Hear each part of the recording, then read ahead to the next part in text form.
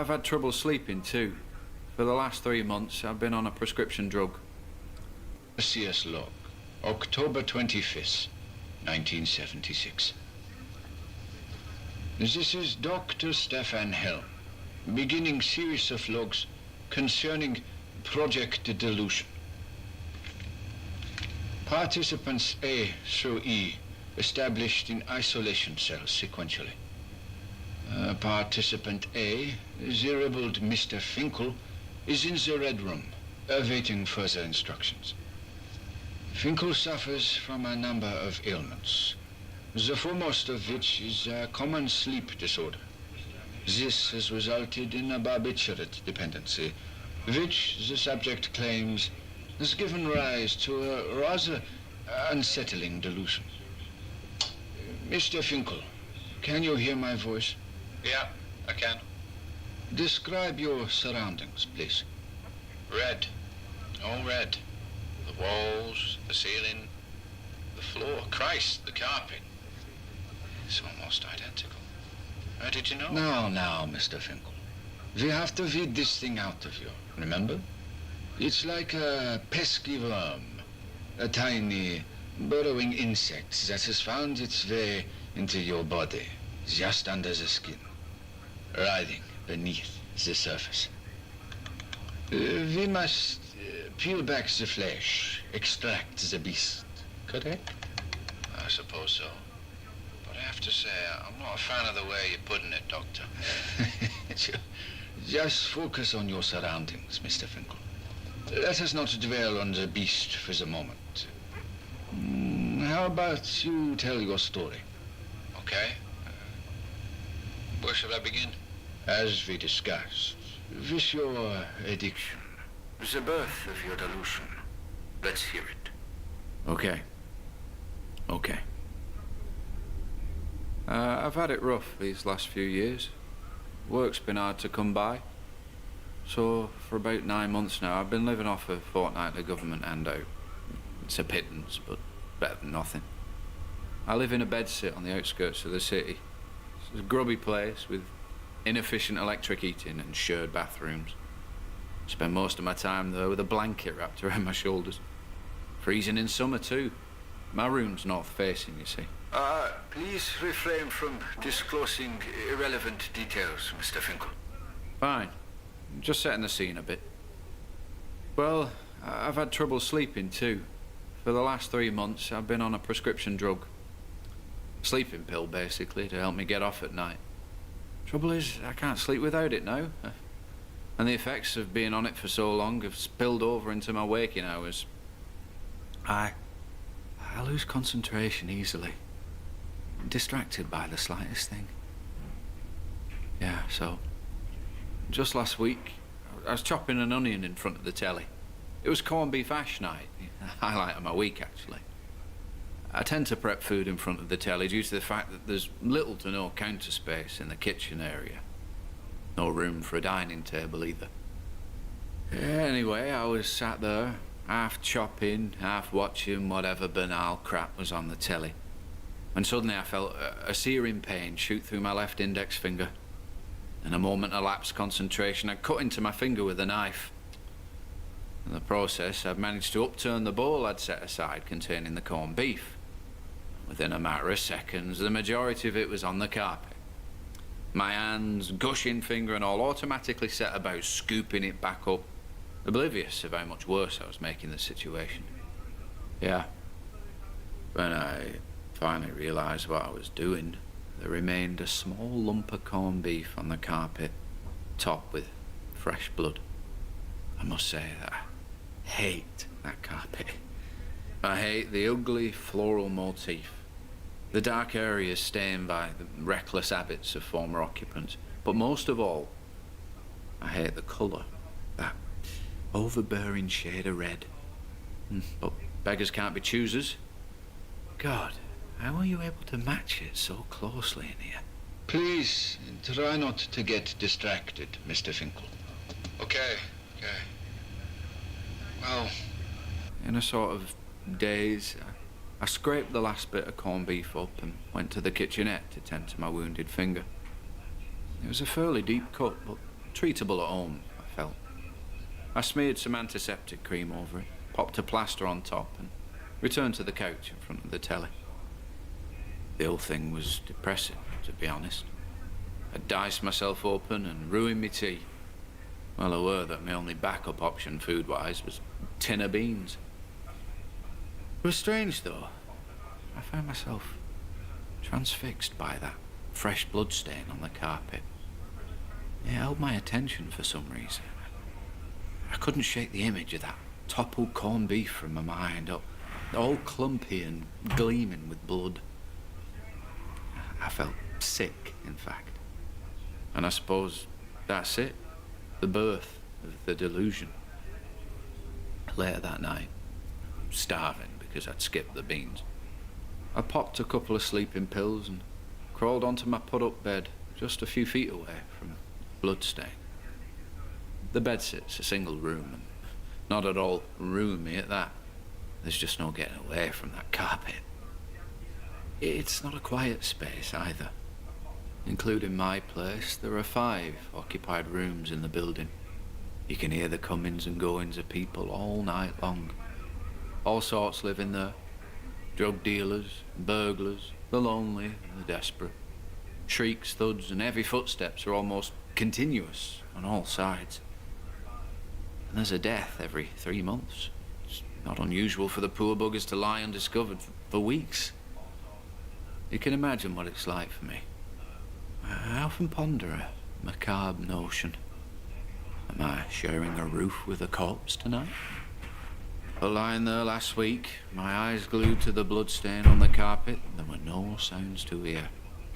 It was silent throughout, which in itself did little to ease my wandering mind. Where was everybody? Why couldn't I hear them?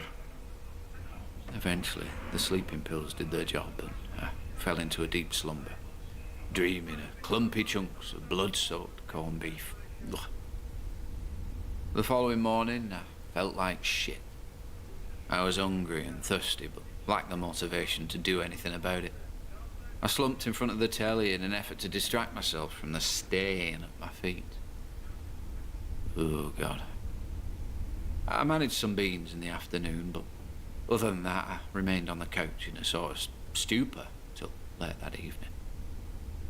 It must have been after 8 o'clock when, returning from one of my many dreaded visits to the shared facilities, I noticed something odd on the carpet. Something unusual, right where the bloodstain was. It was a little lump, kinda like the corned beef chunk I'd been transfixed by the day before, the thing that haunted my dreams. But it was smooth and red, with the appearance of sunburned skin. I grabbed a spatula from the kitchenette and neared the thing cautiously. Was it pulsating ever so slightly? Surely not. I prodded it with the spatula and, to my horror, realised that the thing was rooted to the carpet. God, what can I compare it to? Well, just like a big lump on someone's head after being hit with something firm and heavy. Have I heard it called a goose egg? It was rock solid too. And on closer inspection, I saw that it was pulsating. With every prod, I noticed small, vein-like lines shoot across the top of it, almost as though it was clenching. Well, what to do about it? This little alien growth on the carpet?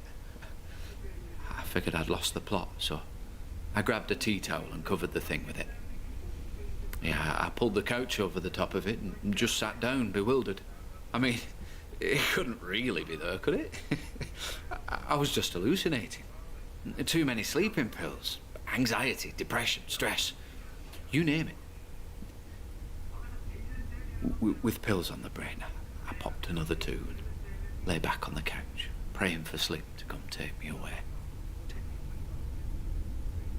It was after midnight when I came to. The bedsit was dead again. The night owls were either out partying or deceased, by my reckoning. But it wasn't completely silent. At least not in my immediate surroundings. I heard a sort of scraping sound from somewhere beneath me, kind of like the scuttling of a mouse. A scratching noise that seemed to be coming from the back of the couch. I didn't dare move. I was paralyzed. Fear. That's all I felt. Fear. An overwhelming dread washed over me. Never felt anything like it in my life.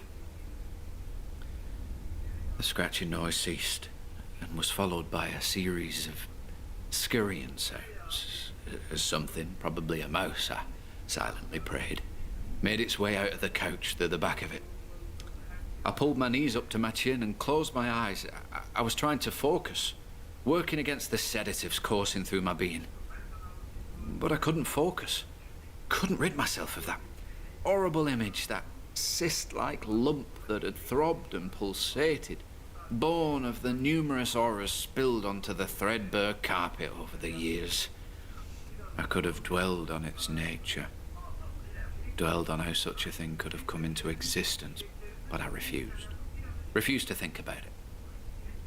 But then that monstrous scuttling invaded my senses again, and my eyes shot open, coming face to face with the thing as, with the speed of a cockroach, it crawled up my leg and hurled itself towards my face.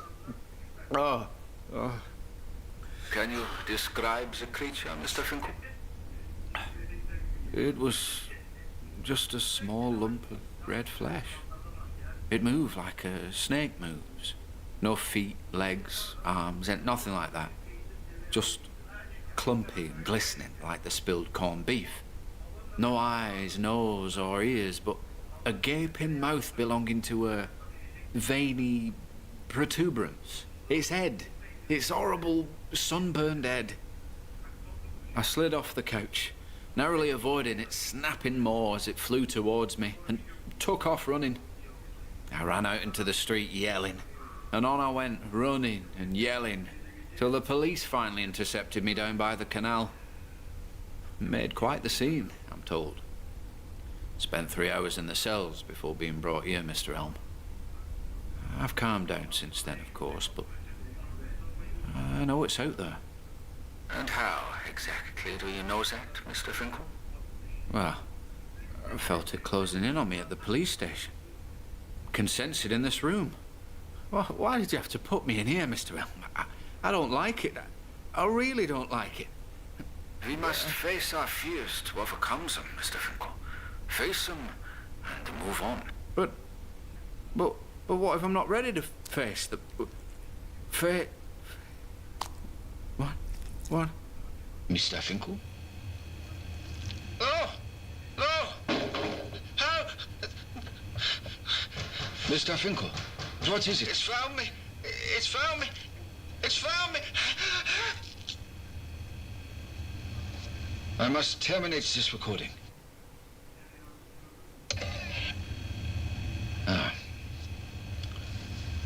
Mr. Finkel has succumbed to his delusion. That is to say, he's dead. Experiment will continue tomorrow with participant B.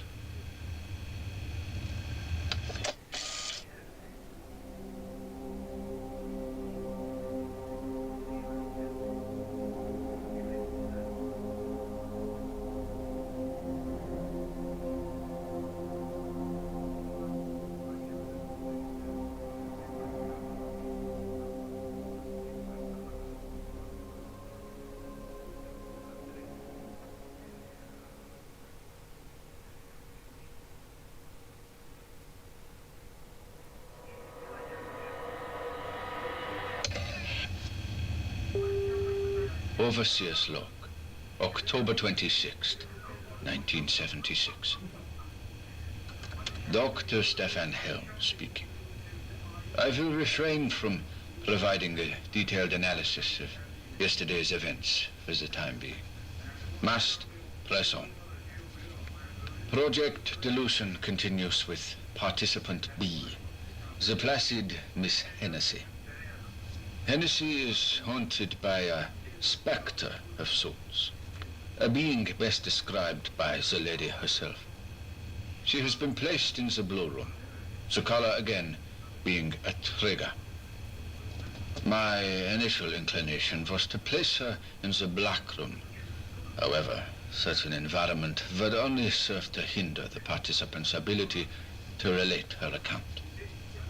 The telling of her story is, as it is in all cases, necessary in terms of drawing a line between delusion and reality.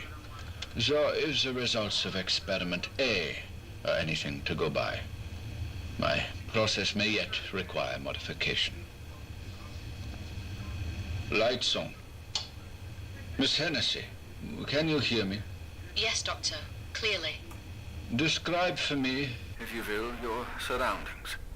Calming. Sky blue. If I close my eyes, I can almost hear the ocean. Interesting. Calm enough to tell your story? I believe so, Doctor. In your own time. I'm a photographer by trade. Clients range from would-be models to small business owners. I did some high-profile corporate stuff in the late 60s, but I much prefer to keep ventures relatively low-key these days. The whole thing began with a particular photo shoot in the centre of town. A shoot involving the owner and staff of the Ramplin Aquarium on Market Street. I took a good dozen or so snaps of the girls, then moved on to Janet Ramplin herself. I didn't notice anything especially unusual at the time, but I do remember feeling that something was off about that last photograph I took of Janet. Anyway, cut to several days later, and I'm sitting in my darkroom developing film. I'd captured a couple of decent photos of the girls, and one excellent photo of Janet, but it was in the development of this final image that I noticed the oddity I'd been only partially aware of at the time. Behind Janet, just inside the store, were situated a number of items arranged in such a way as to suggest, vaguely, an upright figure. A figure that appeared to be peeping at me. After a thorough examination of the picture, I managed to identify its various components. The left leg and foot of the thing belonged to a light blue umbrella. The torso above was nothing more than a navy backpack suspended from the inner wall. A limp and insubstantial arm was a sad-looking scarf, and the head was a pumpkin-shaped fishbowl positioned on the shop counter. I know it's difficult to get an idea of the thing from such a description, but these were the basic elements, casually assembled to form the appearance of a tall man in a blue suit with a fishbowl for a head. Even the fish in the bowl, two common goldfish, gave the impression of a pair of golden eyes staring back at me.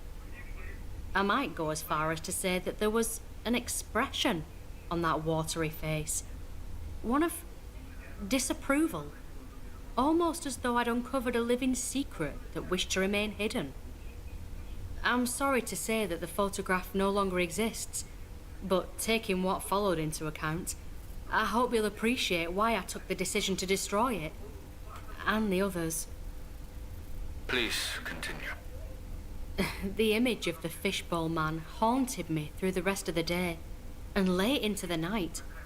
So, the following morning, I returned to the Ramplin Aquarium, and, without knowing exactly why, I bought the two goldfish, and a square tank to take them home in. I figured, on some level or other, that buying the fish would nullify the power of the weird photograph, that I was, in effect, dismantling the figure, unmaking it, undoing its ability to play on my mind. I'm sure Janet thought I was acting a little strange. Perhaps it had something to do with the fact that I kept glaring at the blue umbrella by the door, and that sad-looking scarf. The first thing I did when I got home was place the fish tank on my dining table in the living room. I fed the little blighters and snuck off to the dark room to catch up on some work.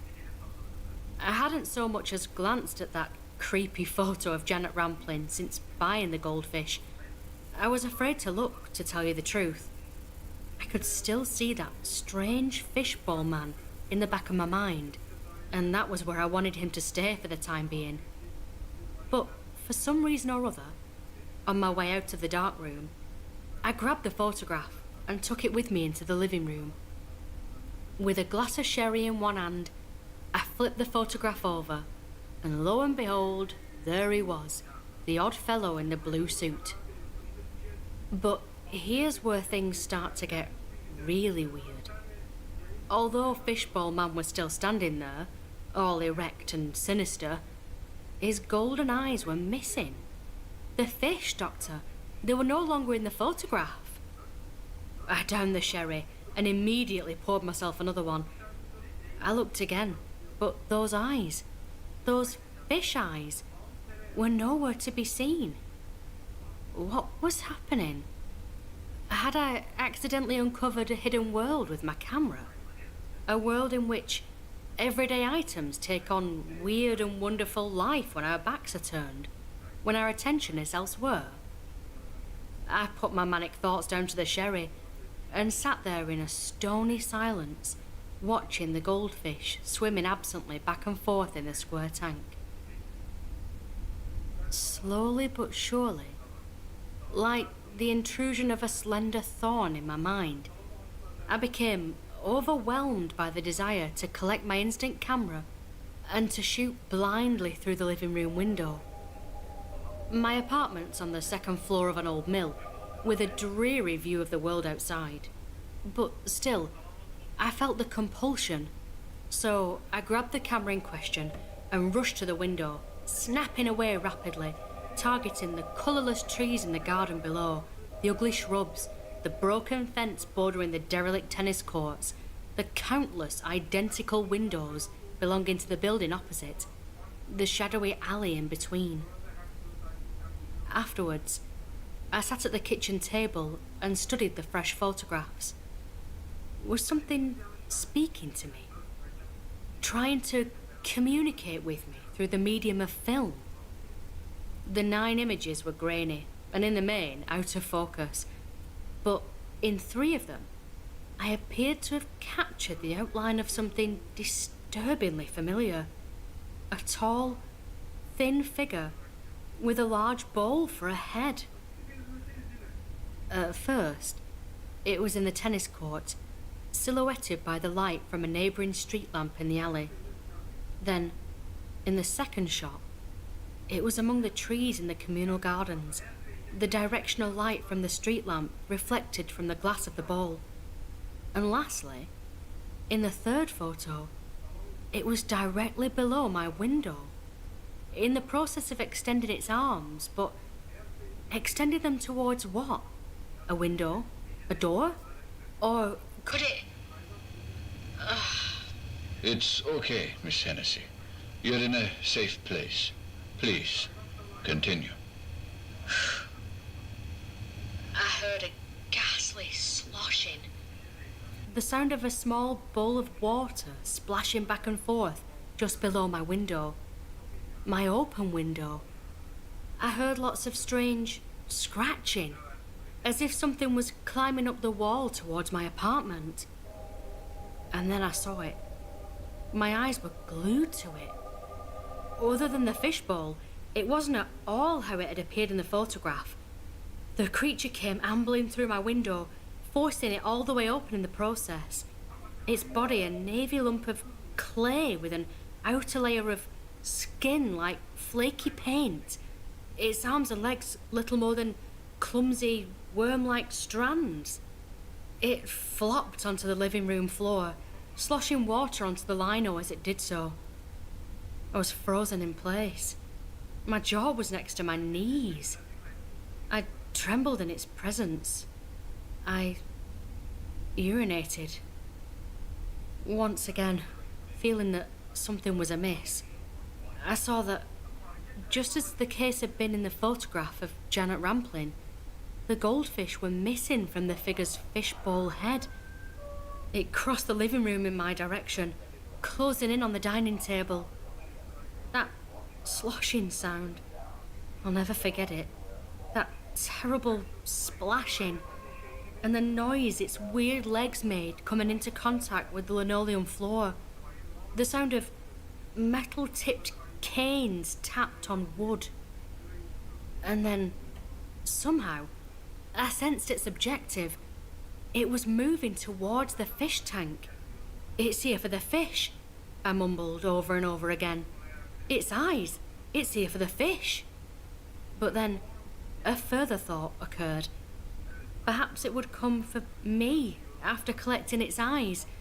Maybe it needed those eyes in order to capture me. I had exposed it, quite literally, and I still felt that bizarre sense of disapproval in its presence. It wanted to remain hidden. And that, Doctor, is why I jumped out of the window. I couldn't bear it. I had absolutely no desire to wait for it to come after me. I landed on the grass in front of Mrs. Cockrell's kitchen window. Fortunately, she was washing the dishes at the time. I broke both of my ankles. It was the topsoil that saved me, I'm told. But I don't remember too much about that. The fall knocked me clean out. Thank God for small mercies, eh? If that fishbowl fella was coming for me, I sure as hell didn't want to know about it. But, as of yet, he hasn't come for me. That's why I destroyed the photographs. To make amends. He's no reason to come after me if I've burned all the evidence of his existence, right? Pity no one believes me. No matter though, I got my vindication after leaving the hospital. An odd stain by the window where my blue friend spilled some of his mind, and a few flakes of navy paint spread about the place by pointed feet. So, what do you think, Doctor? Am I completely mad? I wouldn't use that term, Miss Hennessy. It hardly matters. You know how it is for me now. If I see even a hint of blue, partially obscured in a room or in a crowd, I swear it's the fishbowl man. He's got his eyes back now. He can see again. What if he's still after me? It's okay in here, though. Everything's blue, brightly lit. He prefers not to reveal himself entirely. Sticks to the shadows. Peeps round corners. And the fish you bought? What happened to them? They disappeared, of course. Belonged to his head, remember? Doubtful. The fishbowl man is a figment of your imagination. Can't you see that? I don't believe it for a second. Not for a sec... What in the name?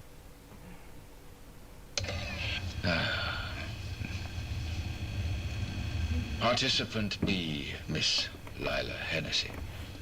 Deceased. Drowned, in fact. Somehow she drowned in her cell. I can't believe this. More tomorrow.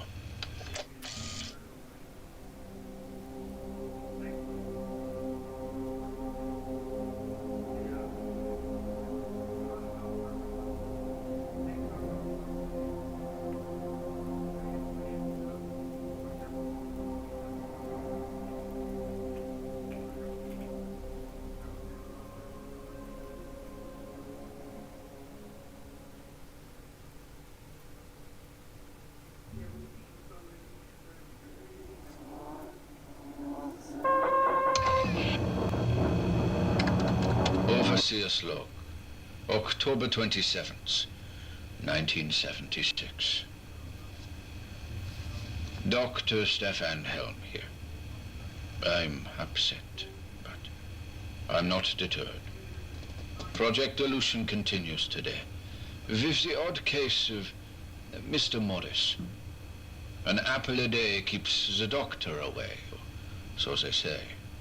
Morris, on the other hand, has been known to consume up to 12 apples a day, sometimes more.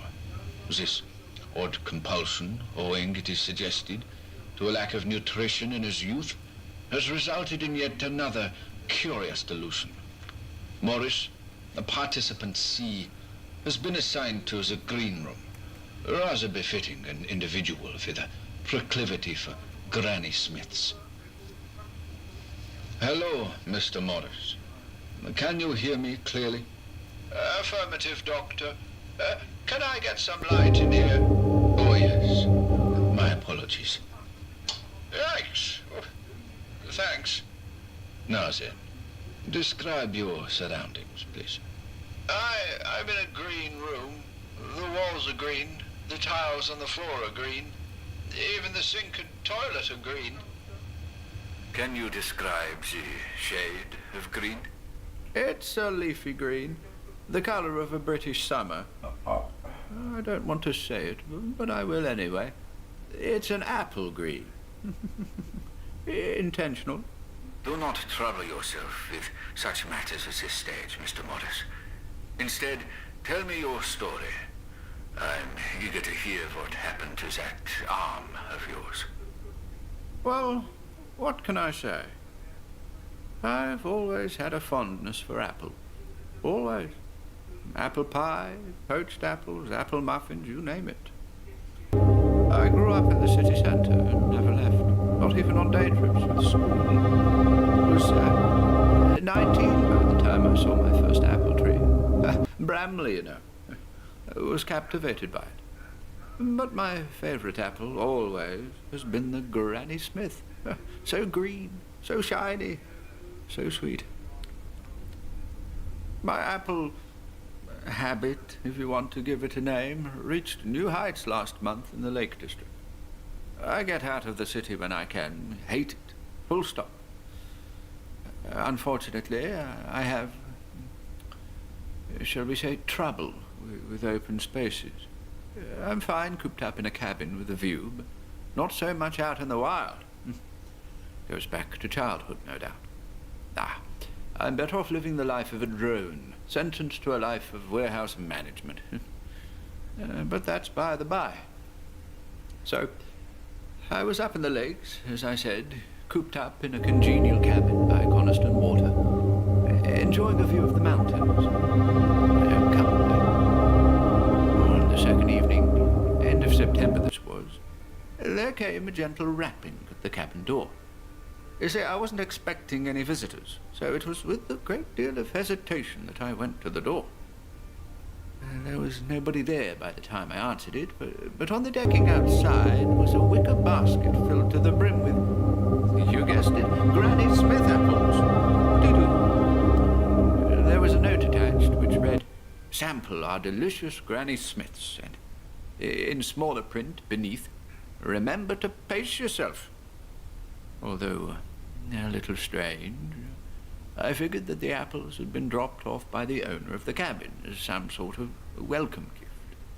The likelihood was slim, but I couldn't come up with any other explanation at the time.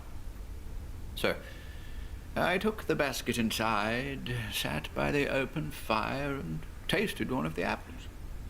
Doctor, it was divine, fabulously sweet, striking that perfect balance between crisp and tart, just how I like 'em. And I couldn't eat just one either.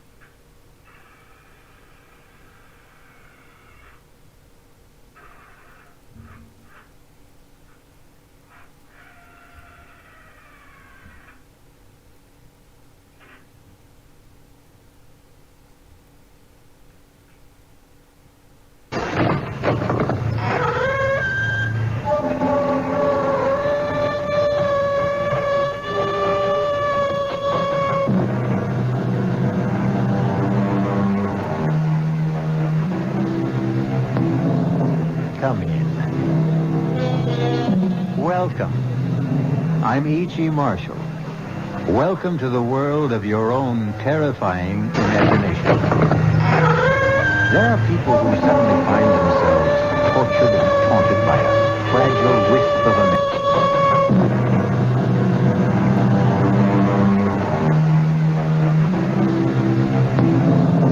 Come in. Welcome. I'm E.G. Marshall. Welcome to the world of your own terrifying imagination. There are people who suddenly find themselves tortured and taunted by a fragile wisp of a memory.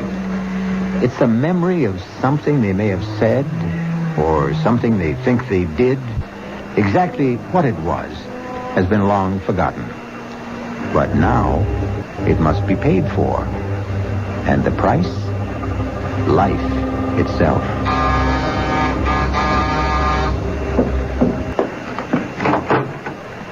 Yes? Are you Mrs. Louise Goodman? That's right. Are you sure? Why, of course I'm sure. It's just that I don't want to make a mistake. I'm Mrs. Louise Goodman. Who are you? And what is it you want? I want to keep my promise. Promise? What promise? I promised I'd kill you. Remember?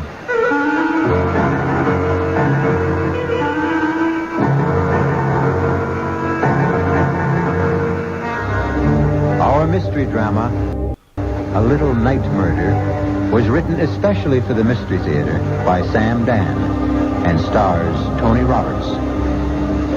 I'll be back shortly with Act One.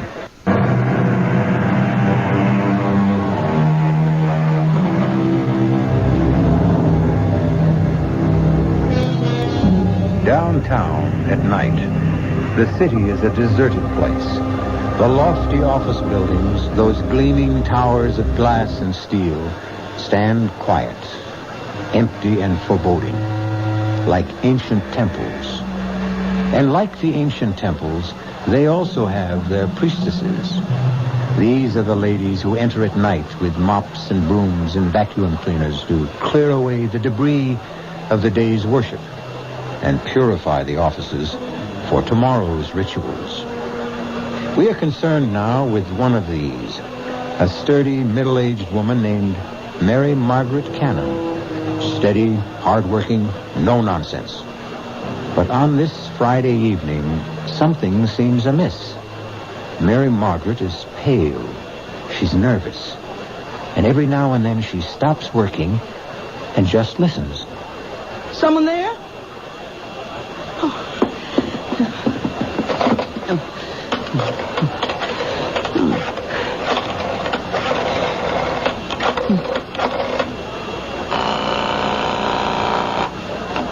Hello? Terry, I'm scared. Scared? You? Oh, now, Mary, what would you be scared of? I don't know. It's these murders. Murders? These women who've been getting killed. Well, I'll come and stay with you if you want. Oh, please. I'm so nervous, so jumpy. I'm so scared. Yeah, but why? I just don't know. Terry. Yes? I hear someone coming. Are you sure? I hear someone. Terry. I'll hang up and call the police. Oh, no, don't. It's just the guard. Yeah, you see? Now, is everything okay? Oh, yeah. Lucky you just forget I called and get your rest. Oh, good evening, Tom. You're not Tom. No. I'm the new man, Mrs. Cannon. Oh, well, what happened to Tom? He called in earlier today. He said he was sick.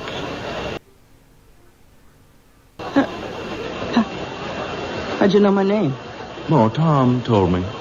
I asked him, who's in the building tonight? And he said, just Mrs. Cannon. But what? Tom doesn't know my last name any more than I know his. We're just Mary and Tom. How did you know? Why shouldn't I know your last name? You know mine. How? How would I know your last name? It's Jackson. Remember? Little Peter Jackson. I never saw you before in my life. Oh, you did. Yes, you did. Well, what do you want? I want to keep my promise. What promise? I promised I'd kill you. Why do you want to kill me? You don't remember? Well, let me refresh your memory, Mary Margaret Cannon. 23 years ago, you lived on Baxter Street, and one morning you walked into a little grocery store. Now you remember. You have exactly 30 seconds to live. Oh, please don't kill me, please. You should be saying your prayers. But I told the truth. If it was the truth, then God will forgive you. Pray, Mary Margaret Cannon. Pray. Oh, listen. My husband and I, we have a little money put aside. And I know exactly how you got it. You can have it. All of it. Only don't pray. Pray, Mary Margaret. Jackson! Peter Jackson! Maybe 30 years old, tall, thin, blonde. Don't shout. No one can hear you. They'll hear me. They'll arrest you and hang you. His name is Jackson. Jackson, Peter Jackson. Oh, no, don't. They'll catch you, Peter. They'll catch you. Number 4. Mrs. Mary Margaret Cannon. Number 5. Coming up. Miss Alice Maitland.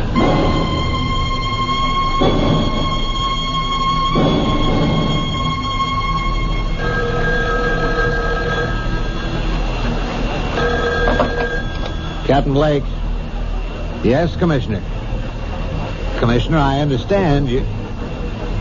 Listen, if you think somebody else can run it better, then get somebody else. I agree, sir. Yes, sir. No need for any of us to blow his stack. Absolutely, sir. Yes, I'll keep you informed. Wow, you got a pretty good one here.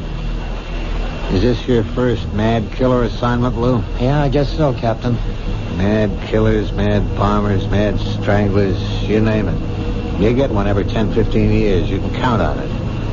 You get a rash of absolutely senseless killings. No motive, no rhyme, no reason.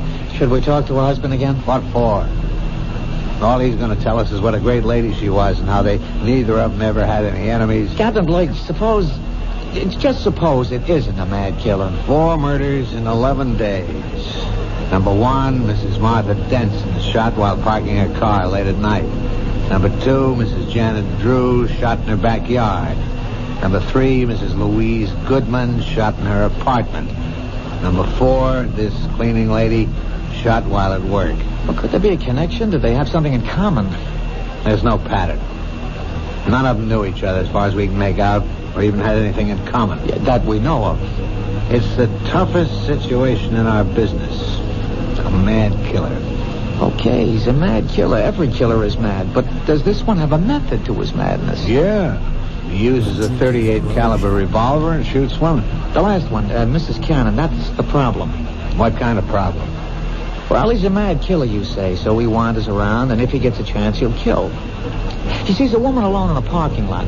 1230 WCOL. He sees Mrs. Drew in her backyard. He shoots her. He sees Mrs. Goodman alone in her apartment. He shoots her. Okay, how do you account for Mrs. Cannon? You're dealing with a madman, Lou. You can't account for anything he does. All right, 3 women are targets of opportunity. They happened along, or he happened along, and that was it. But he went out of his way to kill Mrs. Cannon. Look, he had to slug the night watchman. He had to take the elevator up 12 stories to find her. It means he wasn't just out to kill any woman. He wanted that woman. Why? That's good thinking, Lou. And if this were almost any other kind of case... Blake. What? Oh, no. Not another one. Okay, all right. Send her in. Did they tell you about nuts while you were getting your college degree? This one coming in sounds like a 14-carat nut to me. Captain Blake? Yes, I'm Captain Blake. This Detective Parker. How do you do? Huh? I'm Miss Maitland, Alice Maitland. I own a bookshop on 3rd Street, and... well, it's about the murders. Do you know anything about the murders, Miss Maitland? I know who's going to be killed next. You do? Who? Me. Why do you say that? I have a premonition. I see. I know what you gentlemen must be thinking. You're convinced I'm a hysterical woman or a crank. No, but Miss Maitland, do you have any enemies? I don't know of any. Well, we know there's a homicidal maniac loose. It's true he may strike at anyone. That's not why I'm here. I know he's going to strike at me. Well, what reason would anyone have for killing you? What reason was there for killing those other women? Hey, you say your shop is on 3rd Street? I'll see that the officer on the beat keeps an eye on the place. Yes. I just thought I should tell you. That's all anyone can do, I suppose. Goodbye. Goodbye, Miss Maitland. Now, Lou, you have just conversed with an authentic member of the Nut Club. I don't know about that, Captain. She's a charter member. She belongs to the I'm the Next Victim chapter. I still say she's not a nut. Maybe not. Maybe she's just some poor little dame half scared out of her wits. Oh, she was calm. She was very calm. As a matter of fact, it's as if she knows what she's talking about.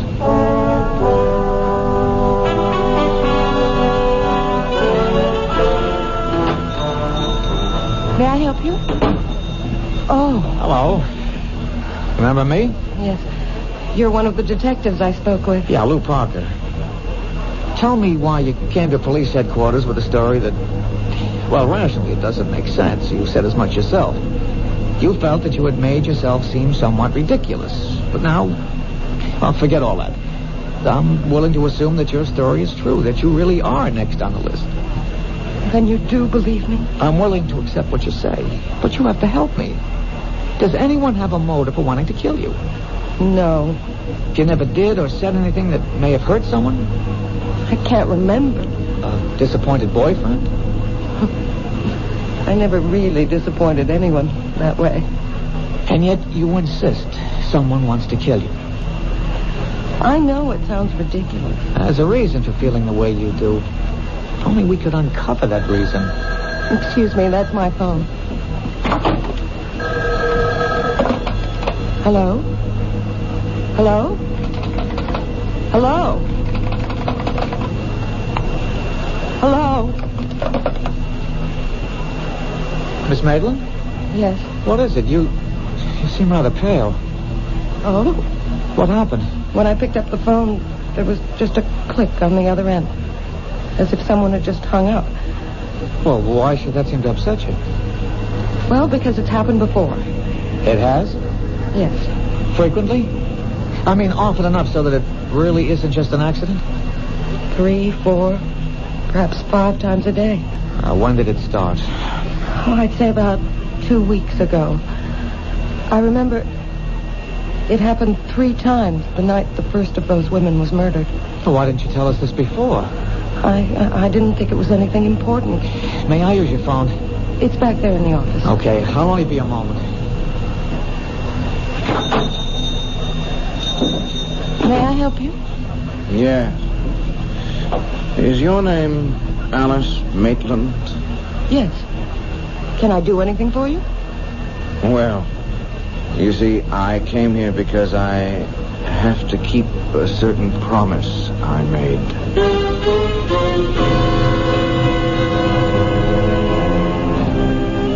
Say what you will about this young man. He has at least one redeeming feature. His word seems to be as good as his bond. But will he be able to keep this particular promise? This problem will be our primary concern when we return shortly with Act 2.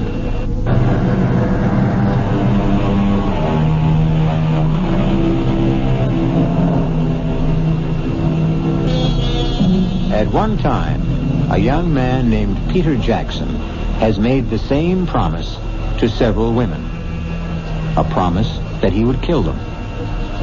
So far, he has kept his promise 4 times. Now, he is in a bookshop owned by a Miss Maitland, apparently ready to fulfill promise number 5. I came here because I have to keep a certain promise I made. You made a promise? Oh, yes. And I came here to keep my word. Miss Maitland, I think we're... Oh, I'm sorry. I didn't know you had a customer. What sort of promise are you talking about? I had promised a special person I would buy her a book. And I came in here to... Any particular type of book? Yeah. Yes, a good murder mystery. Oh, well, we have the latest Jonathan Merriweather novel. No, I don't dig him. Nothing happens. You got anything by Mike Stilson? Now, there's a guy who really writes murders. I mean, he kills somebody every other page. Oh, we're sold out on the latest. It's called Blood on the Street. Yeah, that's the one in which this guy kills all those dames. Look, if you're interested in that kind of stuff, all you have to do is read the newspapers. Do I tell you what to read, buddy? Sorry. I could order the book and have it day after tomorrow. Oh, no, that'll be too late. Well, try us again. Sure.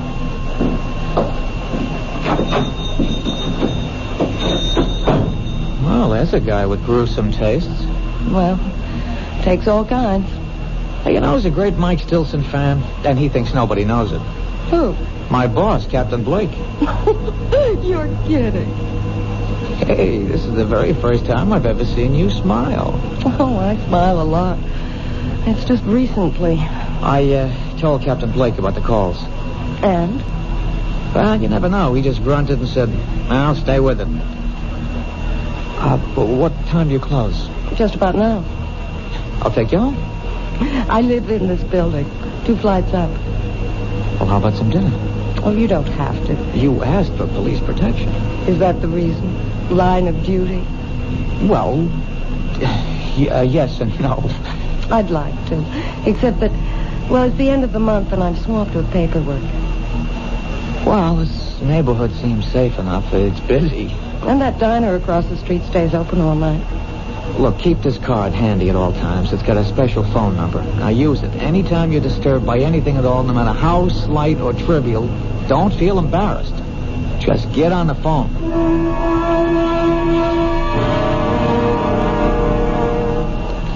But I've already told the officers everything. Yeah, I know, Mr. Cannon, but I just have one more question. It's very important. What could be important? Mary's dead. You said that Mrs. Cannon had no enemies. I'll take that back. She had a great many enemies. But when we asked you last night, you said she had none. Sometimes when you think about a question, you see it in a whole new light. Can you name some of these enemies? She was good. She was honest. I'm sure she was. But just tell me this. During the past 10 days or so, would the phone ring and then go dead as soon as you picked it up? Yeah, now that you mention it, yeah, it happened. Often? At least 2, 3, maybe 4 times a day. I see. Is the name Alice Maitland familiar? Alice Maitland. Think. Alice Maitland. You know, there is something familiar about it. The Alice Maitland. Think of the type person with whom you could associate that name. Now, would she be a movie star, a librarian, a teacher, a woman who might own a bookstore? No, none of those. I think of a little girl. A little girl named Alice Maitland.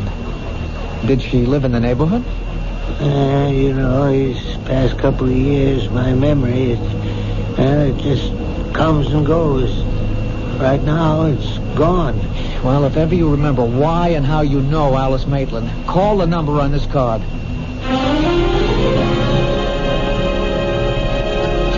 I'll have another cup of coffee, please. Are you waiting for somebody, mister? Well, not exactly. Why do you ask? Oh, well, now you've been sitting around for hours drinking the stuff. The coffee in this joint that good? Look, don't be frightened. Oh, who's frightened? Well, you are, so, just look at this. Look.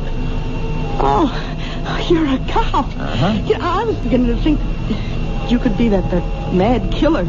Well, it could be just about anybody. I hope I didn't scare you too badly. Well, the truth is, I wasn't that much scared for myself. No? But you've just been staring at that building across the street. I got the idea you were watching for something. Are you? Well, maybe.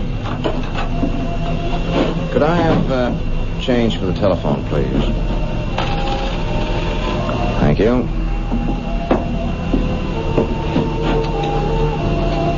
Now, where have I seen him before? What did you say? Nothing. I was just talking to myself. You do that a lot, don't you? Do what? Talk to yourself. Well, that was a short call. She wasn't home. Oh, it's too bad. Did you find the book? What book? The one by Mike Stilson. Oh. No. Well, keep looking. You know the best way to stop talking to yourself? No. Get married. The light went on in her room. What's that? He went to the booth. He only had time to dial, and the light went on in Alice's apartment. Who's Alice? It could be a coincidence. Wait a minute.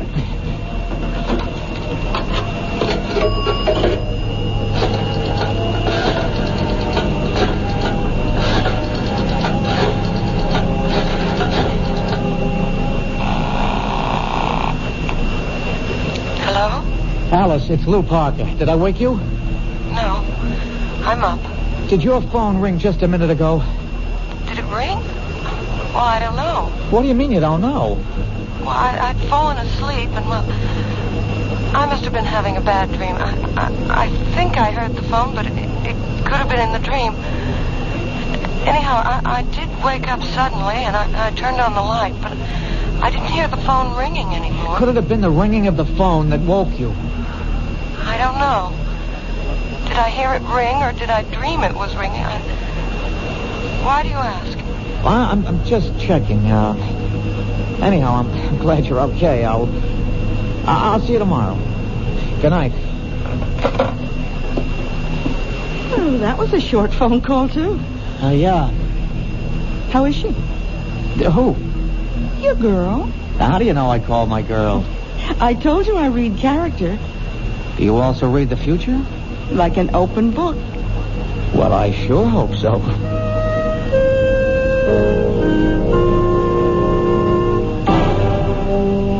Captain, we got ourselves the killer. Oh, how can you be sure of your guy? I saw him in the bookshop. Does that make him a suspect? Maybe he likes to read. Then again in the diner. He may have been hungry. He didn't eat. He just went into the phone booth. He didn't even make a call. He was in there just long enough to let the number ring, and then he was out. So?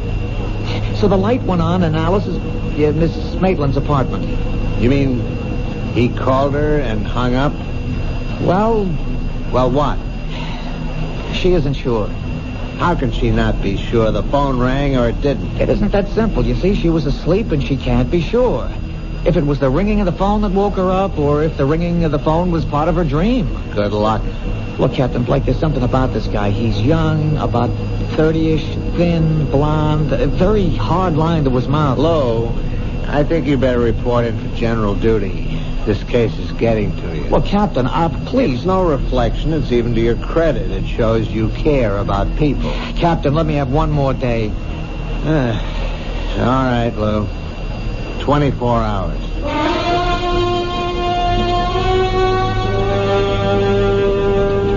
I'm sorry I've caused you so much embarrassment, Lou. That's all right. Captain Blake is unhappy. He'll get over it. He thinks I'm crazy. Well, he thinks most people are crazy. Lou, you can't keep guarding me forever. He has to strike at you soon. That's the pattern. He's done 4 murders in 12 days. That's one every 3 days. This is the night of the 15th day. He's due. Unless what? Unless I've scared him off for a while. No, keep away from your window. Why? Well, if he's around, we'll be tipped off. But could I have scared him away? After all, how would he know I'm a cop? You never saw him before? Never. We have to assume he's our killer. And what is the only thing we know about him besides his general physical description? We know he wanted a book by Mike Stilson. Blood on the streets. But he could have made that up on the spur of the moment. People rarely make things up in the spur of the moment. He knows what he's doing. He's out to frighten you. The phone calls are a part of it. That book. There's something in it that would cause you to be frightened. But what? I don't know. I've never read it. Well, he figures you did. After all, you own a bookstore. I have to sell books by Mike Stilson, but no one can force me to read them. The clue is in that book. Wait a minute.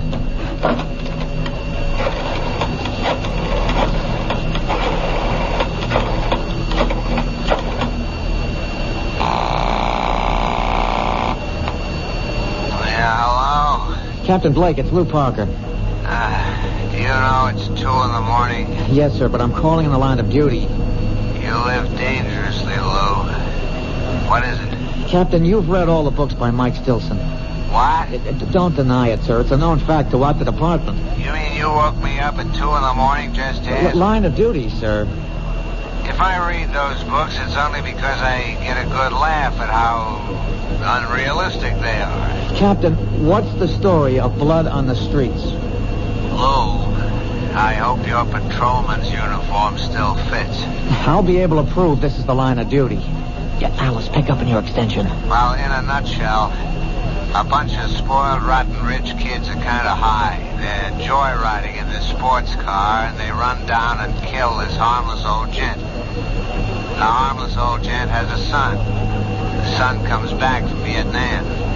He swears he'll have revenge, so he shoots the joyriders one by one. That's it? That's it. And it better be line of duty. Well, Alice? No. I was never involved in anything like that. Does it remind you of something that might be similar? No. But it has to. Think. I hope you don't mind if I answer your phone. Hello? Detective? Yes. He's here. You know, Blondie. He's sitting at the counter. He's having a ham sandwich and a glass of milk. Thanks. He can't see me, but I can see him. Oh, he's headed for the phone booth. Oh, good work. We better hang up. What is it, Lou? Well, right now, right here and now, we're going to find out. If that telephone should ring...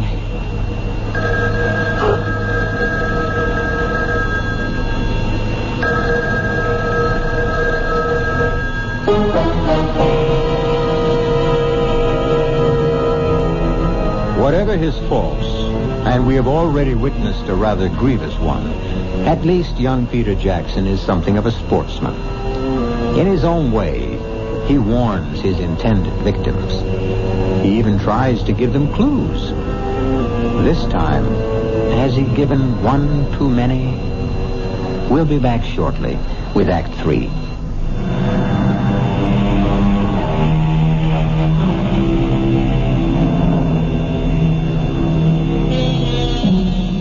What would our civilization be without the telephone?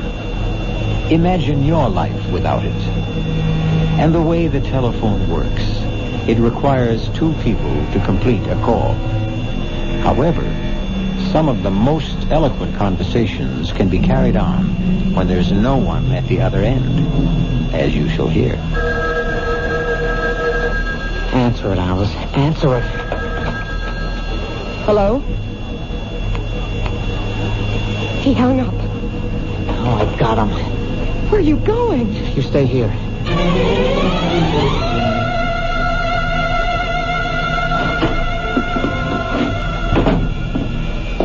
Hi, Detective. Where is he?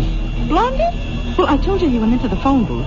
He didn't stay in there more than a couple of seconds, and then he ran out of here. Did you see which way he went? He didn't even pay his check. Which way did he go? Look, you got nothing to worry about. You'll get him. What are you saying? He ran into a cab that's usually parked outside. All right, could you describe I don't have to describe. I know. Look, all I want is... I know the cab driver. He's a school teacher for days, and he moonlights. His name is Vic Wilson. Does he have a radio? They all have radios. How could he make a living? What's the company? Oh, what a great witness I make. Jefferson. You even got the number on a card in the phone booth. Blondie's in for it, huh?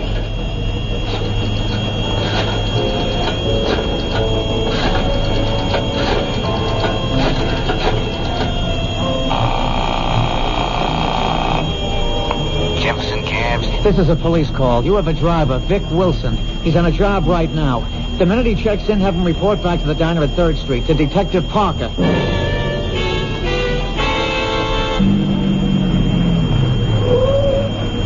Detective Parker? Yeah.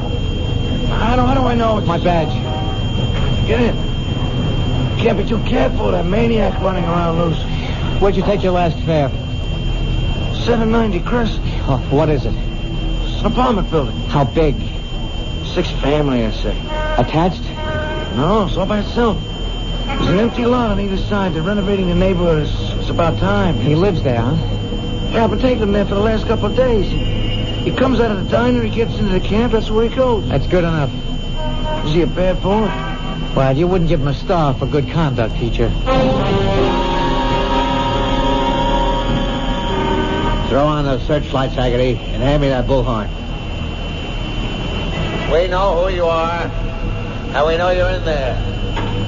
We'll give you exactly 60 seconds to come out. Walk out the front door with your hands in the air. Keep behind the car, Lou. A nut like this one might want to take some people with him. You've had your minute. Come out, or we'll come in. All right, let's get in there fast. Open up, fully. All right, stand to the side of the door, Lou. Cover me.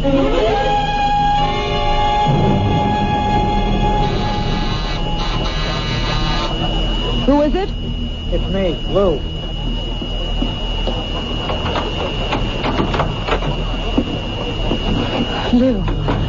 Lou, what happened? Well, You didn't get him. no, we didn't get him. Maybe it was the wrong house. No, the cab driver insists that's where he's been taking him. Then what happened? Oh, he's smart. He has himself dropped off at a false certain address in case he's being tailed, and then he sneaks out. Makes sense. Of course, Captain Blake doesn't believe a word of it. But, Lou... Oh, come on. 6 families live in that house. 6 ordinary, law-abiding families, and we rouse them at 5 in the morning and search the place. How angry is Captain Blake? Well, if he ever gets over it, I may wind up working nights in charge of the property office. Otherwise, I'm pounding a beat down along the docks. It's my fault. No. How do I really know I'm in danger? Why isn't this the product of an overwrought imagination? And the phone calls? Coincidence. And the guy in the bookshop? And we see him again in the phone booth just before your telephone rings? It could all be coincidence. I can't accept that. Captain Blake does. As far as I'm concerned, you're in danger. And you're convinced of it too, aren't you? But I don't have to be right. We can't take any more chances. Now, I'm going to stay here with you for another hour. By then, the stores will be open and we'll buy you a small .25 caliber revolver. No. I'll arrange for a permit and I'll show you how to use it. But I can't stand the sight of a gun. Alice, if a man is determined to kill you, all the advantages are on his side. We have to reduce the odds. I couldn't own a gun. I couldn't use one even if it meant saving my life. Now, Alice, I don't want to say that sounds silly, but... I don't think I can ever forget. Forget what? Well, I was standing right next to a man once who was killed by a gun. When? Oh, years ago. I was about 6. Who was killed? A very nice man. He was our grocer, Mr. Jackson. It was the day after New Year's, and Mama sent me out to buy... To this day, I remember. A quart of milk, a half-pound of butter, and a jar of strawberry jam. And then this man came in. He had a gun. It was a holdup. And suddenly, there was a loud explosion and a terrible flash of light. Oh, it was terrible. Mr. Jackson fell to the floor. He was dead. And the man ran away. Was he ever caught? Oh, yes. Just a few hours later. I had to go to the station house to identify him. Do you realize what you've just told me? This is it. You identified the man. He was sent to jail. Now, years later, he wants his revenge. But that's not what happened. No? Well, you see, I was so frightened. I wasn't sure. I really couldn't identify him. And he went free. So why would he want to kill me now?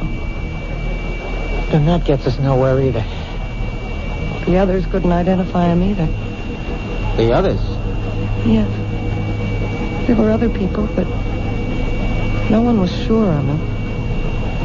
Now, if you had identified him and sent him to prison, it'd make sense to suppose he'd want revenge, but you didn't. Now, whoever and wherever he is today, he's happy. But the fact that you failed to identify him could have made someone else unhappy. What do you mean? Oh, the book, Blood on the Streets. It's about a man who killed people who did his father an injury. Did this grocer have a son? I think so. I think a little boy used to play in the store. But it's so long ago. Who could that be? I'll take it. Hello? Mr. Parker, it's Terry Cannon. Remember me? Yes, Mr. Cannon. They said I could reach you at this number. Anyhow, it came to me. What came to you? Well, I was trying to puzzle out why the name Alice Maitland was so familiar. Well, sir, about 23 years ago, Mary Margaret was in a grocery store, and a man was killed in a holdup. I took her down to the station house to identify the gunman. And could she? Well, no, sir, she really couldn't be sure. Anyhow, another one of the witnesses was a little girl. Her name was Alice Maitland. And I remember her because she was the most terrified little thing I'd ever seen in my life. Thank you. Thank you, Mr. Cannon. I've got you. Finally, I've got you all tied together. Who? You and those women who were killed all come together in a little grocery store some 23 years ago. Finally, now we know who we're looking for. I'd like to see the look on Captain Blake's face when I tell him Won't this. live to see that look, friend. Lou! I know you got a gun in the shoulder holster. Just lay the phone down. Slow. Easy. Now, raise the hand. Slow. Easy. That's fine. Just keep him there. I guess your name is Jackson. Peter Jackson, Jr. You figured it out. So I figured I'd have to come back and get both of you. The hands stay up. Well, it's too late, Peter. We know about you. Yeah, you know about me, but the other cops don't. See, I was in the house across the street when you staged the raid. I thought I'd die laughing. I learned never to get dropped off where I live. That way you don't get surprised. You won't get away with it. Oh, I'll get away with it. She's the last one. I'm sorry about you, but I'll walk out of here. And who'll know it was me? But why her? She was just a kid. She lied. But I didn't know. I really didn't know. Yeah, that's what they all said, but they were lying.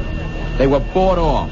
All of you were bought off. Come on, Peter, talk sense. My father is murdered, and the law lets a killer go free, and you want me to talk sense? Does it make sense that 5 people who were standing right there couldn't recognize him? But I couldn't be sure. I really couldn't be sure. My father, he never hurt a soul in his life. If a hungry person didn't have a penny in his pocket, he could still walk out of that store with a loaf of bread or a bottle of milk. If your father was that kind of man, what would he think of you, killing innocent people? My father believed in justice. But you knew who the killer was. Why didn't you go after him? Yeah, I did, but I was cheated. I spent years on his trail, and when I finally caught up with him, he was in his grave. Well, my father wasn't going to be cheated out of everything. If I couldn't have the killer, at least I could get the people who helped him. Let me explain something. No, you don't want to explain anything. You want a store. You want a chance to go for your gun. Well, you won't get it. See, I'll kill you first, and then her. There's such a thing in this world as justice. If the law won't give it to you, then you make your own. And that's why you're doing this? For justice? That's right. That's wrong. You're doing it because you love to kill. That's a lie. Ah, it's the truth. Look at yourself. Look at how you're enjoying this. I'm doing what has to be done. You killed those 4 women and you enjoyed it. You have 30 seconds to live. Say your prayers. How long do you think you have to live? You're going to keep killing and you'll be caught. You can't stop. I hate killing. Come on, you love to see people under the gun, how they squirm and sweat. You're eating this up. Look at your face in that mirror. Look at that grin. Like a wolf. See how flushed and excited you are. Look at yourself. Look. I'm gonna break your arm. Drop it. Very good work, Lou. Very good. One more second and we would have had to gun him down. This way we can take him home alive. Captain Blake. Somehow, I'm going to get back here. Get back to you, Miss Alice Maitland. I'll keep my promise. Haggerty, Gordon. Cuff him. Hustle him back to headquarters. Look, Alice, don't worry about him. You all right, Miss Maitland? Yes, I think so. You shouldn't be. It was a rough experience. Why did you come back, Captain? Well, I guess we both solved it, Lou. You broke it by pure and simple brain work. I waited for a miracle. Oh, did you get it? Yeah, I got it. I got it because of this little machine. Mary Cannon was killed in an office. She managed somehow to throw the switch on a dictating machine. A secretary came into work this morning, and she heard Peter Jackson, and she didn't stop running till she got to my desk. Listen. His name is Jackson. Peter Jackson. They'll catch you, Peter. They'll catch you. Number 4, Mrs. Mary Margaret Cannon. Number 5, coming up, Miss Alice Maitland. You see, Lou? There's your whole story.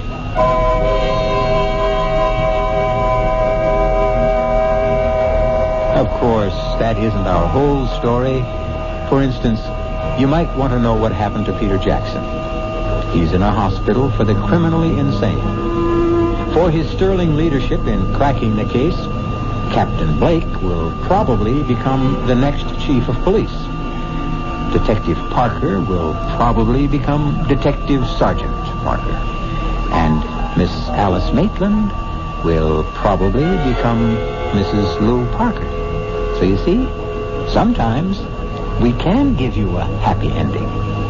I'll be back shortly.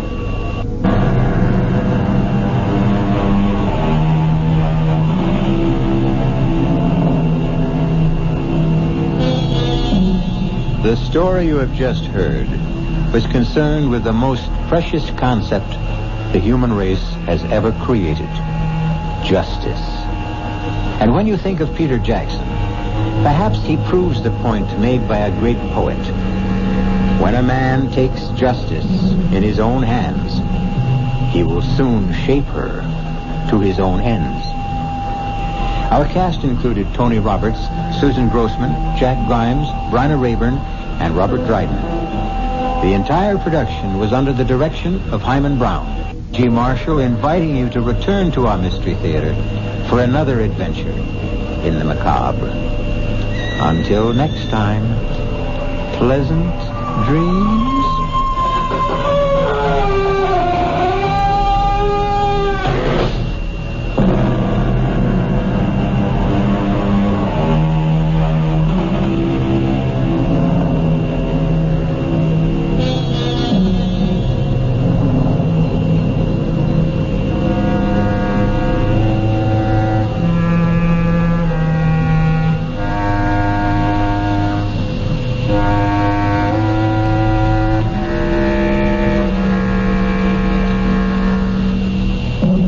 Ohio's favorite music is on 1230 WCOL Columbus.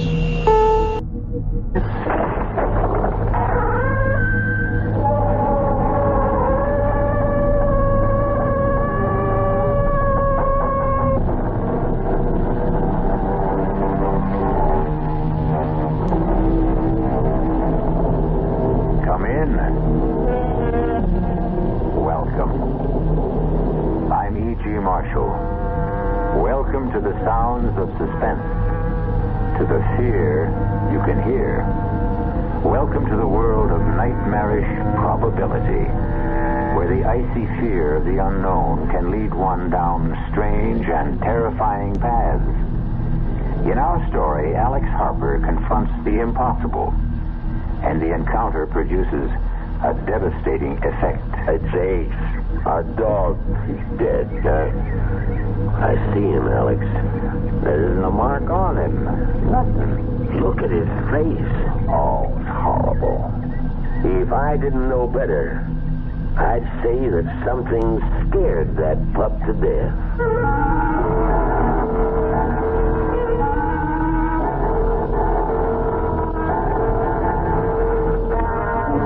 Our mystery drama, The Edge of Death, was written especially for the Mystery Theater by Saul Panitz.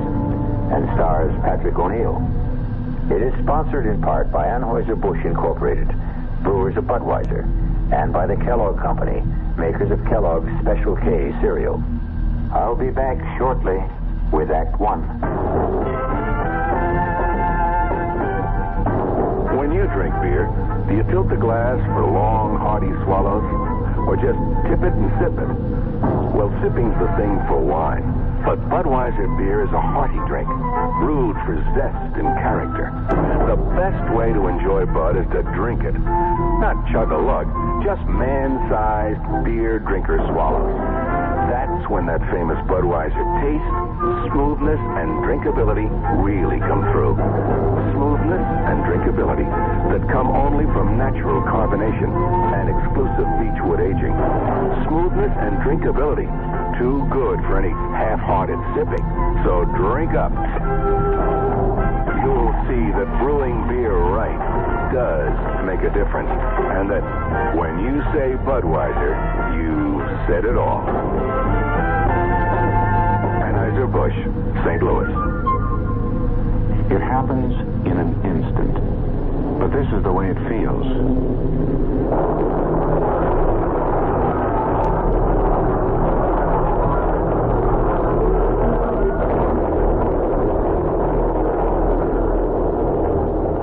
The driver was speeding, but the crash goes on and on, almost in slow motion.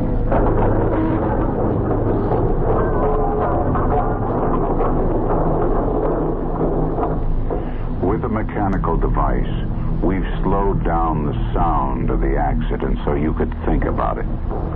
If the driver had slowed down, there probably would not have been an accident.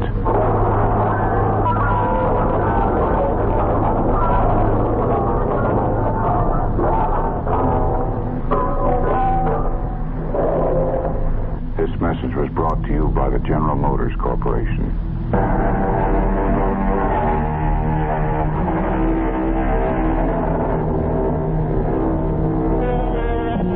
Meet Alex Harper, farmer. Right now his left arm is in a sling, heavily bandaged to protect the more than 20 stitches. Just a small accident on his tractor. First time in his 28 years as a farmer that he'd ever suffered more than a slight sprain or a minor bruise. It is a late August morning. An unreal sky, so blue it almost hurts the eyes to look at it. Even now, there is a promise that the cool dampness of the morning will soon yield to the stifling heat of the prairie sun. No matter what you say, I still don't think I ought to leave you alone. Who said I'm alone? You hear what Judy said, huh? Can't you be serious for a second? Oh, because I think you should go. Now, we've been over this a dozen times. If something was to happen, I'd never forgive myself. What if the sky fell down, Chicken Little? Well, your arm, it hurts, doesn't it? Did I say so? Oh, whenever you get this way sarcastic, you're covering up. You can't fool me. Take another pill. Another one, and I'll be going around like a zombie. Oh, and I'll ask Dr. Stevenson if he can give you something else. But I don't want something else. Now, you go on, get your annual checkup, do a little shopping if you like. I still think I ought to be here. After last night. Oh, boy, last night again. I'm not an hysterical woman. I didn't say you were. Well, you thought so. Why do you get me up out of a sound sleep and insist the lights and noises? No, I heard something last night. It wasn't a rabbit or a deer.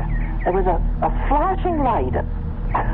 I'm not an idiot, and I haven't got that good imagination to make it all up. And now I'll go.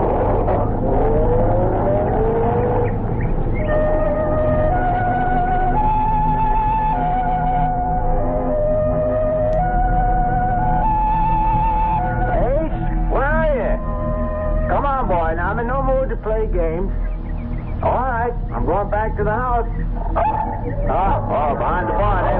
What you got cornered, a 10-foot rabbit? Oh, there you are now. Hey, you did find something. I'm coming, Ace. All right, now bring it to me. Come on, boy, give it here. Give it here, that's it. Good dog. Hey, let's see what you discovered. A bag. Looks just like Doc Stevens's bag, only that couldn't be his. This one's shiny new. Feels funny. It's not leather. Doesn't feel like vinyl either. How the deuce can anyone possibly use this? No lock. No zip and no buckle. No way to open this case. It's a gag. I'll bet that some of those college kids from town, sure, that's it. Judy did hear some sounds last night. The kids. And they left this stupid bag. Of course, Ace. Now, you'll get full credit. Yes, sir, boy. I'll tell Judy you found it. Now, come on, let's go back to the house. Come on.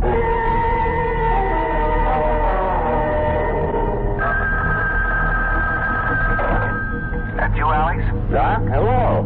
How's the arm? Not bad. Now, when are you going to take the stitches out? One of these days. Now, don't rush it. That's a mighty bad tear. Will you level with me? Shoot. Will the arm be as good as new? Well, not really. Some of the muscles were torn. Oh, you'll have movement, but there will be limitations. You were lucky that it's the left and not the right. Yeah, lucky. And you'll end up with a beautiful scar. Say, Doc, is Judy still there? She left about 30 minutes ago. Did she check out okay? Well, there are some tests that will take a few days. But from what you could see? Well, that's the real reason I called, Alex. There is something? There is. Well, not serious. Yes and no. Oh, what the devil does that mean? Well, it's your heart. And before you jump to conclusions, listen. If she watches herself, obeys a special diet, there's no reason why she shouldn't live a normal span of life. Did you tell her? Only that it's a rather common condition that can be controlled. She's not alarmed, and she needn't be. Now, I mean this, Alex. I've seen patients like her do almost everything they used to do and go on and on. Almost. Oh, Doc, last time you dropped by, let's see, that must have been at least a week ago. No, more like 10 days. By any chance, did you leave something out here? Huh? You aren't missing one of your black bags. Huh. I only got one bag. What are you talking about? Nothing. Doc, I think I hear Judy. Yeah, it is. Hey, she's driving kind of funny. I better hang up, Doc.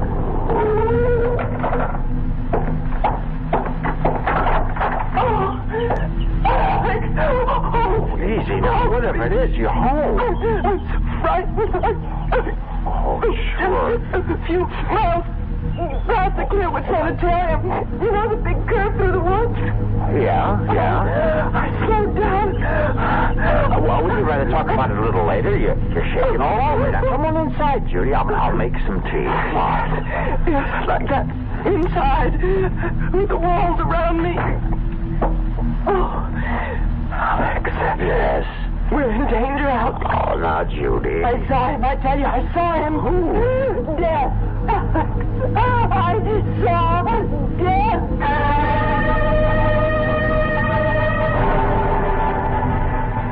You feel better now? Yes. Look, I can hold my hands out and they don't shake anymore. Well, maybe I ought to call the doc anyway. I guess you must think Oh, Alex. I was maybe a minute or so past the railroad bridge when I heard this thing. What thing? It was on the news about a patient at Clearwood escaping. And please notify if you see him and telephone number and all. Any description? Well, all I can remember was something about his being dressed all in black. Nothing more. Hear that? What? Siren? Police siren? Well, it could be a fire truck. Oh, yes, I suppose so. You've heard sirens before. Yes, I know, but... I know, but... They're searching for him. I still don't know who him is, except he's one of those mental cases from Clearwood. Well, he was just standing by the side of the road. But first I could barely see him in the shadows, dressed in black as he was. Well, what'd he do? Nothing. Just stood there, looking. Didn't threaten you? And then he said something. It was like, I want to communicate with you. Yes, I think that was it. How'd you get out of there fast? Did he shout? No. His voice was soft and and mild. And he said communicate? You sure he used that word? Communicate, yes. It's a queer word to use, don't you think? I mean, most people would say talk. I want to talk with you. Communicate. I know what I heard. I looked up when I heard him, and by now he was in the sunlight, and I could see him clearly, just a few feet away. Alex, he had no face. Now, Judy. I know what I saw. There was no face. I'm not hysterical, and I saw him. Now, if you say so. Why don't you believe me? Because I can't conceive anyone without a face, that's why. Now, all right, let's start from the beginning. Did you see his eyes? No. Was he wearing a hat? Yes, a black one. Well, it could throw a shadow over his eyes so you couldn't see them. It's possible. Well, it has to be. How the devil could anyone? He could have been in an accident, surgery. But how would he? All right, let's go on. Now, what about his nose? No, I didn't see any. That could be the hat again. Mouth? His mouth, Judy. You see, if the sun was hitting over his shoulder, then there'd be a shadow from his hat. In that case, the mystery's over. You're trying to make me feel like a fool. I don't care what you or anyone else thinks, but I saw a man with no face. So you can know what you can do with your theory about the sun and the shadows. I don't know about flying saucers, and I don't take pills, and I don't smoke pot, or whatever they call it. And I'm not crazy in imagining things. For your information, Alex, my eyes are still 20/20, and they saw, oh, God help me, a man without a face.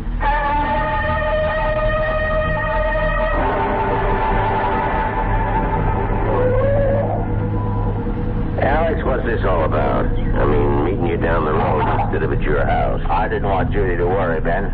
Well, I'm a police officer, not one of those secret agents you see in the movies. Ben, she says she saw the patient from Clearwood. Is that why you got me out here like this? He escaped. You make it sound like he's Jack the Ripper. Because he's from Clearwood, you got the idea he's a raving, homicidal maniac. Oh, sure. All they've got out there are a bunch of lovable folks who are just a little mixed up. You're really upset. Never seen you like this. Guess I didn't know how much until right now. Judy ran into him on that big curve near Clearwood. She wasn't the only one. We've had calls from all over. Funny, you get sober citizens seeing him at the same time. They're miles apart and dressed different. Happens every time.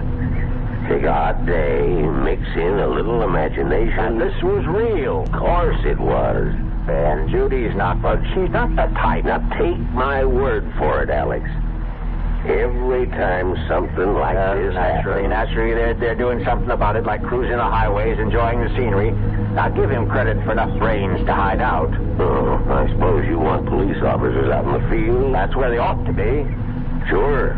We'll hire a couple of hundred extra. Won't that make the taxpayers jump for joy? Come here. What for? Now, come here. I won't bite. I want you to hear this. This is 5. This is 5. Receiving 5. Is that you, Ben? Over.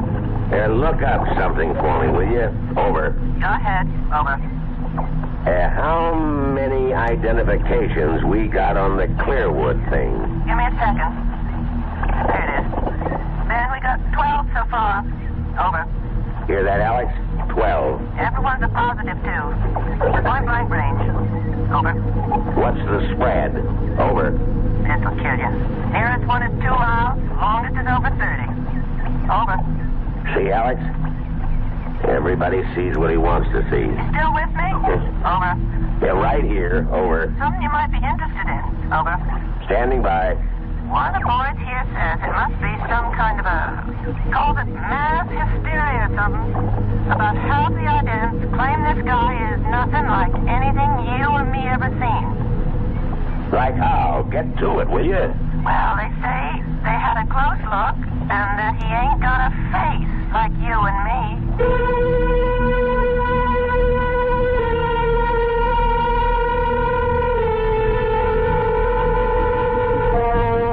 A man without a face. not the only one. But think for a moment. In this last part of the 20th century, and its attendant wonders and discoveries, what is true and what is unreal? Is there anything no longer possible? Is there? I'll be back shortly with Act 2. Hi, son. Hi, Mom. Hi, Dad. Hi, Junior. Kellogg's Special K presents Junior Gives Up. Junior, why aren't you eating your Special K? It's your favorite cereal. Oh, just 'cause. Just 'cause why, honey? Just 'cause Darla said some evil things about it. That's just 'cause why. Hi, Mom. Hi, Dad. Hi, Darla. Hi, Sis. Hi, Junior. Darla, what did you tell Junior about his Special K? Daddy, all I told him was that Special K is good for us. Yeah, and anything that's good for me never seems to taste good. Junior, you already know that Special K tastes good. Oh, do I believe? Darla, or my taste buds. What's that, son? Oh, nothing, Dad. Son, Special K is America's favorite high-protein cereal. It's got minerals, vitamins, iron, and all those good, nutritious things. But it got to be so popular over the years because it tastes good, too. You mean it's good for me and tastes good, too, right, son? Right, Dad. Right, Junior. Right, indeed. Start your balanced breakfast with Kellogg's Special K. It's nutritious and delicious. Right, Dad. When my children were growing up, they sat for hours playing with a puzzle. I'm Art Linkletter, and I'd like to tell you about the wonderful wooden inlaid puzzles that Play School makes. Play School, a Milton Bradley company, has been making toys for generations of preschool children. Play School makes all kinds of wooden puzzles, from the simplest animal puzzles to the more advanced ones. And they all challenge a child to solve problems while having fun. And Play School puzzles are well made to take a lot of punishment. Play School is also famous for blocks, all kinds of blocks, embossed wooden alphabet and number blocks, kindergarten blocks, even a can of colored blocks. Children will satisfy their urge to build and create with Play School blocks, and like all Play School toys, their blocks and puzzles are sturdy, so they can be handed down from generation to generation. Your children will have a lot of fun playing with Play School blocks and puzzles every day. And every day is a good day to make a child happy.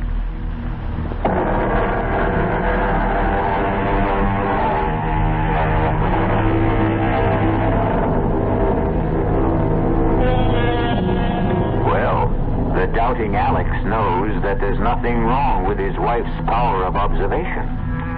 She did see a man. And though he does have a face, there is something missing. A mouth. Result of an accident? Or is he a mutation? A gruesome congenital result? Or perhaps from out of this world? Let's join Alex and see if we can find out. This is Alex Harper calling. Could you connect me with the director of the sanitarium, please?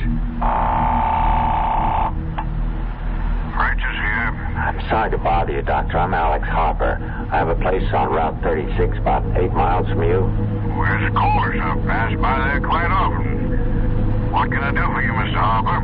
Doctor, I hope you won't laugh or anything, but I have a couple of questions about this fellow who broke out of your place. Oh, Michael. That's his name? Michael? Michael what? Well, now, we have no full identification. He gave us only his first name. But he was a patient at Clearwood, wasn't he? In a sense. Was he or wasn't he? Well, only for one day. You see, Michael is a rather unique case. Most unique. In all my years, I've never seen anything like him. Look, I have to speak low because I don't want my wife to hear. She's in the kitchen and she's plenty upset already about your Michael. Well, she's seen him? Why, have you notified the police? Well, I thought I'd speak to you first. She saw him, and from what she says, she's either crazy or hysterical. I can tell you, she's not either one of them. Oh, Michael is, well, he's different. Different? That what you call a guy without a face? Without a... Oh, no. He has features. The eyes, nose, and the rest of it? Well, of course. Then my wife, she didn't see what she says she saw? No, I haven't said anything like that, Mr. Harper. What I was referring to was his appearance, not his powers of reasoning or social behavior, because, quite frankly, he didn't talk to us. Outside of his name, we couldn't establish contact with him at all. Well, what about his, as you call it, appearance? Michael has no mouth. From what we can tell, he was born without a mouth. We don't know how he communicates, or if he does at all, or how he manages to ingest food. Truth is, he wrote his name on a scrap of paper. You see, Michael may be something quite new to our world, Mr. Harbour. Perhaps one of a kind. Maybe he's, what's the word I'm hunting for? Mutation? Yeah, that's it. I hope to God that he is what he appears to be. A freak. A one-time thing. But suppose he's only the first, the beginning of perhaps a new kind of man.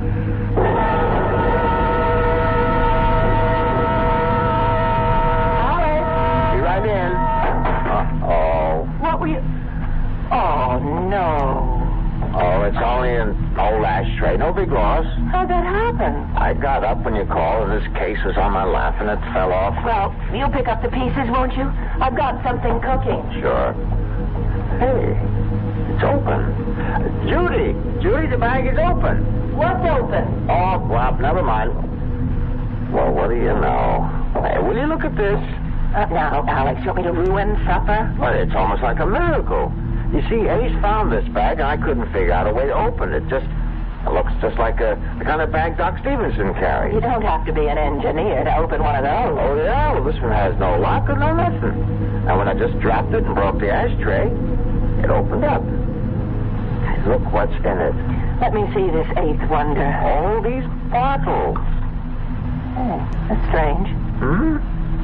Doesn't feel like glass. Plastic? Not plastic either. I never felt anything like this. Oh, what's the difference?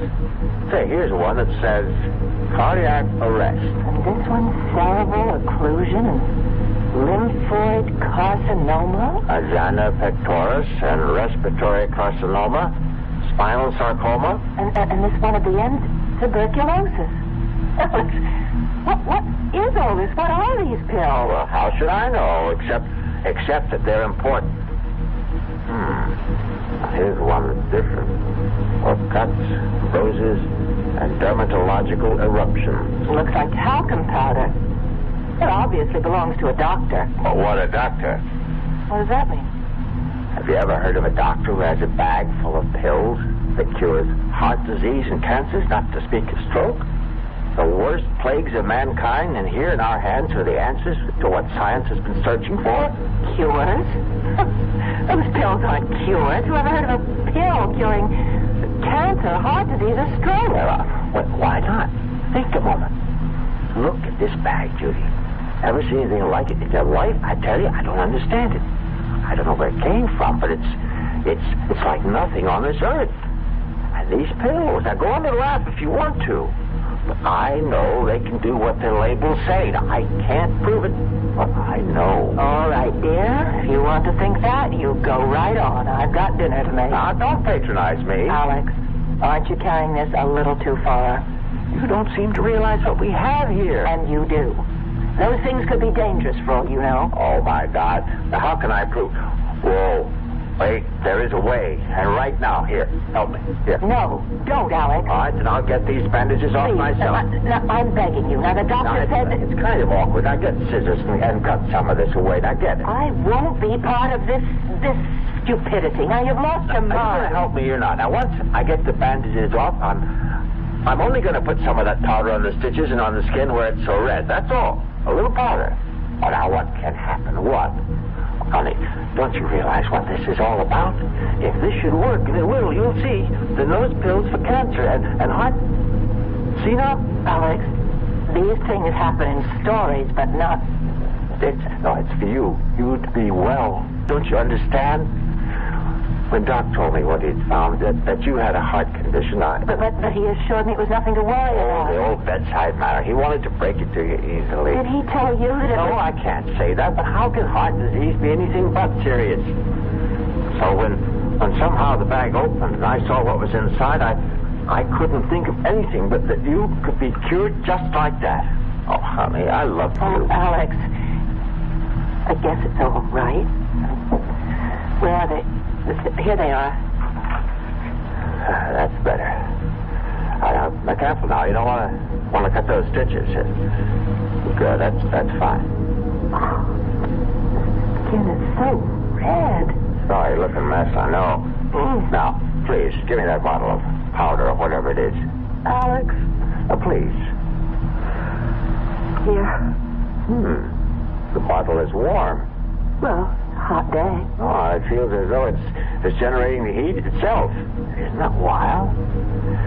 Judy, will you do the honors? Just shake some all over. All right. That should do it. A little more. It's all covered. That ought to do it. Feel anything? Not yet. How long do you think it'll take? That is, if it... Well, it hasn't even been 30 seconds. I suppose it'll take a little time, though.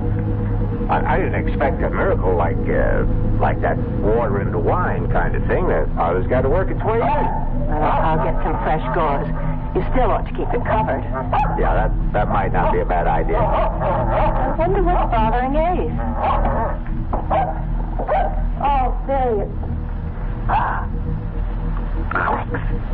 What is it? Look over there. It's him. The one Ace is running after the man I saw on the road. The man who's out of face. I'm going after him now. Lock the door after me and call the police. Oh, no, don't go. Let the police handle it. Now, he's heading out to the East Field. Now, call him. Tell him. He might be dangerous. No, I won't get too close. Just enough to keep track of him until the police get here. Oh, just thinking of him. I'm so frightened. Oh, now, there's no need to be. I didn't want to tell you before, but I talked to the head of Clearwood, and this guy, this Michael is his name. He's a little queer, but he's not dangerous. Anyway, there's nothing to worry about as long as you stay inside. Twice, one day. Why here? He's not after you. What reason would he have? I suppose not, but somehow... Alex! That's what he wants, the bag! The medicines! It must be his bag. He's come for it. Him? A doctor? It has to be. That's the only explanation. Oh, I'll give you another. He's escaped and wants to stay off the main roads. After all, you spotted him, did you? He just wants to get as far from Clearwood as he can. By chance, he was cutting across our place when he ran to Ace. Now, look. Now, I'm going to go after him before he gets too far. Remember, the police and the door.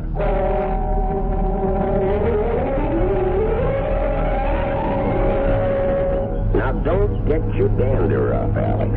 We've known each other too long for that.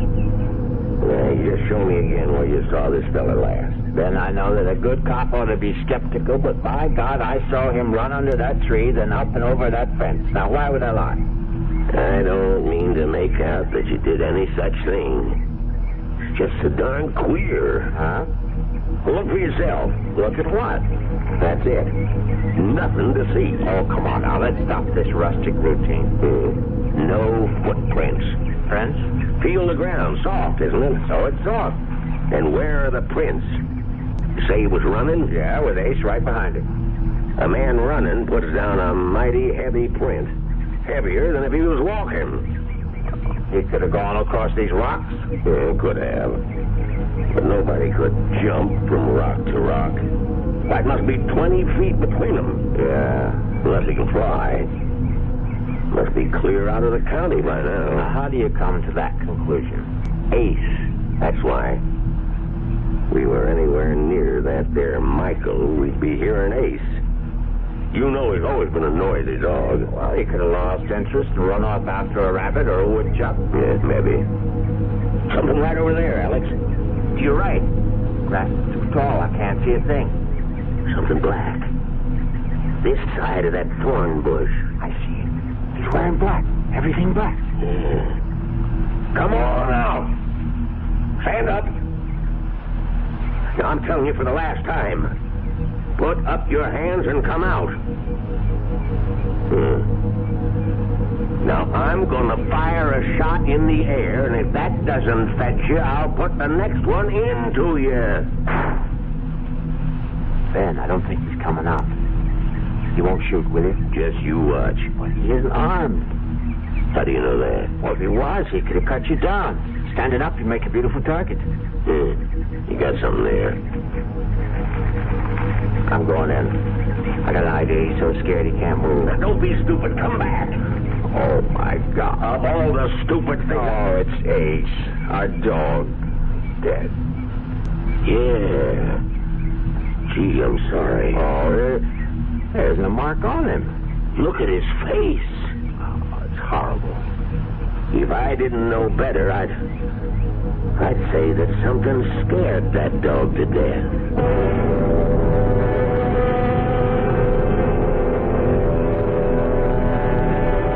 There's no medicine for fear. The icy chill that reaches out with frigid fingers to clutch the heart. The shadow of the inexplicable Mr. Michael hovers close by, and the lives of at least 2 people will be irreparably altered. We'll find out how when I return shortly with Act 3. Who knows how to help you solve your shopping problems? The Better Business Bureau knows. I swear I never saw so many mattresses in one store in my life.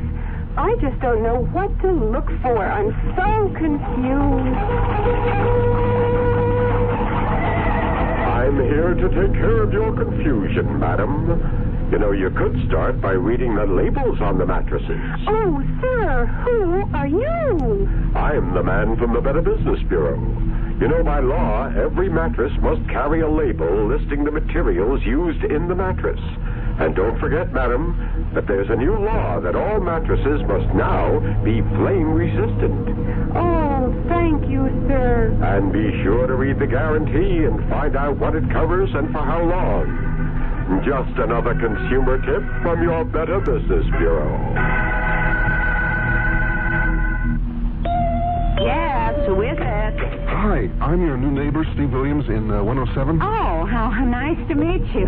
Well, come on in. It's a pleasure. Thank you. I see you've got a measuring cup. And now let me guess, you ran out of sugar. You're a bachelor. Oh, yes. As a matter of fact, I was wondering if I could borrow some prunes. Prunes? Prunes? I know. I'm sorry. Did I tell a joke? Yeah, I thought a couple. There are still a lot of people who laugh at prunes. But now, quite a few are finding out how good they really are. Because pound for pound, prunes have 8 times the vitamin A of the leading fresh fruit. And more iron, niacin, and vitamin B2 than the 5 leading fresh fruits. They're also a great natural source of quick energy. He wants to borrow. Thanks. Anyway, maybe I'll try 105. Yeah. California prunes. The funny fruit that does so much for you.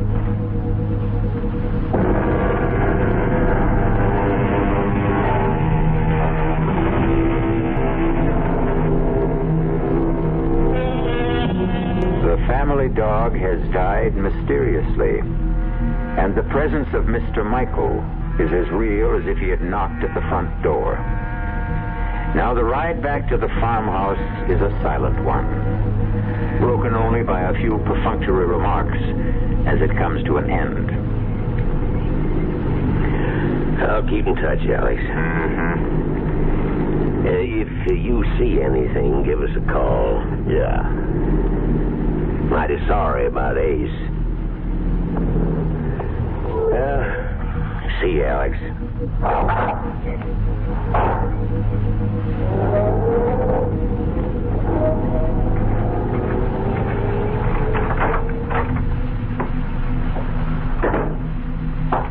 You okay?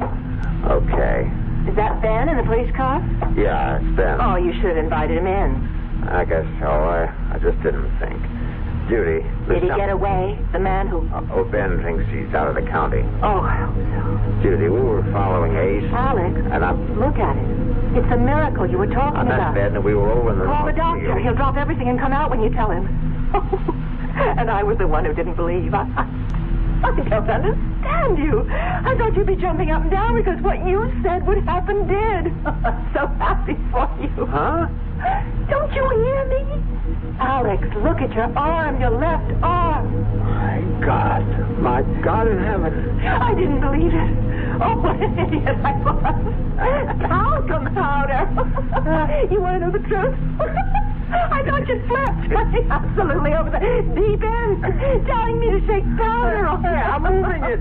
See, like it was before the accident, like a young arm. It's brand new. Yahoo! No more pain. No more pain. Believe it. He won't believe it. Oh, Doc Stevenson, boo, boo on all doctors. Hey, what do they know anyway? You'll never have full use of that arm. However, if you followed my advice, you'll think I borrowed another arm. Look, not a single scar. It looks like the skin was never even scratched. Oh, it's so wonderful. Oh, and I love you. You won't be angry with me. How could I be? And why should I be? The doctor's bag, the one Ace found? Yeah, the bag. Where is it? I have it. Well, get it, now that we have proof. Judy, you're going to be as good as new. The proper pill and no more heart condition. Hear that, world? Listen, oh, gracious universe. Well, it's on the desk. Well, what are we waiting for? Alex. Look, if it works like the powder, we'll stand them all on their collective ears. Judy, the bag's locked again. I was so full of doubt. When you left, I looked at the bag and... Oh, Alex, to me it was the embodiment of everything evil.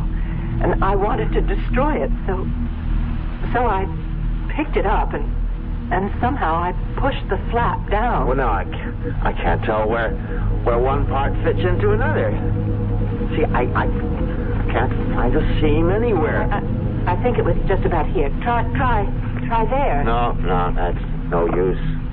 I'll drop it on the floor, maybe like last time. Still in one piece. I'll try again. No use. Oh, forgive me. Right now, we got to figure out a way to get the bag open so we can get you a heart pill. Alex, you have an electric drill. I can try. I'll take it out to my workbench in the barn. Well, why not wait until morning? It's getting dark now. No time like the present. Now give me a shout when dinner's ready. If I'm lucky, I may be back before then. I'll get this thing open if I have to use dynamite.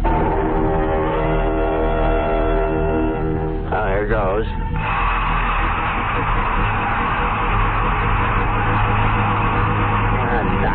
The instrument will not achieve penetration. Do not be alarmed. I mean you no harm. You know who I am? Michael. I am he. Don't come any closer. There is nothing to fear. There is no belligerency in me. I have a gun. This rifle is loaded. That is a weapon? Yes. It can bring an end to consciousness? Easily. It is not my intention to cause any fear.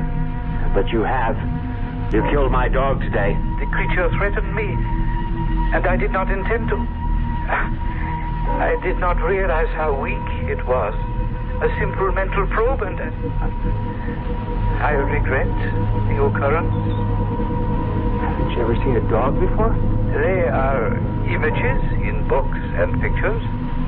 There are no dogs or animals where you come from? There is barely enough room for the higher forms of life. We have never learned to curb our reproductive powers, it seems. Well, where is this place you come from? This is Earth, the third planet from the sun, I think. I know. It is my home, too. Oh, that can't be. I exist, but not of your time. Not of my time? Time runs on. There is a past, a present, and a future. The threads are simultaneous. Oh, now you don't expect me to believe. I am fatigued from my experience, and I must return. If you will kindly give back my case to me, the one you have on the bench. It's yours? That is why I have come.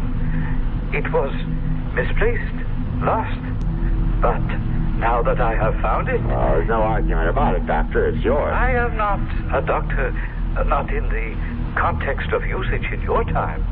Who cares? Listen, the case was opened up. I don't know how. The mechanism is faulty. I must exchange it. You did not utilize any of the contents. Well, only some of the powder in the bottle labeled... Yes, I am aware. But I did a fantastic job with my arm. Look at it. Look at it, Michael. Would you believe that only a few hours ago it was a... I am well aware of the powers inherent in the powder. But now, Please, give me the case. You cannot open it, for the key is in my hands alone. Stay back. I must open it once more, or you will. I've got to have something from it. Comprehend this. My time is far in your future. The compounds are of another time, different metabolisms.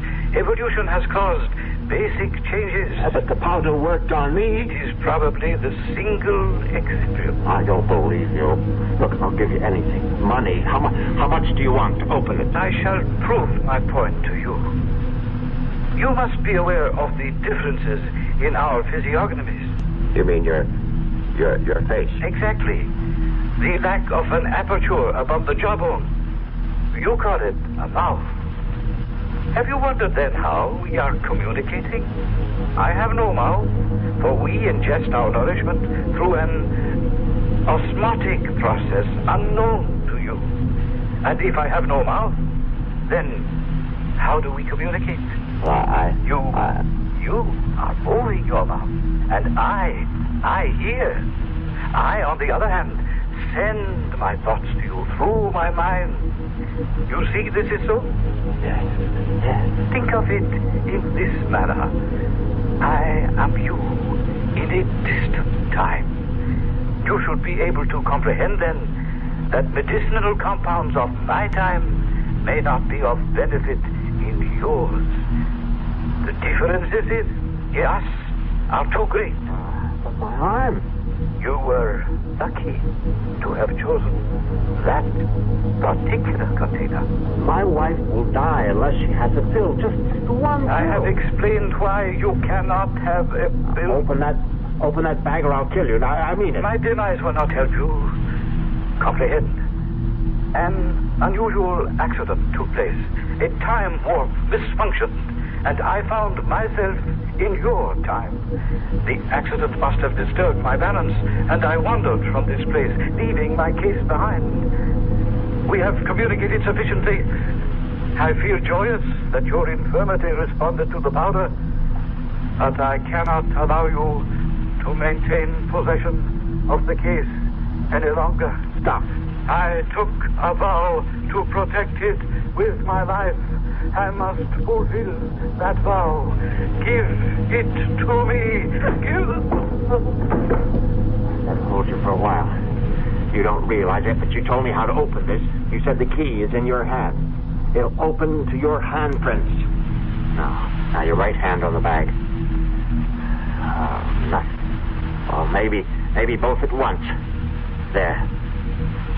I'll try one on each side. Yes, I've got it. Judy, it's open.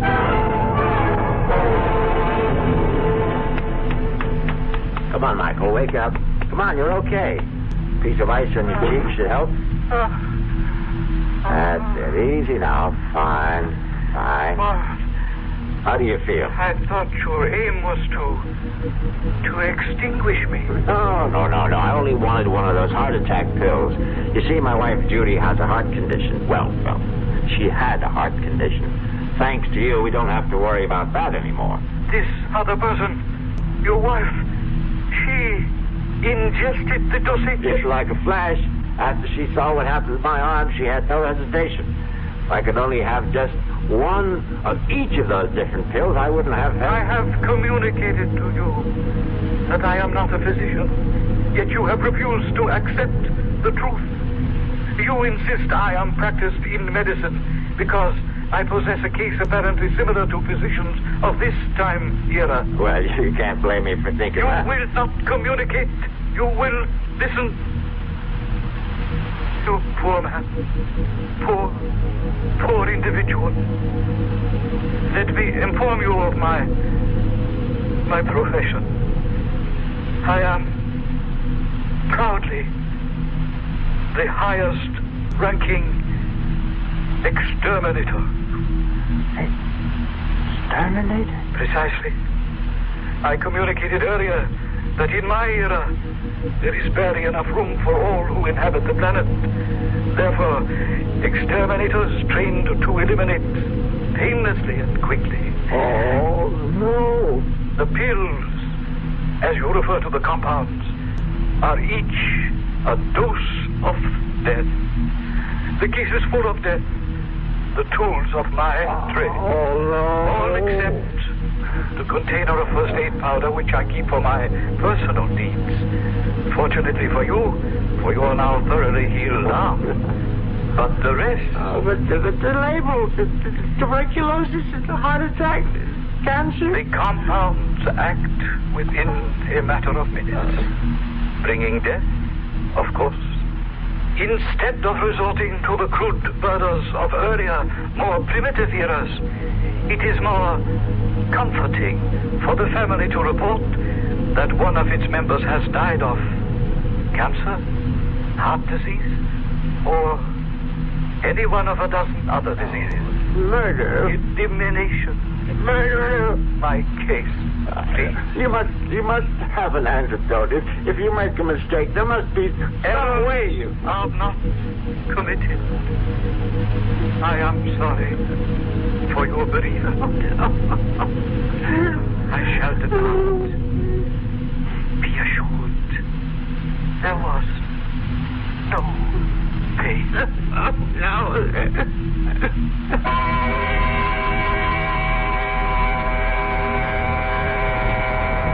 Naturally, there are those who were skeptical. A man from another time who conversed through telepathic means? Much too fantastic. Alex Harper would look with infinitely sad eyes and agree that it was too much to expect anyone to believe his story. Except for one thing. And he would bare his left arm. Explain this, he would say. And if you can, I will agree that I dreamed the entire nightmare. I'll be back shortly. Hi, I'm Hal Linden. There's a lot of talk these days about America's energy crisis. Talk about doing without heat, about doing without our cars, about what's going to happen if we run out of fuel. Well, we may not have to run out of fuel if we all work together to conserve the fuel we have. That means turning your thermostats down to 68 degrees during the day and turning them down to 60 at night. It means turning off lights, TV sets, and electrical appliances the minute we're finished with them. It means driving no faster than 50, starting or joining carpools, avoiding the kind of stop-and-go motoring that eats up gas by the gallon. In short, it means saving every ounce of energy we can, every chance we get. So please, do your part to make the fuel supply stretch a little further. For your own sake, don't be selfish. Don't be foolish. Don't be fuelish. This message from the Federal Energy Office and the Advertising Council.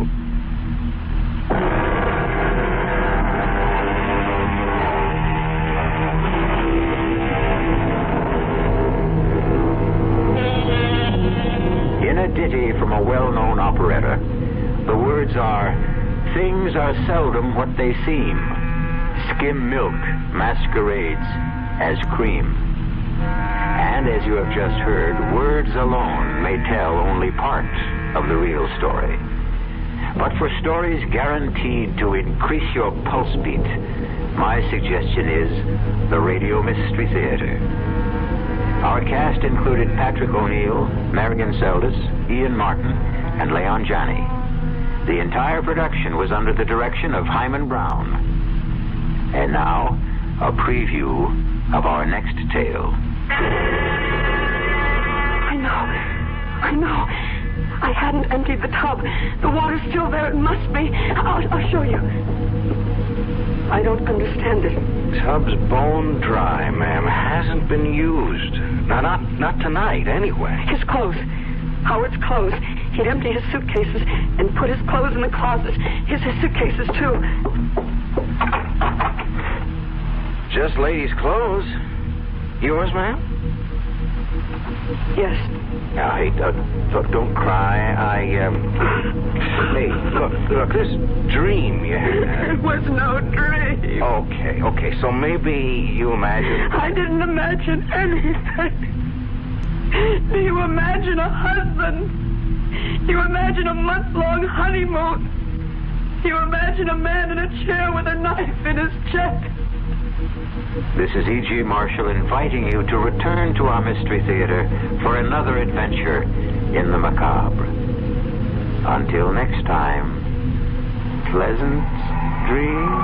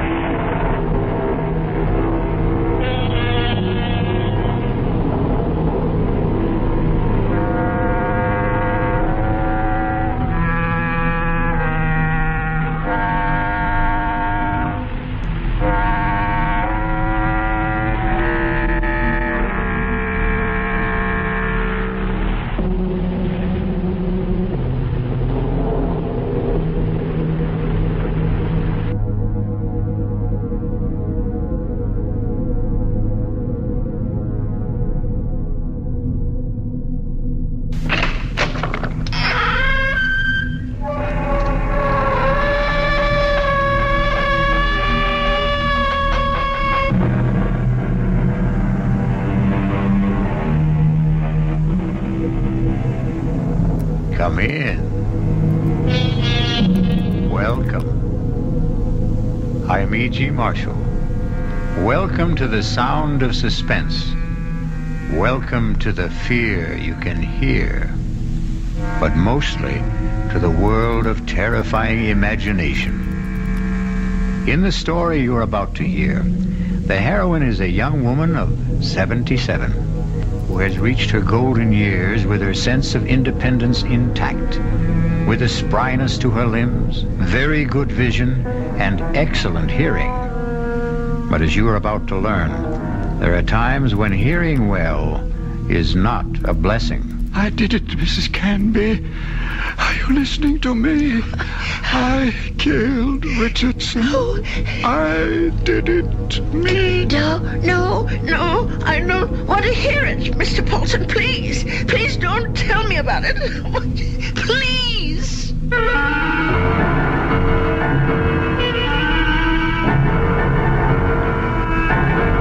Our mystery drama, The Old Ones Are Hard to Kill, was written especially for the Mystery Theater by Henry Slessor and stars Agnes Moorehead.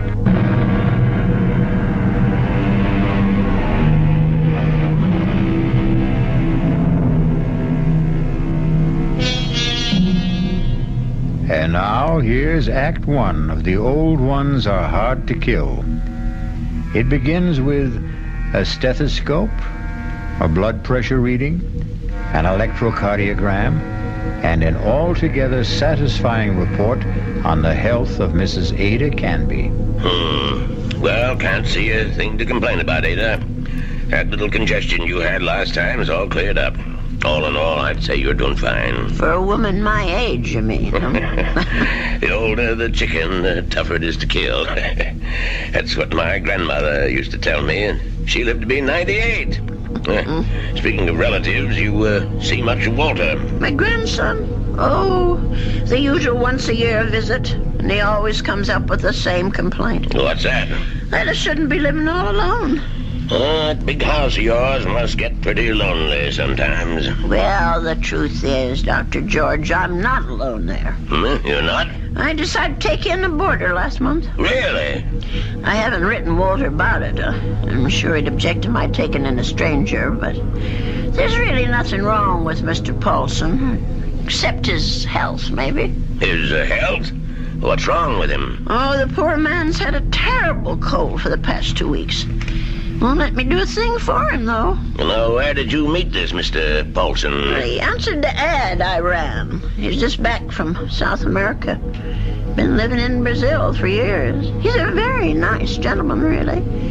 He keeps himself and tends his birds. He has the loveliest blue parakeets. You can hear them chirping all over the house. Oh, it's the friendliest sound. Well, I don't see anything wrong with what you're doing, Ada. Just make sure you don't go and catch the man's cold. There's not much chance of that. Poor man hardly ever leaves his room. Well, how much do I owe you? I'll send you the bill. I'm sure you'll forget all about it. Promise me you'll send it.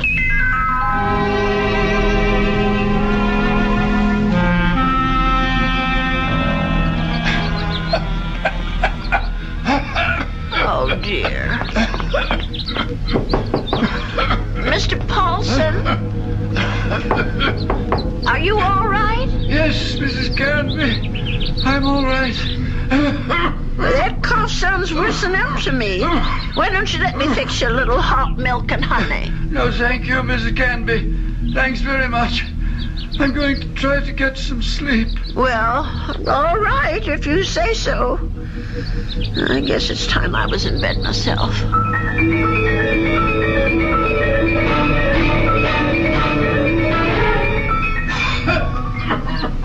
Oh, my, listen to that poor man. I wonder if he keeps his birds awake, too. Mrs. Canby, please. Please. For heaven's sake, is he calling me? Mrs. Canby! He is calling me. I'm coming, Mr. Paulson. Oh, no. Where are those darn slippers? I'll be right there.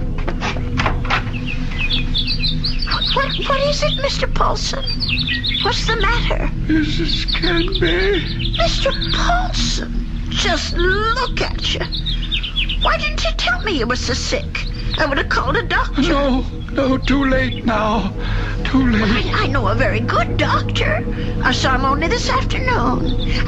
I'll go and call him right now. No, please, listen to me. Well, I've got to get help for you, Mr. Paulson. I'm dying. Confession. Well, do you want a priest? Is that what you want? Richardson murdered 10 years ago.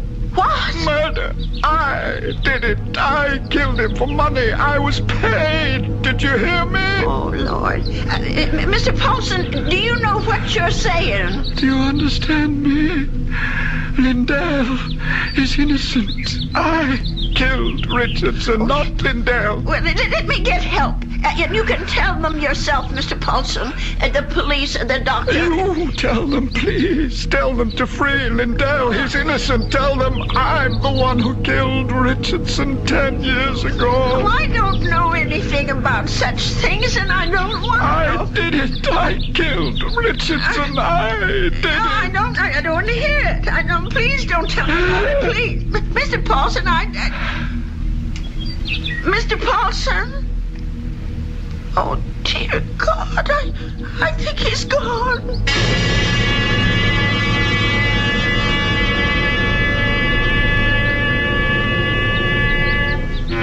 Listen to those poor little birdies.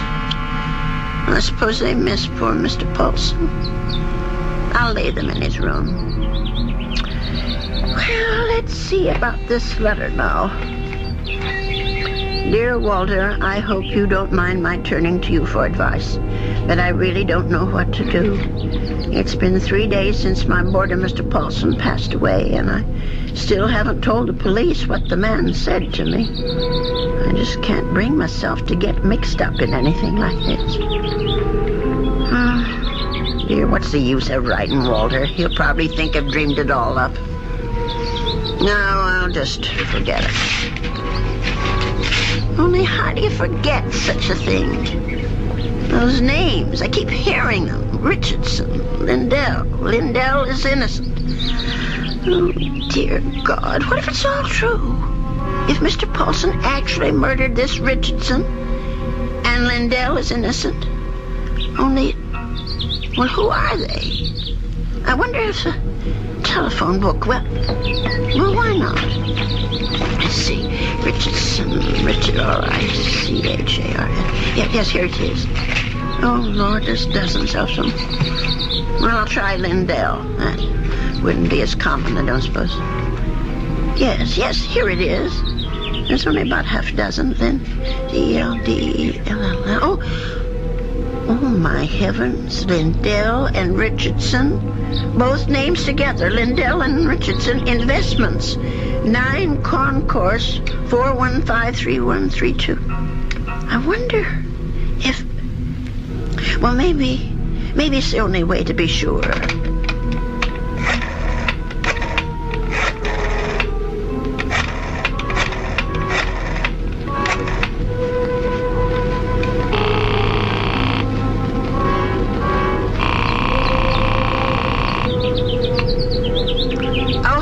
Hello? May I speak to Mr. Lindell? He isn't? Well, then what about Mr. Richardson? Oh, I see. Well, is there someone there I can speak to? Yes, please. Thank you. Hello. This is Mr. Chilton. May I be of service? Well, maybe you can. I want to know about your Mr. Richardson, about when he died. I think I did business with him once, a long time ago. Well, it's 10 years, madam, just about. But if you're interested in investment advice... Well, I'll think about it. Thank you very much. 10 years. Well, it could be a coincidence. I guess it all depends on how he died.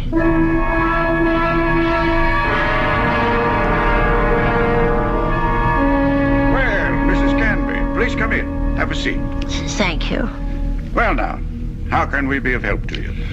Well, I didn't come here to get help, Mr. Shelton. I came to help you, as a matter of fact. Or rather, somebody you know. Who would that be? Mr. John Lindell, the man who was supposed to have murdered Mr. Richardson. I'm afraid I'm not following you. Well, it took me all week to find out what happened to those two men, and finally I found the story in the old newspaper room down at the library about Mr. Lindell being indicted for killing his partner. But I'm sure you know the whole story a lot better than I do. Well, of course I know the story, but that was quite a long time ago, Mrs. Canby. 10 years doesn't seem so long when you're my age. Anyway, the point is that I can help your Mr. Lindell, only I can't do it alone. Did you know John Lindell? No, I didn't. Nor Mr. Richardson, for that matter. The man I knew was named Paulson. Who? I rented a room to Mr. Paulson, and he died about 8 days ago of pneumonia. I was there when it happened. Well, that's unfortunate, but... Before he died, Mr. Paulson told me something about Mr. Richardson's murder. He said Mr. Lindell hadn't been responsible, that he, Mr. Paulson, had committed it. For money.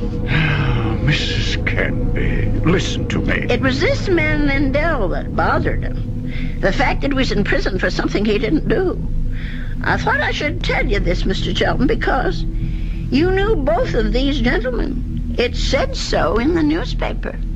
Mrs. Canby, my dear woman. What? I don't know what silly story you heard, but it's completely wrong. There wasn't any question about what happened. This boarder of yours, whatever his name is, merely had an obsession. Well, just the same, I thought you could follow through on this business. Yeah. Tell the police. Because if it is true, Mr. Lindell should be freed. On evidence like that? Well, I don't know anything about evidence. I'm just telling you what I heard. Well, never mind. I suppose I should have told the police myself. Oh, wait, Mrs. Canby.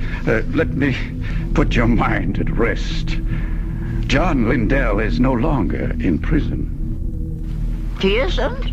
He's dead, Mrs. Canby. He's been dead for the last 3 years. Oh. He wasn't a young man when all this happened, when he accused his partner, Fred Richardson, of defrauding him and shot him dead. He died? In prison? Even if all you say is true, that this man was Richardson's murderer, you can't help John Lindell any longer. He's beyond that. But his name, don't you want to clear his name? Have you any proof, any living witness? Just myself. Forget it, Mrs. Canby. That's my advice to you. The old wound is healed. Don't reopen it. Oh, well, it troubles me so.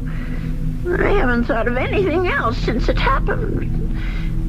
Perhaps if I saw a minister, if I had some advice from a man of God, maybe... Mrs. Canby, now you've said something. Now you've shown me the way. That's where our answer lies, dear woman, in prayer. In the forgiveness of our dear Lord. Will you pray with me, Miss Canby? Pray? Here? Why not? God is everywhere. Please, join me. Dear Lord, tell us what to do. give us your divine guidance. Show us the path to righteousness. Mr. Stilton, Help us, O Lord. Help us to understand. Teach us to forgive the sins of others and to forget them. To forget. I feel much better now, Mrs. Canby. Do you? I'm not sure. Let us turn this matter over to God, Mrs. Canby. Not to the police, but to the Lord. It's in His hands now. Don't you agree? Well, in a way, that's true. Since they're dead now. All of them.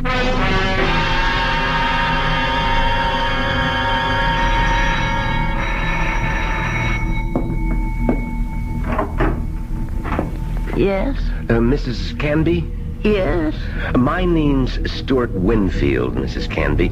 I understand you have a room for rent? Yes, I do. Well, I'm new in town. I just arrived from Philadelphia. I've been staying at a hotel, but I'd like something homier. Well, the room I have is $35 a week. I can't offer you any meals, but you can use the kitchen all you want. Well, that sounds good to me. Would you like to see the room? Yes, ma'am, I sure would. Well, come on in, then. Thank you. By the way, how did you know I had a room for rent?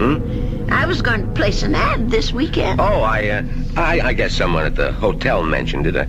I forget just who. Say, this is a real fine old house, Mrs. Canby. I can see that I'm going to like this place. Just fine.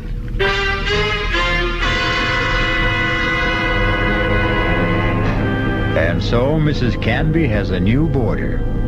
He's a very personable young man, with a great deal more charm than old Mr. Paulson had. Perhaps in a little while, Mrs. Canby will be able to forget her former boarder and the shocking confession he made on his deathbed. I'll be back shortly with Act 2.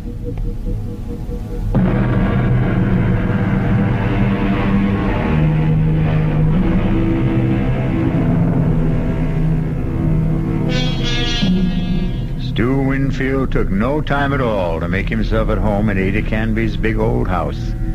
He loved everything about his room. The fine old four-poster bed, the crazy quilt that Ada herself had sewn up 40 years ago, the lace curtains on the window. He even loved Mr. Paulson's blue parakeets. But what he really seemed to like best was Mrs. Canby herself. Just take me 2 minutes to get these clean sheets on the bed, Mr. Here, let me give you a hand. No, I can manage. I've been making this bed for almost 50 years. 50? You've lived in this house that long? Moved in here when I got married back in 1919. My husband David bought it for us. Our only son Ralph was born in it. And you've lost them both? Yes, they're both dead, but I haven't lost them. Oh, yes, I understand, Mrs. Canby. I guess I feel that way about my mom. Your mother's dead? Yes, she died when I was 2. Oh. Listen, Mr. Winfield, are you sure you want these birds in your room? I could take them to the parlor if you want. No, I think they're great. I think everything's great about this house. But there is something you can do for me. What's that? Would you mind not calling me Mr. Winfield? Oh? That's what they call my father. My name's Stuart. Well, all right. Stuart.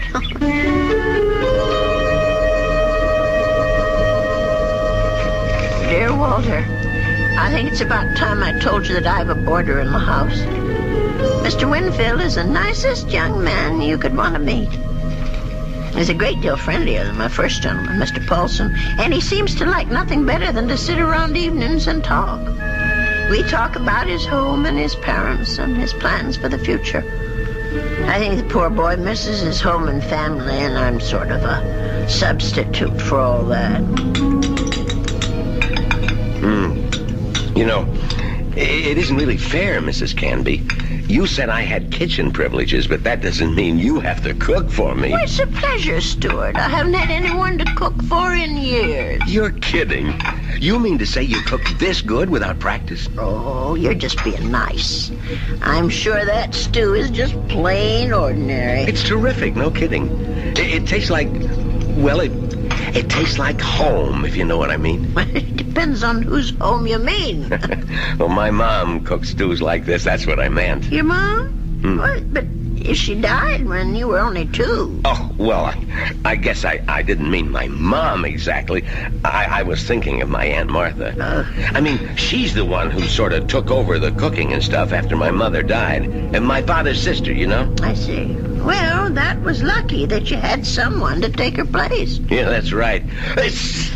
Excuse me. My Stuart, you're not coming down with anything, are you? No, I'm fine. Just a little case of the sniffles. Listen, if your room isn't warm enough, I have an extra blanket. No, the room's just fine. Don't worry about it. Oh, you be sure now. I know I felt a little guilty about poor Mr. Paulson when he got sick. Maybe I didn't take good enough care of him. Paulson? Mm-hmm. Was that your former boarder, the bird lover? Yes, that was his name, the poor man. Well, tell me about him. Well, I don't really know that much about him. He lived here less than 2 months. Well, what sort of a guy was he? Very quiet. He kept to himself. Did you say he was from South America? I don't remember if I did or not. Well, you must have said it. Yes, of course. He was American, but he'd been living in Brazil. I don't know why exactly. Although, come to think of it, maybe I do. What do you mean? Well, it just occurred to me that Brazil might be just the place for someone who came into a lot of money and wanted to leave the country. I don't understand. I really think you are getting a cold, Stuart. I'm getting that blanket out this minute. Now, wait, Mrs. Canby. I'd rather hear about... Never mind. I don't want to take any chances. I'll be right back. Yes, Mrs. Canby. Don't take any chances.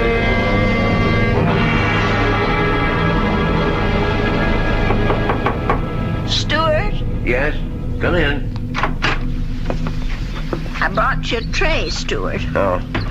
No, you shouldn't have. You shouldn't have gone to all that trouble, Mrs. Canby. Wasn't the least bit of trouble. Besides, you've got to have some supper. Feed a cold and starve a fever. That's what they say. I mean, I was going to come out to the kitchen and get myself a sandwich or something. You didn't have to bring it to me.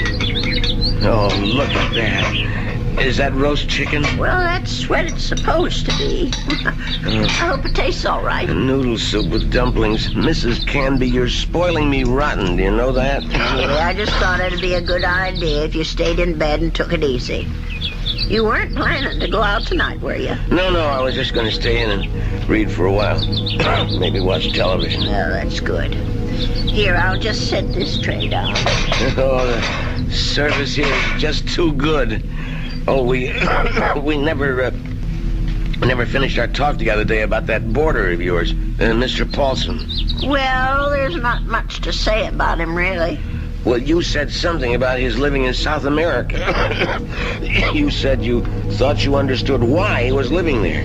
Sounded real interesting. Well, the truth is, Stuart, there is something to tell about Mr. Paulson. Maybe you can help me feel better about it all. About what? Now, I'm not going to tell you if you don't eat. All right, Mrs. Canby, I'll eat. Well, it happened just about 3 weeks ago.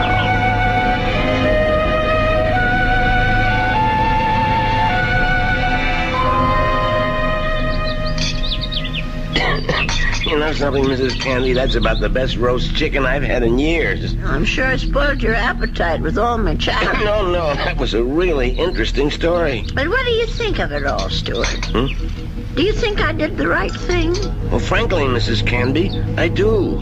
Honestly? Well, this guy Shelton sounds a little screwy, but I think he's all right. I mean, from a practical standpoint. Then you agree with him? Sure. This man Richardson's dead, right? And what's his name, Lindell? Yeah. Well, he's dead too, right? And poor Mr. Paulson, the man who supposedly killed Richardson. Well, there you are.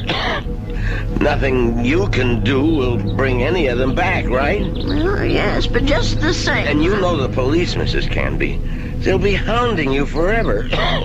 Tracking mud into your parlor, bothering you with questions. I just think Mr. Shelton was right. Let sleeping dogs lie. Yes, that's what I keep telling myself, but you know something? What? There's one thing Mr. Chelton forgot. And me too, I suppose. What's that? Why, the real murderer. He may still be alive, even if all the others are gone. Don't you see?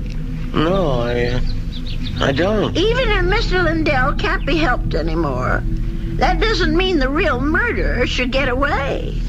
But the real murderer is dead.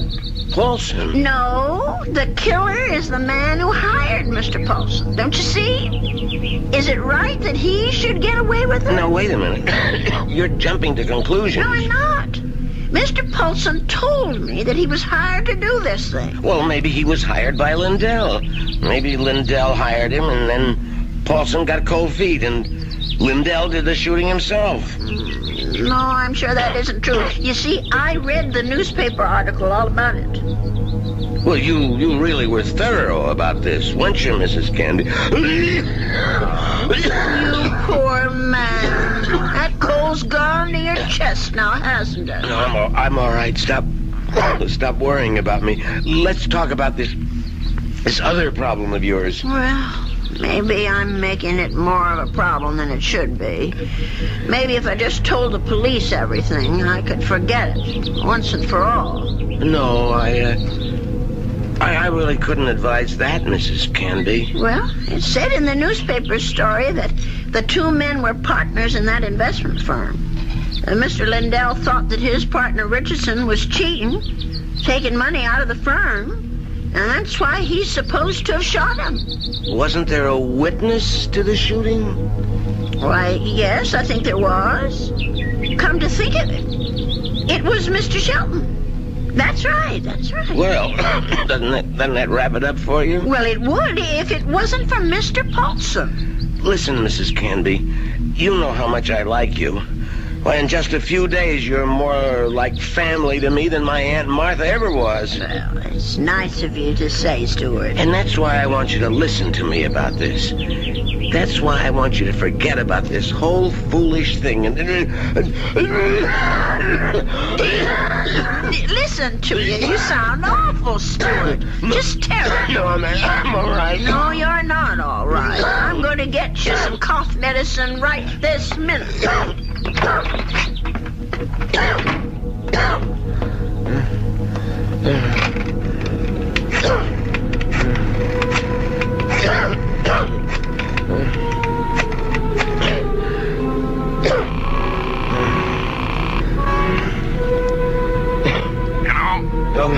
Mr. Chelton, it's me, Winfield. Well, what's happening? I think I better stick around for a few more days, Mr. Chelton. The old lady's beginning to get fidgety, if you know what I mean.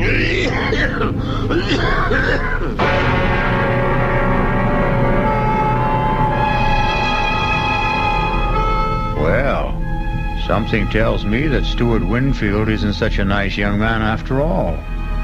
Could it be that he wasn't telling Mrs. Canby the truth about his dear mother and his Aunt Martha? Could he have not told her the truth about his plans for the future? Of course, the real issue is, what sort of plan does he have for Ada Canby's future? I'll be back shortly with Act 3.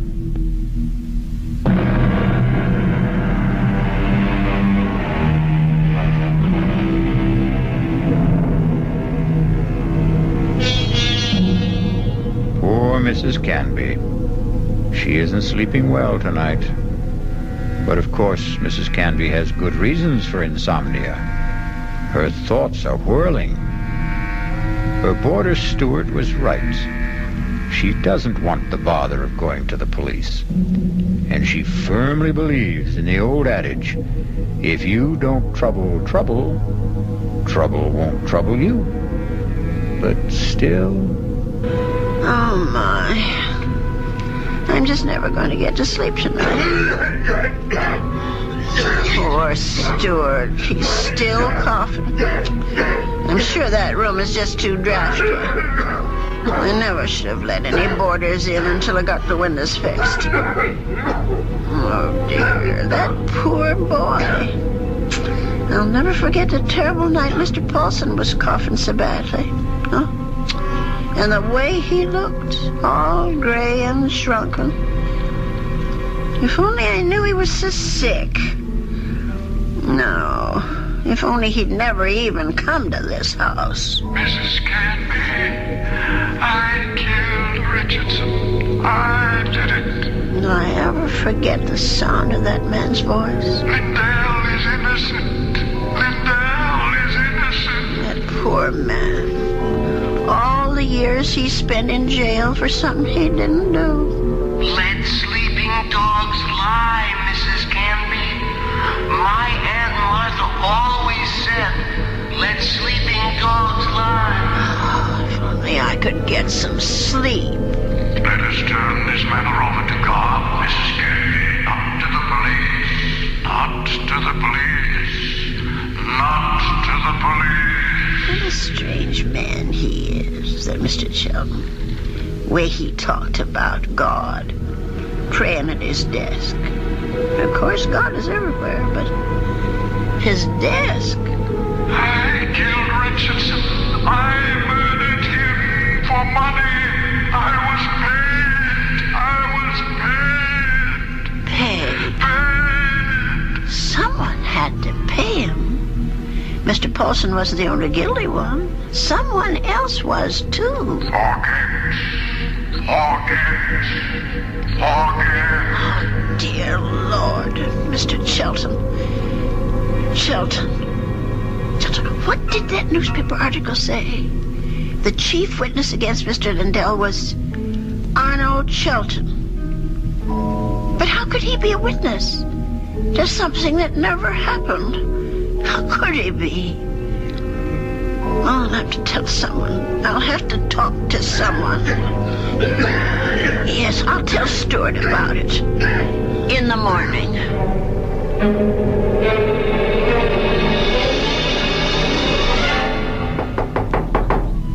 Stuart, are you awake? Yes, I'm up, Mrs. Canby. Come in.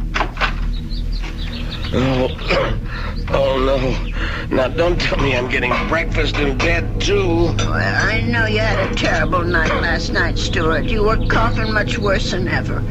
I guess that medicine wasn't very good. Sorry I kept you awake, Mrs. Canby. No, that wasn't your fault. No, something else kept me up. What was that? Oh, my mind, I guess.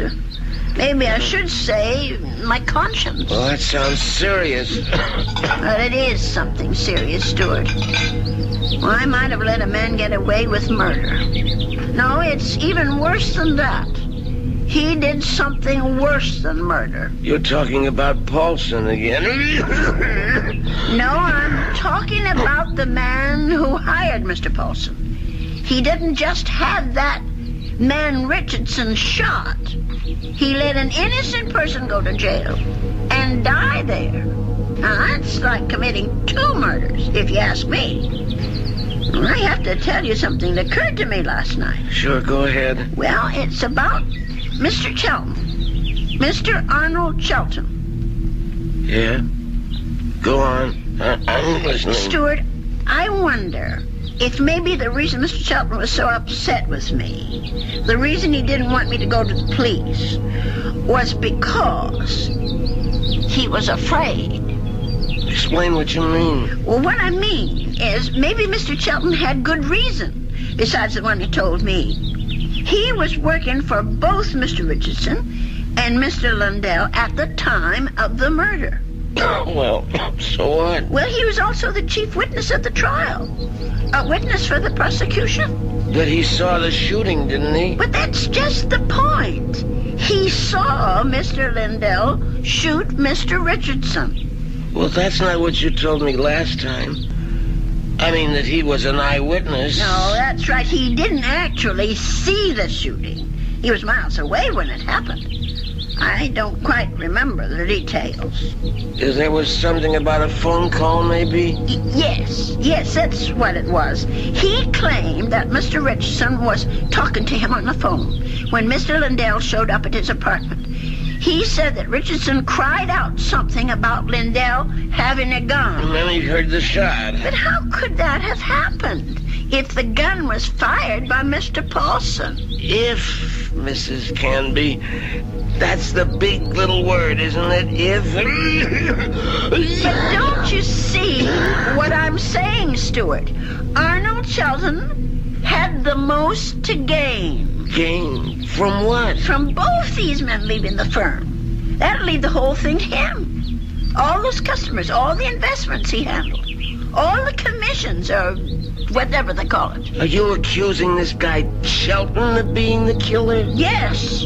It's the only answer, Stuart. Well, look, if that was the case, the police would have figured it out. But they didn't. There was nothing in the stories I read that pointed any suspicion at Mr. Shelton. I don't suppose it even occurred to them. And now, the company is all his. You don't call that evidence, do you? Well, then why didn't he let me go to the police? Why did he try so hard to talk me out of it? That man was praying, Stuart. He was taking the name of the Lord in vain. Oh, I'm sorry, Stuart. I'm so sorry. I won't bother you anymore. I know what I have to do anyway. Mrs. Candy. I won't be gone long, Stuart. No, wait. The minute I get back, I'm going to call Dr. George and ask him to come over. You're sick. Never mind the doctor. Are you calling the police? No, I won't call them. You're right. I don't want them tracking mud in my parlor. I'm going down to the station house and talk to them.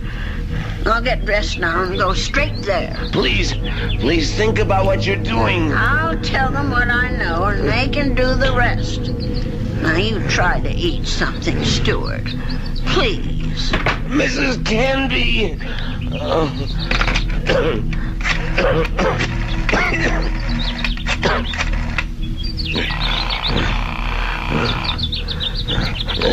Sheldon?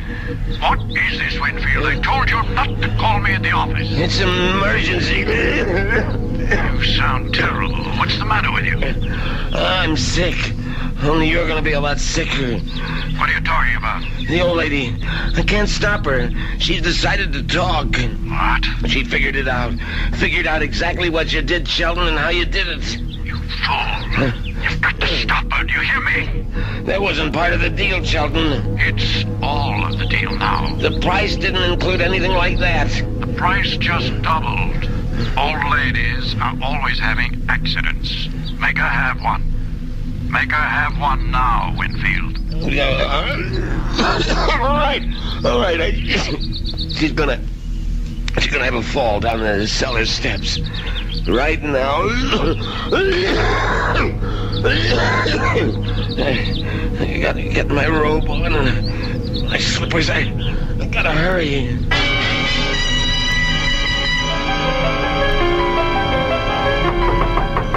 Stuart? Is that you? Open up, Mrs. Canby. For heaven's sake.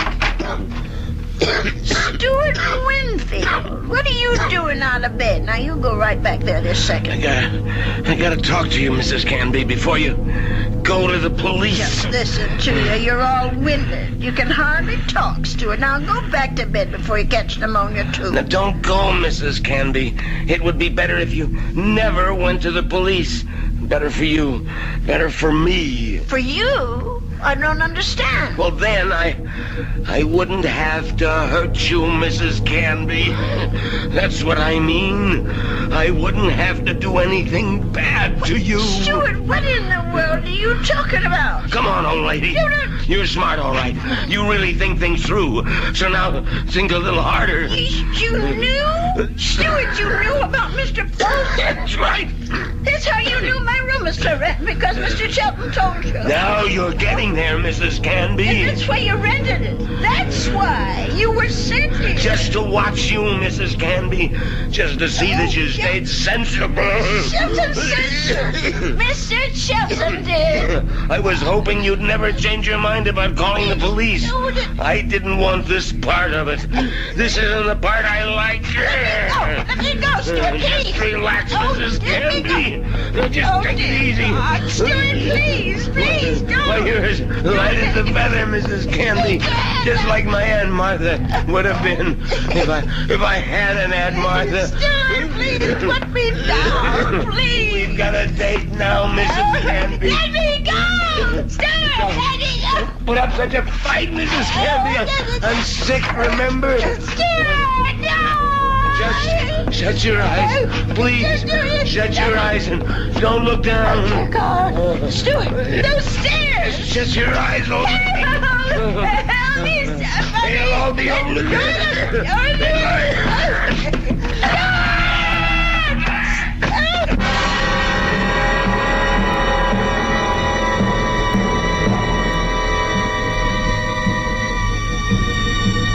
It's all right now, Ada. Just be glad that it wasn't you at the bottom of those stairs. Will he be all right, Dr. George? Now, what do you want to worry about that man for? Truth is, his injuries don't amount to very much. A couple of broken ribs seem to be the worst of it. But he'll be a patient for some time before they can put him in prison where he belongs. Him and his friend. What was that man's name again? You mean Mr. Chelton? Have they arrested him? Yeah. That's what the police detective said. I don't understand. Stuart's injuries aren't serious. It's not the fall that made Winfield so sick. His case was diagnosed as simple pneumonia at first. And then I remembered about your first boarder. Nelson, was it? Paulson. Yes, Paulson. But he had pneumonia, too. He died of it. Oh, is pneumonia contagious? Yes, it is, but this disease was even more contagious. It's a pneumonia caused by a disease called psittacosis, better known as parrot fever.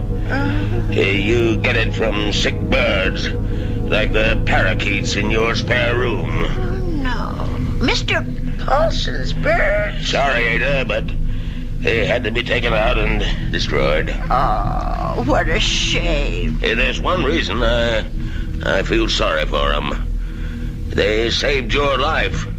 Made Mr. Winfield too weak even to throw a little old lady down a flight of steps.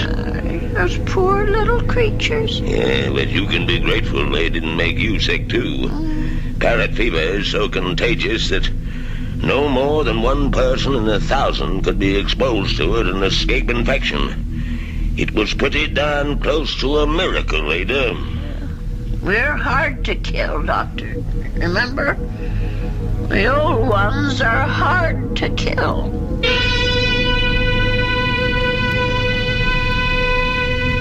They say that people are living longer than ever before. And when we look at Ada Canby, we can understand why. She's a tough old lady. So tough she could withstand the threats of man, beasts, and bird. So let that be a warning to all those who think that our senior citizens are easy prey for crime. Watch out. They may turn the tables on you. Or the stairs. I'll be back shortly.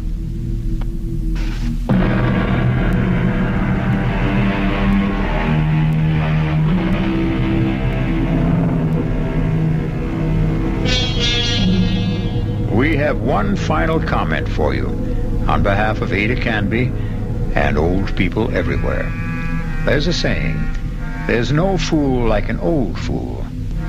But it's also true that there's no wisdom and strength like old wisdom and strength. There. Does that make you feel better about your next birthday? The Bullet was written especially for the CBS Radio Mystery Theater by Sam Dan and stars Larry Haynes. I shall be back shortly with Act One.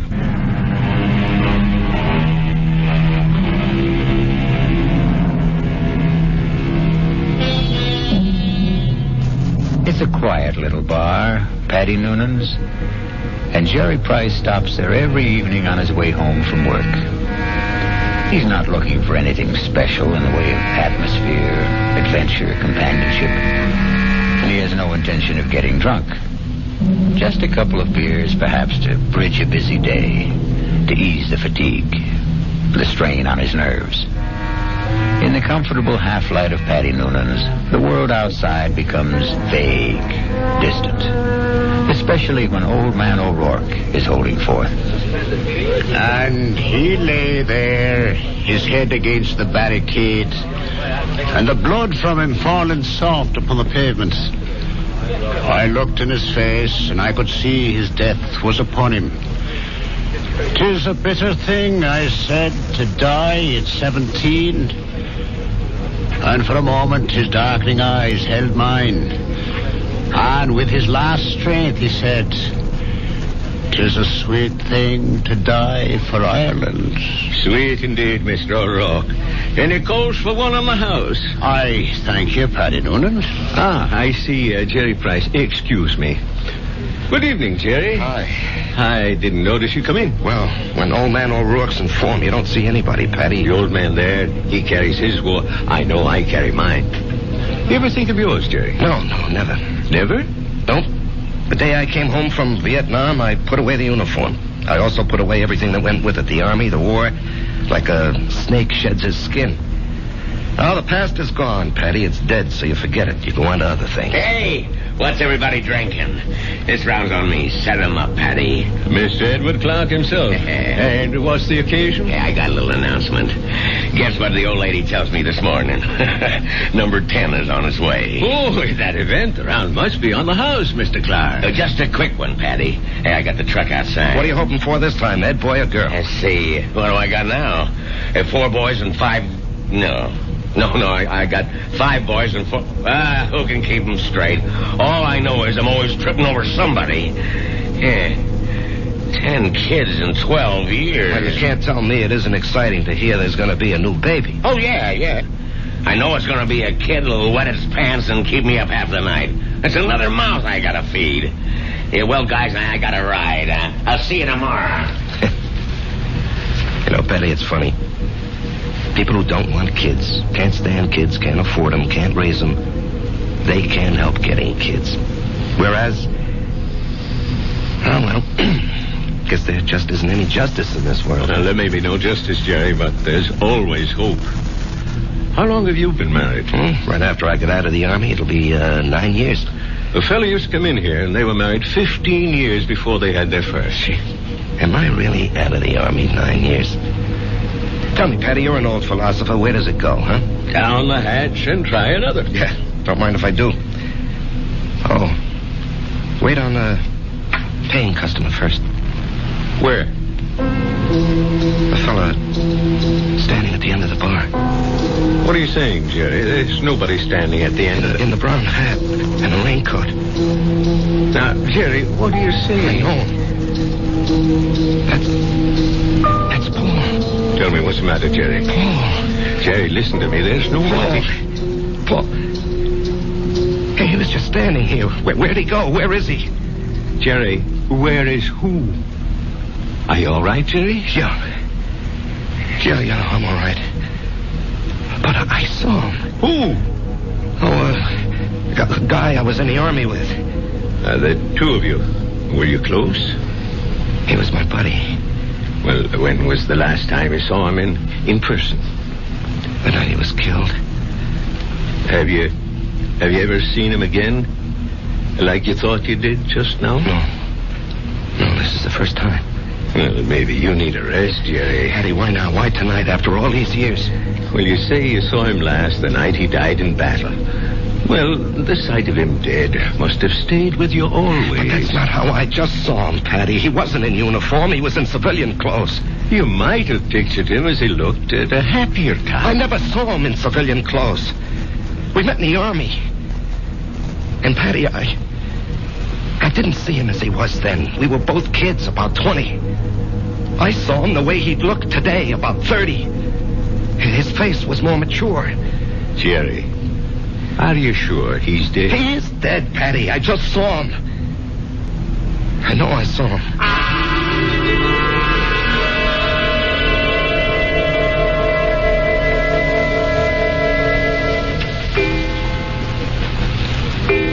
Jerry, it's after midnight. Oh, I'm not finished, honey. I have to clean up these reports, Marge. Honey, a new rule has just been passed in this house. All paperwork shall be done in the daytime. Marge, I have to call on customers. Be reasonable, huh? Am I the kind of wife who makes idle criticism? No, indeed. Constructive suggestions, that's my motto. Northeast Distributors can solve all your paperwork problems by hiring a girl. Honey, I'm lucky to have the job. No, Jerry. You're not lucky. They're lucky. Well, everybody knows you're a terrific salesman. Well, you could get another job tomorrow. More money, less headache. Honey, I couldn't walk out on Joe Keller. Why not? Well, I'll never forget what that man did for me. I came home from the Army, a kid with no experience. I needed a job. He took a chance with me. Now he needs me. Well, I'm just worried about you, Jerry. You look so tired all the time. No, I'm in great shape. Will you go see Doc Steiner? I did, today. Oh, well, it's about time. You needed a checkup. Well, I didn't just go for the checkup, honey. I went for the other thing. Jerry. Well, he said some people, men, well, they're okay in every way, but it just doesn't work out for them. Jerry, it's all right. No, honey. It's all my fault. Oh, honey. It's just unlikely there can ever be any kids. He said unlikely. What he meant was impossible. We've got each other. Yeah. If only you didn't want a child so badly. Now we'll definitely think about adopting. Okay? Yeah, okay. Sometimes that works out even better. Come on, honey. Let me see you smile. Marge, I don't know what I'd do without you. Oh, that makes us even. I don't know what I'd do without you. Come on, get to bed. Yeah, I'll just have a cigarette, huh? Honey, why'd you turn on the music? To make sure you don't try to sneak in some work. I know you can't concentrate with the music going. I'll just be a couple of minutes, honey.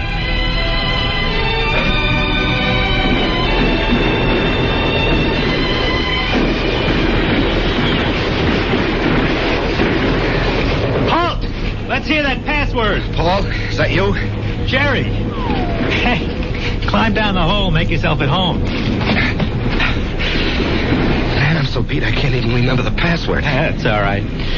I don't even know what it is. Got a cigarette? What'd they want back at the CP, Jerry? Patrol. You going? Yep.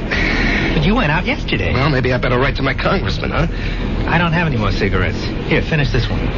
Paul, I don't know if I can go out again. We're being relieved tomorrow. We were promised a rest. I just don't know if I can go out again. But you ain't going out, Jerry. Didn't you hear? I'm going. Oh, no. I'll say you and I made a trade. No, Paul, I can't let some other guy do... But I'm not some other guy. I'm your buddy. What's the matter, Jerry? You never did it for me.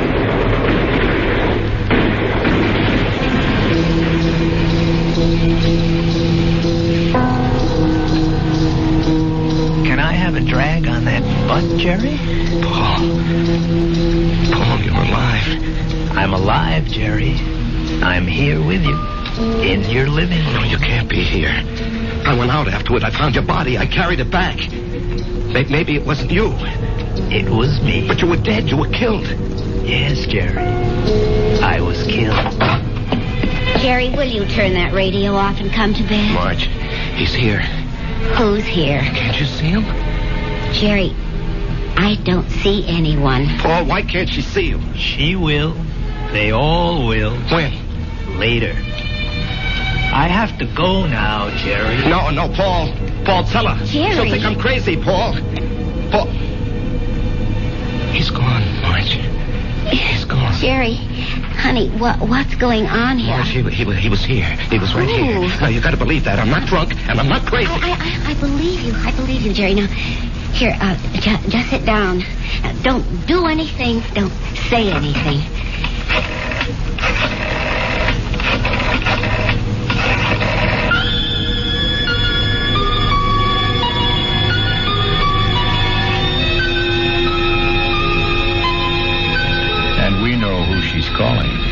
But can a doctor help what ails Jerry?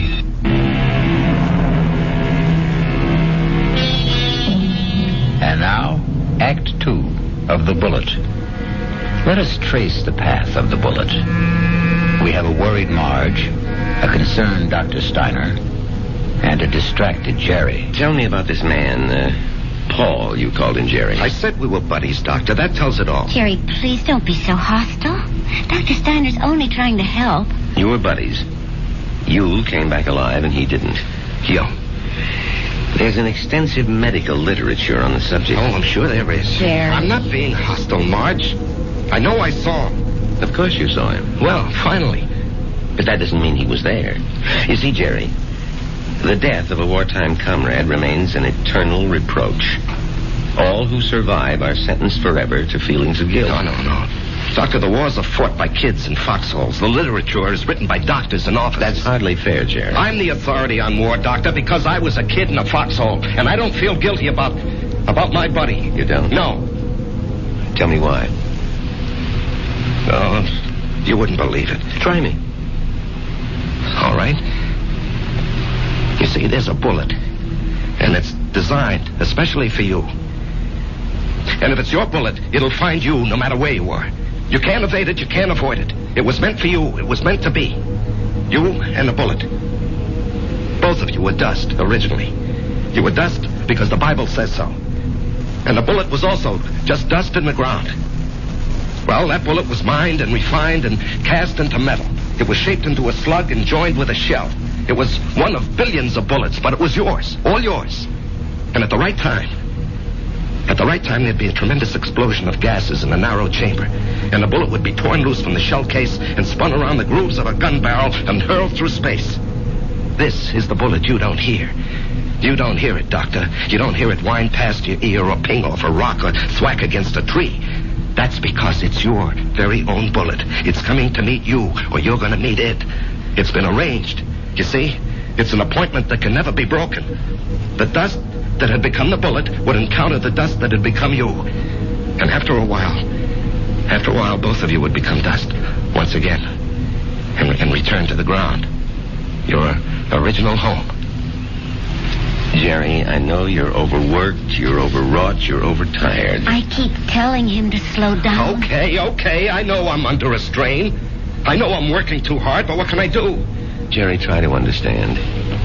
Right now, you're having what is popularly known as a nervous breakdown. This alleged visitor from another world. I say he's an illusion. I say you have subconscious feelings about him which you're not aware of. And I say they burst through because of heavy pressure on your nervous system. Yeah, I knew you'd say that. Prove me wrong. How? Go away. Get out from under. Rest a while. Relax.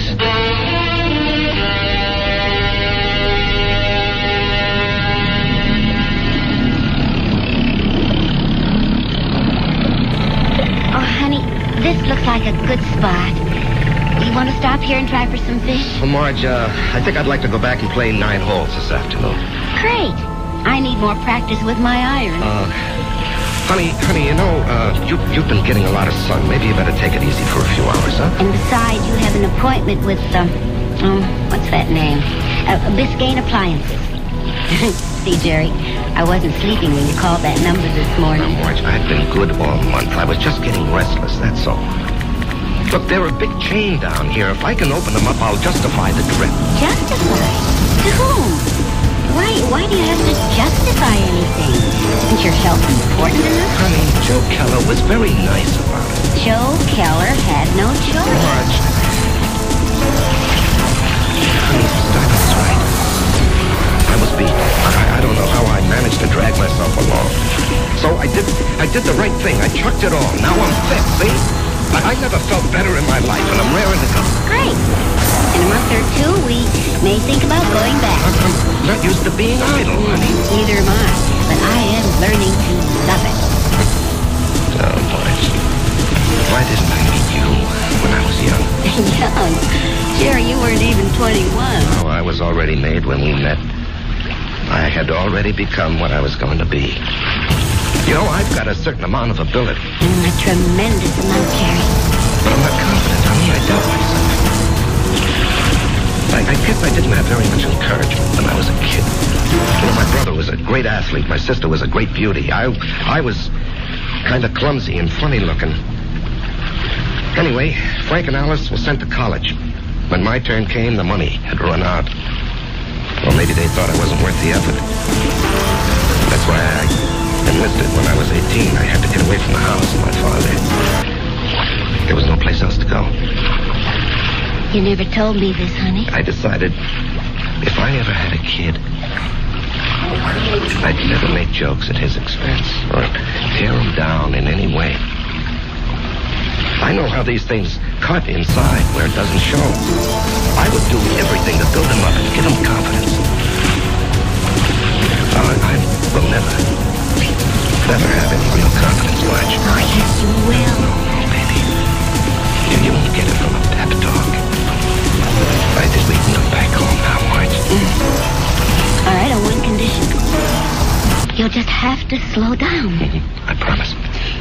And, honey, there's only one way you can really slow down. And that's to get a partnership from Joe Keller. Now, Marge. Don't you deserve it? Of course I do. Well, we're going to adopt a child. Which means I'll quit my job and you're not going to spend time on the road. That kid will need both of us, won't he? Yes, honey, he will. Then we need that partnership, don't we?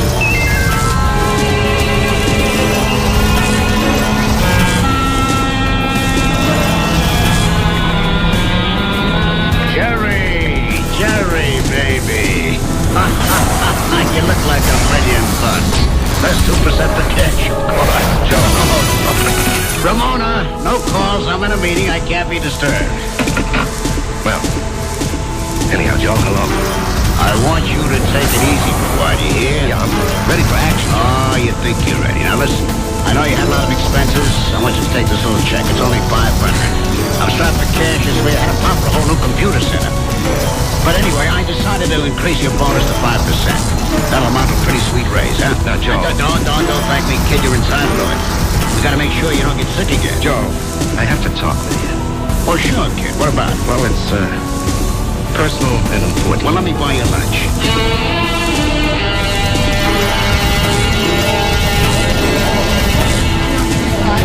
Well, Jerry, what are we going to talk about? I'm fresh out of polite conversation. Joe, I want a partnership. No, you don't, Jerry. Well, Joe. No, don't interrupt. You don't want one. You'd like one. Two different things. Don't nitpick, Joe. You'd like a partnership, which means it would be swell. Great if you had it. But want is something else. It means lack. It means need. I know you'd like to own a business, but you're not cut out to be an owner. Why?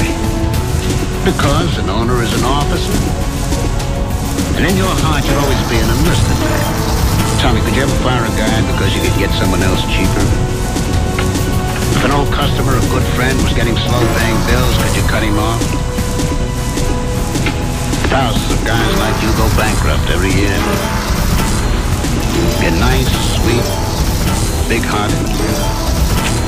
But you don't have the guts business needs. Well, I'd like to remind you of the volume I sell. I know it to the penny, Jerry. You're well paid for it. Well, I'm worth more now. You are. You got a sweet raise this morning. Joe, don't think I'm not grateful. You gave me my first break. But I think I can do better elsewhere. Where? Anywhere. Consolidated, Freeman and Singer. Should I go down the list? Oh, they'd love to have you, Jerry. What'll they pay? They handle the nationally advertised brands. What'll you be, their glorified order taker? They don't need your full selling ability, so they don't have to pay you full price for it. Sure, with me, you push out all the schlock. It's rough, but you get top dollar. There's 20 outfits like mine. They grab you tomorrow, but where's the improvement? They won't pay you more. At least here, you got 9 years equity in a pension plan. You and me are used to each other. Sounds I really like you. Yeah. Sometimes I feel like a father to you, Jerry.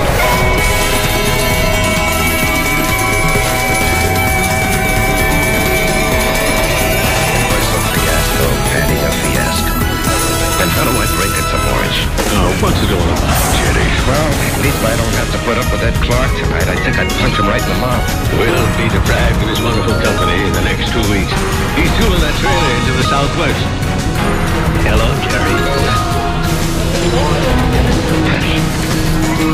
Penny's standing behind me. No, Jerry.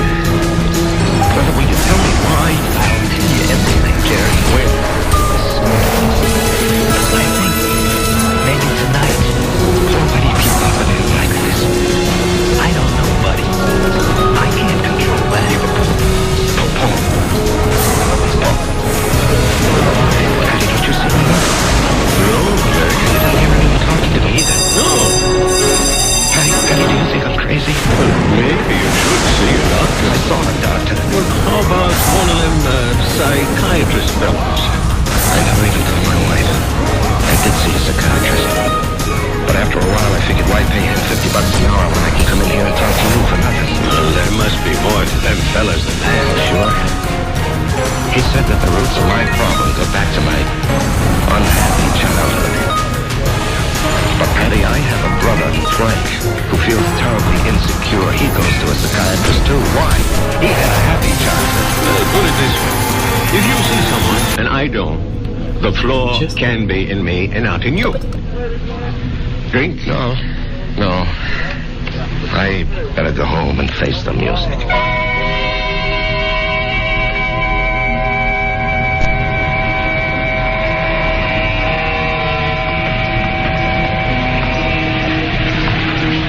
Jerry? Let's go someplace and talk. Where? Let's go to the parking lot. Sit in your car. It's cold. I won't bother you about it.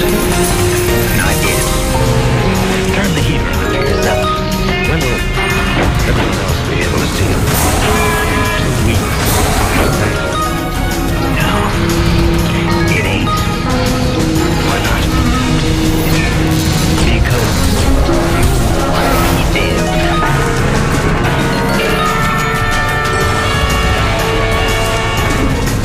Because you'll be dead. Cold words from a warm friend. The chill inside the car becomes intense. But Jerry knows there's no point in turning on the heat. We'll rejoin these two friends when I...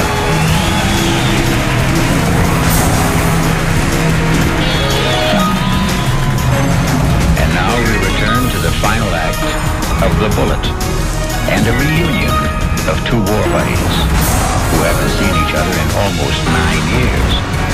Jerry Price, who is alive, and Paul Gardner, who is dead. The heater in this car doesn't do much good. You're shivering. Why am I going to be dead, Paul? Remember the night I went out on the patrol? Yeah, I'll remember that night as long as I live. I completed my job. I was headed back. And then I felt something smash against my head. And I knew.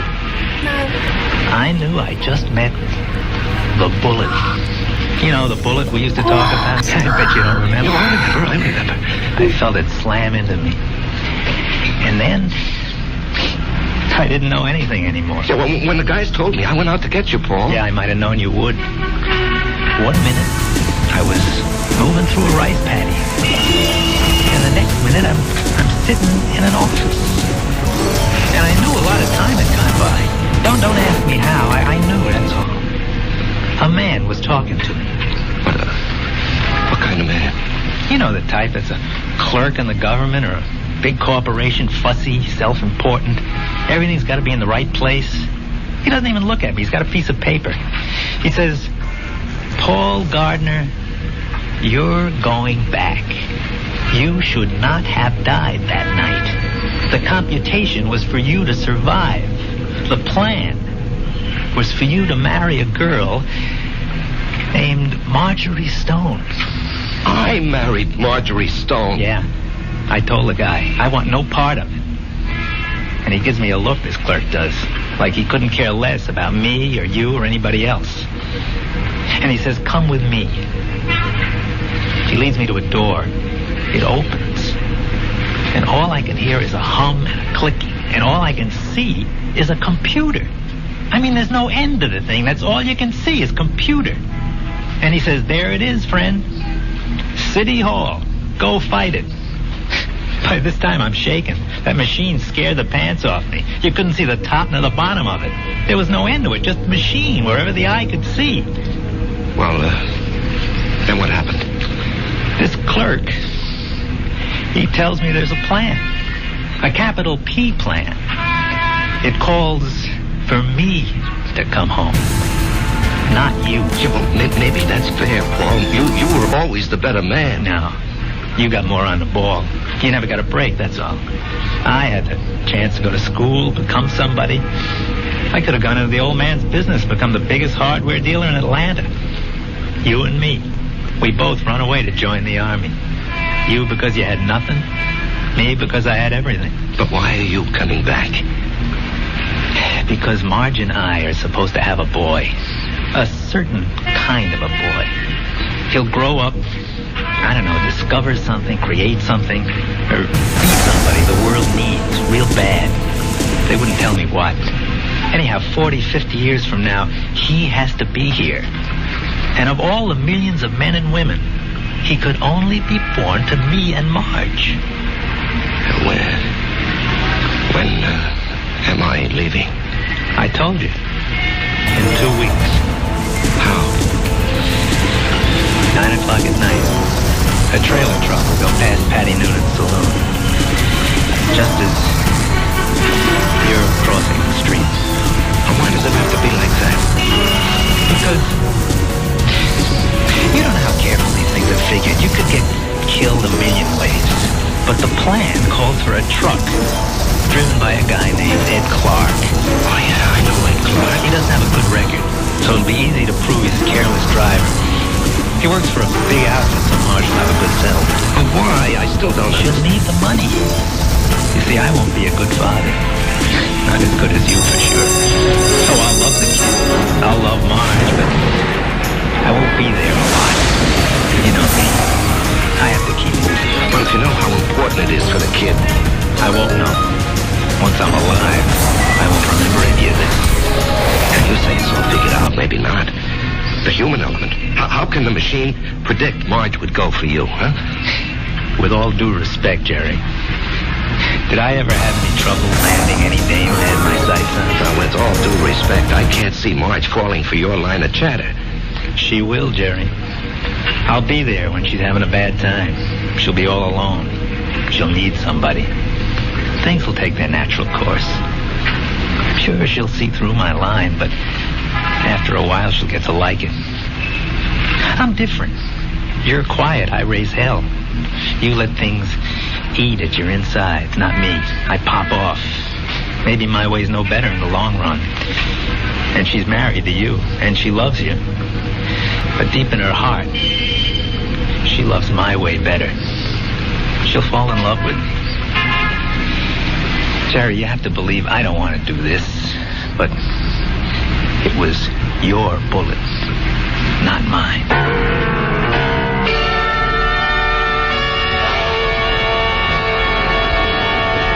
Jerry?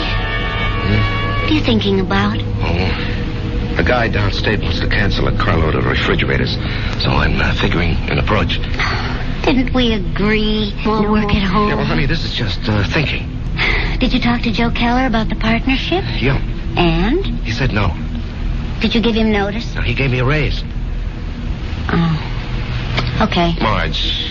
Why don't you mix us a drink? Honey, aren't you going to say anything? Mm-hmm. Don't put in too much ice. Marge, please, you don't understand. I understand.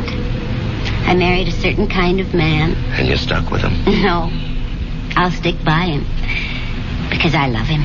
Would you have wanted a guy who'd barge into Joe Keller's office and say, Joe, either give me half the joint or I'll open up across the street and run you out of business? Oh, come on, Answer me, Jerry. Marge. I have to know. Well, maybe I did. Why didn't you marry him? He never showed up. So you settled for me? That's what's known as falling in love. Come on, honey, take me to the movies. No, I don't want to take you to the movies. Let's go downtown and see a play. But that's a lot of money. Are you going to worry about money?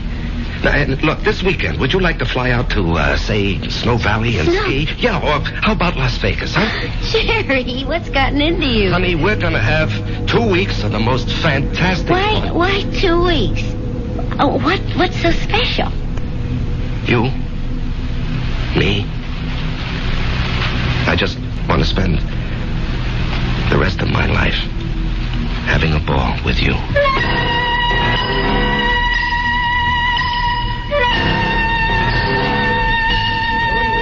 Well, hello, stranger. Haven't seen you. Why, it must be weeks. Where have you been? Oh, giving Marge a good time. Well, I must say, it's done wonders for you. You look so calm. Do I? Do you ever see the little guy who wasn't there? No. Well, that's good. Let's drink to it. Jerry, if I'm not being forward, what did he want from you? You wouldn't believe it, Patty. Do you believe it? Well, I just dropped in to say hello, Patty, and goodbye. Jerry. Yeah. Something's the matter with you. Well, I understand Ed Clark is due back here tonight. I don't want to run into him. I just don't want to talk to him. Well, if that's how you feel, I'll buy him from the joint.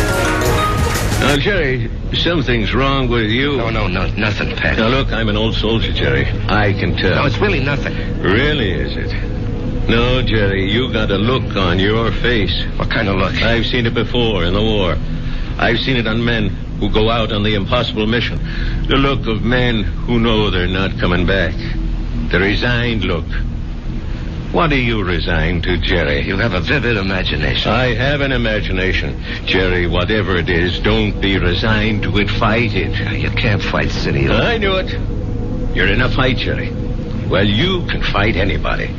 You're an ex-combat soldier, and you weren't afraid of anything. When you were out there, you faced up to death, hunger, despair. What happened to you, Jerry? Where did you lose it? Face up to it now. Whoever he is, spit in his eye. Patty, I can't do anything. Jerry, I'm gonna throw you out of here for your own good. Now leave town. Go far away for a while. Fight it, Jerry, fight it. Patty, wherever I go. Listen to old Patty, just take off. Don't you see there's a plan? Who cares? Put up a fight. Why are you so upset, Patty, huh? I don't know. But listen to me. Fight now. I'll get out of here.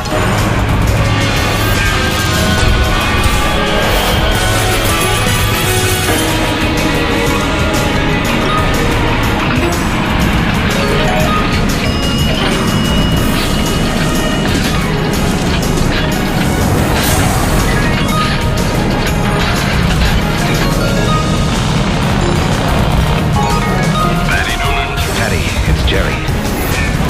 I decided to fight it. Good boy, Jerry. You know, Patty, there's something about your place. I don't know how to say it, but I feel strong, better, away from it. I don't mind. So I'm going to fight.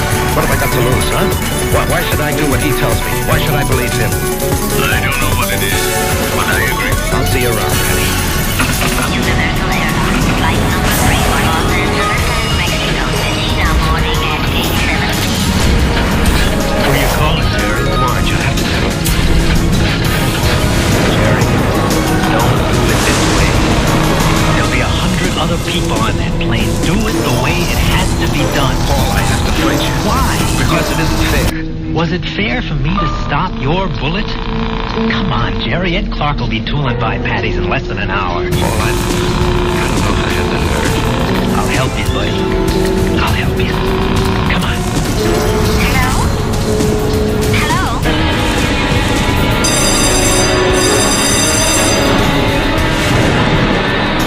What is it, Mr. Noonan? I called you, and I hope it wasn't out of turn, Mrs. Price. It's about Jerry. What about Jerry? He's sitting back there in the booth. Now wait, don't go to him yet. He's in trouble. Why, it can't be. We've had such a glorious 2 weeks. He's in trouble. What kind of trouble? I don't know. We have to help him somehow. Is it that Buddy? I think so. Well, the time has come to lay that nonsense to rest once and for all, and I'm going to... That won't work. Agree with him. So anything he wants is okay with you. Don't fight him. All we can give him is love. Hi, honey.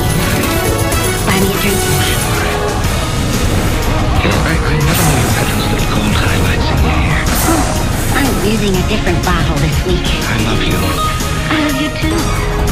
I want you to be with me always. Come on, Jerry. No, not yet. Are you talking to me? The plan calls for it. How do I know there is a plan? Ask anybody. Ask Marge. Jerry, what are you talking about? Marge, do you believe there's a plan that determines the actions of everybody in the whole world? No. You sure? I'm sure. But how do you think things work out? Every which way. Come on, Jerry. It's time. No, let me go. Where won't you go? Then, Marge, as far as you're concerned, there isn't any plan. Oh, well, what do you think, Jerry? No, that's not important. What do you think? Well, yes. Yes, there is a plan. I can prove it. You can? Yes, but you started me thinking there has to be a plan. Otherwise, you and I, we just never would have met. Remember that day? Yeah, you were taking cash from my drugstore. That's the only reason I walked in there.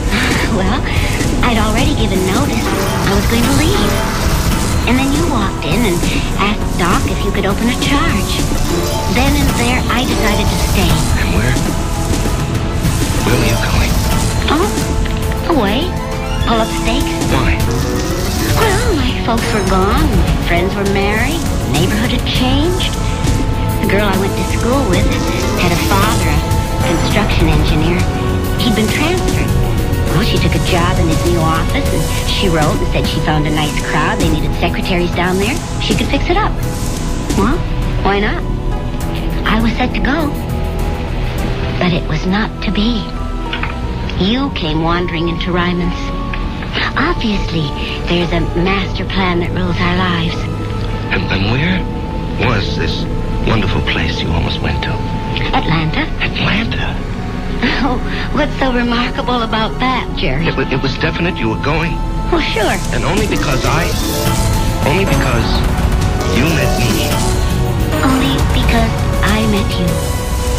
Otherwise, I'd have gone to Atlanta and married a southern millionaire. But evidently something had been planned for me. Aren't you flattered?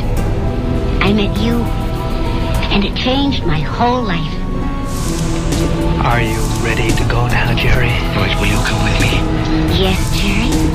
Where do you want to go? I have to do something. I'll come with you. No, wait here, darling, please.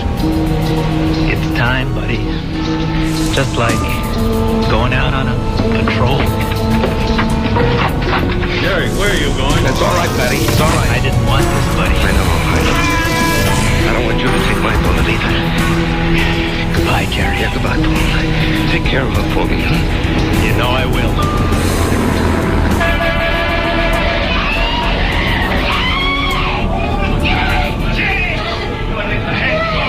Call the police! Get an ambulance! Oh, dear. Barry. He's dead. Here, you're cold. Let me throw this coat over you. She's gonna faint. It's all right. I've got her. We'll bring her into that bar where it's warm. Give her a little stimulant. It's all right. Everything will be all right. Everything will be... It'll be all right.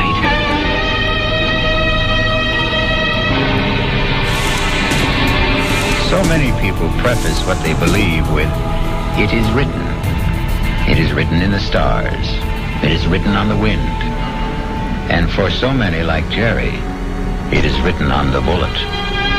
I'll be back shortly.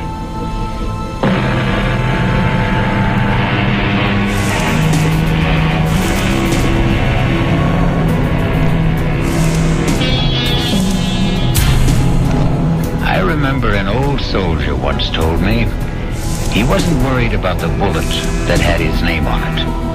What really bothered him was the bullet marked, "To whom it may concern." Our concern is mystery, excitement, suspense, thrills, and chills. Our cast included Larry Haynes, E.D. Juster, Martin Newman, Ralph Bell, Leon Janney, and Danny Acco. The entire production was under the direction of Hyman Brown. Present.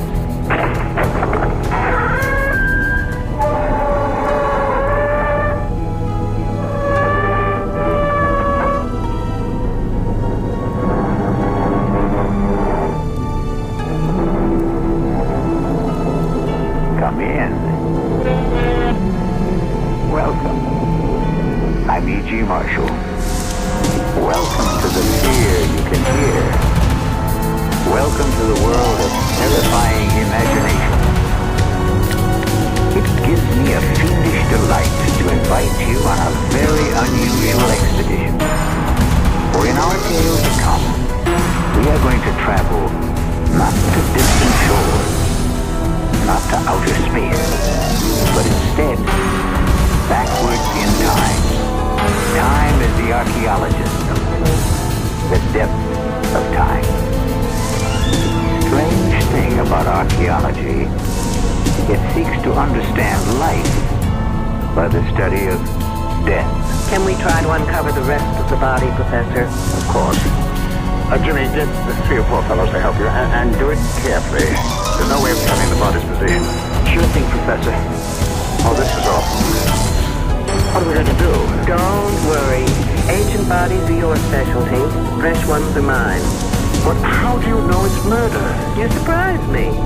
A suicide may dig her own grave, but you'd hardly expect her to pull the dirt in after her.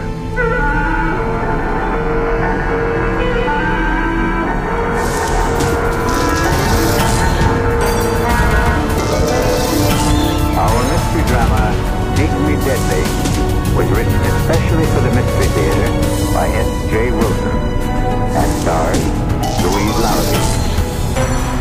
It is sponsored in part by the Kellogg Company, makers of Kellogg's Special K cereal. I'll be back shortly with Act 1. And now another tale of the ball and chain. And Kellogg's Special K presents Matt Tango in Pittsburgh. There I was at Raoul's all-night tango lounge. My little orchid, will you tango with me? It was Raoul.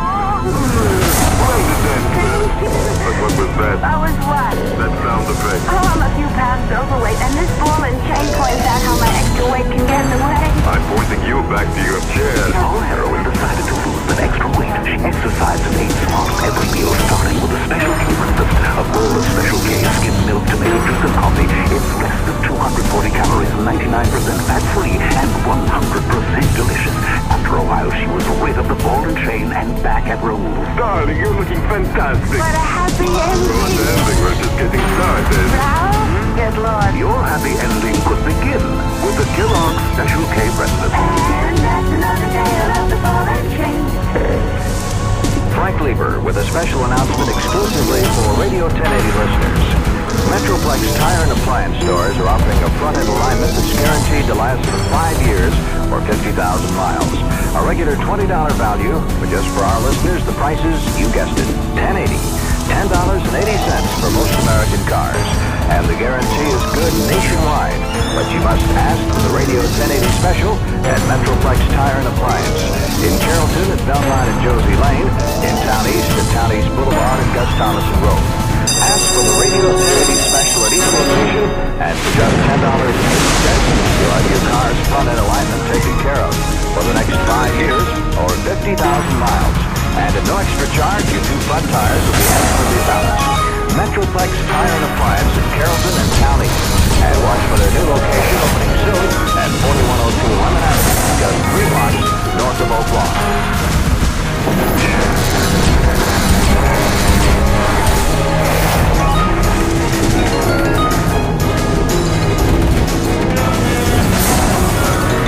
You and I know that death is no respecter of time. It often comes unbidden, unexpected, even fiercely and murderously. So, get your pit helmet, your sunglasses, your axes, shovels, and all the other paraphernalia you need. Join us in Dig Me Deadly. Young man, why aren't we on a road?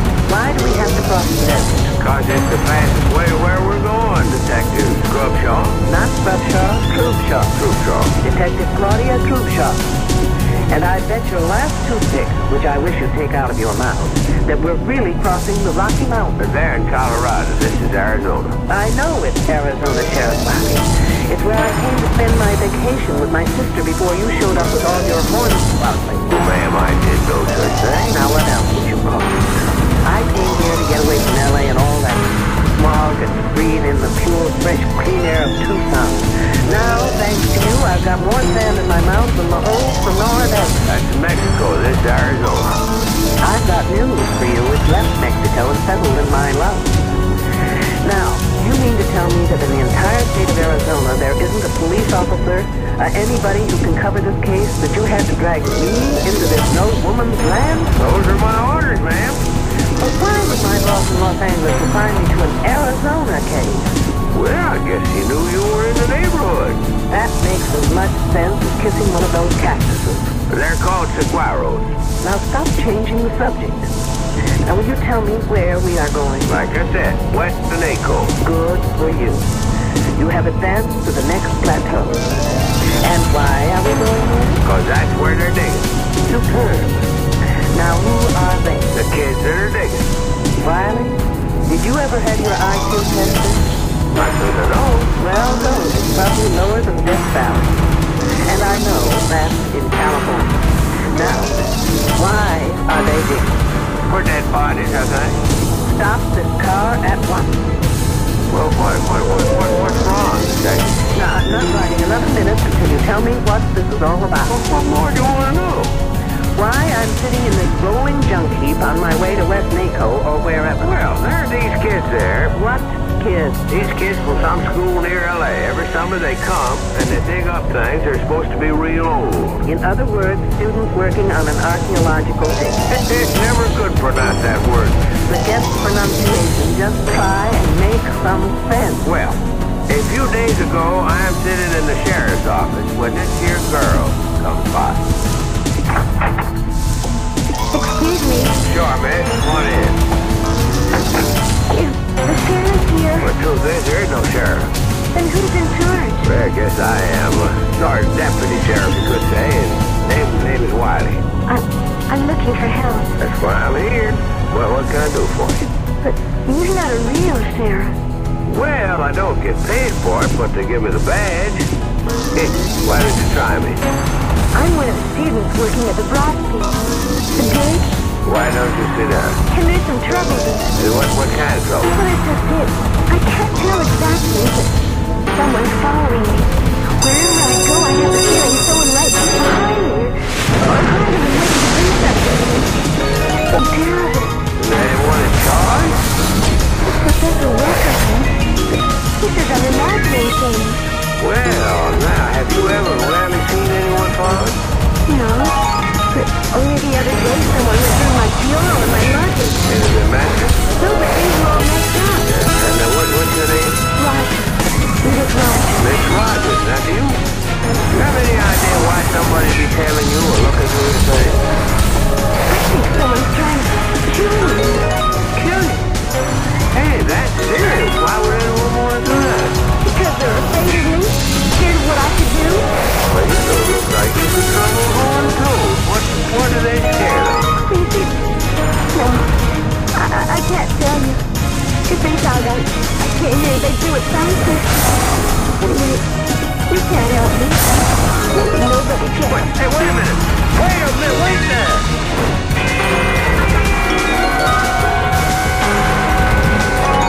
Then what did you do?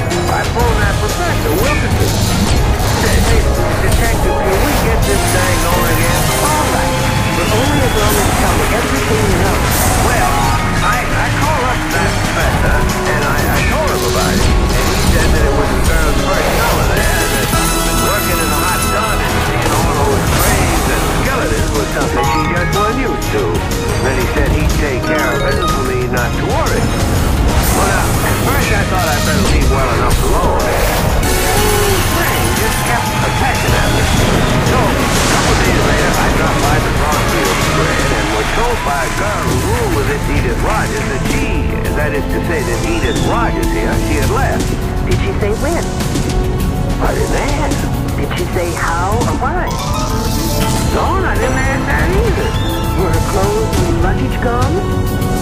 Gosh, I didn't think to ask that neither. Then how come you thought to ask for me? Well, I called this friend of my father's who is Assistant Deputy Chief of Police. Say no more. You called my boss, Morgan. In other words, this isn't an official assignment, is it? Well, he told me you were in Tucson and to speak to you. And dragging me through this sand heap is your idea of speaking to me. Wiley, if I admit something to you, will you promise never to tell anyone? Sure thing, Detective. I know of only one person who's a bigger fool than you. Who'd that be? Me.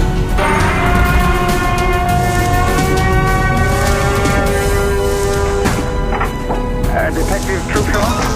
I'm Julian Wilkers. One of the students tells me you'd like to see me. Only in an unofficial capacity, Professor. If you can be of assistance, fine. If not, I'll understand. Well, I'll try. Professor, this is Sheriff Wiley. Oh, yes. Hi. What's it all about? The Rogers girl. I understand she's not here any longer.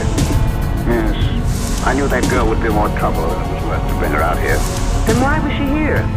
Oh, she was thinking of archaeology as a major. You see, she apparently comes from a difficult home. She had nothing to occupy her this summer, and the dean asked me if we could fit her in. Try to make her feel she belongs to a group. Apparently it didn't work out. No. She moped along, got depressed, suspicious, felt she wasn't wanted. I did everything I could. I got two of the nicest girls to room with her. Who are they? Oh, Janine Boulanger, a French exchange student, specializes in atomic physics. And Susan Lathrop, a straight-A student, very outgoing, very bright. Were there, any young men? Yes. I didn't like doing it, but I got Jimmy Trumbull to spend some of his free time with her. He's our prize. He's a brilliant fellow. We call him our Libby. Libby? Well, now that's a girl's name, eh? Wiley, you're famous for not asking questions. Why not live up to your reputation? Professor Libby developed the carbon-14 dating system. Oh, he did he? Yes. Anyway, Edith didn't take to the work or to anyone. No surprise that she just dropped out. Are her belongings still here? Well, I wouldn't know, but Susan would. She's in the specimen shed next door. Let me call her. Sue Lathrop. Yes, Professor? Well, can you come to my office for a minute? Wiley, why don't you do something constructive, like seeing if you can get me something to wash down this sandstorm I swallowed? Thanks to you. Sure thing, Detective. Anything special? Just something soft, wet, and cold, please. I'll be back in a minute. Oh, sorry, miss. I didn't mean to know. Oh, that's all right. Susan, I'd like you to meet Detective Trupshaw. A detective? From the police? Yes, but not on official business. What for then? I was wondering if Edith Rogers' belongings were still in her room. Oh, Edith? Oh, no. But she took everything when she left. When was that?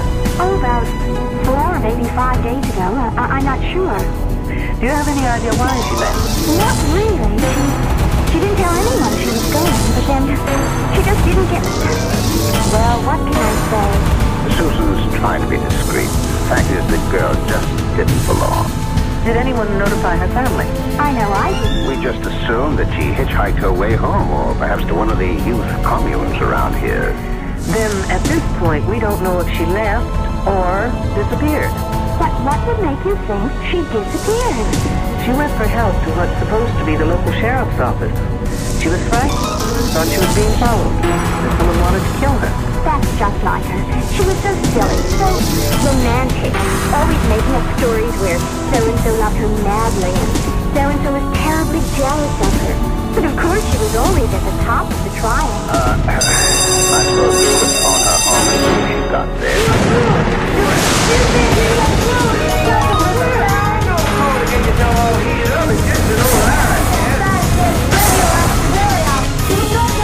Sounds like Wiley tried to get me a bottle of atomic soda bottle. That's Janine. Let's see what the fuss is about. Now what, Wiley? See, I just picked up this here herring in that shed, and she goes down on me like the eagle on the stray lane. That is not an arrowhead, young fella. The spear point has to be about 12,000 years old. Trouble is, it's recently been through carbon-14 dating. That? Yes, and it may still be hot. Like an atom bomb. Hopefully, Wiley, you'll go up in a mushroom any minute.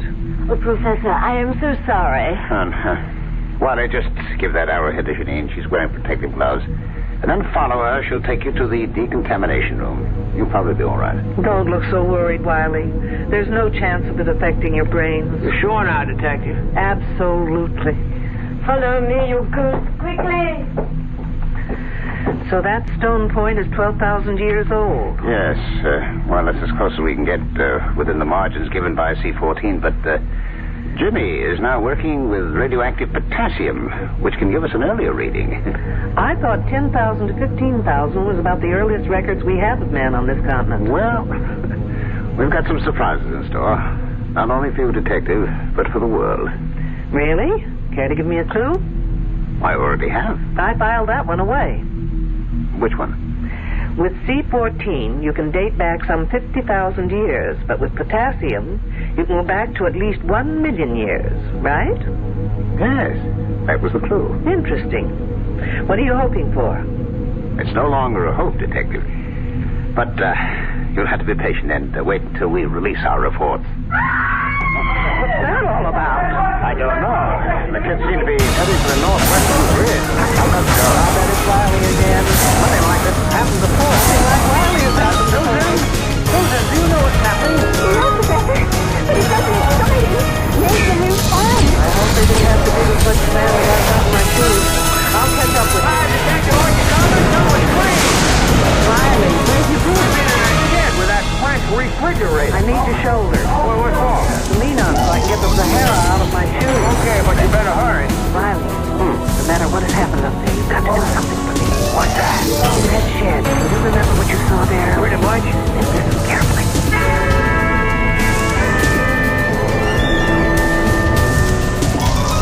People, it's a woman's hand. And I know whose it is. By the ring. The silver band. Oh, who's it? Edith Bobby. All right, no one touch anything until Detective Troopshaw gets here. A detective? Okay, kids, one detective coming up. Let me through. All right. Yes. Let this detective through, please. Well, from the looks of it, here's a lady who definitely needs a hand. Who found her? I did. And who are you? James Trump. I told you about it, remember? Oh, yes, you're Libby, as you call it. Yes. But, there doesn't seem to be any digging around here. Is this the way you found her? Just one hand sticking out of the sand? No. I was on my way to the datum point to figure out what the next grid would be when I passed this place and noticed that someone had been digging around here. The sand wasn't as flat as the surrounding area and not as compact. So I began to brush away the top layer until I uncovered this one hand. Professor, have I your permission to supervise this matter until I get official regulation? Yes, of course. Thanks. Has anyone been able to identify the hand? Susan, it says it is water. What makes you think that? The silver band. I was with her when she brought it in town a couple of weeks ago. She brought a silver wedding band? I asked her why, and she said she expected to be married very soon. It just sounded like one of her crazy stories, so I forgot about it. I see. Well, rings have been known to change fingers. Can we try and uncover the rest of the body? Of course. Jimmy, get 3 or 4 fellows to help you. Do it carefully, please. There's no way of telling the body's position. Sure thing, Professor. Oh, this is awful.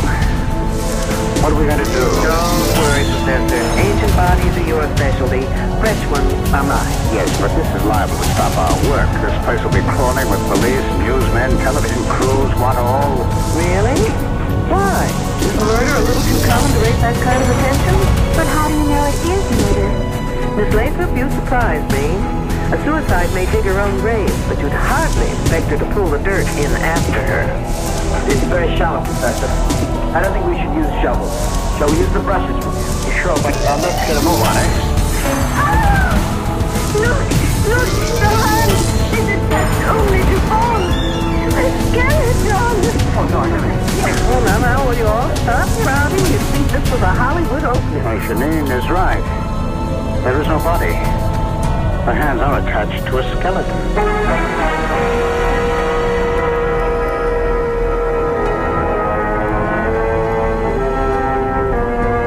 Fully fleshed hands attached to a body that is nothing more than bones.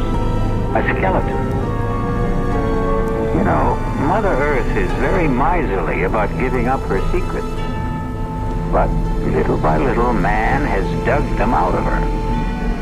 But never before has there been this kind of puzzle, in which the hands belong to the present and the body to the past. We'll be back shortly with Act 2.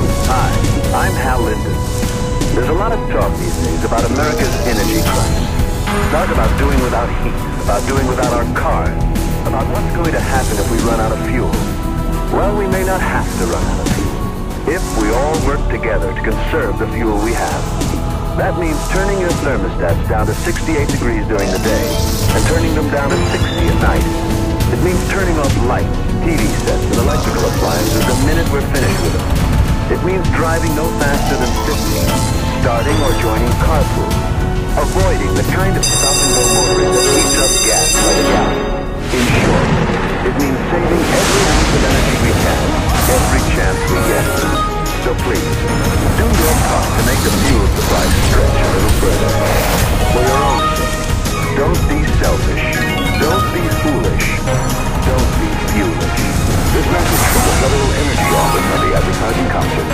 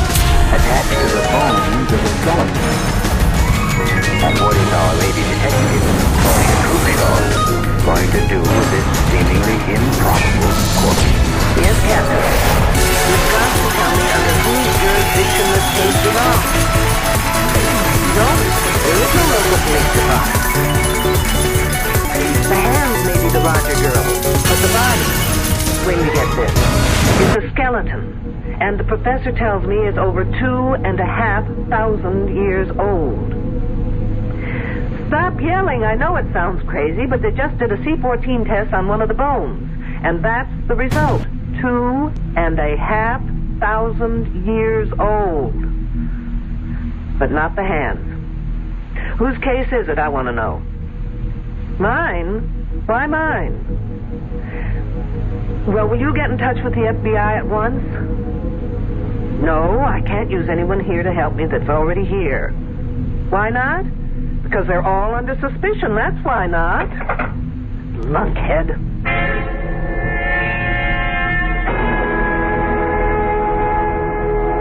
It's nice of you, Miss Boulanger, to take time off to have this little talk with me.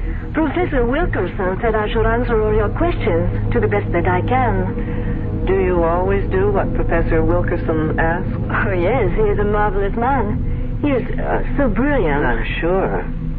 Tell me, do you have many friends among the other students? I don't think so. Not even Jimmy Trumbull? Oh, he is nice, but he is such a little boy.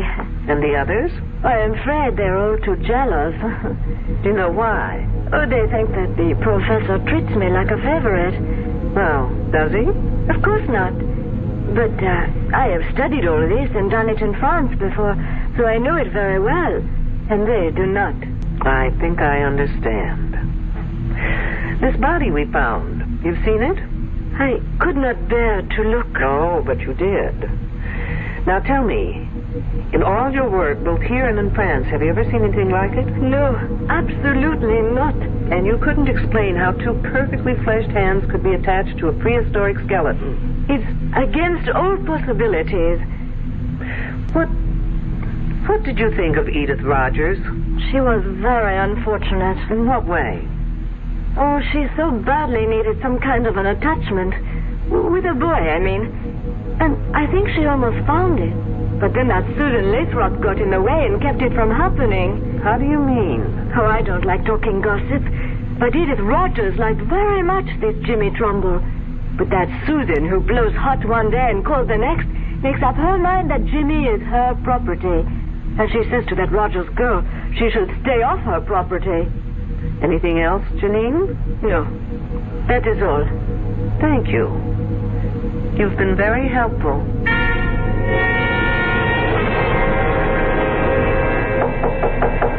Come on in. Oh, hello, Jimmy. Hello, Detective Troopshaw. Professor Wilkinson says you want to see me. I have just a few questions that may or may not help clear up some of your problems. My problems? No, not yours personally, but the outfit's. But where's the problem? Well, if those hands belong to Edith Rogers, it means she's dead. And that, I'd call a problem. This whole thing's crazy. It's some kind of gag. I mean, it's not possible for a skeleton of someone who's been dead for over 2,000 years to have the hands of someone who was alive a week ago, or less. Did you see Edith Rogers about a week ago? Yes, ma'am. I understood you were one of the very few who was sort of interested in Edith Rogers. Well, I was sorry for her. She was lonely and frightened. Did any of the others talk to you about her? No, but Edith had a lot to say about us. Can you give me some idea?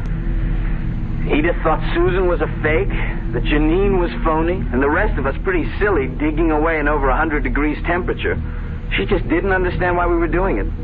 Didn't that make you wonder what she was doing here? Oh, sure. But she was lonely, and she would have done anything to be anywhere. Oh, say, I almost forgot. Something funny happened this morning, and I meant to tell you about it, but with all the rumors and gossip, well, it just slipped my mind. What was it? On my way to the grid we're working on, I ran into this Indian. A really strange guy. He was dressed in some weird Mexican costume and had long drooping mustaches. And he asked me in this queer accent if I knew where Minnehaha was buried. Minnehaha? Was he kidding? Who knows? When I told him I didn't know, he became very sad. And he said his name was Tepexpan, and that his wife had died 10,000 years ago. Tepexpan, no less. The name's sort of familiar. Oh, come on, Jimmy. Even I know that for years the Tepexpan man was considered the earliest specimen of man found in the United States. Oh, of course. What else did he say? Now, let's see. Oh, I wrote it down here. Here it is. He said, "She who seeks shall find the answers in her mind if she can find the man that is called Tepexpan." You're putting me on. No, I'm not, honestly. And then he said that she would find the star of Tepexpan in the south of Tuxpan. Can I have that paper, Jimmy? Of course. Thanks. Tepexpan, my foot.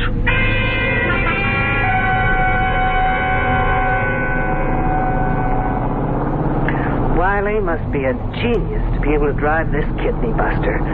I could just about manage to keep the wheels straight. Now, where am I? Tuxpan. Ah, here it is, Tuxpan Avenue. Now turn south. How am I supposed to find the building? The Star of Tuxpan. Ah, lo and behold, a building with a star over the door.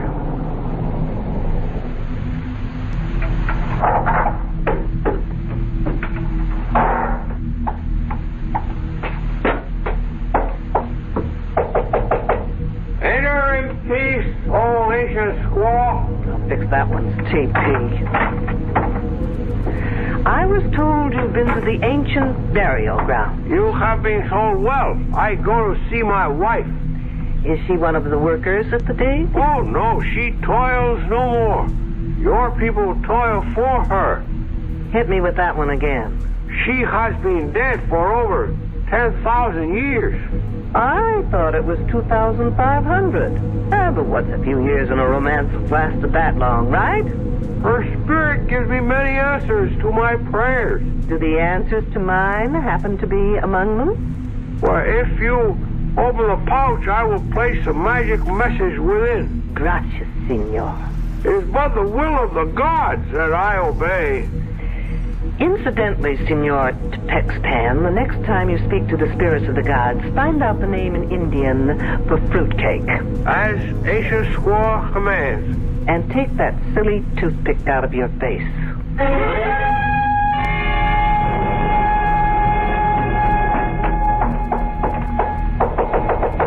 Who's there? Shirley Holmes. Who? Oh, it's you, Detective. I was just being cute, Miss Lathrop. Shirley, Sherlock Holmes, get it? What's there to get cute about? I see you're packing. I'm leaving. I'm sorry, Miss Lathrop, but you're not going anywhere. Why not? Because everyone stays put until I get the answers to a thing or two. Such as?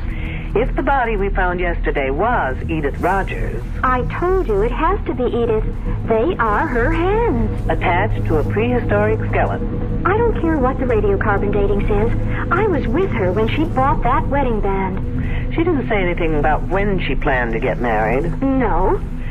And you didn't ask? I thought she was clowning. So she impressed you as the sort of person who would clown about getting married? I guess she wasn't old-fashioned enough to be serious about it. But most of the girls here aren't into things like getting married. We don't have such hang-ups.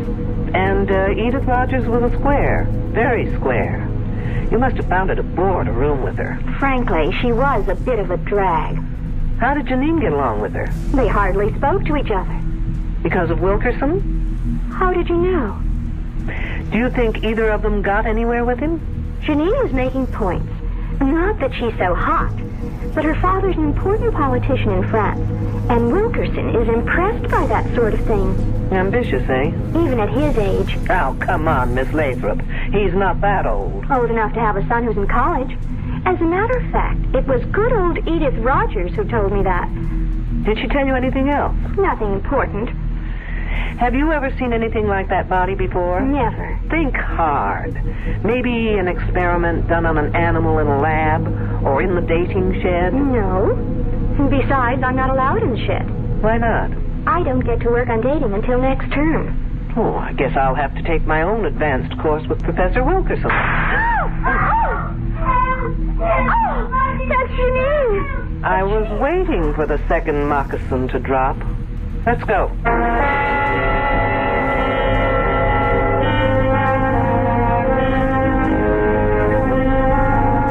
Written in the book of Proverbs, and wisely, I believe, that whoso diggeth a pit shall fall therein. Our problem is that all our characters are diggers in pits. Even our ardent detective Claudia Troubshaw has been digging through level after level, but getting seemingly nowhere. I'll be back shortly with Act 3. There's nothing wrong with drinking Budweiser sip by sip, is there? Well, the brewers of Budweiser think there's a better way. Sipping's fine if you're drinking wine. But Bud is the king of beers, a hearty drink. Look, rinse a 10 or 12 ounce glass with cold water. Then open a can or bottle of Bud and pour it right down the middle so it kicks up a good head of foam. Now, take a big drink and then swallow big. No sips. That's how it should be done. More taste, more beer drinking enjoyment. Thanks to exclusive Beechwood aging, Budweiser has a smoothness that lets it go down especially easy. Sure, it's an expensive way to brew beer, but brewing beer right does make a difference. That's why, when you say Budweiser, you've said it all. Anheuser-Busch, St. Louis. There's no satisfaction quite like the satisfaction of getting a bargain. It brings a smile to your face, partly because you've saved money, mainly because you've beat the system by paying less when everything seems to be costing more. Hi, I'm Frank Lieber. Right now, True Value hardware stores have 14 of those smiles of satisfaction in stock. They're kitchen helpers from Echo and from Foley. You can get 2 for just 88 cents. Choose a can and bottle opener, a fruit and vegetable slicer, or a serving fork, or get a nylon baster. Its tube is graduated for measurement. And there's a 2.5-inch strainer for making egg coffee, for straining loose tea, or for separating orange juice from its pulp and seeds. You can get 2 of these kitchen tools for just 88 cents. That should make you smile with satisfaction. You'll grin from ear to ear when you see the rest of the 2 for 88-cent bargains at the True Value Hardware store near your home.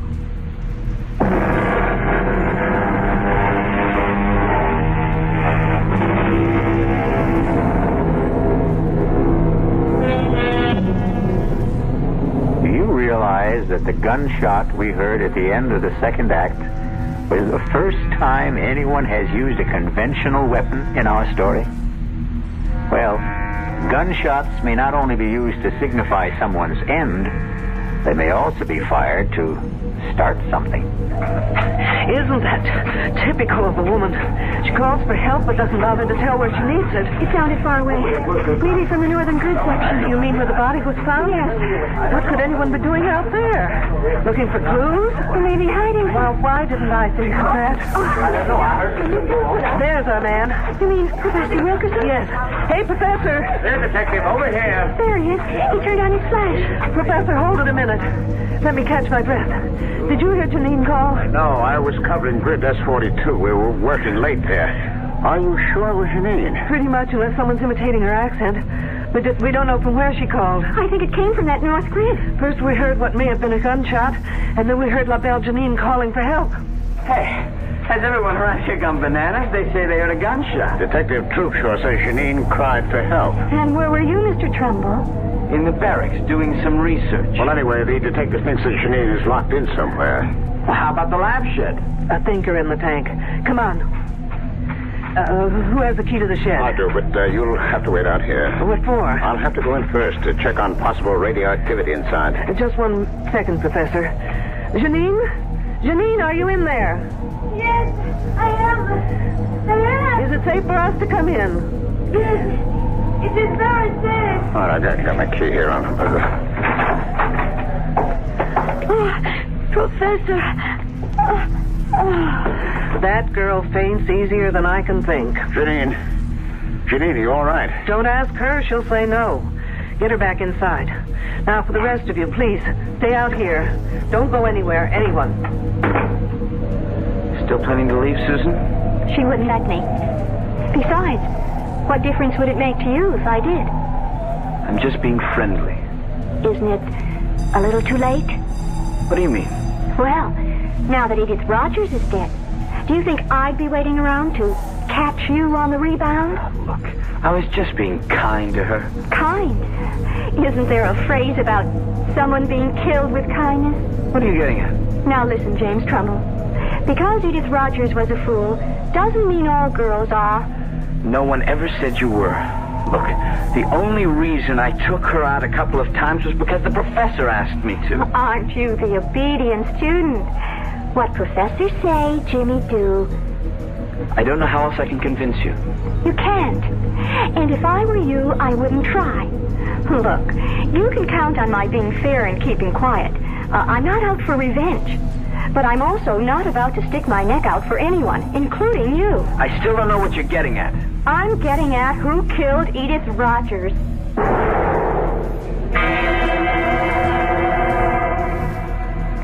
I don't know why it is, Professor, but I've never seen a woman in a faint whose legs didn't look lousy.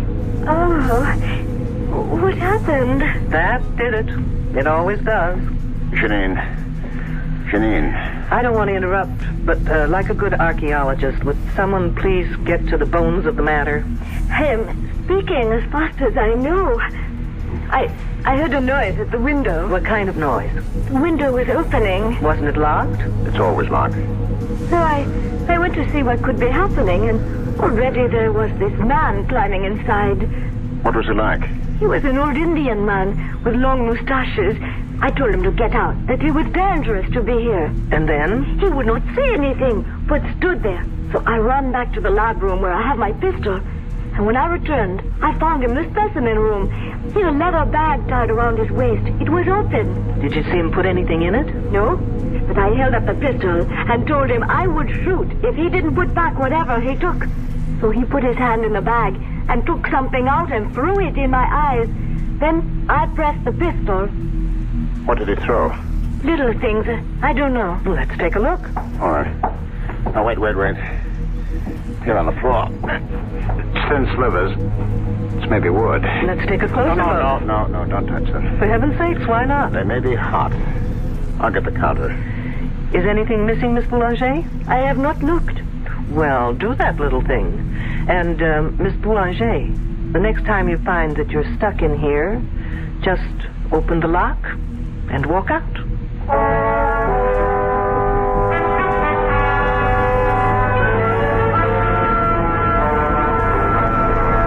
Okay, folks, time has come to stop playing games.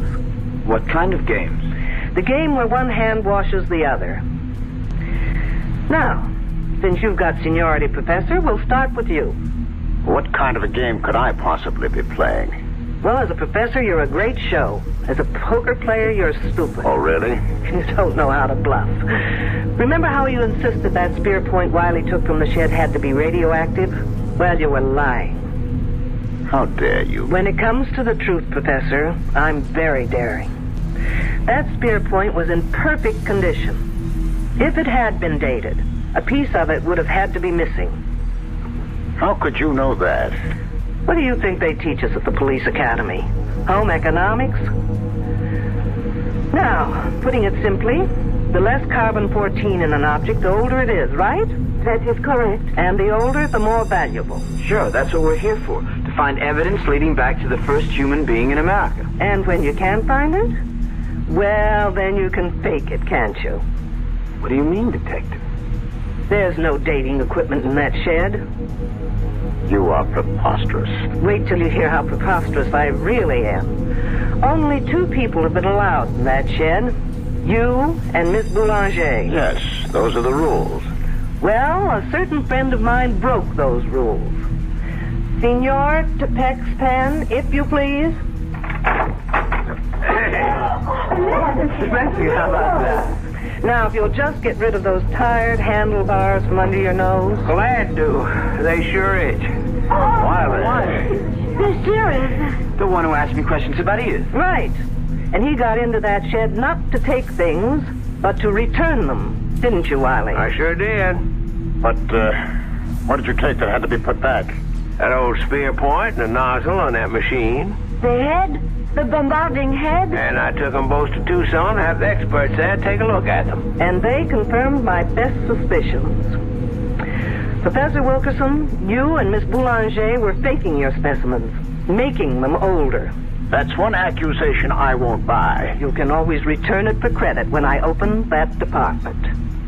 Meanwhile, you were bombarding those specimens repeatedly, trying to get them to date more than 50,000 years. Professor, did you do that? I just can't believe it. Why not, Trumbull?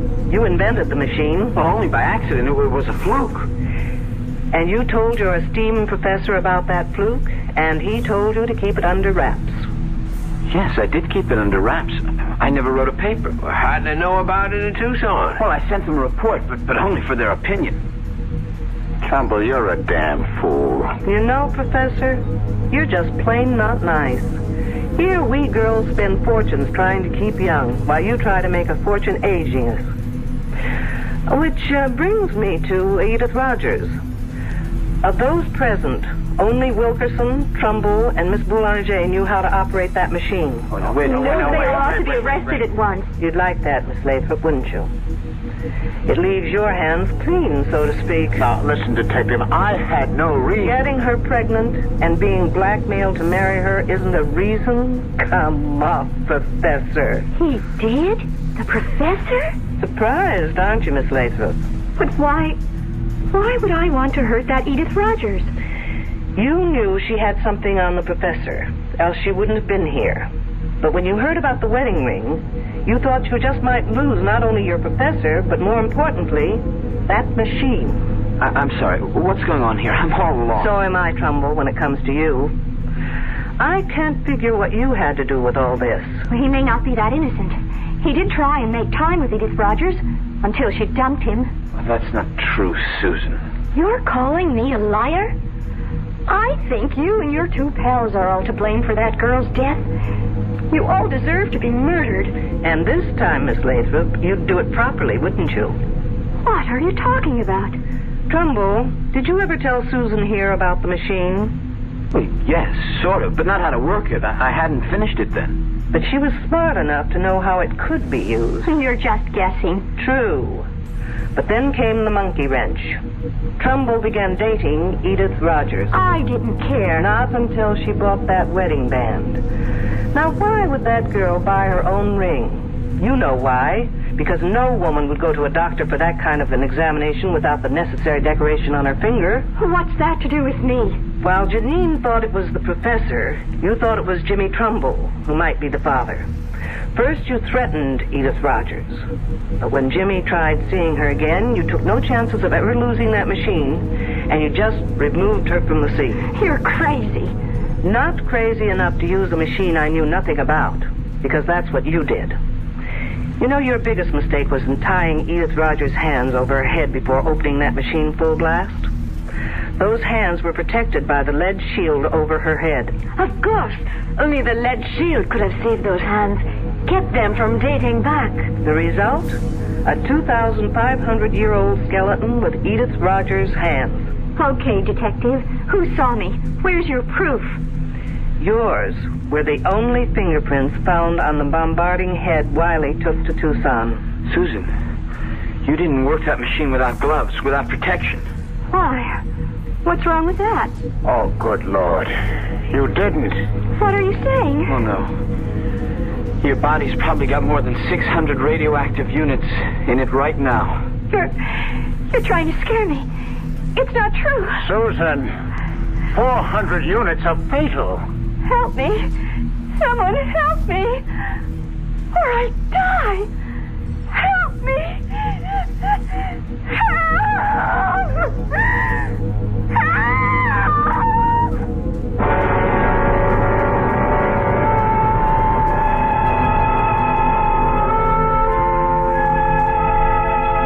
Obviously, Miss Susan Lathrop got a dose of the same medicine she gave Edith Rogers. Except in her case, its effects will be much slower and very much more painful. Sad. Very sad. But it will save the state a great deal of money. I'll be back shortly. Well, it's all right to tell one lie, isn't it? You can't. Then how about lying just a little bit? Not a little bit. You mean you can never lie? Never. Well, why not? Because when you tell a lie, Yeah. it gets stuck inside your heart. You mean that just one lie will make your heart dark? It makes you sad, too. Oh, then what should you do if you tell a lie? Well, you just say I'm sorry. And then what? Then the light goes inside your heart. Oh, the light goes on? Yeah. Oh, a light doesn't really go on in your heart, does it? Yes, it does. Well, how do you know? Because the light in your heart will shine in your eyes. Oh. And then you'll be happy. I wonder why people tell lies. I wonder why, too. From the Franciscans, with love.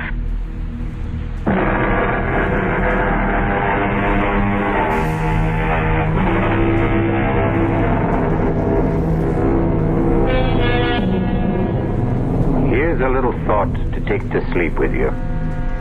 Never indulge in excesses. Eat moderately, drink moderately, and murder moderately. Our cast included Louise Larrabee, Mason Adams, Ralph Bell, Corrine Orr, Ann Costello, and Christopher Tabori. The entire production was under the direction of Hyman Brown. Now, a preview of our next tale. I saw the glowing tips of two flipped cigarettes. And then... Kiss me, Richard. I'm crazy about you. Stop it! Stop it! Tom! What are you... Marianne, go inside. Go inside, I tell you. Now, wait a minute. Why? If you have anything to say, you can say it here instead of Richard. Go inside. Let go of my arm. Now, listen, you leave her alone. Let go of her. He broke my grip on her arm and pushed me away. His shove made me slip to my knees. I came up swinging at his face. I missed. He pinned my arms from behind. Now, listen, what's the matter with you? Are you crazy? I broke out of his grip, stepped back from him, and fell across the shovel. I grabbed the handle, jumped swung at Emery. Too late for me to stop the swing. No! As she rushed in between us, the sharp edge of the shovel hit her in the back of the head. I stood there, holding the shovel, unable to move. Radio Mystery Theater was sponsored in part by Anheuser-Busch Incorporated, brewers of Budweiser. This is E.G. Marshall inviting you to return to our Mystery Theater for another adventure in the macabre. Until next time, pleasant dreams.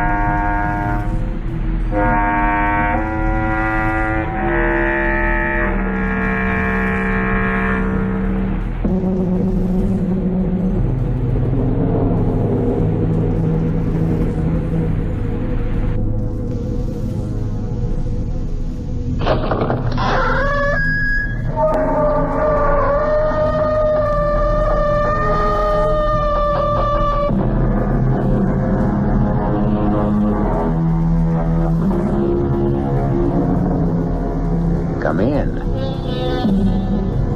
Welcome. I'm E.G. Marshall. Welcome to the sounds of suspense, to the fear you can hear.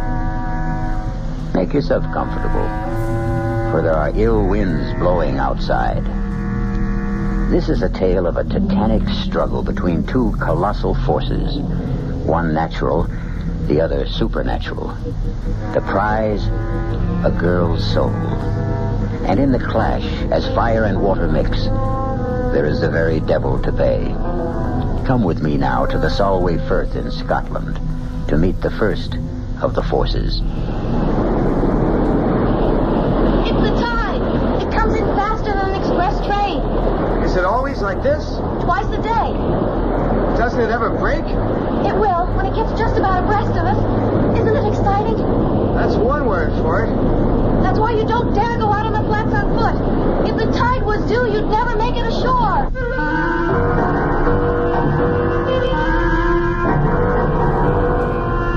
Our mystery drama, Speak of the Devil, was written especially for the Mystery Theater by Ian Martin and stars Jada Rowland and Nick Pryor.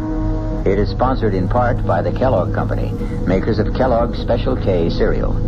I'll return shortly with Act One. Hi, son. Hi, Mom. Hi, Dad. Hi, Junior. Kellogg's Special K presents Junior Gives Up.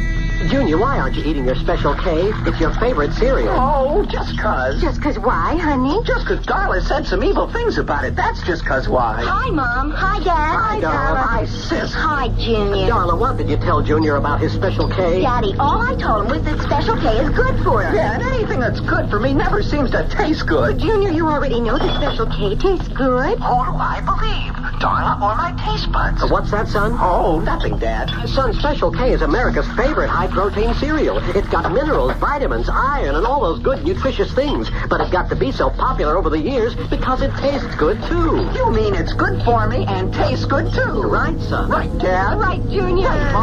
Right, indeed. Start your balanced breakfast with Kellogg's Special K. It's nutritious and delicious. Right, Dad.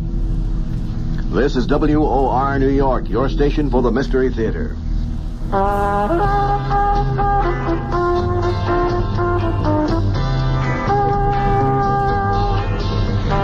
matter what you're saving for, that's what Suburban Savings for Suburban. Suburban Savings offers you a regular savings account with flexibility. You can add any amount to your account whenever you wish. Withdraw whenever you want. Suburban Savings pays a 5.25% annual interest rate on regular savings paid quarterly, which earns an annual effective yield of 5.47%. Interest is compounded continuously from day of deposit to day of withdrawal, as long as $50 is maintained in the account to the end of the quarter. Come into Suburban Savings and open an account with flexibility. our regular savings account. In New Jersey, at Bayonne, Edgewater, Elmwood Park, Emerson, Hackettstown, Morris Plains, Nutley, Paramus, and Sparta.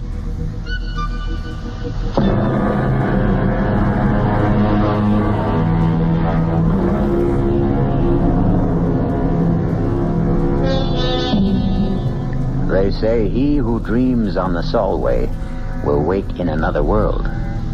Not only is the tide a terror, but so are the quicksands, and far worse than either, the bogies, warlocks, and unnamed things that haunt Scottish history. The Scots word for tonight's story is eldritch. It means uncanny, eerie, frightful, otherworldly. Listen. If you'll put out the light, Mrs. Petrie. Hold my hand, Mike. You'd better hold both mine.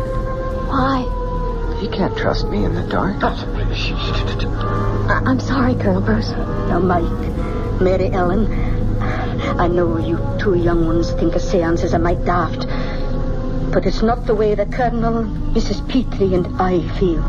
Well, then maybe we'd better not stay. Oh, no. We need 5 of the circle. It's a blessing you're here. But please, be serious.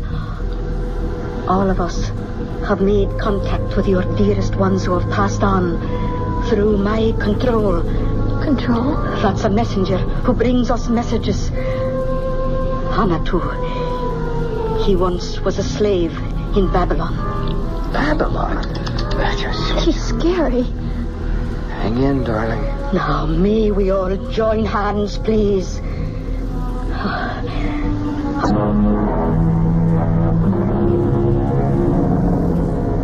Come in. Make them a blank, a quiet place. I'm reaching now, reaching away and above and out and over from here to the bonny, bonny other place that lies beyond our ken. We're biding here, Anatu, asking you back into our circle. Will you not come back to us again? Most precious lady from across centuries, the time is not right now. I beg you, Kishbar is breathing fire tonight. No, there is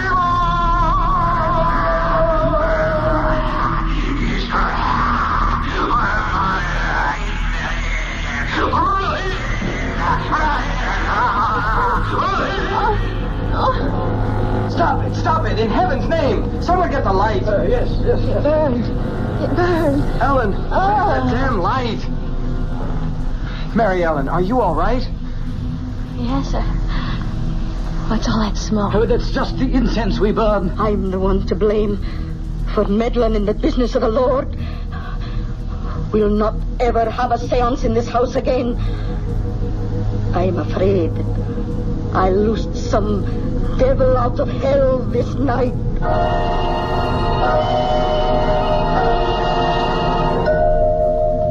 Ouch! Oh, don't wriggle so much. You stuck the pin in me, Aunt Jeannie. Oh, I'm sorry, Ellen. Oh, but it'll take more than a pinprick to burst your happiness. Thank you, Aunt Jeannie, for letting me come home to be married. And for such a heavenly day. Oh, well, I'll accept the thanks for bidding you back to where you grew up. When Dad died so suddenly, I was lost. I didn't know what to do. Well, you did just the right thing. You came home. You're 2 modern young people who are a lot smarter than we old people are. And as proud I am to be part of the gamble you're making in your lives. I am all goosebumps. I'll get back into my jeans and sweater. I've got a skin, just like I had last Wednesday night. Don't mention it. I should never have had you children in that circle. It was so scary. What happened? I don't know. It was some kind of trick, wasn't it? I don't play tricks. Well, it was Maggie, your mother, who had the second sight, you know. That wee wisp, so delicate and so vibrant. When she died, it tore the heart out of me. But Will went off to America and left me to bring you up. Well, it put my heart back. And then when you were 15 and almost grown up and he wanted you to join him, I was left alone again. How could I stop you going? I didn't want to go. I know, but you were his flesh and blood. I found a way out of my loneliness. Nights when the roar of the tide used to come boiling up the firth outside the windows there, I thought I could hear Maggie calling to me. Or when the wind was skirling out of the northeast, I'd hear her voice on the wings of the blow. And I began to think maybe I had the call too. That's when I started the seances. Until the other night? Yes. I'll never hold a seance again, so the subject is closed. I realize I'm just a foolish old woman. I've never been so scared. But promise me to put it out of your mind. What's past is past. Your future is all that matters. It seems so right to be back. As if something were calling me. Oh, you're cold. I'll stir up the fire. No, don't bother. I just miss my American central heating. I think I'll go outside in the sun for a minute or two. Oh, go take a good brisk turn down the road while I finish this hem. That's a good idea. But don't go down the Firth road. Take the high road. Why? Well, I saw your Michael off this morning for the Solway. You don't want to run into the bridegroom on the wedding day. It's bad luck.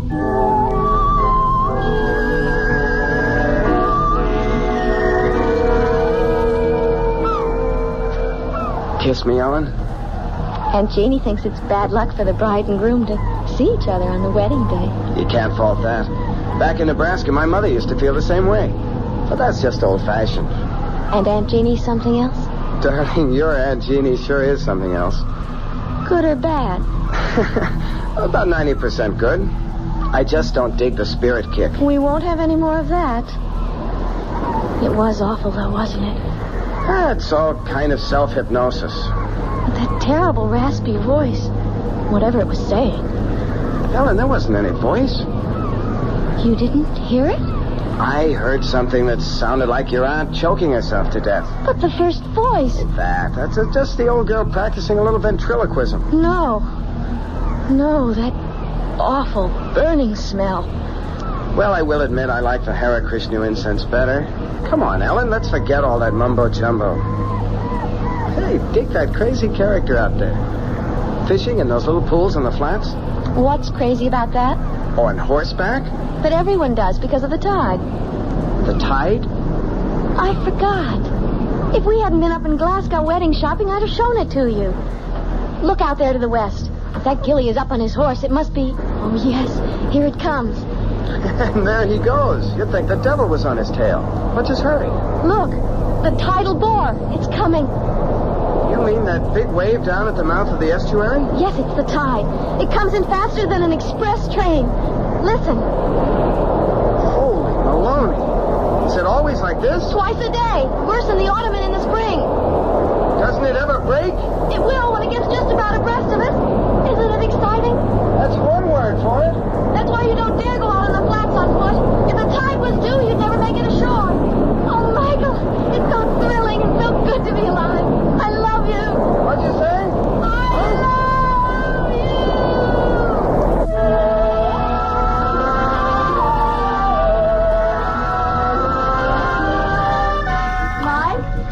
Mike? What's that? Husband? Read that loud and clear. On my way. What's taking you so long? Just brushing my teeth. Please come to bed. Why didn't you say that in the first place? Will you come under the covers? I'm freezing. I'll put some more coal in the fire. I don't want coal. I want my brand new husband. You got him. Oh. What is it, darling? Nothing. It's just that funny smell. It's the coal smoke. Remember, you don't want coal to keep you warm. Just me. Oh, my darling. Yes. Yes. Yes. My husband. My darling. My husband. You. No. No. Please. No. No. Don't touch me. Go away. No. Oh, no. Michael. Your breath. Oh, no. No. I cast you out.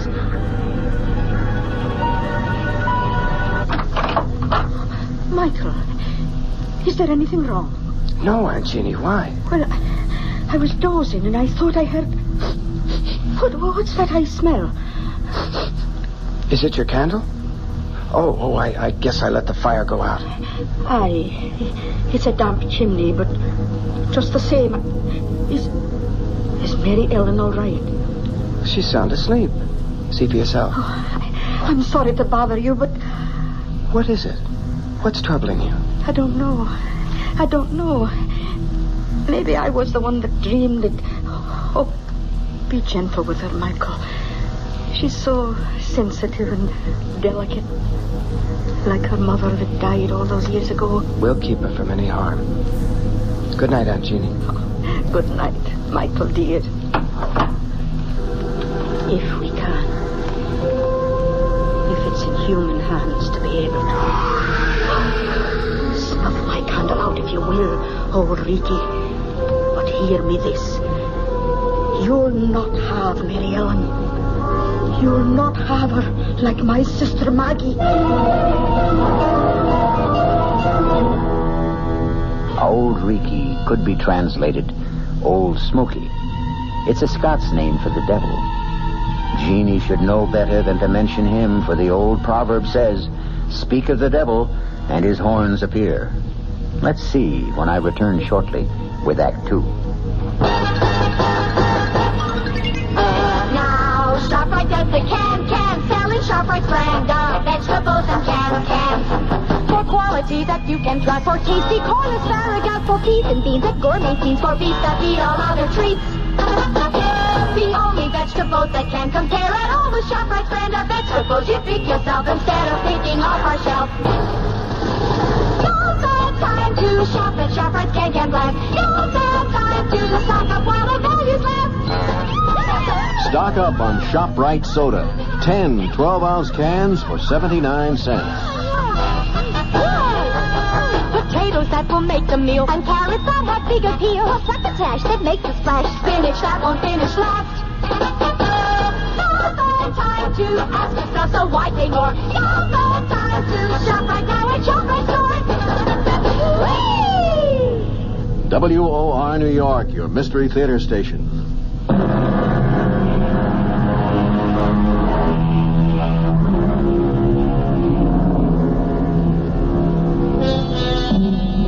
Dreams are made to die with the opening of day, and superstition fades and falters in the sunlight. So, by the following morning, we might hope our bride and bridegroom wake and rise on the right side of the bed. Let's find out as Michael comes downstairs. Oh, good morning, Michael. I'm in the kitchen. Come on out. Morning, Aunt Jeannie. Well, how is the bridegroom today? Well, the bridegroom's first rate. It's the bride who's not. Oh, what's wrong with the wee lass? Oh, I don't know. I think now you were right last night. Huh? Right. About what? Oh, she had some kind of a bad dream. But if she did, she won't tell me about it.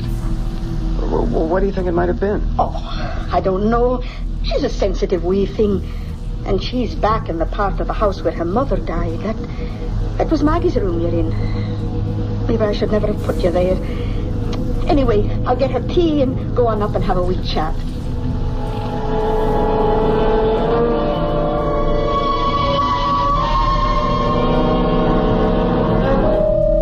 I couldn't tell Mike. I couldn't. Not after what my wedding night. How could I dream anything so vile and hideous? That great gross presence bearing down on me. Breath so sick. The lips slavering. And that awful fur all over. Oh! And the fire burning me. That scorching smell. Oh, Aunt Jeannie. What a nightmare. Oh, wish now. Then that's all it was. But it seems so real. Well, it wasn't. Because when I came by, you were sleeping sound. Oh, drink your tea now. Oh, it's a good thing you're married that nice American boy with his head screwed good and tight. Mike. He'll blow all the cobwebs out of your head. And he's going to have a good chance to. What do you mean? I mean, you two are going to have a nice honeymoon all alone for a big, long month. Where are you going? Oh, I've got an old girls' school chum who lives just outside Blackpool at St. Anne-on-Sea. For years, she's wanted me to visit. I'm not going to drive you out of your house. Oh, you're going to do more than that, Mary Ellen. You and your handsome bunny husband are going to move downstairs to my room, away from this drafty old flue. And while I'm gone, I'm going to get it fixed so the fire will burn clean. And I'll not take no for an answer.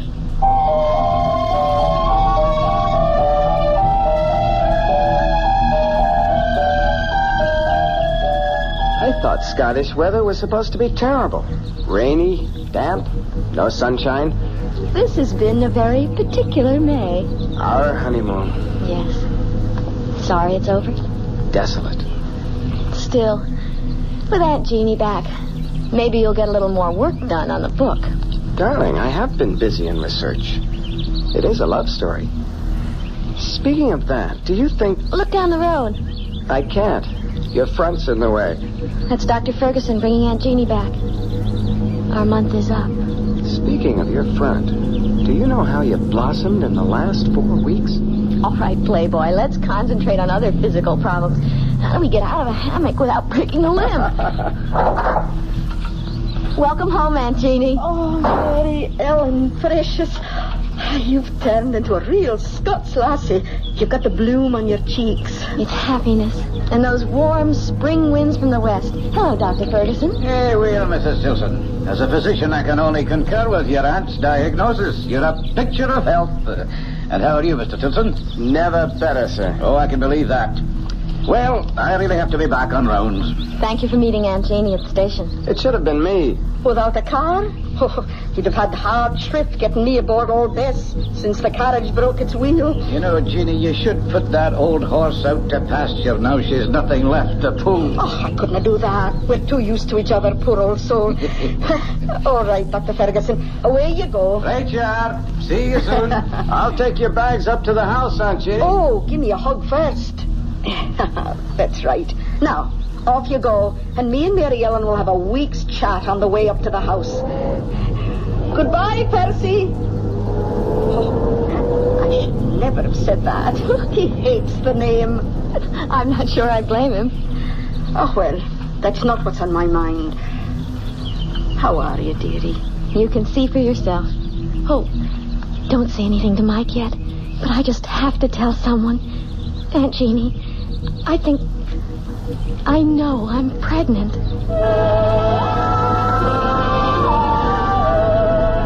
Well, Mrs. Tilson. Tell me, am I pregnant? Oh, the tests will prove it, but I'll bet on it. And let me say that you're the loveliest expected mother I've ever had under my care.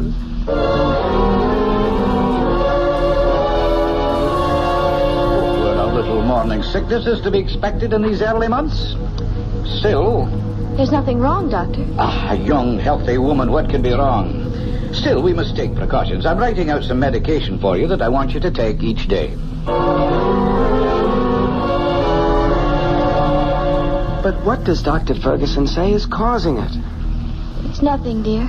Just some little hitch. Honey, we both had thorough physical checkups before we came to Scotland. The RH factor is ruled out. Why should you... Lots of women have morning sickness. It isn't only in the morning, Helen. I'll talk to Dr. Ferguson. Maybe we should change the medication.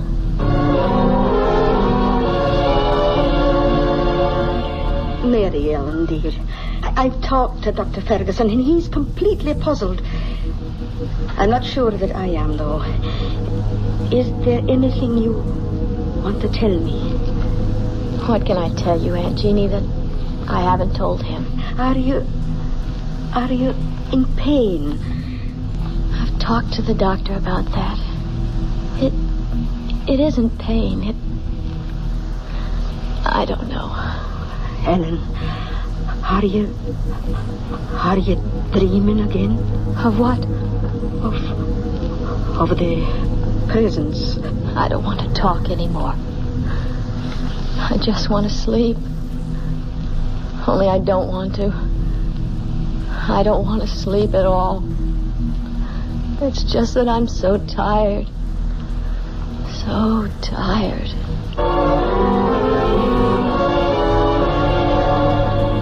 You have to help me, Aunt Jeannie. How, Michael? Dr. Ferguson says that physically Mellon should be all right. The baby seems to be thriving. It's her mental state that... Do you know she won't go to sleep at nights? She forces herself to stay awake? What is it she's afraid of dreaming about, Aunt Jeannie? It is that, isn't it? I can't tell you just what she's dreaming. I'm too far out of touch since I went away. But I do know one thing. The only way to stop it is to get her away from here. As easy as that? Oh, not so easy, maybe. She's bound and determined on having you finish your book first. Ah, the devil take the book. Mellon comes first. You sure you don't mind, Michael? I'm very sure. We're going home to have your baby 3,000 miles away. Oh, darling. I don't know what to say. It can't be too soon for me. Well, it's sooner than you think. We're booked out of Glasgow tomorrow afternoon, home for America. I don't know. I should be feeling all sorts of things, I know, but the only one I can really feel is relief. Oh, such blessed relief. Oh, for the first time, as long as I can remember. Days, weeks. I just want to go to sleep. Good night, darling. Rest. Sweet dreams. You'll keep me safe. You won't let me come to any harm. For better or worse, in sickness and in health, until death do us. Sleep, poor baby. Rest. I love you, Michael. I love you. Keep our baby safe. Don't let...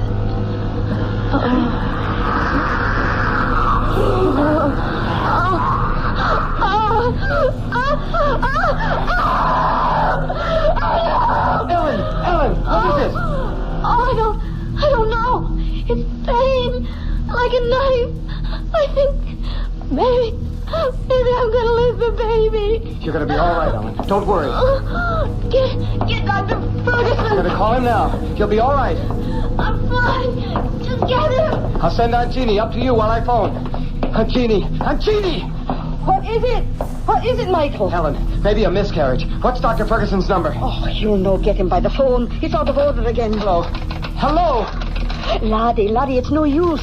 It won't be fixed before morning. I'll go to the neighbors. It's a party line. If one's out, they're all out. Oh, God! How far are the doctors? It's a good 3 miles. Who's got a car? Only Colonel Peatley, and he's away up to Edinburgh for his regimental reunion. All right, then I'll go on foot. Aunt Jeannie, go up and help her. I'll make it as fast as I can. By the way, Michael, can you ride a horse? Yes. Good. Then take old Bessie. There's a bridle and saddle by her in the barn. She'll get you there faster.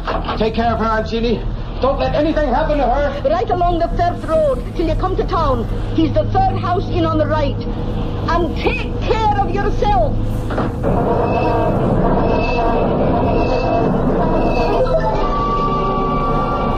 What's taking Michael so long? Oh, just lie still. Don't bring back the pain. It's funny. I thought it was going to tear me in two.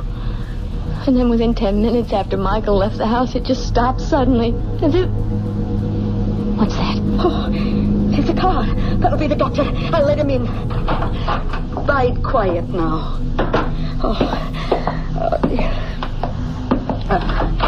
Oh, come on in, Doctor. What took you so long? Oh, I tried to phone you the moment I found out, and I got here as soon as... Oh, then you know. Of course I know. Who do you think's been taking care of Mary Ellen? Now you get on up to her. What? Where's Michael? Oh, Jeannie, Michael is dead. Dead? How? Oh, here, let me close the door. Oh. Was Michael riding to try to fetch me? Of course. She thought she was losing the baby. What happened to him? Bess must have thrown him. Oh, she never threw a body in her life. She was as gentle Something as... must have frightened her, driven her frantic. Jeannie, this is a terrible thing to tell you, but I examined the boy, and his body was covered with hoof marks. He was literally trampled to death.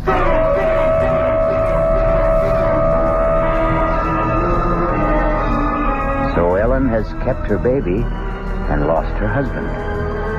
Some evil force shadows this innocent and tragic girl, and still may threaten her.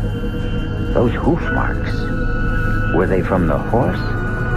Or in some dark, unfathomable way, were they supernatural? A demon's footprints? Perhaps we'll know when I return with Act 3. When you feel like having a cold Budweiser, do you automatically reach for a glass? Well, sure, Bud's a great beer any way you drink it. But without a glass, you're really missing something. Now take that wonderful Budweiser head of foam, for instance. Those bubbles, tiny though they are, still amount to something pretty special at the top of your glass. Taste appeal and eye appeal. Two results of exclusive beechwood aging and natural carbonation. It takes a lot longer to brew Budweiser that way, but brewing beer right does make a difference that you can taste. That's why when you say Budweiser, you've really said it all. Anheuser-Busch, St. Louis.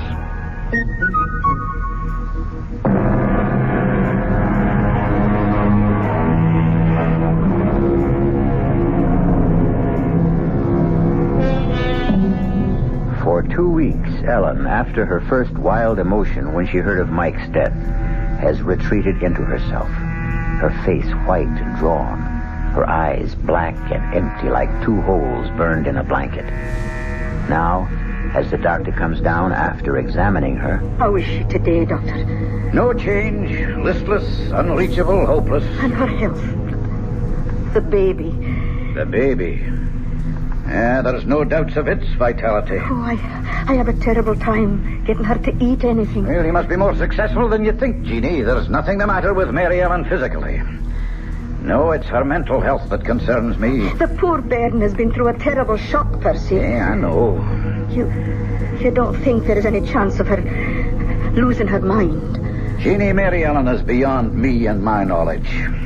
Somehow we've got to call in a psychiatrist. Oh, Percy, what is it you're afraid of for Mary Ellen? Well, you don't like my medical term. I want to know. Very well, then. Schizophrenia, more specifically dementia precox. Paranoid type, I guess. Oh, well, what does all that mean? Withdrawal from life, delusions of all kinds, persecution, unseen enemies, that sort of thing. Oh, the second sight.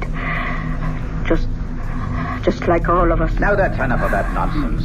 You're all sensitive, delicately balanced women, but all things being equal, perfectly normal. Well, I have other calls to make. Oh, well, I'll walk you to the door. Any instructions for Mary Ellen? Oh, just that she keep on with the sedation I've provided. And, Jeannie, try to persuade her to let me call in another doctor. I'll see what's best to do. Be very careful. I'll do what's right. Hey, I think maybe tonight I'll take a run up to Glasgow and have a consultation with a friend of mine there, Dr. Engel. Good man. Maybe I could persuade him to run back down here with me just to observe her. Oh, bide a wee till I see what I can do first, eh? Yeah, all right. Another day or so can't do any harm. I hope.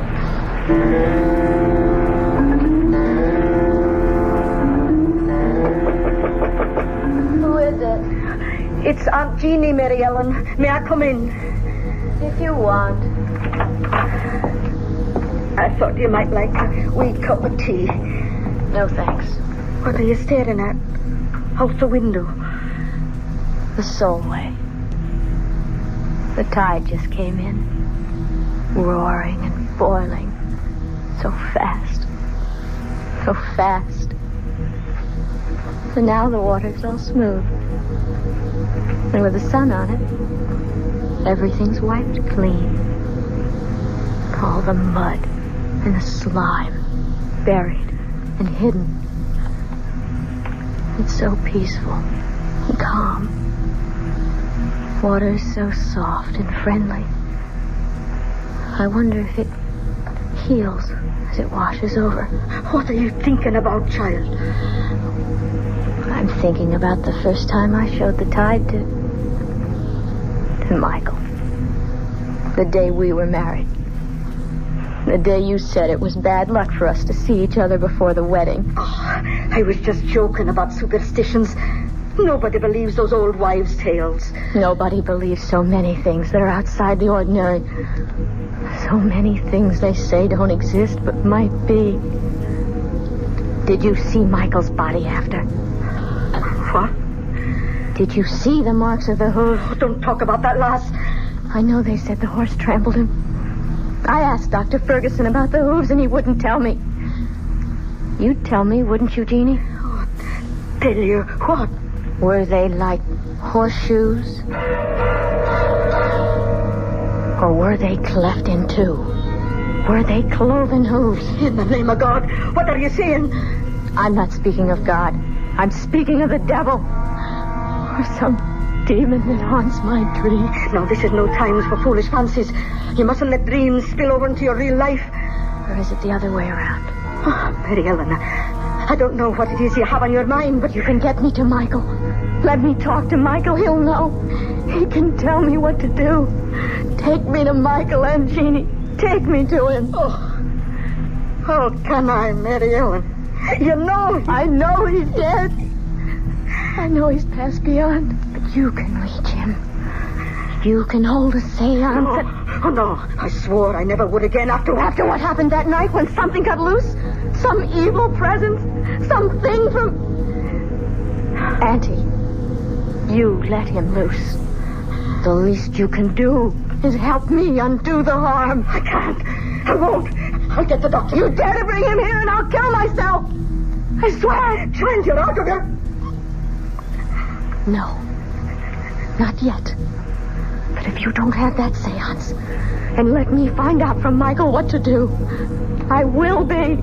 I'll lose my mind. You've got to promise. Promise. Oh, calm down, child. Calm down. Tonight. Now. No, that isn't possible. There have to be more than two to form a circle. Then call in the colonel and that other woman, anyone. Just promise me. Promise. I need him. I need Michael. Promise, Aunt Jeannie. Promise.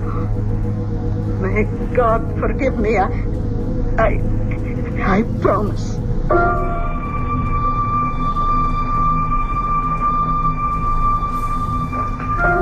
May we all join hands, please. Clear your minds. Make them a blank, a quiet place, open and hushed.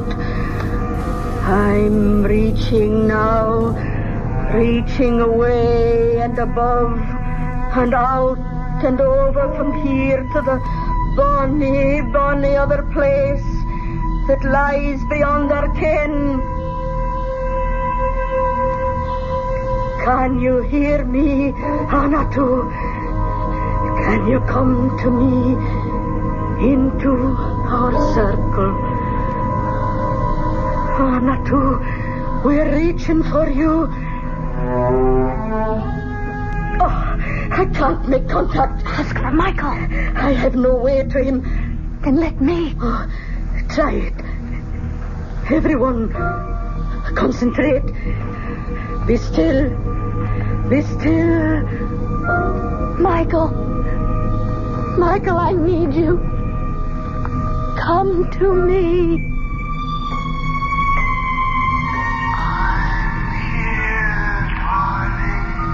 Michael. I love you. I love you. We'll be together again. Michael. It's not our child you're carrying. Get rid of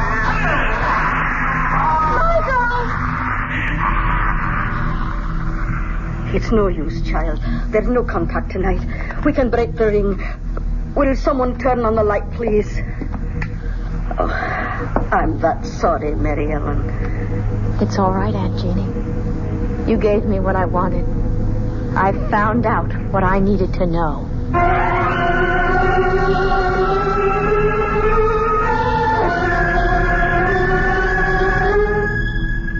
Oh, I'm afraid that's quite impossible, my dear. You're not as backward as that, Dr. Ferguson. Abortion is perfectly legal, isn't it? Oh, I'm not concerned with the legality, Mary Ellen. As it happens, it is, but... Then help me. I can't, dear. It's too late. What do you mean, too late? When you came to me a few weeks ago and we determined your pregnancy, you must have known that I would know it was already well advanced. But it wasn't. Michael and I were only married a month before that. You should know that. Well, of course I know that, my dear, but facts are facts. You're carrying a child that's past midterm.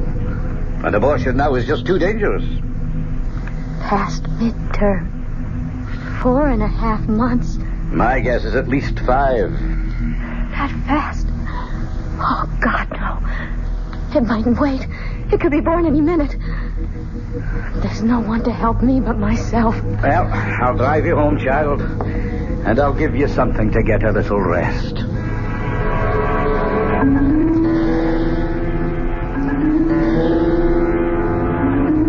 He's sound asleep now, Jeannie. Let's go downstairs and talk. Poor wee angel. So thin and pale and haunted. Come away. Let her rest.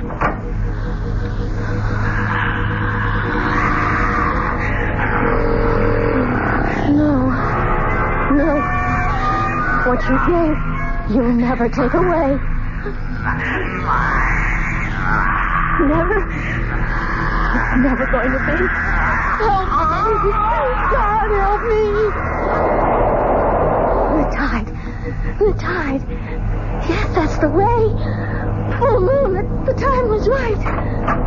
And for our own protection, I see no other way, Jeannie. But to lock her away... Well, we're not locking her up. It's a sanitarium. It's a really lovely place. I don't think I could do it to her. I'll care for her. Jeannie, dear, if Ellen had preeclampsia or a threatened miscarriage or any one of a number of other diseases of pregnancy, she would have to be hospitalized. Now, think of it that way. All right, Percy, if you think it's best. It's the only way. Oh, no, Doctor. Mine is the only way. That sounded like the front door. Ellen, go on. I'll check upstairs. You look outside. Oh, but I thought you said she... Oh, dear Lord. I got the premonition. Mary Ellen? Mary Ellen! Are you out there? Jeannie! It's Mary! She's gone! I gave her enough sedation to knock her out, but she's gone. But where? I had to be out on the first. Come on, Jeannie. We've got to catch her before the time.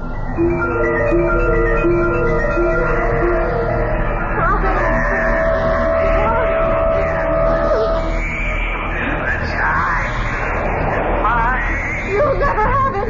You'll never be born.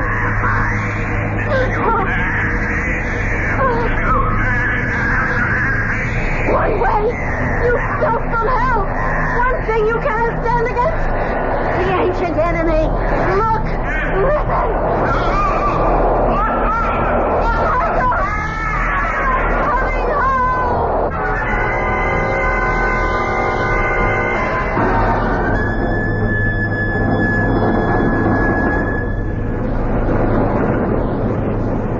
There wasn't a chance. We couldn't have saved her. My poor wee motherless lamb. It did not take her long to follow her poor husband. But the child... It hadn't been born, and she didn't want it. It wasn't Michael's, you know.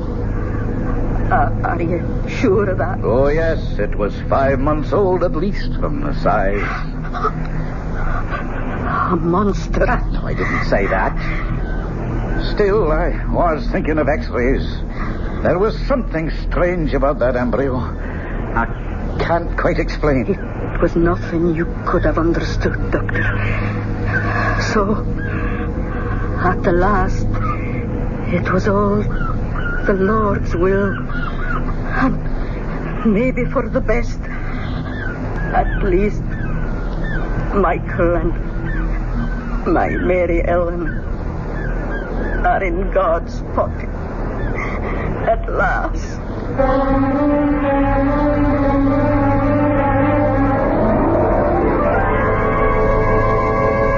Who dreams on the Solway will wake in another world. Our story has come full circle. For us, it is the end. Let's hope that Jeannie is right. And for Ellen and Michael, it is only a beginning. Barry Farber at 8:15 and Gene Shepard at 9:15 on WOR New York, your Mystery Theater station.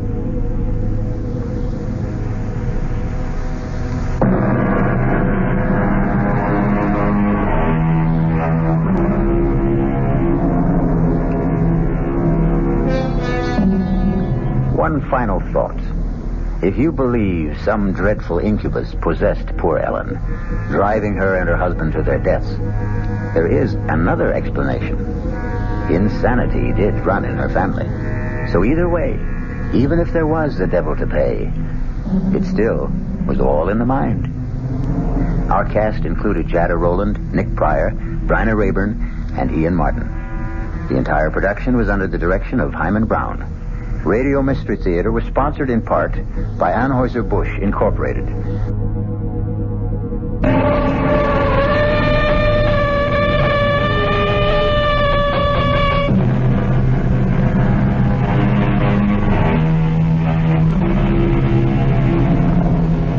Come in. Welcome. I'm E.G. Marshall. Welcome to the sound of suspense. The fear you can hear. For the next 52 minutes, we're going to take you into the world of mystery, into the world of terrifying imagination. The story you are going to hear concerns a question which has been asked since the first men on Earth were born and died. Is there a life after death? Is there a way to return from the grave? And if there is, can we come back in the body of a living creature? Even one that has claws instead of fingernails? Here is one chilling answer. Dr. Singh, you have to tell me. Could my wife have come back as a bird? A sparrow, something like that? Well, your wife was a rather big woman, Mr. Moresby, in a physical sense. How about a snake? A seagull? How about a cat? A great, big, fat cat? A cat?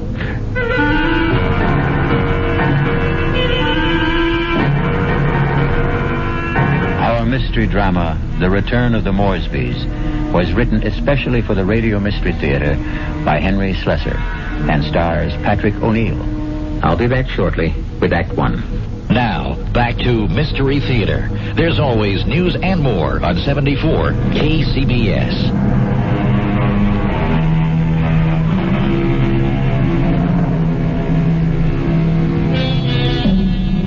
Now here is Act One. Like all murder stories, sooner or later, it reaches the office of a daily newspaper. You wanted to see me, Chief? You bet I want to see you, Prouty. Come in and shut that door. I bet I know what it's about. That story I filed on Richard Moresby, right? I got a flash for you, Prouty. This is a newspaper office, not a fiction magazine. You take this story of yours and see if you can sell it to Weirdo Digest or something. But get it off my desk. Now, wait a while, Max. I know it's offbeat, but I thought I handled it with a kind of a light touch. Stories about murder can't be handled with a light touch, not on this paper. But it's accurate. I mean, this is exactly what the guy Moresby told me, just before he died. Well, he must have been out of his head. He asked for somebody to hear his story. That's how I got to meet him. I was at the hospital covering that subway accident. Now, that story made sense to me. Nothing but nice, clear facts. But this nonsense. Please, let me tell you about this guy. Maybe you'll change your mind. All right, what about him? Well, for one thing, he was a real distinguished-looking guy. The only thing peculiar about him was his eyes. His eyes? Yeah.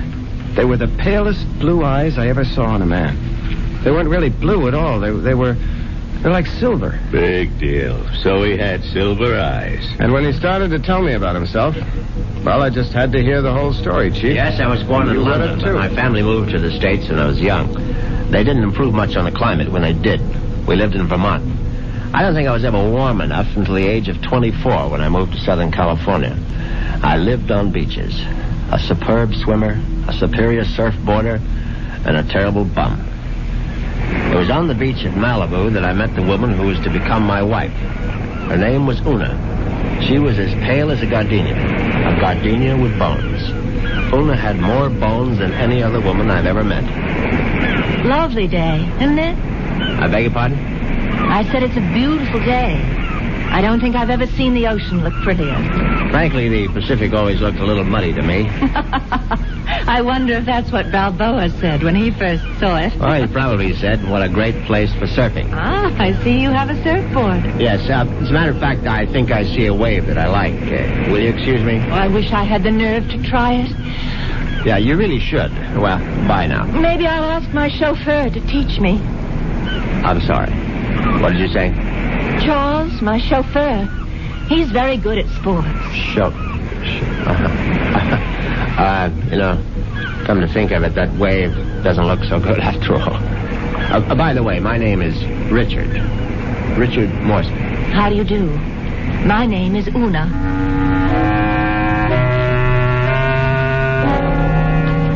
Una Vandermeyer. That was her name. As soon as I realized that she was from the Vandermeyer family, she didn't seem half as bony as she did before. In fact, not only did I become accustomed to Una's appearance, I was even able to tolerate her inane conversation. Can't you just feel the mystery of the stars, Richard? Sometimes I feel their vibrations as if they're trying to communicate with me. Do you ever feel that? Well, sometimes, I suppose. I really think we must be one with the universe, don't you? I really believe there's just one great universal soul, and we're all part of it. Don't you think so, too? Yes, of course. Right on, as they say.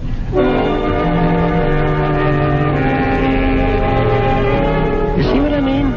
She talked that way all the time, from the first day of our honeymoon. Well, it was a fine honeymoon just the same. It lasted a whole year on the beaches of the Caribbean, on the French Riviera. I got browner and browner. Una got freckles. Finally, we returned to our home in Los Angeles and settled down to a quiet, comfortable marriage.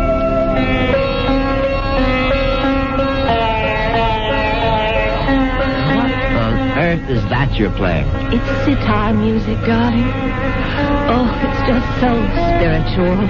What made you buy the record? Well, Dr. Singh recommended it. Who?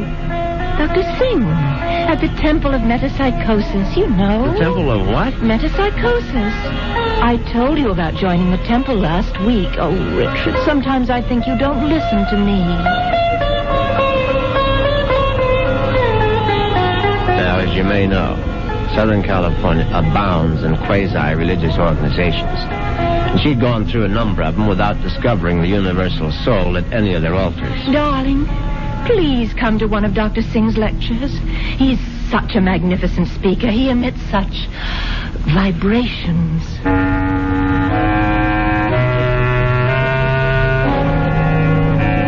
And I went.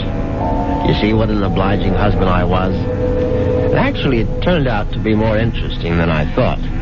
The temple itself was unpretentious, and Dr. Singh was an impressive man. And when he spoke, I realized why his message had such appeal for Una, because he preached a doctrine that combined eternal life with a love of small animals. The soul is immortal. The soul cannot die. The soul, upon leaving the body, must make its passage elsewhere. There is a science called eschatology, which deals with the last four things: death, judgment, heaven, and hell.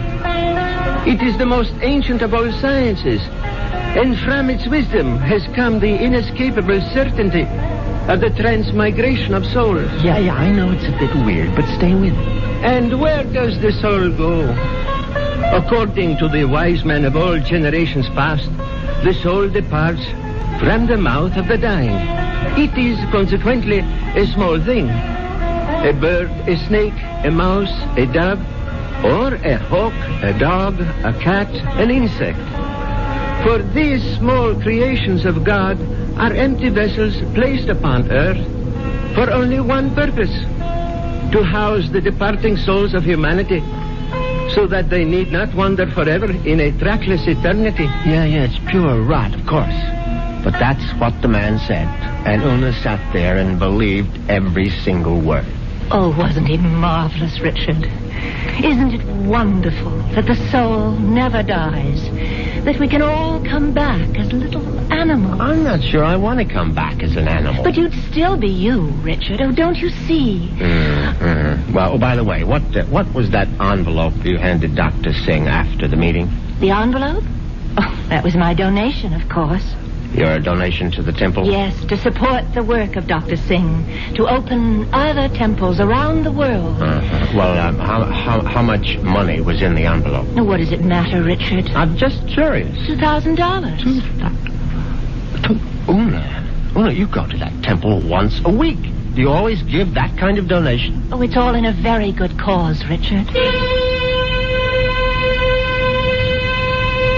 Well, in an equally good cause, that of finding out exactly how much of my wife's money was supporting this nonsense, I sneaked a look at Una's checkbook.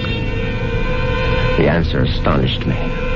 Not only had my wife put more than $30,000 into Dr. Singh's collection plate, she had also donated some $20,000 more to various institutions for the care and feeding of cats, dogs, and birds. It was so kind of you to honor us with a visit, Dr. Singh. I know how terribly busy you are. On the contrary, you were kind to invite me to your lovely home. Oh. Now tell me, Dr. Singh, what determines the kind of animal one becomes when the soul escapes after death? Mrs. Moresby, that is a question which has baffled wise men for countless generations. But isn't it possible to do, well, research? Yes, Mrs. Moresby.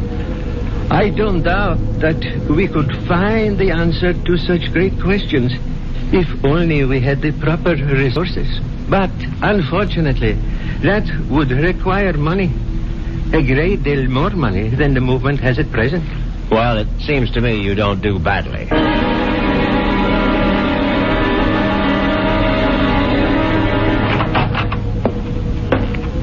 Well, there you are. Hello, Richard. Where have you been all morning? Right here, in my little sewing room. Don't tell me you were sewing. Oh, don't be silly. Actually, I've been composing something. A letter? Oh, something more important than that. Richard, do you realize that I have no last will and testament? Well, why should you? Healthy young chicken like you. I can't call myself young anymore, Richard. You'll always be young to me, darling. Oh, that's very sweet.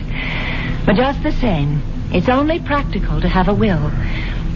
Would you read it over, Richard, and see if it sounds legal enough? Certainly. Let's see now. I, Una Vandermeyer Moresby, a resident of the city of Los Angeles, state of California, residing at 8 Sheridan Drive, being over the age of 21 and of sound and disposing mind and memory. Darling, this is superb. Where on earth did you get the language? Well, to tell you the truth, I copied it out of Daddy's will. The one that left you $10 million? Yes. Well, I don't see how you could go wrong.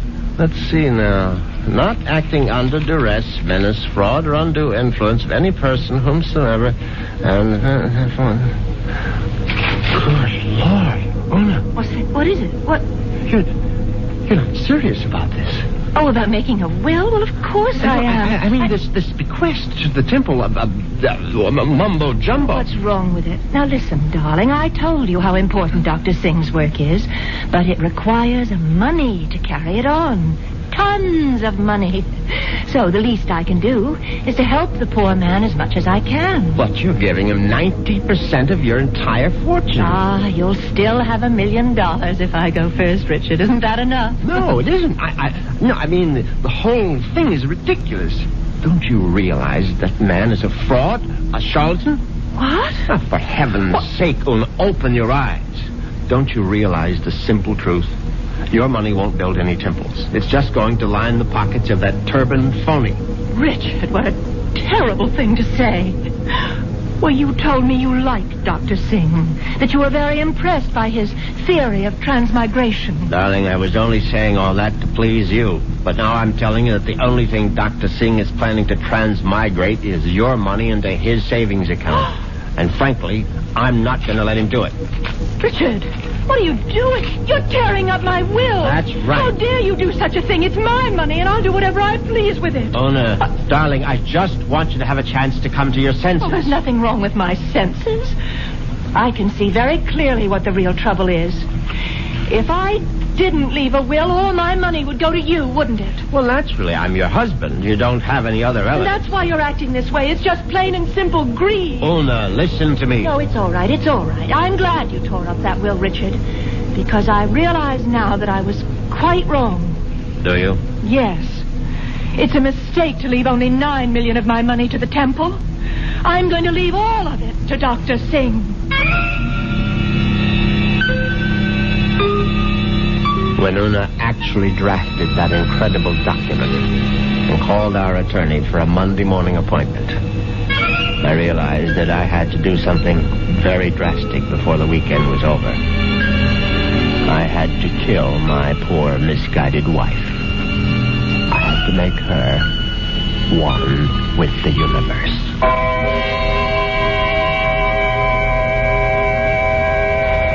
It's obvious that Mr. Moresby is going to be a very reluctant murderer.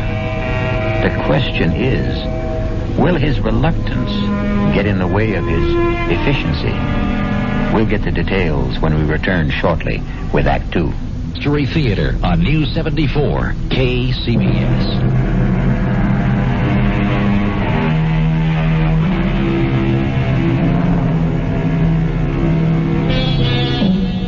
Now let's return to Richard Moresby. In order to find him, we'll have to search the highway, for Richard has taken his white Jaguar out for a spin. But there he is now. On Saturday morning, I took a little spin in my XKL and did some thinking on the open road. I didn't want to kill poor Una, of course. The whole idea was repellent. But on the other hand, the thought of Dr. Singh spending the fortune that was rightfully mine was even more abhorrent. However, I decided I would make one more stab at a reconciliation. Darling, may I come in? It's your living room, too. It doesn't feel like it. As a matter of fact, I've felt like a stranger in this house for the past 2 days. I suppose that's my fault. Well, you haven't been exactly cordial, have you? I've hardly been home, Richard. I spent all day yesterday at the temple and all morning at the pet rest kennels. And how are all the little souls doing? You just won't stop being irreverent, will you? It's been my money all along, hasn't it, Richard? From the very beginning, you were attracted to my money. Oh, now, darling, if you thought that, you would never have married me. I didn't want to believe it. I don't want to believe it now. Well, now, how can I prove to you that you're mistaken? Richard, do you really want to prove it? Of course, I'll do anything you say. All right. Now, I know exactly what you can do.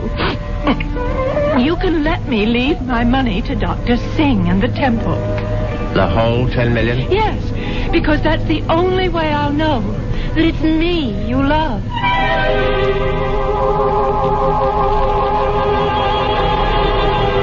Well, you can't say I didn't try. But Una's decision now left me with absolutely no alternative. I was still deeply unhappy about the necessity of taking her life. However, fate was kind to me that very afternoon. Now you're sure that that you want me to continue reading, Richard. Of course, darling. Well, I'm sort of embarrassed about this part. It's a paper that I wrote myself. Something you wrote? Yeah, I wrote it this morning. I was going to show it to Dr. Singh. It's it's a sort of a poem. It's called Death. Snappy title. Hope I can read my own handwriting. Death has become nothing to me. Death holds no fear for me. Come, death, I welcome you. Lead me to the woods, the waters, the air above the earth. Come, take me, death. Your touch is kind. Richard? Oh, Richard, why do you look like that? Is it really that terrible? Oh, terrible. Oh, no, my darling, it's beautiful. Do you mean it? You must give it to me, Una. I must have it. You like it that much? Yes, I certainly do. Well, I'll type it up for you, Richard. No, I must have the original. Now, just the way you wrote it. Oh, darling, I'm so flattered. What will you do with it? Oh, I'm going to put it in a frame, of course. And I know just where I'm going to hang it.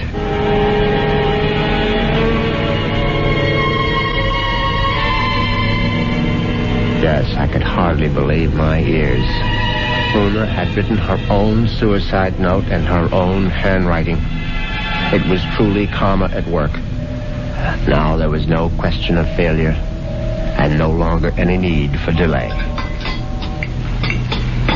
Oh, what a lovely idea this was, Richard. Candlelight dinner for two. Yes, I thought you'd enjoy it. So sweet of you to handle the whole menu with Cook. You spoil me shamefully.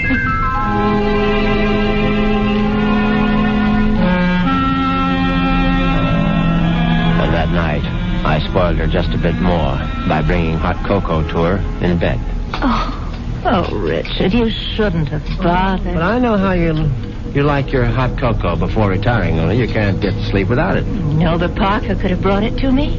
Oh, no, this is something I had to do myself. Oh. No, drink it down now. Yes. I'm drinking it. Does it taste all right? Oh, it tastes just fine.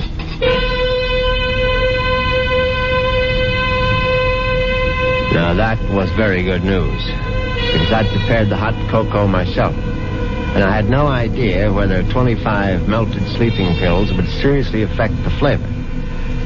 Finally, Una was all tucked in for the night. I went into my study, picked up the poem she had written for Dr. Singh, and brought it to the bedroom. I placed it carefully on the night table beside her. Then I bent over my sleeping darling to see if she was getting along all right. She was very, very quiet. And then a dreadful thing happened. Una opened her eyes. Richard. Oh, Richard. Hush, darling. Now go back to sleep. Richard, I'm sick. No, my love. No, you're only sleepy. Cocoa tasted so strange. I didn't want to upset you, Richard, but I'm sick. No, you'll feel much better in the morning, Una. I promise you. Tomorrow morning, you'll be one with the universe. Richard, that paper. What paper, darling? My poem. My poem for Dr. Singh. What's it doing there? I was just reading it over, darling, that's all. And that bottle, my sleeping pills. Oh, it's empty. The bottle is empty. Oh, Richard. What have you done? Nothing, darling, nothing. Now, just go to sleep. Cocoa. You put sleeping pills in it. All of them. Don't try to get up, Una, please. Now, don't. Trying to kill me.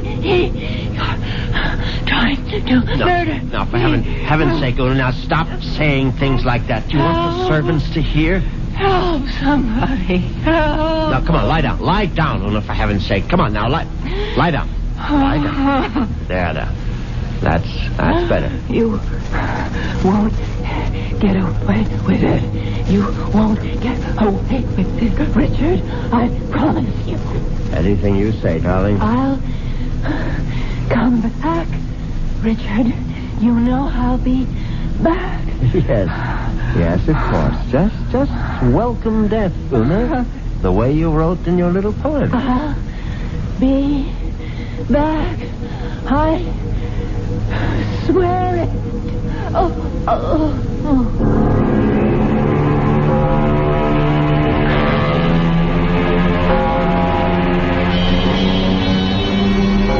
The funeral was held 2 days later. It was a magnificent occasion, of course. I gave Una a farewell that was consistent with her vast fortune. Everything was the best. Coffin, flowers, preacher, everything. Her burial place was one of the choicest bits of real estate at Forest Lawn. The only discordant note was the fact that Dr. Singh insisted on saying a few words at the service. They were familiar words, but frankly, they gave me a slight bit of a chill. The body of Una Moresby is dead, but her soul lives on. The soul cannot die. The soul is immortal. It has left the earthly remains of this woman and has sought the body of a small living thing. There it will abide until the Almighty is ready to choose its next home. Mourn not the end of Una Moresby, for there is no end. I couldn't help congratulating myself on how well everything had gone. When I called for medical attention the night of Una's death, the physician was only too ready to declare her a suicide. The police had to be informed, naturally, and they, too, agreed with the doctor's verdict. Una had died by her own hand, and she had died without a will. There was simply no question that the matter would be probated in my favor.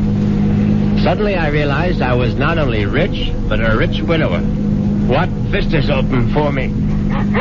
The devil. Look out, you stupid mongrel! I'm trying to get run over.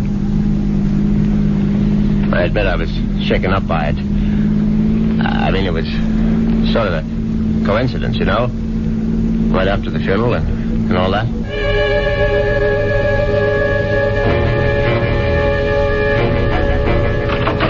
I was very glad to be home again, you can be sure. Excuse me, Mr. Moresby.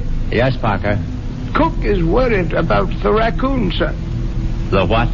There's been a raccoon at the kitchen door all morning, and Cook is badly alarmed, I'm afraid. I've tried to scare it away, but it keeps returning. A raccoon, for heaven's sake? Why don't you just shoot it and make a coat out of it? I was wondering if you wished me to call the game warden, sir. Oh, please, Parker, do whatever you please about it. I'm going to take a nap. Yes, sir. Very good, sir.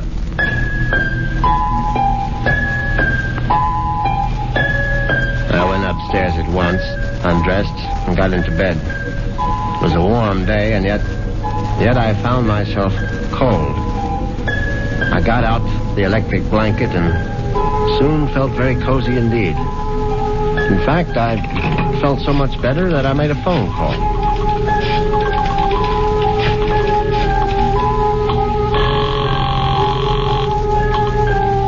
Hello? May I speak to Rachel? Thank you very much. Hello, Rachel?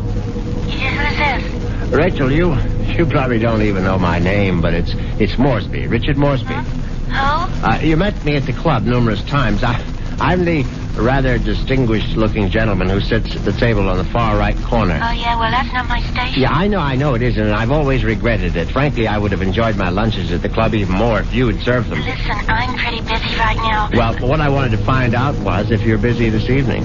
Oh, what'd you have in mind? Oh, a little, quiet dinner, perhaps. Is that all you had in mind? Why don't we just wait and see?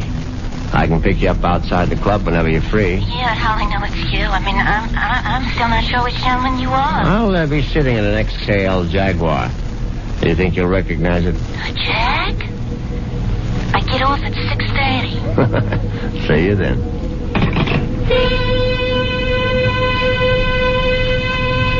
Yes, I was feeling very good now. Very good indeed. I would have drifted off into a pleasant sleep except for one thing. For a moment I thought a bomb had gone off in the room. Then I realized it was nothing more than a bird. A foolish sparrow had dived in headfirst into the plate glass window of the bedroom and now lay stunned on the carpet. I looked at the thing's fluttering little heart, and suddenly I was struck by a terrifying palpitation of my own. The dog, the raccoon, the bird. Good Lord. Could one of them have been Una?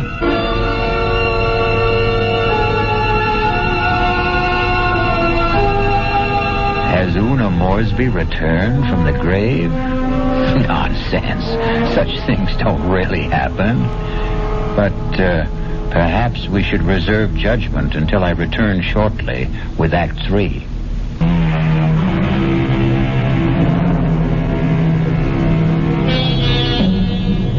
Now let's see if common sense has returned to our hero. He's doing a sensible thing right now. He's taking a good, refreshing shower.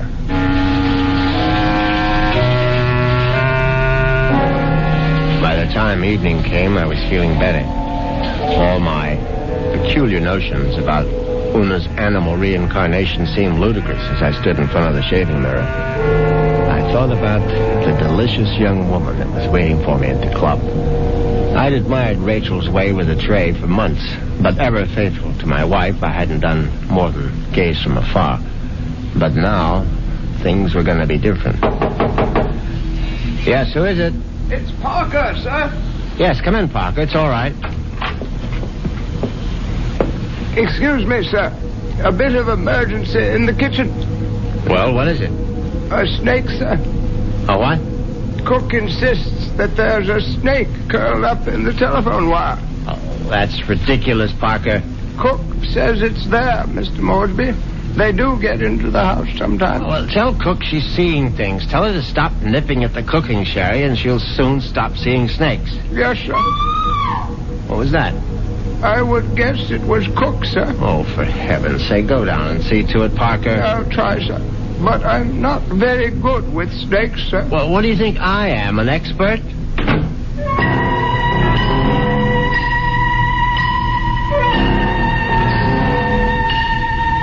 But that wasn't the end of it. 10 minutes later, Parker was back upstairs saying that the snake had left the kitchen and run into the living room. No, I suppose snakes don't run, they slither. It slithered into the living room and was now embracing still another telephone wire, obviously mistaking it for a long-lost love. But then, another unsettling thought came into my mind. What if the snake... No, that was ridiculous. Hello? Hi. Is this Mr. Moresby? Yes, who's this? Rachel, from the club. Oh, yes, Rachel, what is it? Listen, could you make it 6 instead of 6:30? I'm trying to sneak out a little early. Yes, fine, I'll be there as soon as I can. In the Jaguar, right? Yes, in the Jaguar. Listen, the reason I want to leave earlier is because my husband always picks me up at 6:30. What was that? So I asked one of the girls I work with to tell him that I got another job someplace. He won't care. He likes me to earn extra money. Yes, I see. So, just to make the story look good, I guess you'll have to lend me a few dollars after our date. Yes, of course. And listen, I really do remember you, sugar. You're the handsome one with a cute bald head. See you soon.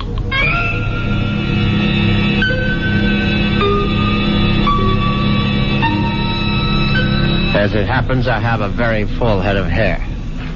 But distressing as Rachel's telephone call was, an even more disturbing thought intruded. The snake was in the telephone wire. What if the snake had been trying to listen in on the extension phone? I knew the idea was absurd, but I couldn't help a superstitious shiver of dread. In fact, I was so troubled that I decided to forego my date with Rachel, the waitress. It wouldn't matter anyway. She'd be angry at some man at the club with a cute, bald head.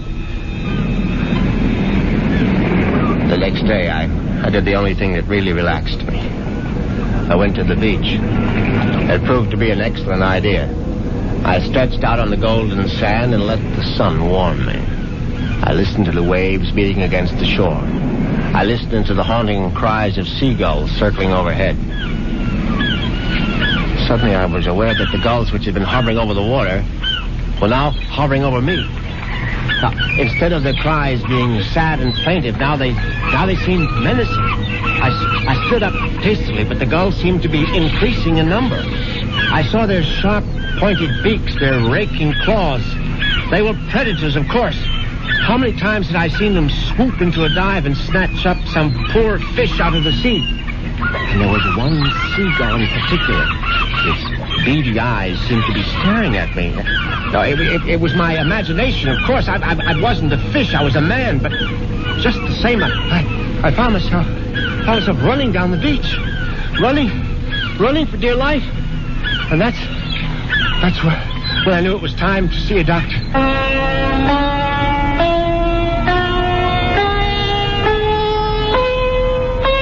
Yes, Mr. Moresby. I'm very pleased that you honored the temple with your presence. I'm grateful that you're willing to see me, Dr. Singh. I realize that, well, you had a disappointment. A disappointment? I'm afraid I don't understand. I know my wife made certain promises to you concerning her will. I believe she mentioned some modest donation. She wasn't in her right mind, of course. I mean, when she took those sleeping pills. Yes, it was very sad. I trust that she has found the peace and happiness that she sought.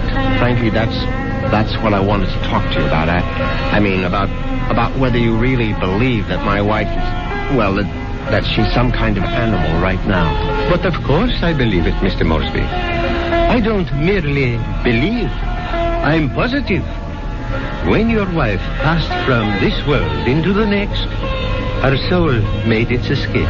Yes, I know how it goes, but what I'd really like your opinion about is what sort of animal do you think she might be now?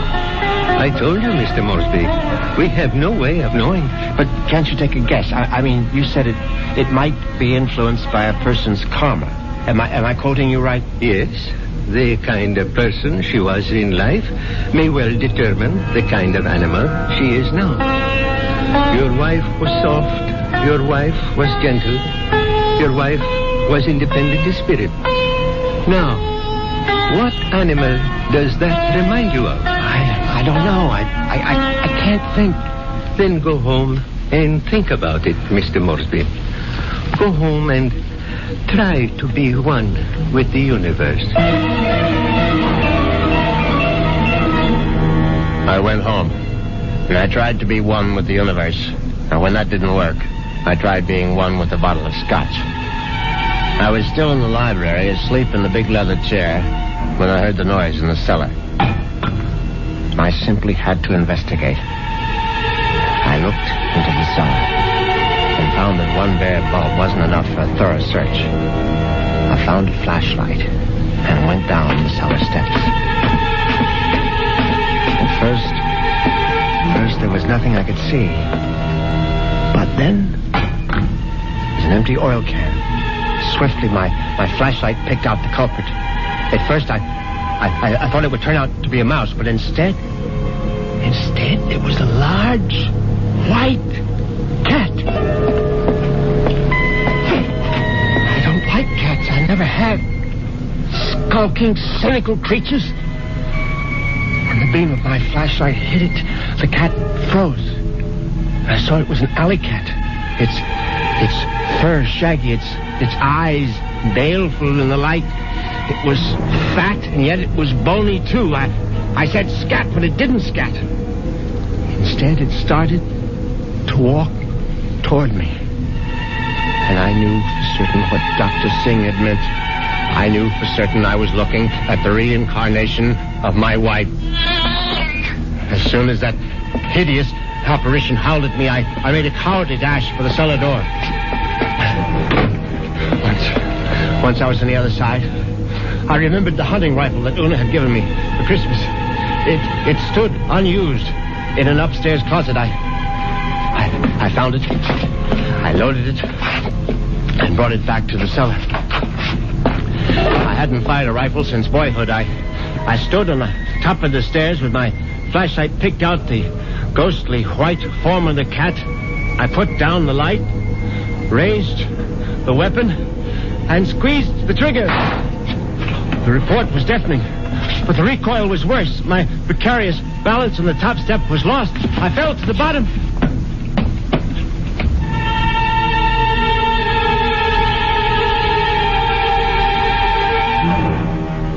I tried to get up again, but the pain in my right leg was agonizing. I found out later that it was broken. But the cat was still alive. And it was regarding me at eye level now. Its fur matted with plaster dust. Its eyes filled with hatred. I tried to crawl toward my fallen rifle. Just as I saw the creature advancing toward me, I screamed, "Una!" Oh, my hand was on the rifle now, grasping it too quickly in my panic. My fingers touched the trigger. The rifle went off again.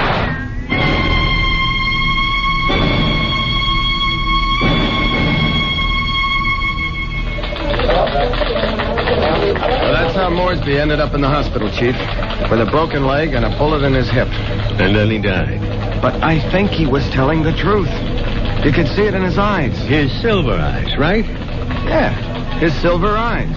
And you really believe that the guy's wife came back as a cat to get her revenge? What does it matter? It's still a good story. Sorry, Prouty, I can't okay it.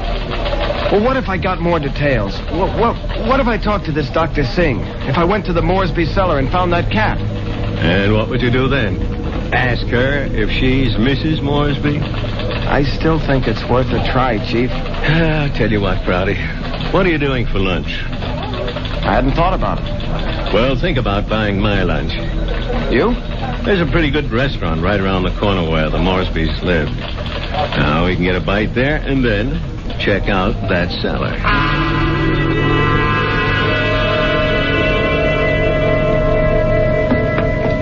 So, this is where it happened, huh? Moresby fell from these steps when he fired that rifle. Hey, you can still see the plaster dust where the bullet hit. Yeah, I see it. But I don't see any white cat. It might be hiding someplace. Or it might be a figment of his imagination. Maybe so. Hold it. Did you hear something? No. Listen. There it is. Look. It's a cat, all right. And it looks like it just found its supper. Oh, that mouse is still alive. Yeah, but not for long. Look at it squirm. He's eating it. Yep. And there goes your mouse. Oh, my God. What's the matter, Prouty? Never see a cat eat a mouse before? Chief, did you see that mouse? Sure I saw it. But didn't you notice something? Like what? Its eyes. Chief, did you ever see a mouse with eyes like that? They were so pale blue, they were almost silver.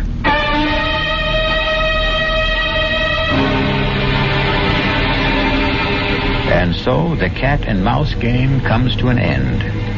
But according to Dr. Singh, there is no end. Perhaps Richard Moresby will have his turn next in another afterlife. I'll be back in a few moments.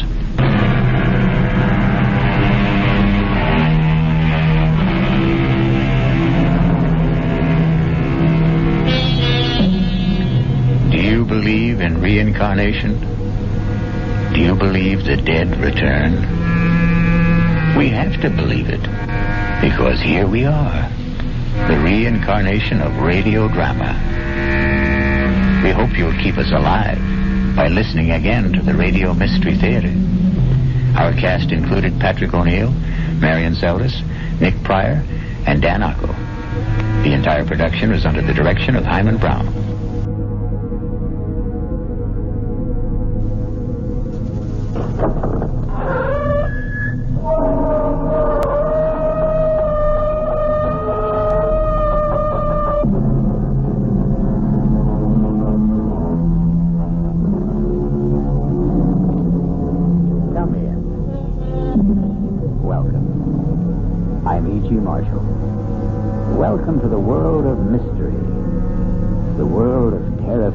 imagination. The story you are about to hear is called Lost Dog. Yes, a dog story. But please don't expect a charming family tale about man's best friend. In fact, you may even decide that the dog in this story is man's worst enemy. It all depends on whether or not you share the particular terror of our heroine, Miss Julia Smollett. Get out! Get out of here, please! Please, George, take him away! Give me a dog, for Pete's sake. There's nothing to hurt you. Get out! George! Please!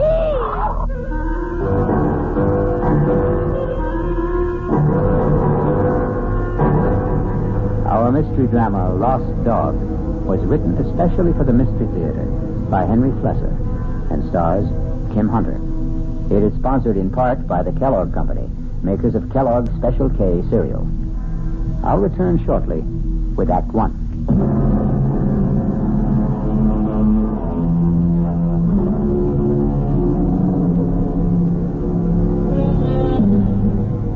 Our story begins in the quiet parlor of a small suburban house at the end of Elm Street.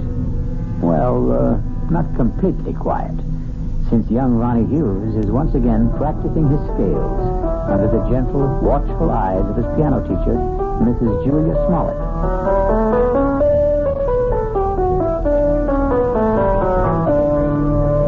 Well, that was very good, Ronnie.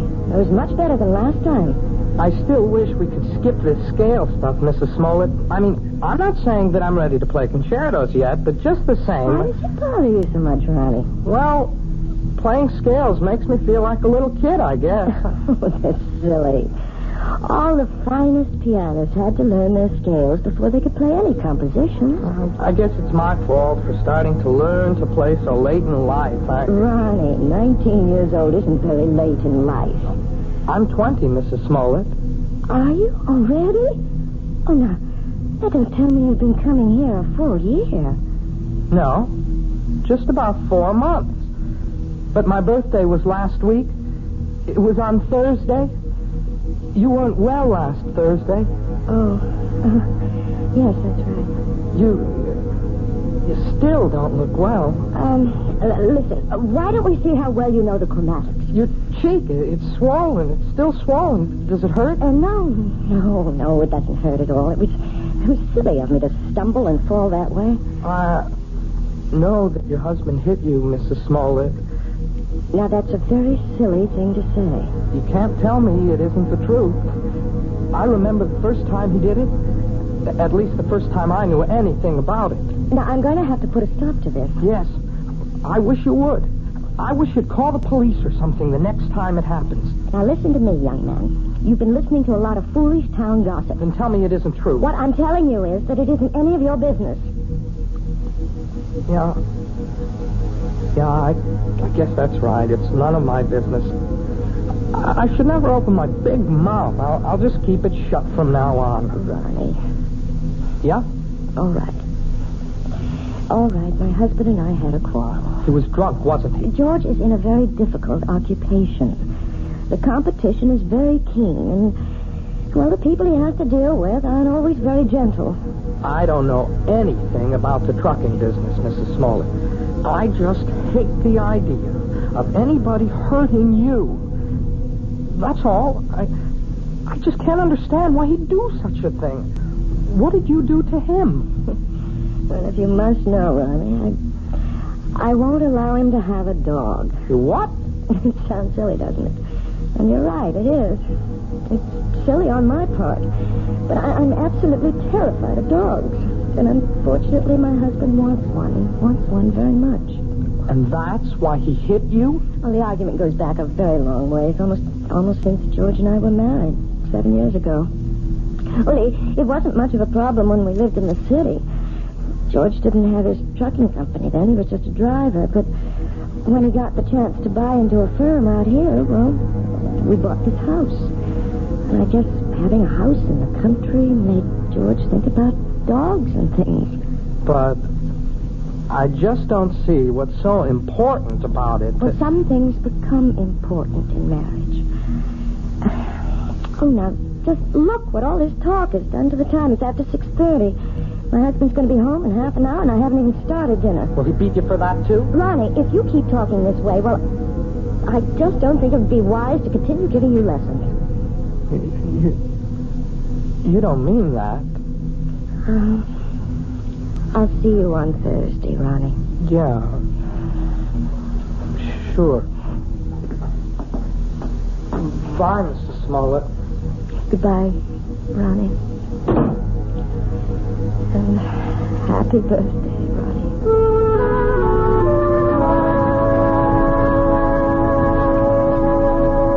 What else could I tell the guy? I had 2 semis in a repair shop. If I wanted the job, I had to use his equipment. Well, fine. Only nobody was going to hook me for a $500 premium. Hey, are you listening, Julia? Yes. Yes, I'm listening, George.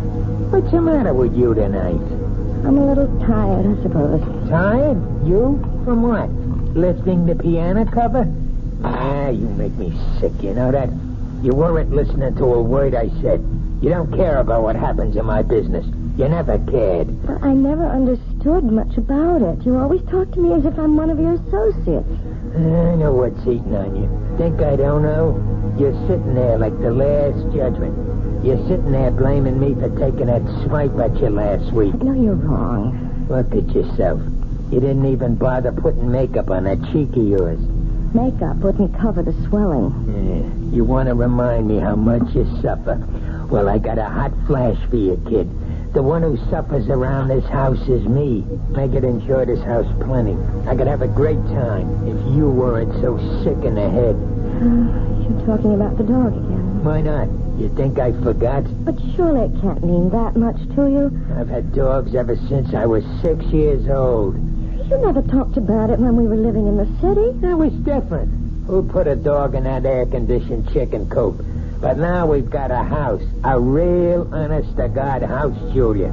A house needs a dog. Oh, George, you know I feel terrible about saying no, but I can't help myself. It's just something in me. It's a phobia, I guess, but dogs terrify me. Even small dogs, tiny, harmless little dogs. I go to pieces when one comes near me. It's all in your mind. Yes? But isn't that enough? No, not for me it isn't. Can't you understand that it's like a sickness, like a disease? Okay. So if it's like a disease, how come you never got cured? How come you never saw a doctor about it? A doctor? Yeah, that's right. You're telling me you're sick? Well, just find out. Well, where are you going? I'm going to get you an appointment, a doctor's appointment. I'm calling Dr. McCann right now. At this hour? I'll call him at home and make an appointment for tomorrow. We're going to settle this thing once and for all.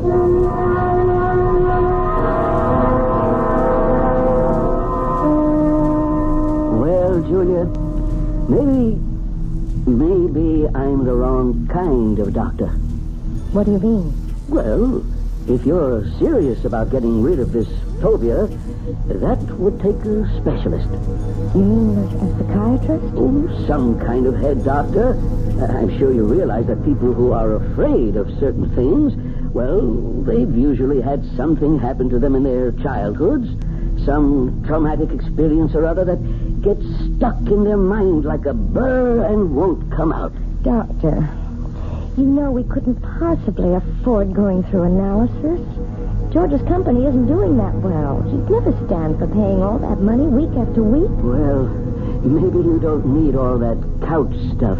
Maybe there's something else you might try. Like what? Do you ever hear of hypnotherapy?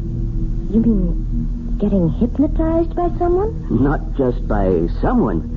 I mean someone who can put you under and maybe help cure you of this thing. I'm not saying it always works, but it does sometimes. I don't know. The thought sort of frightens me. Nothing frightening about it. It might be just the way to find out why you're really afraid of dogs.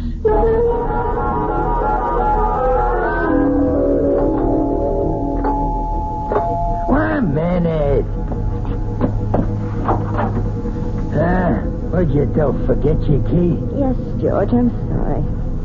Where you been so late? It's almost 7:15. I went to a movie after I saw Dr. McCann. I was just so nervous. I had to get out of myself, so I went to this movie, and it lasted longer than I thought it would. Oh, that's great. Just great. Now what happens to my dinner, huh? Dinner's all ready. All I have to do is heat it. That's a fine thing. I come home early to surprise you. You're not even here. I'm sorry, George. Look, do you think you should have more to drink now? I mean, it won't take me more than 10 minutes to get dinner on the table. Never mind how much I drink. Besides, I'm in no hurry for dinner. I want to know what the doctor said. Well, it's just as I told you, George. There's nothing Dr. McCann can do for me. It's not something that can be cured with a pill. There's gotta be some way. Well, he suggested that maybe a different kind of doctor, a hypnotherapist. A what? Someone who hypnotizes you, who tries to make you go back into your past. Sounds like a lot of junk to me. Well, it might do some good. I really don't know. I'll tell you what would do some good. A little direct action. That's what you need. What are you talking about, George? The only way to learn how to swim is to jump in the water, right? Well, that's what you need, Julia. I simply can't make you understand, can I? Well, maybe I can make you understand. Forget it. You want to get that dinner ready? I'm hungry. Yes, I'm going now. Look, why don't you change first? Change? Yeah, your clothes. Get more comfortable. Well, yes, I think I'd like to do that, George. I won't be long.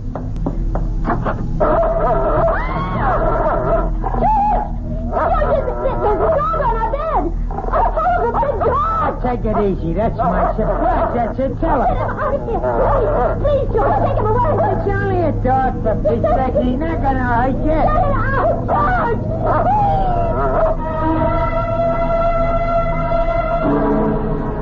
It only goes to prove that there are more terrors in this world of ours than anyone imagines. But the question in the Smollett house is, which one is the real terror? Attila the dog or George the husband? We'll learn more about both of them when we return shortly with Act 2. This is WOR New York, your station for the Mystery Theater.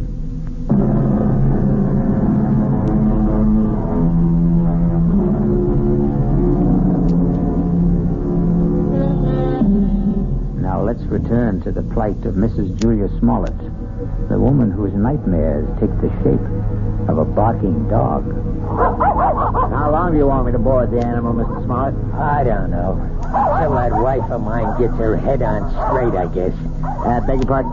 My wife doesn't like dogs. Took one look at Attila and screamed the house down. Well, some women get scared of Dobermans. This dog's only 6 months old, for Pete's sake. Practically a puppy. Can you board my dog until my wife gets through with her treatment? Treatment? I don't think I understand. Just give me a straight answer. Oh, yes, sir. Certainly. We'll take the dog for as long as you like. We'll see how long that is.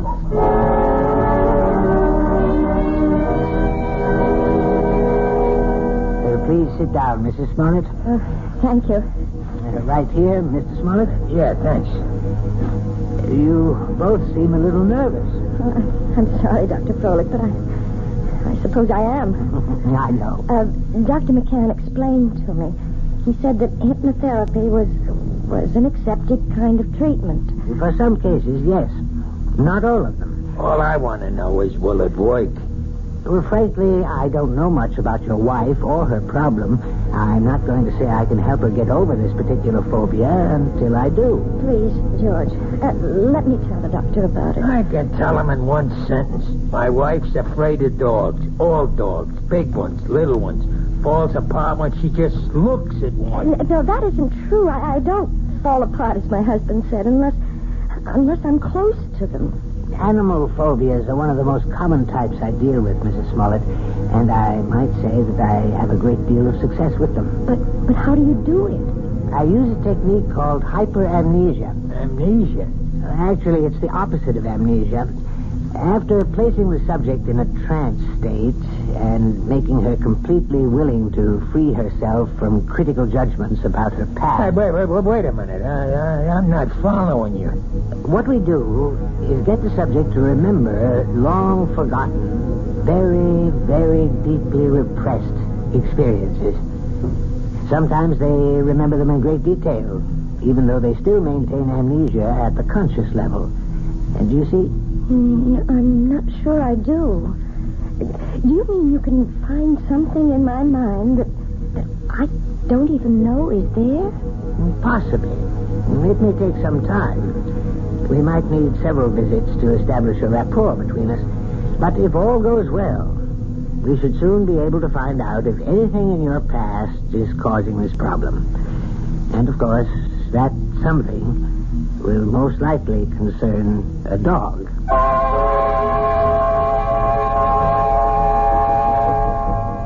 That wasn't one of Hank's longest passes, but it was a bullet right at Joe Flax, deep in enemy territory. George? 3 minutes left in the half. You home already? Whether or not the Raiders will try to go all the way. Well, what happened? How'd it go at Folix? It was all very strange. Well, come on, let's hear it. Did he get you hypnotized or didn't he? Look, I just want to hang my coat up. Look, I'm missing a big game just because I want to hear. You might as well turn it on again, George, because all that Dr. Froelich did was what he called the first stages. What does that mean? I mean, well, he put me under all right. There wasn't any problem about that. Yeah, I figured that. Tell me what he said about the dog. He didn't say anything, George. Oh, what do you mean? Just that. He didn't start talking about my problem. That's going to have to wait until I'm more receptive. What's he trying to do? Keep stringing you along until he bleeds me dry? Those visits cost $50 each, you know that? I know it's expensive, but you're the one who insisted that I go. $50 a week plus kennel charges. A couple of months of that, and I'll be hocking half of my trucks. Look, you tell that guy to get down to business. It's only my second visit, George. Well, we better start seeing some results on number 3, understand? I'm not waiting any longer. There doesn't have to be a number 3. As far as I'm concerned, we can stop right now. What are you talking about? George, I don't want to do this thing. I hate being put under. I hate anybody poking around in my subconscious for something that isn't even important to me. You mean you want to be sick? I think I'll lie down for a while. Don't you walk out on me. I'm sure you'd rather watch a football game. Oh, tell me what to do. I know. You think I'm Mr. Lowbrow. But let me tell you something, kid. You're no fairy princess anymore. Maybe that's what you used to think you were back in the old days. But the only fairy around this house is that piano student of yours. I don't like to talk to you when you're like this. That's what you always say when I'm drinking. Well, I'm not drinking now. And you better listen to what I'm saying. Oh, please, George, don't touch me. Yeah, I knew that was coming next. Don't touch. That's your favorite phrase, night and day. Don't touch, George. You're hurting me. That's the only thing you understand. The only touch that means a thing to you. Let go of me. Stop being such an animal. I'll show you what animals do. No, George, please, don't. I'll show you what kind of an animal I am. I'll show you. Don't, George, please don't. Please.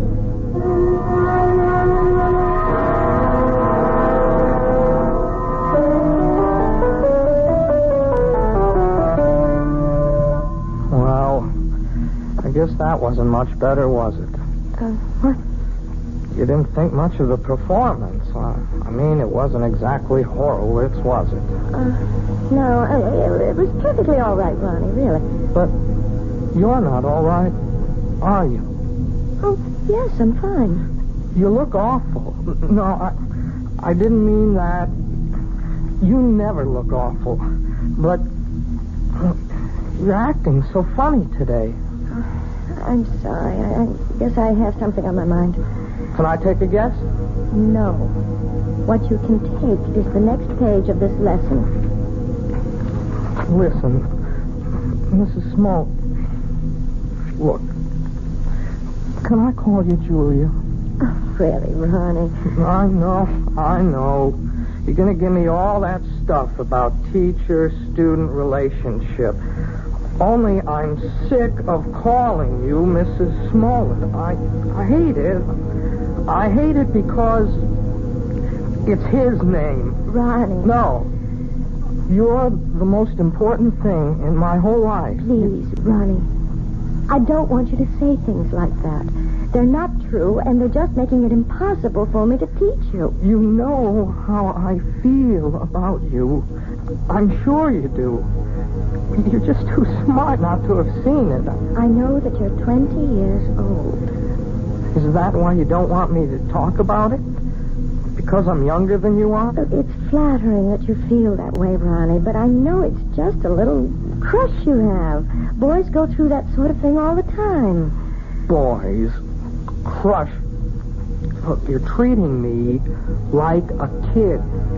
If you ask me, that's why you keep me on those damn scale exercises all the time, so you won't have to think that I'm any more of a man than those 10-year-old kids that you teach all the time. No, Ronnie. I know you're a man. Of course I do. Well, and if you think that, treat me like one.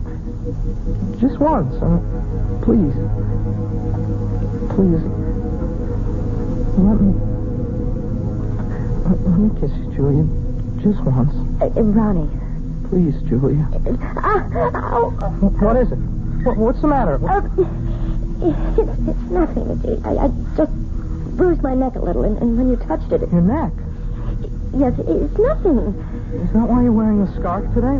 Let me see. No, Ronnie, don't. Oh, my God. It was just an accident. Nothing but an accident. You're all bruised. Your whole neck. Look at it.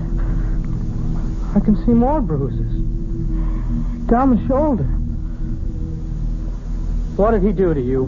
Please don't talk about it. I can't bear to talk about it. You don't have to. Julia, you don't have to. But he's going to talk about it. With me.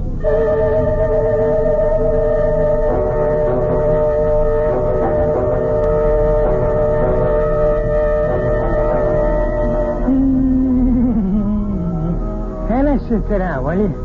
Doesn't that bring back memories? Hey, Julia. What? That song. We used to dance to it, remember? In a girl room, first year we were married. Hey, you want a drink? No, thanks. You're drinking enough for both of us. Makes me feel good. Yes, I know. I should think about wives. They ought to do what their husbands do. A man needs a pal, not just a wife. I'm sorry that I'm not a pal, George. That's why I need a dog, you understand? A man's got to have a friend. Somebody who understands him, you see? You really think that dog, what's his name, would understand you? His name's Attila. Attila. That's an awful name for a dog. A frightening name. Everything scares you, even names. Oh, who the heck is that? I don't know. Hello, Mr. Smollett. Hey, what is this? Since when do you get piano lessons at night, Julia? Ronnie, what are you doing here? I didn't come for a lesson. I came to talk to Mr. Smollett. You want to talk to me? About what? May I please come in, sir? Yeah, sure. Come on, Sonny. Ronnie, you shouldn't have come here. I won't stay long. I just want to say something to your husband. Sure, kid. Go ahead. I wanted to say that I know what you're doing to Julia. I know how you've been hurting her, and I won't let you get away with it. What was that? Oh, Ronnie, no. Oh, even if she doesn't want to say anything about it, I will. You touch her again, I'll go to the police. I mean that. See, there are laws in this country. I think maybe I'm hearing things. I swear, Mr. Smollett, you ever hit her once more, you're going to go to jail. So I'm going to jail, huh? And you're going to put me there. Ronnie, I begged you not to do this. No. It's okay, Julie. I like hearing this. I mean, I want to know what the younger generation is thinking. You don't want me to hit my wife anymore, is that it? That's it. You sure you know the difference between hitting and just giving little love taps? Please, Ronnie, go. Go right now. I mean, maybe you made a mistake, kid. For instance, this is a love tap. Oh, George! Now, That's a love tap, Ronnie, baby. This is... Oh, George, stop it! Don't! You see the difference, kid? You better be sure you know the difference before you talk to the cops. George! George, don't! Oh, don't!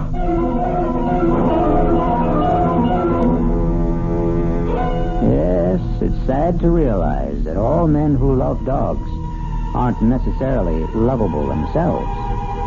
But obviously George Smollett is a man who believes that brute force trains people as well as animals. He may be right in some respects, but perhaps he should be aware of the old saying that every dog has his day. I'll be back shortly with Act 3.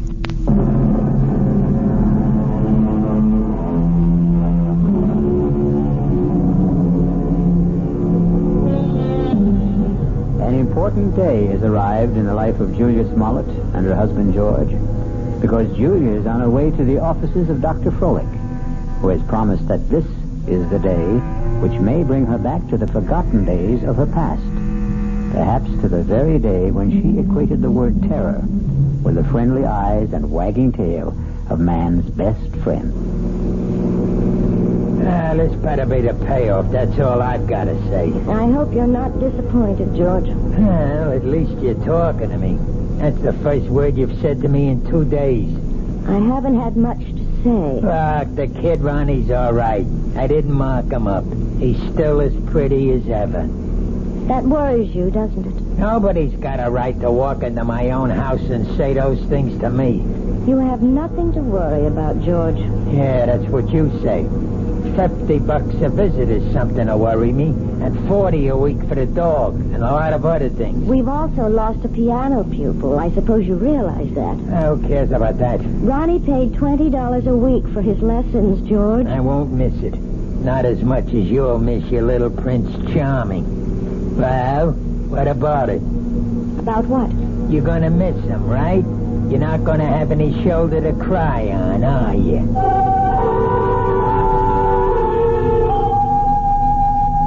I think I'd better explain exactly what I plan, Mrs. Smollett. We're going to try something called age regression. Age regression? It sounds as if you're going to make me younger. That's almost exactly what we'll try to do.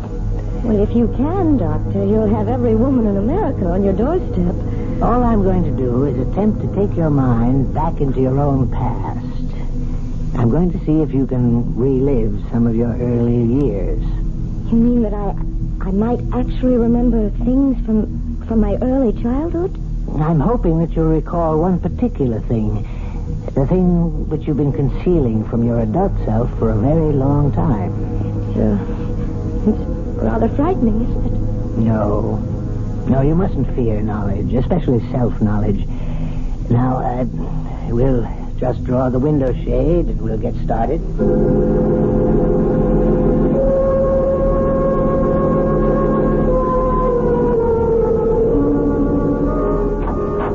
Mr. Smollett, would you like to come inside? Me? You mean you're all through so fast? No, we're not through, but your wife is in a deep trance, and I thought you might want to be here when we begin the age regression attempt. Well, sure, if you want me in there. Hey, she looks like she's asleep. But she isn't. Hypnosis only resembles the sleep state, but it's not. Mrs. Smollett is very much awake. Yeah? Mrs. Smollett. Julia, you may open your eyes now. Ah, that's fine. Now, tell me, do you know what day it is today? Yes. Wednesday. No, you're wrong. It's Friday, Julia. Is that right? Yes, Friday. No, Julia, it isn't Friday either. Do you know what day it is now? No. I don't know what day it is. In fact, right now you don't know the day or the month or even the year, Julia, do you? No. You see, Mr. Smollett, I'm purposely doing this to dislocate your wife in time. Oh, yeah, I understand. Julia, you're going to be a child all over again. You're going to see and hear and feel everything you did since you were a baby. And you're going to tell me everything I want to know about what you see, hear, and feel. You're going to answer all my questions starting right now. You understand? Yes. Julia, you are 1 year old. Do you hear me? You're an infant, only 1 year old. Tell me what you know, Julia. Tell me if you're afraid of dogs.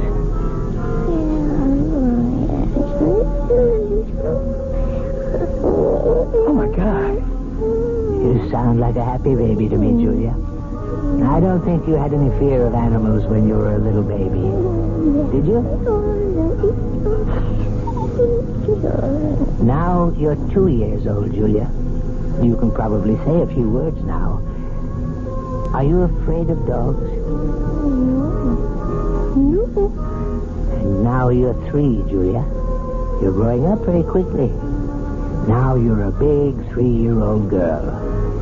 And are you afraid of dogs now, Julia? No. I'm not afraid of Bow Wow. You're 4 years old now, Julia. Tell me if you're afraid of dogs now. It's all right to shake your head as long as you tell me, Julia. Now you're 5 years old. What? Still not afraid of dogs? No. I'm not afraid. Now you're 6, Julia. 6. This can go on forever. Please, Mr. Smollett. Not afraid at 6, Julia? Then let's be 7 years old. You're 7 years old. Still not afraid, are you? Now, what about 8? You're an 8-year-old girl now. Topper. What was that? Topper. Poor Topper. What's she saying? Julia, who is Topper? Is Topper a dog? Topper's my dog. Where is Topper now, Julia? Topper's dead. They put Topper away. They killed him, and it's all my fault. It's all my fault. What's your fault? What did you do, Julia? No.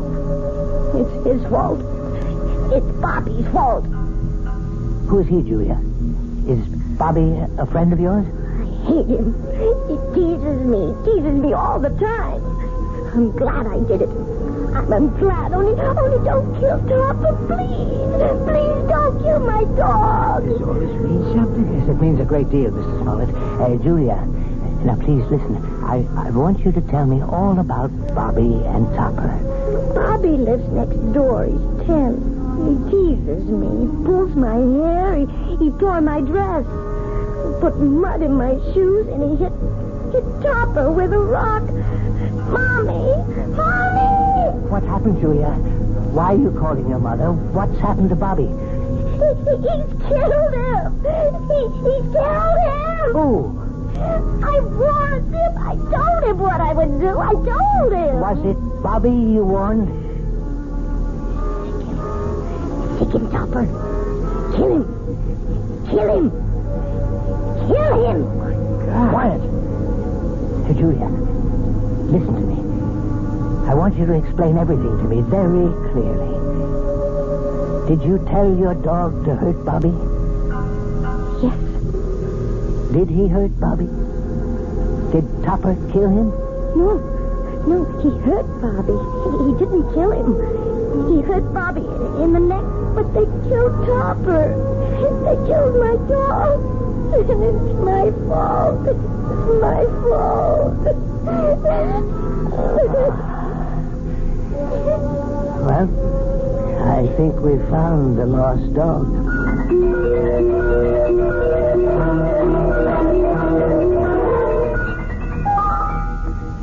So, now you know, Mrs. Smollett. Now you may be able to understand. It was this one incident in your childhood, this one tragedy of your past innocence, which is responsible for your phobia. More than anything, you have a strong feeling of guilt. You blame yourself for what happened to little Bobby, when in all likelihood you were not. And any way at fault?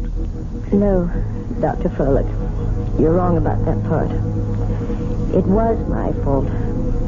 I remember it all now. You probably just wished that Topper would turn on the little boy, and you saw your wish become a reality. So you accused yourself of a crime. I didn't wish it. I told Topper what to do. I hated Bobby so much I wanted him to sink his teeth in that little boy's throat. Well, at least you've brought it all into the light, Mrs. Smollett. And something tells me that it won't be long before you'll willingly accept the love and friendship of a dog again.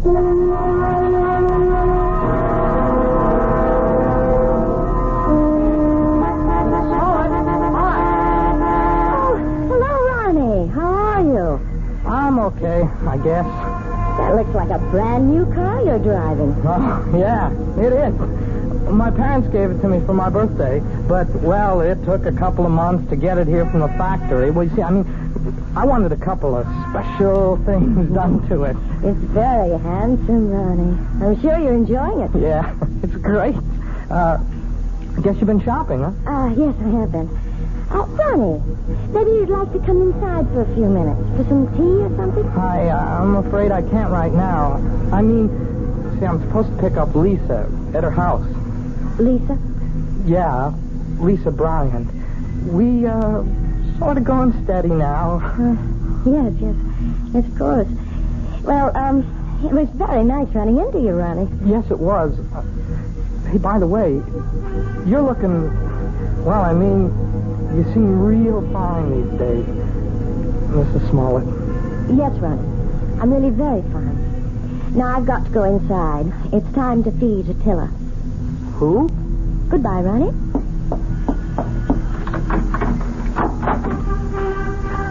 Attila! Where are you? Attila? Here, boy! Oh, now where's that animal? Oh, well, I suppose he's playing in the yard or something. Oh, or maybe he's in the bedroom. Attila! No, not in there. Oh, I see George's jacket's back from the cleaners. I hope they haven't taken all the smell out of it. No, they couldn't do that. Nothing will ever take the smell of George out of anything. Now to find that animal. Attila! Where are you? Attila? Are you here? Oh, there you are. Oh, for heaven's sake. Are you still tied up, you poor thing? Oh, well, don't worry. I'll have you out of that in a minute. We can't have you tied up, can we, boy? We can't play our little game if you're tied up. Yes, that's a good dog. Good boy, Attila. Now, let's play our little game. See the jacket, Attila? See? Smell the jacket, boy. Go on, smell it. That's a good boy.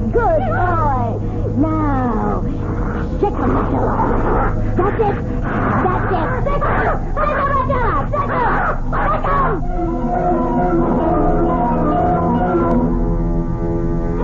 Who said a dog has to be man's best friend? Why not woman's best friend? Especially a woman like Julia, who's just learning how really helpful a dog can be. Or rather, she's remembering how helpful. And one day soon, George Smollett will come home to a very surprising greeting from his own pet. I'll be back shortly.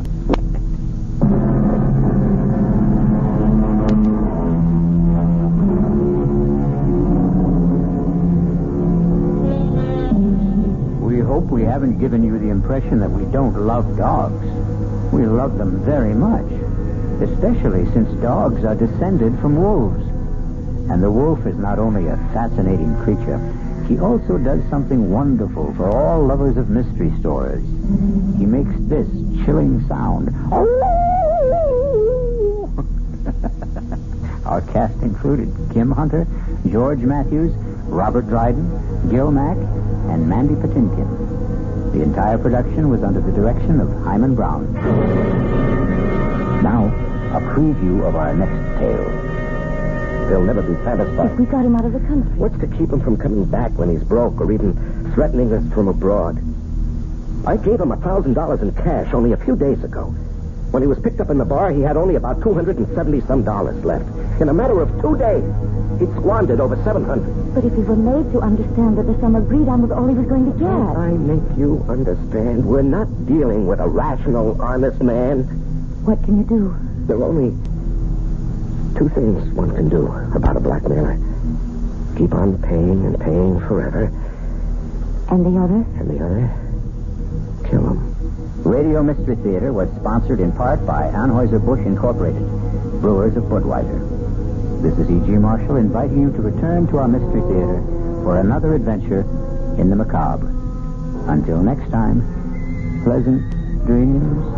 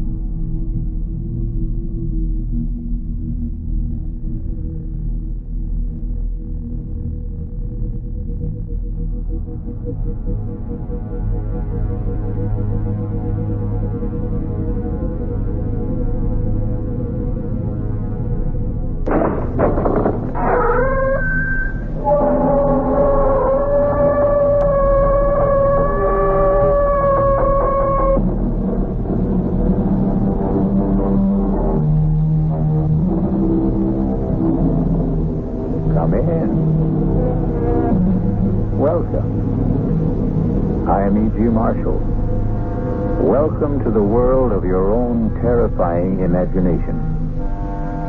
Since the beginning of time, people have argued about the existence of ghosts. They've been called variously wraiths, specters, phantoms, apparitions, shadows, or shades. But everyone agrees that if there are such things as ghosts, they are the souls of dead persons haunting living persons. And that's what our story is about. Ghosts. No one, Mr. Garth, whether professional ghost hunters or ordinary people, have ever been able to spend an entire night in that house. Well, how many have tried, Mr. Flanders? Well, I know of at least a dozen. And that's within the past 2 years. Well, did you get any reports from the professionals? Oh, sketchy ones. But they all say the same thing. That whatever or whoever it is that haunts that house, the manifestations are the most powerful and evil in their experience. They all mention nameless horrors.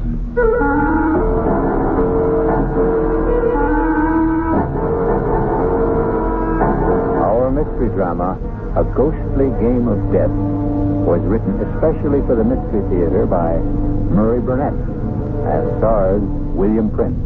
It is sponsored in part by Anheuser-Busch Incorporated, brewers of Budweiser, and by the Kellogg Company, makers of Kellogg's Special K cereal.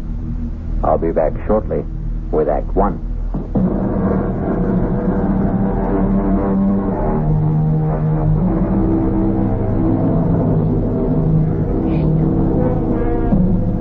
Nameless horrors.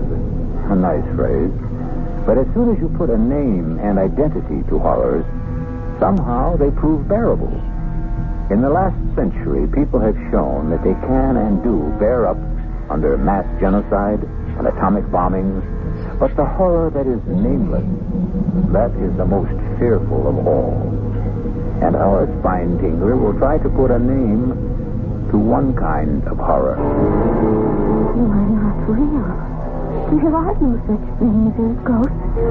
I'm just imagining things. But I see you. I see you. No, don't hurt me. Whatever you are, Please, stay away from me. You want us to leave the house? I will. If that's what you want. Just please let me by. I'll go right down the stairs, walk out of the house, and never come back. Is that what you want? Please.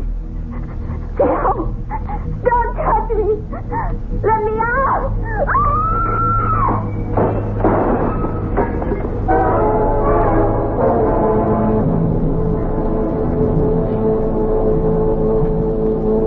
Suicide. That's what all the papers say, Mr. Garth. But we know better. It's ghosts. That house is haunted. Mr. Flanders, my field of study is the supernatural. But I can't even begin to tell you whether I can help or not until you get control of yourself. I'm sorry, but this whole thing is just about putting our firm out of business. The house, Mr. Flanders. Do you have anything on the history of the house? Yes. It was built in the early 1800s by a sea captain named Ephraim Hatch for himself and his bride, a young lady named Lucy Endicott. And they lived in it for some 4 years until the tragedy. You have the details? Well, Captain Hatch was supposedly a hellraiser in his youth, but also a great seafaring man. He was in whaling and, if the rumors are true, slave trading. At any rate, he amassed a fortune. He fell in love with this Endicott girl who was the town beauty, married her, settled down, and built this house. The tragedy. Well, the story goes, as nearly as we can piece it together, that the captain returned from one of his voyages earlier than expected and found his bride entertaining a lover. He killed them both. Horribly. And ever since, the house has been haunted and unlivable. We're building a condominium. This house is a key location, right in the middle of the property we own. We can't even get wreckers to tear it down. No one will go near the place. You keep telling me that no one has lived in the house. What about this girl who just died there? Oh, that was a stupid idea of my partner's. Her name was Roberta Gindley, a television reporter. She wanted to make a name for herself, and my partner sold me on the idea that if she spent a night in the house and then went on television and told people about it, our problems would be solved. And now we're in a worse mess than before. That's why we came to you.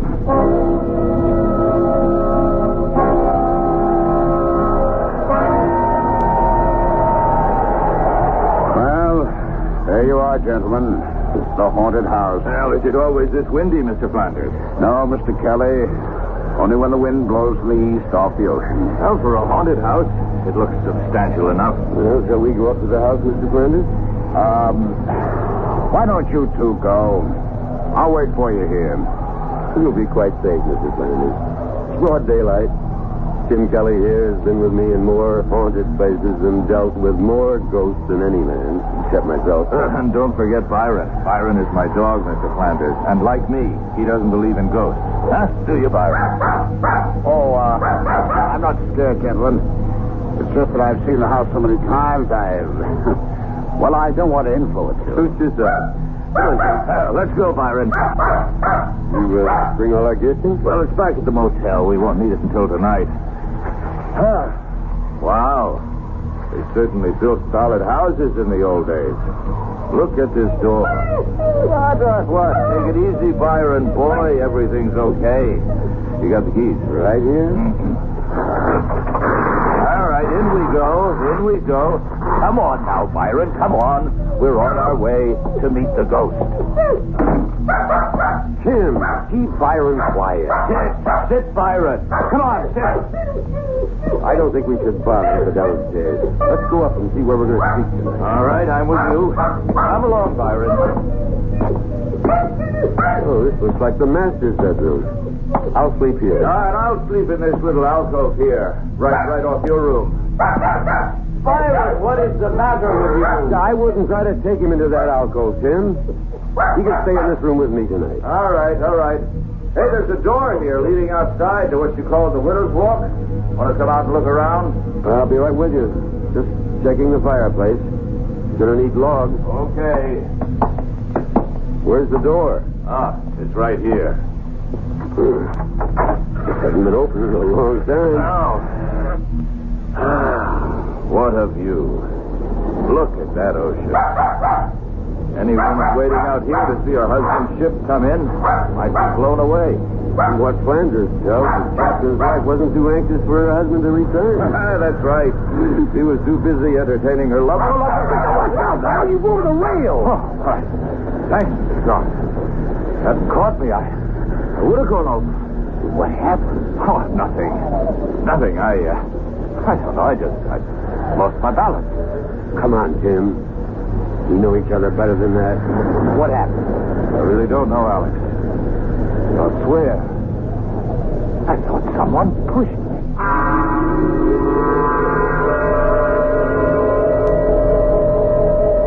Scott, I'm not at all sure I'm doing the right thing, and I'll understand if you don't want to go through with this. I'll pay all your expenses to date. You're concerned about my safety? Yes. A real estate deal is important, but not that important. Mr. Flanders, you have nothing on your conscience. Tim and I will spend tonight in the house, and by tomorrow, the ghost should be at rest. And you think there is a ghost? Well, of course. I just don't believe in its malevolence. Have you taken care of the wooden logs for the fireplaces? The men wouldn't go into the house, but you'll find plenty of firewood outside the door. Fine. Then I'll be on my way.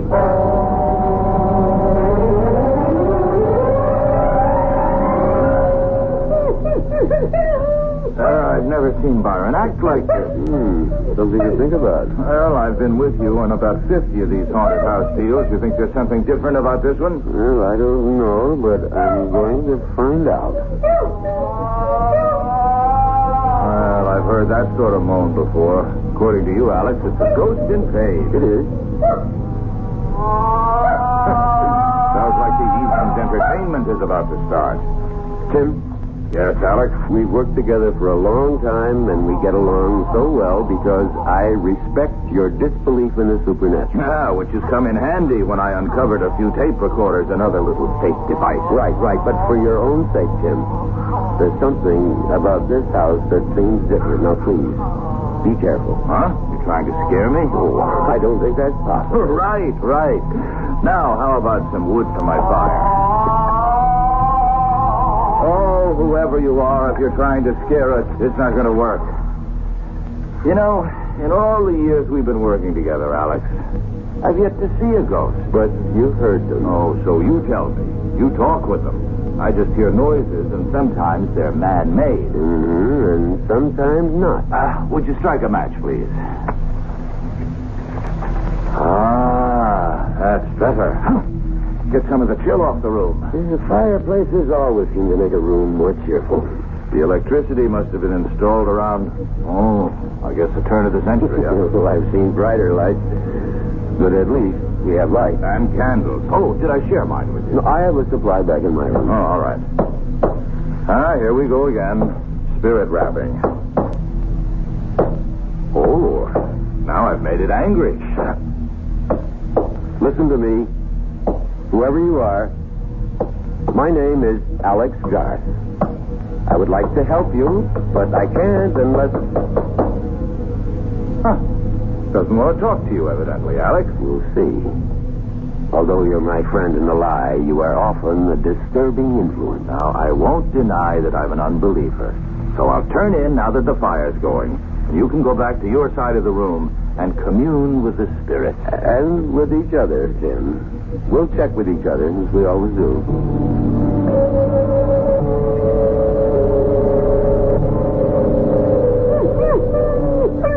Quiet, Byron. It's all right, boy. It's all right. Oh, trust me, Byron. You like your ears rubbed. Expect me to sleep with all that racket going on? Has Byron gone bananas? Well, I'm trying to quiet him. Easy, boy, easy. It's all over. Tim, is there any way we can get Byron out of here? He's beginning to froth his mouth. He's covered with perspiration.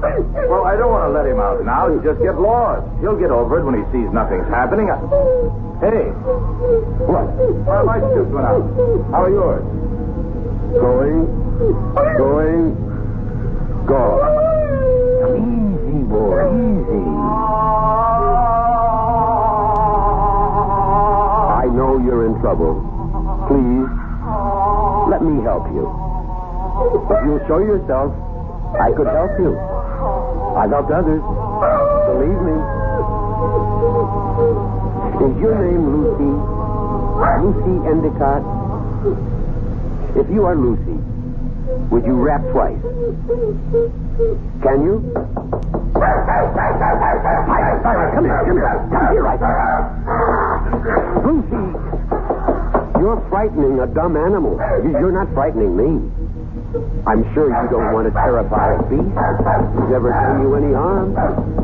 Byron, come here. Come out of that corner. Come to me. Good luck. Come on. Alex, the fire's going out in here. So we go to the candles. You plenty of matches, haven't you? Yeah, I'm fine, but I'm really worried about Byron. Oh, somebody's playing games. I tried to find the fuse box if I could, but... Hey. What is it, Jim? Well, whoever's at the controls is pretty good. A nice cold gust of wind just blew out the match I was using to light the candle. Well, I've got a couple of candles lit. You want one? Oh, no, thanks. I'm not scared of the dark. That's pounding. That's a new one, isn't it, Alex? It's new to me. It isn't spirit rapping. Sounds like someone wants in. You want to go down and open the door? Oh, no chance. Hey, Alex, your side of the room is rocking like a boat. I'm steady as a rock. Was that Byron? Yes. What happened? I'm not sure. He's dead, Tim. What? His neck seems to have been broken. Tim, did you hear me? I said Byron is dead. Tim, are you all right? Tim, what is it? Run! We are alive!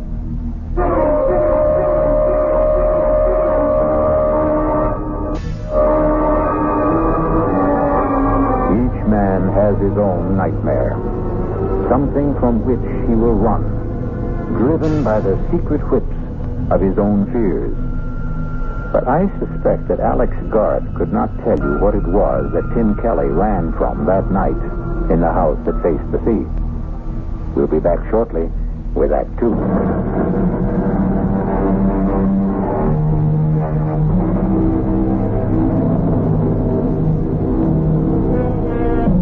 Alex Garth, authority on the supernatural, has undertaken to spend a night in a house so demon-ridden that workmen have even refused to tear it down.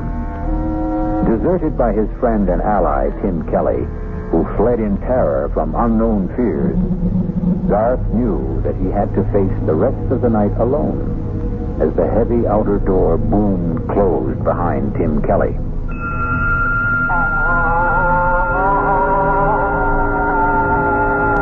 Will you show yourself now? I promise not to run away like my friend. You'll never find peace unless you let me help you. There can be no rest for you except through me. Do you think you're being punished for some sin you committed when you were alive? That isn't you.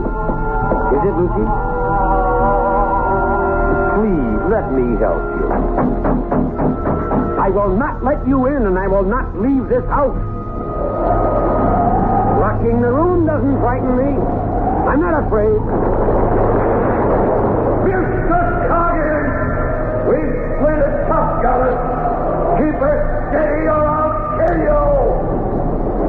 That letter I received in Trinidad tells me that my Lucy, my wife, is carrying on under the roof of the house that I built for her with young John Rogers. So, Mr. Coggins, we're going to drive for home and to hell with the storm! Nightmares. We've all experienced them. But I venture to say that none of us has experienced the horrible sights, shapes and sounds that Alex Garth saw and heard in that dark room of the haunted house for the next hour. And when he still held hard to his sanity and what remained of his courage, the apparitions changed in character. Garth no longer knew what was real and what was fantasy. He later told me that he may even have fallen asleep, hard as that may be to believe. Alex Garth? Lucy? I am afraid. Am I not there, Alex Garth? Yes. Even beautiful? Very beautiful. Would you not like to touch me, Alex? Even if I wanted to, I could not. You think I am cold and repulsive. That is what you think. John, tell Alex how nice I am to touch. You are very nice to the touch, Lucy. Was John your lover? You do nothing but ask questions, Alex Garth. What should I do, Lucy? Make me feel once more the touch of a man you love. Lucy, you're in torment. I can only give you peace. Torment? Why should I be unhappy? I live here in my house and...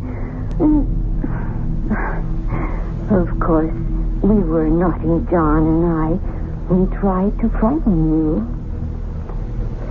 But that was only because I don't like strangers in my home. Apologize to Alex, John. This is a childish game you're playing, Lucy. But I adore games. I love games. Come dance a minuet with me, Alex. Isn't the music lovely, Alex? I don't dance the minuet, Lucy. John, you dance with me. This was how John and I first met. Doesn't he dance beautifully, Alex? Very beautifully. Remember, John?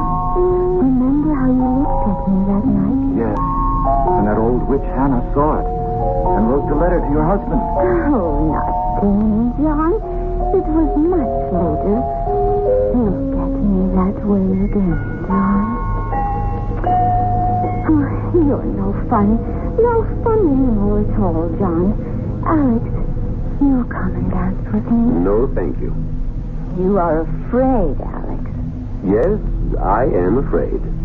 John, you heard. He is afraid. I said I was afraid, Lucy, but not terrified. Fiddlesticks. You play with words, Alex Garth. And you want me to play ghostly games with death, don't you, Lucy?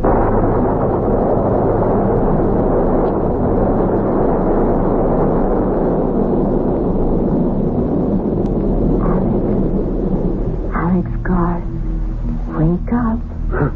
I wasn't asleep. You are here to drive me from my home.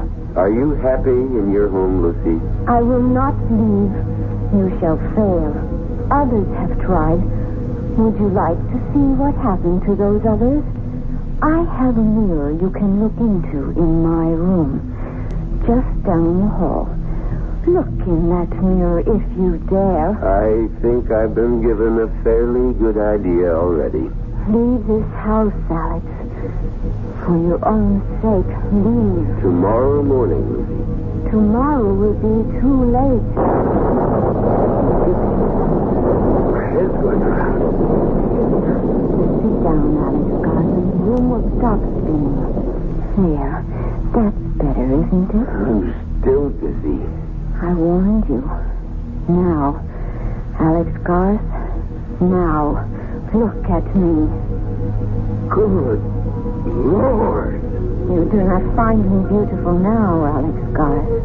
Not now with the blood flowing from the wounds inflicted on me by when he murdered me. Not murdered. Executed.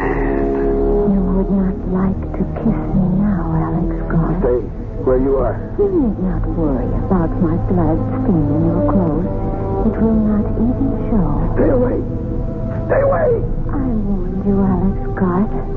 You think no one would wish to embrace me now, with the cuts and wounds and blood disfiguring me? Is that what you think? I'm not listening. Someone will wish to kiss me. Someone who loves me. I will kiss you, Lucy. I will embrace you. And I will embrace you, John, my love, even with the blood flowing from your pores. I can't look. I can't. It will do you no good to put your hands over your eyes, Alex. You will still see the bloodied lovers kissing. No, I won't witness this horror. My thoughts are mine. And they're real. You're phantoms, and you don't exist. For many we don't. But you know that we do. We are here, and we are real. And the only way you can banish us from your mind's eye is to run. Run, as your wise friend did. Run, and you'll see us no more. No, Lucy. I'm not leaving this house.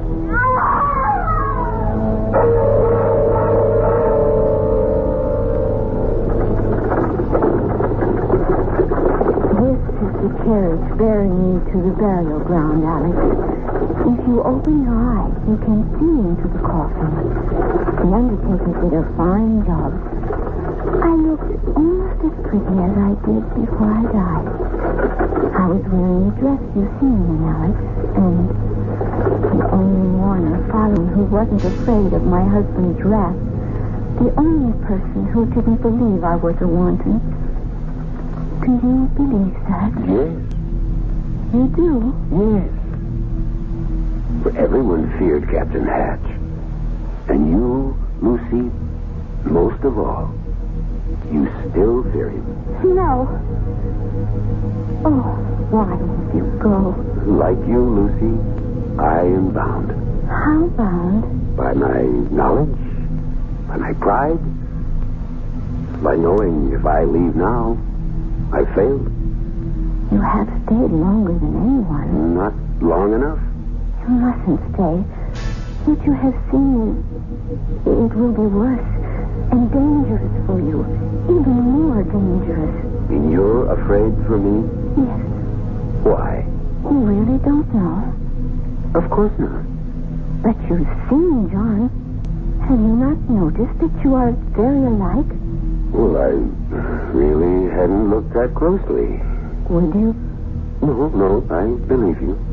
Then you must see how dangerous it is for you now. Then help me. I cannot.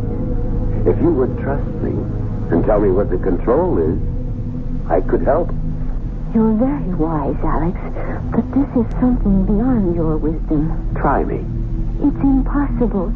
I am held here by forces stronger than yours. How do you know what my powers are? I told you, you are not the first who has been here, but you are the bravest, and your courage will destroy you.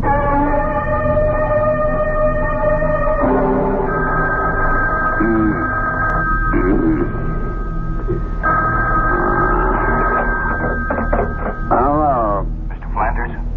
Who's this? Kelly. Tim Kelly. Where are you? Boston. What are you doing? Flanders, I owe an apology. But I owe Alex a lot more than that. Mr. Flanders, you've got to get Alex out of that house. What happened? Just get him out. It's 4 o'clock in the morning, Kelly. You woke me up. I'm not quite functioning yet. What do you see? What's in that house? Demons. Well, I thought you didn't believe in ghosts. No, but I believe in evil. And Mr. Flanders, in that house, you can actually feel the presence of evil. It's all around you, and it's dangerous.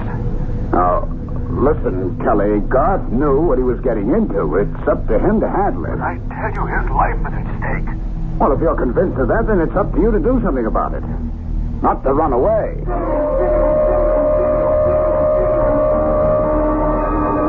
You speak to me of powers, Alex Garth, yet you are afraid to test them. What kind of test do you propose? The mirror. The mirror in my room. Let's go. Well, come along.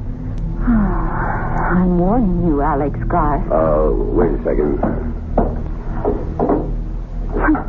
Your death machine will not help you. Death machine? Oh, You mean the revolver? Call it what you like. It spits fire and noise and has been used stupidly by stupid people against us. Surely you know better, Alex Garth. No, it gives me something to hold on to. Come on. You could try to hold on to me. This is your room? You fear to go in? Well, I'm wondering what it is about this room that... This is the room Tim ran out of, isn't it? The mirror is over here. Now, look in the mirror, Alex Garth. Look well. See, Alex Garth? Is that you, Lucy? It is I, Alex. She's a very young girl. And your schoolmates? Who are they? Schoolmates. Is John among them? Look. Look in the mirror. I can't make out the faces. Now you're grown. I can't. Oh! No! No!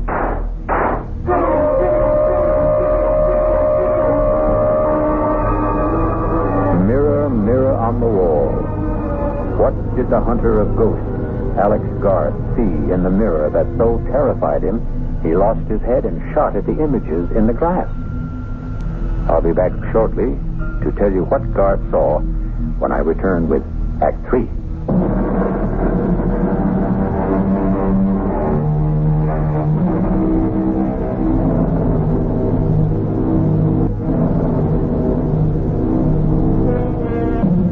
Some people believe in ghosts. Some very thoughtful people. There are others who say if you believe in ghosts, you will see ghosts. And Alex Garth, expert on the supernatural, is not only seeing, but talking to ghosts. As experienced and as cool a ghost hunter as Alex Garth has just committed the childish act of firing his revolver into a mirror, shattering the glass into 1,000,000 pieces, and doing the same to his composure. Stupid. Breaking the mirror isn't going to change anything, Alex Garth. The only thing you can do is leave. I'm not leaving, Lucy, until dawn. If you stay, your mind becomes a mirror. A mirror for all the things you don't want to look at. Well, if I have to look, I will. And farewell, Alex Garth. You and I will see each other, but we can no longer talk until you join us. Join you? You are doomed. You will join John and me here in my home for all eternity. And God help you, Alex Garth, because I no longer can. Lucy, is that you? Lucy, my darling, my love, I must go now. No. Please stay a little longer. Just a little longer, dear heart. Why did you marry him, Lucy? He knew the way, John, my love. He laughed and never said a word. How could I, Lucy? You know I didn't have a penny. You could have told me you loved me. You knew that. You knew it all the time we were growing up. Sometimes when people grow up, they change, John. And I was afraid you no longer cared for me. That's why you married the captain? I didn't want to be an old maid. Oh, there was no chance of that. I was afraid, John. He was so strong. John, I'm going to have a child. What? I'm going to have a baby, John. You're a baby. You're sure? I'm sure. Then we have to leave. You must come away with me, Lucy. Where will we go? West. To a new place. For a fresh start. Somewhere where Ephraim can't find... There is no such place. Of course there is. Lucy, you know what will happen if Ephraim discovers that... Ephraim won't be home for at least a week. He was in Trinidad. The last I heard... Lucy, it's me. Come on down. Unbolt the door. What do we do? Hide. I need my leave. Where? Anywhere. Quick. There. In my wardrobe. Behind my gown. Lucy. Coming, Ephraim. Just getting my robe.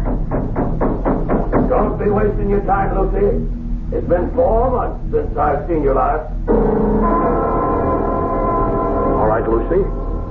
Where is he? Who? John Rogers, your lover. Have you gone mad, Ephraim? Aye, maybe. Mad with jealousy. Stop lying and tell me where he is. You're hurting me. Aye. And I'll be hurting you a lot more unless you tell me where he is.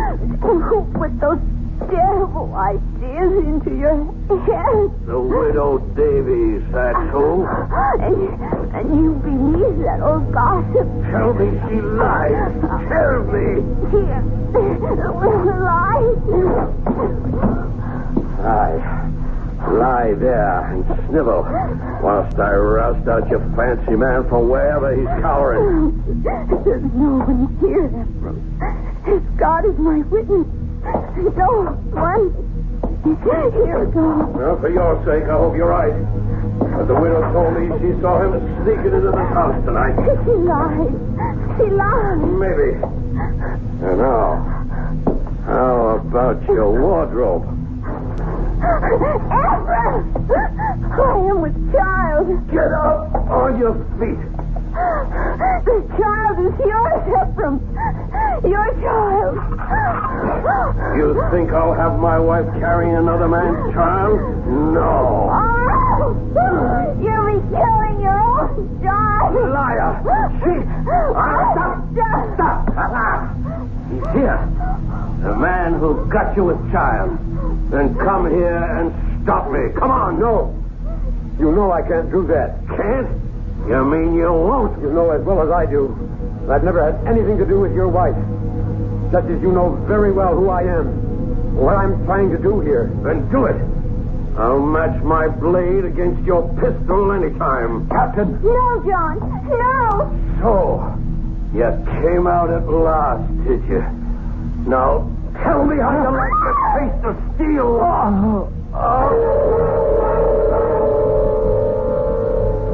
Here, have another drink, Gar. You look as if you need it. Flanders, there isn't enough liquor in the world to warm me. Not after what I saw at your house.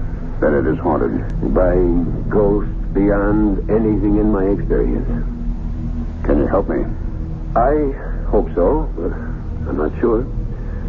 I managed to stay the night, and I barely managed to survive. There's one room in the house that seems to be the focal point of all the manifestations. That's the room I believe was occupied by Captain Hatch's young wife, Lucy. That's the room from which Tim ran last night. And that's the room in which I saw things no man should ever have to see. And you propose to hire some workmen? No, that's impossible. I told you what happened when I had work. I can understand why no workmen from around this area will go near the place. I intend to import a couple of men I've used before. Well, you could try it, but what would you want them to do? To dig into and around that room and see if we can find something that will account for the hauntings. We? Well, you and I will be with them. Correction. I hired you, Garth. You'll be with them. And report back to me.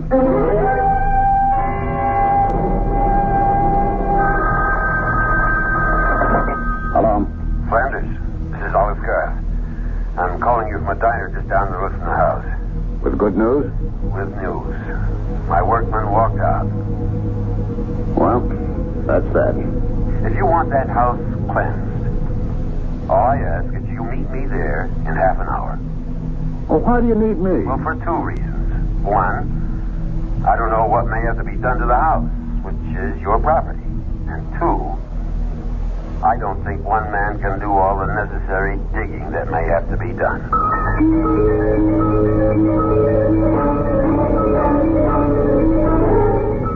Oh, I see what you mean about this room.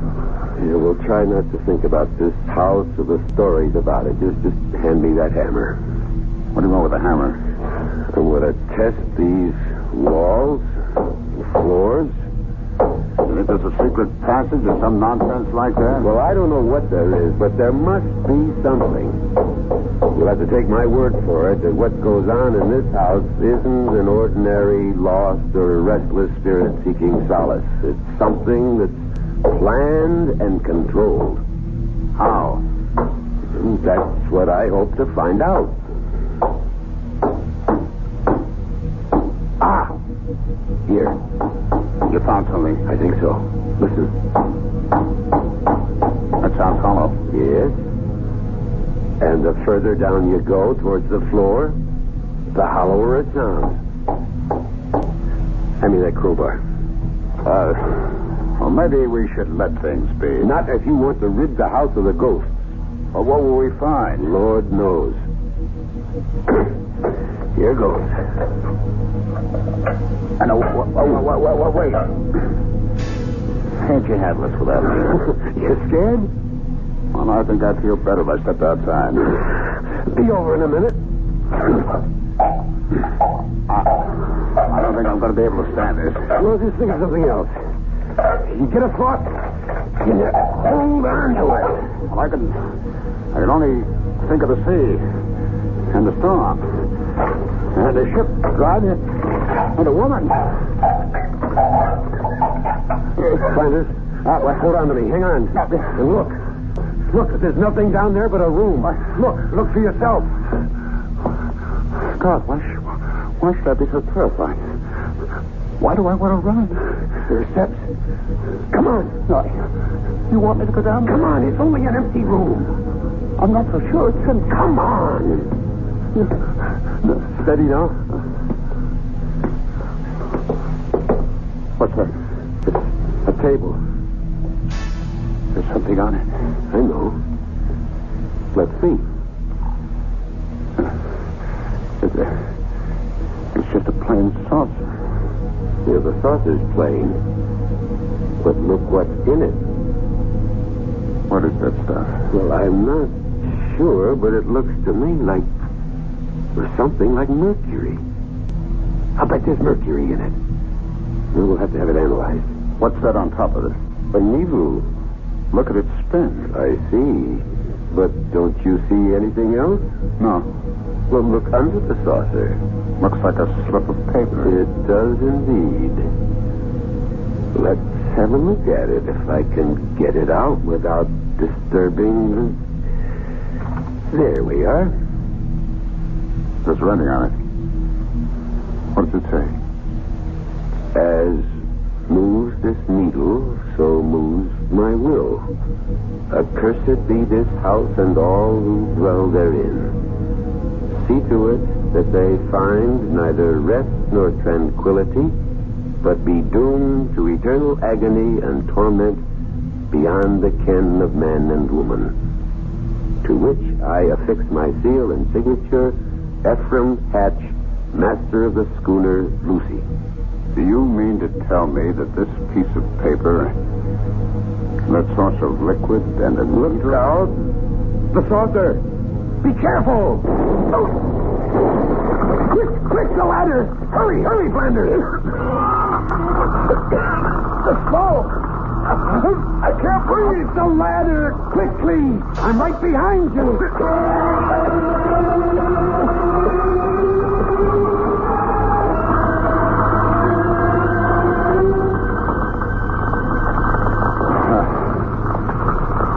How do you say thanks to a man who saved your life? Oh, don't bother.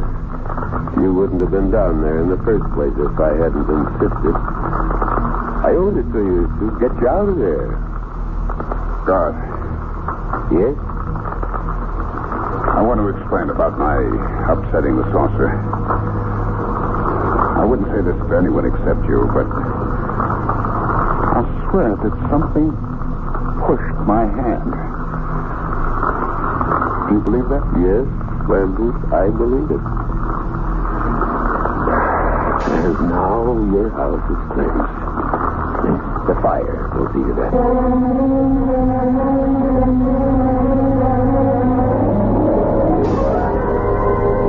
For those of you who are skeptical about the existence of such things as ghosts, I have a suggestion. Find a house reputed to be haunted and spend the night there. And then let me know about it. I'll be back shortly. Alex Garth is still an avid investigator of the supernatural. However, he has a curious reluctance to tell people about what he saw during the night he spent in that house on the New England coast. And he never admits that many times in the dead of night, he sees again the face of Lucy, her lover, and the terrible sword of Captain Ephraim Hatch. And he awakens with his mouth open in a soundless scream. Our cast included William Prince, Ralph Bell, Joan Tyson, William Redfield, and Gil Mack. The entire production was under the direction of Hyman Brown. And now, a preview of our next tale. Are you saying the legend is true that Millie has offended the beast goddess and is being punished? I don't know what I'm saying. But look at her. She's flushed, breathing rapidly. She could burst through that sedative any minute. I'm so hungry. Try to rest, darling. I'm going to speak with the hospital in Rio. I'll describe her symptoms. They'll arrange together then. Oh, my wrist. Oh, it's burning. Oh. Look at her wrist. Look at her wrist. Something's on it. It's a design. It's the shape of that bracelet. Kevin, it's your imagination. Hibbert, look. Do you see that symbol? It's on every ornament worn by the goddess. The design decorates her dress. It's just a raw, ugly scar. But it's her sign. The sign of the beast goddess. This is E.G. Marshall inviting you to return to our Mystery Theater for another adventure in the macabre. Until next time, pleasant dreams.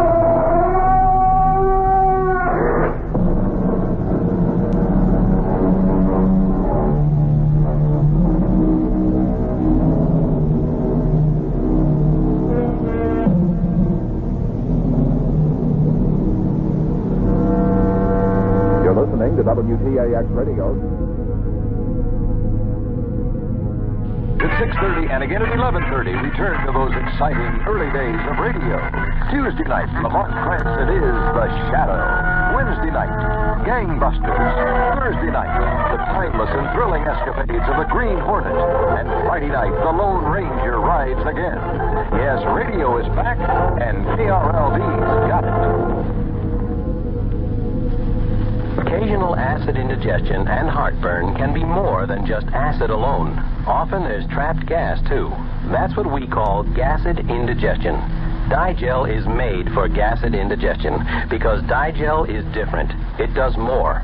Digel reduces excess acid while its patented simethicone gets rid of trapped gas fast. Use only as directed. Digel for gasid indigestion. No plain antacid can do what Digel can.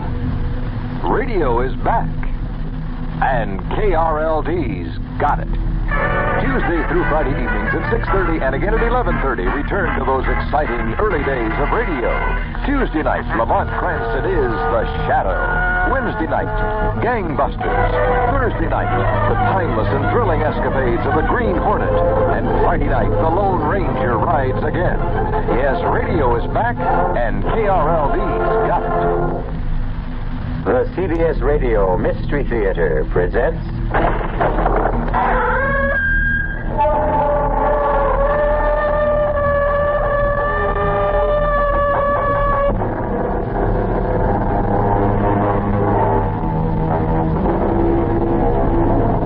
Come in. Welcome. I'm E.G. Marshall. Welcome to the sound of suspense. Welcome to the fear you can hear, but mostly to the world of terrifying imagination. The story you're about to hear concerns one of the most unusual killers in the annals of crime. A brutal murderer who carries not one but 4 deadly weapons wherever he goes. A huge monster of a creature weighing hundreds of pounds. But this isn't a horror story. In a way, it's a love story. It's called The Horse That Wasn't for Sale. And now that you've heard the title, you've already guessed the identity of our killer. But that doesn't mean you know what Stargazer is really like. No, you keep with me here. Get back, Stargazer. Get back, get away. Please, stop it. Please, somebody stop him. Save me.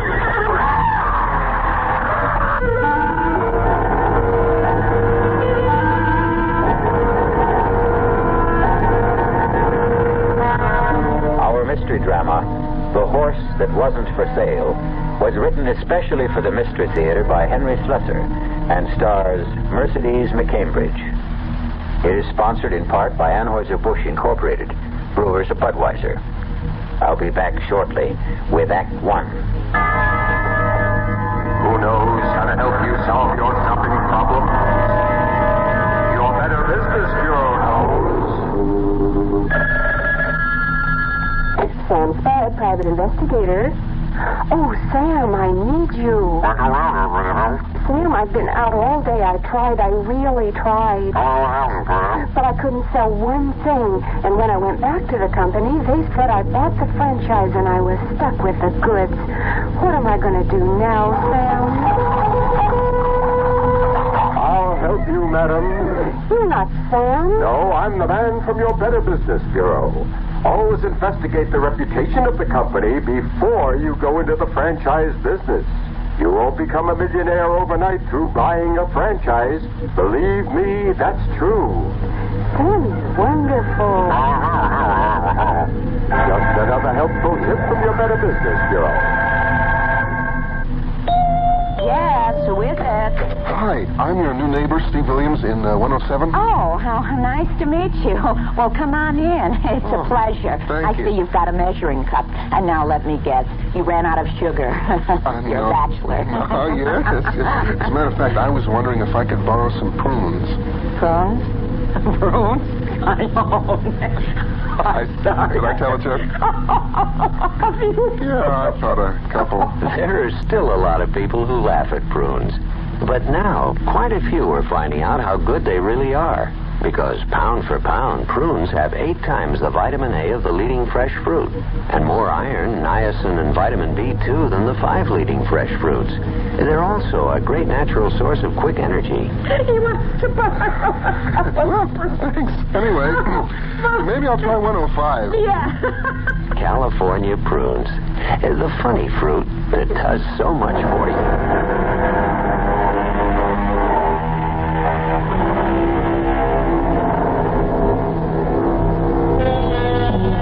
Our tale begins in an idyllic setting. Just picture the gently rolling hills of a horse farm in the early days of autumn. The colors of the trees all red and rust and differing shades of amber. See the ranch house nestled comfortably in the valley. The long row of white stables. But now you may notice something unusual about this farm. The stables are empty. No horses neigh and whinny in the paddocks. The only sound is the tapping of a typewriter. And at a desk in the front room sits a very handsome and very sad-looking young lady whose name is Chrissy Runyon. Judge Simmons, I thought it was only fair that I tell you the whole story about stargazing, so that at least you'll know the animal isn't entirely to blame for what happened. It began on the day my father was buried. And of course it began with our trainer, Clem Burnett. He was all alone at Runyon Farms that day, and he took advantage of the fact to sample some of Daddy's best bourbon. Ah, shut up, you. Stand still if you want to get brushed. Ah, what's the matter with you? Stand still, you mangy beast. God, for the love of there goes the blasted phone now. We've got one job to do, it's another. All right. All right, I'm coming. Hello. Mr. Burnett, it's Chrissy Runyon. Oh, hello, Miss Runyon. How is everything out there? Oh, everything's fine. Just fine. What about bubbling? Is she still off her feet? Bubbling's fine. Just fine. Are you all right, Mr. Burnett? Sure I am. Everything out here is just the way it should be. Tell me, How was the funeral? I'm calling to ask about the horses, Mr. Burnett. Is Stargazer still restless? Well, that horse ain't been nothing but restless since the day he was foaled. Well, then don't trouble him, Mr. Burnett. Do you understand? Just let him be, and I'll take care of him when I get out there. Huh? You mean you're coming out? Of course I'm coming out. Why shouldn't I? Oh, no reason. I just thought, well, you ain't been here in a long time, Miss Runyon. Well, I have to arrange things for the auction. Huh? Auction?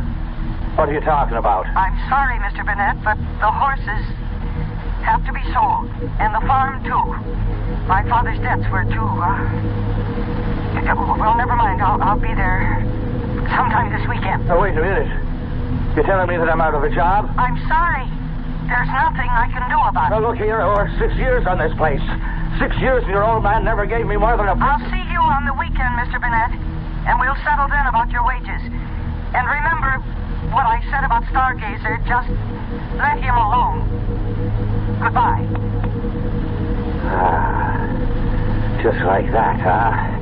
Just like that, huh, Miss Snooty? I'll let him alone, all right. He can starve as far as I'm concerned. Well,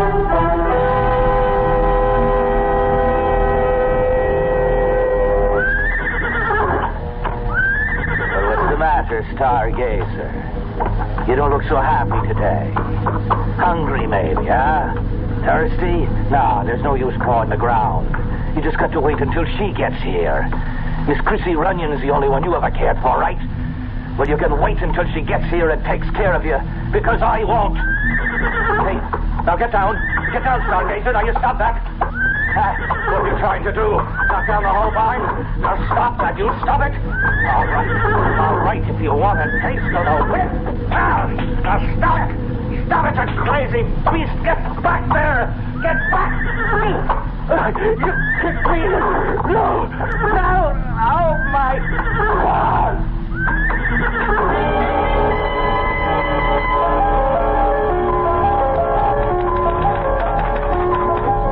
Well, you know what happened to Clem Burnett better than I do, Judge Simmons.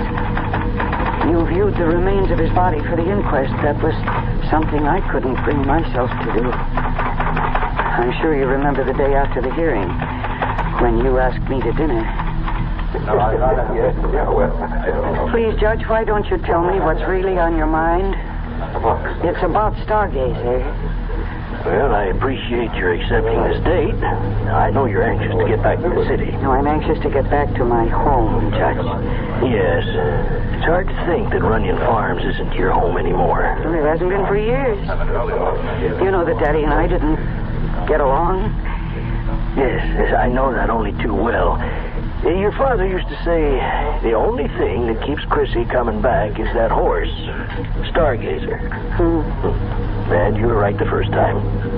It's that horse. Yeah? What about it? Well, I think you know, Chrissy. Even though I handed down the verdict I did about poor Clem... Do you know what that man was doing to Stargazer? Yes, I heard the testimony, remember? Well, it's the truth, Judge. He was deliberately starving the poor animal. He was depriving it of feed and water. And that's why Stargazer did what he did. Chrissy, stop thinking that animals are so aware of human motives. Now, I love horses, too, but I don't give them that much credit. Well, they know cruelty from kindness. And you think it was merely Burnett's cruelty that made Stargazer stomp him to death? Yes, I do. Then what about Clayton? Well, what about him? Clayton wasn't killed. Are you telling me that he wouldn't have been killed if your father hadn't reached the stable in time? I didn't know that you knew about Clayton. Your father told me himself. I didn't realize you... He swore me to secrecy because he knew how much you loved Stargazer. He's my horse, Judge. Daddy gave him to me. Yes, but he didn't know that he was giving you a killer. Oh, don't say that. You can be glad I didn't say it at the inquest, Chrissy. Now, I was tempted to, let me tell you. It was only the fact of you sitting there with those big blue eyes of yours filled with tears that... I was crying for my father. Yes, of course. But you were crying for your Stargazer, too.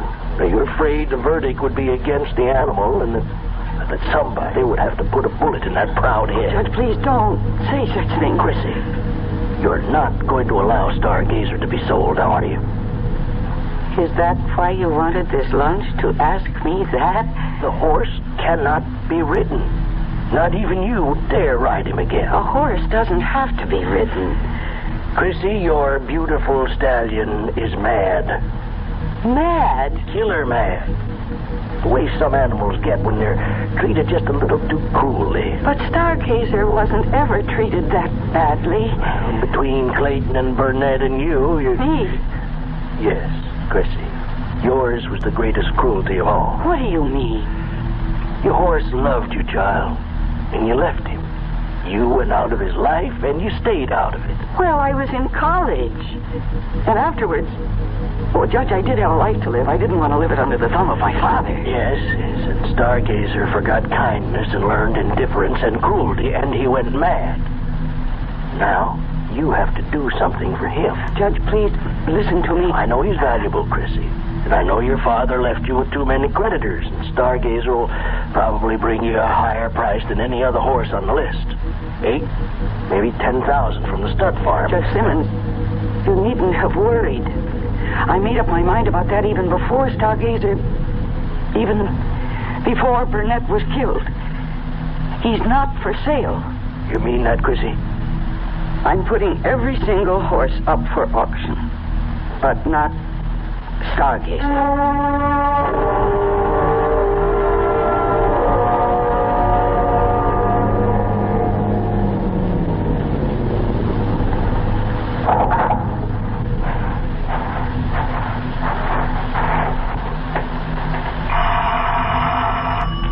Just a moment.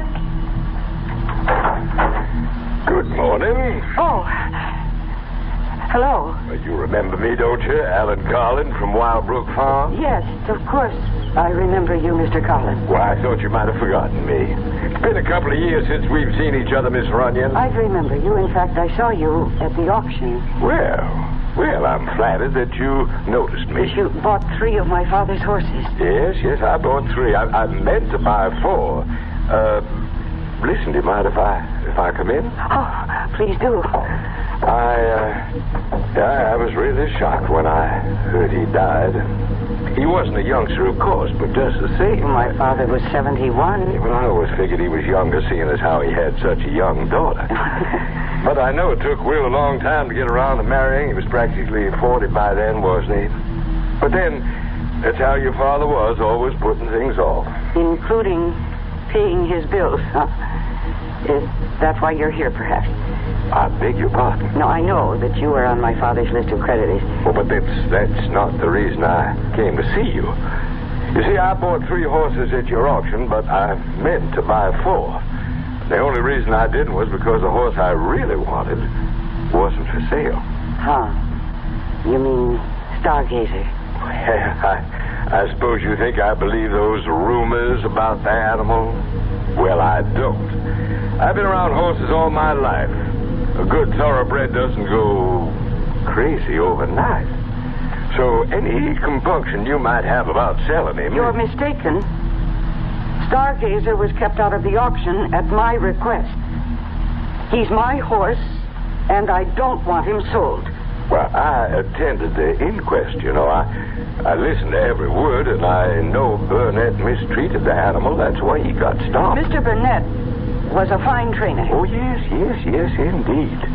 The point is that I'm willing to take my chances, Miss Runyon. I won't ask you to cut the price because of a horse's reputation. There's no price tag on him. I'm sorry.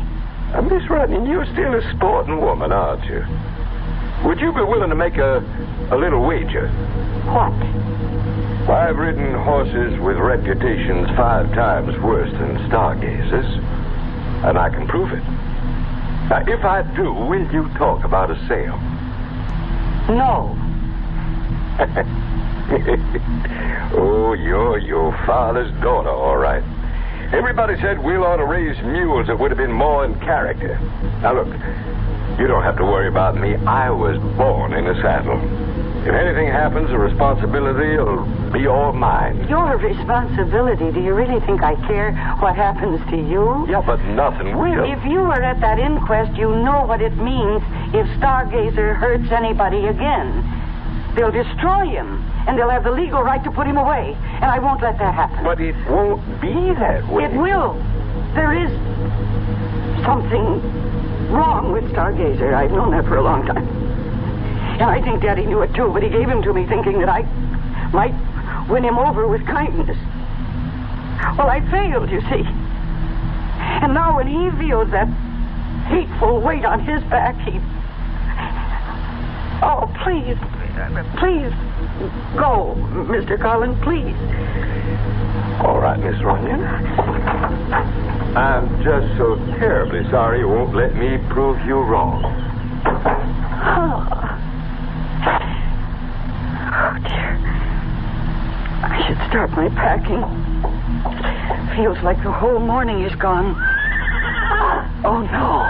I hope that man isn't bothering Stargazer. We must be out at the stable. Mr. Carlin, don't. Please don't. Mr. Carlin, don't. Mr. Carlin, stop. Bring him back here. Don't ride him.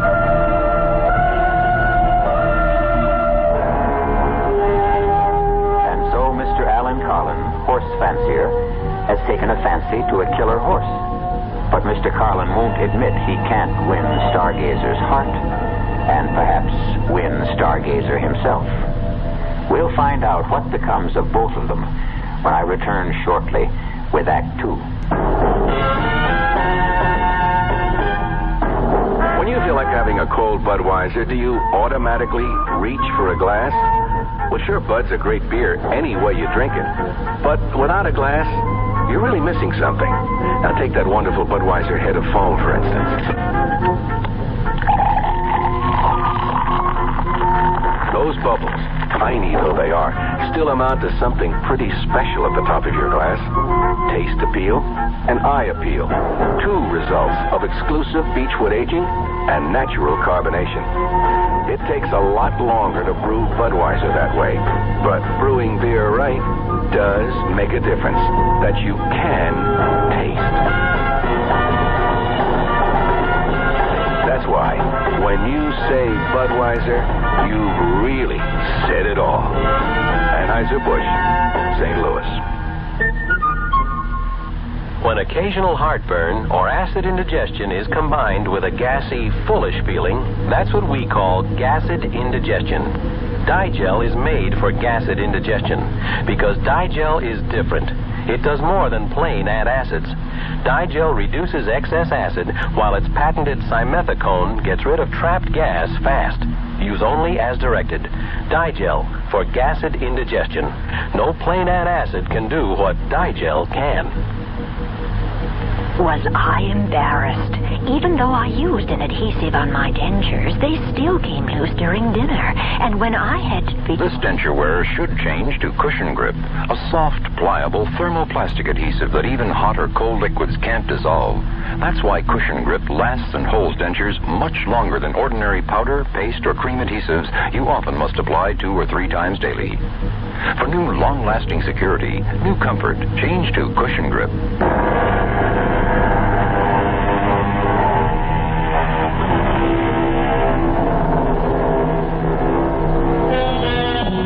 And now, here's Act 2 of The Horse That Wasn't for Sale. Alan Carlin knows horses, knows the feel of them, the moves of them, knows when they respond to a rider's touch, and knows when they resent it. But there are times when even the best horseman allows his ego to override his common sense. And Alan Carlin is about to learn that his time is now. Okay, boy. Take it easy now. Easy. Slow it down, boy. Come on. Those branches. Oh, good Lord, Stargazer, slow it down, boy. That tree. No. Oh, God, my back. My spine. Crazy horse, she was right. You are crazy. No, no, no, no, you keep away from me. Get back. You get back there, Stargazer. You get away, get away. Don't stop it. Somebody, please, somebody stop him. Save me.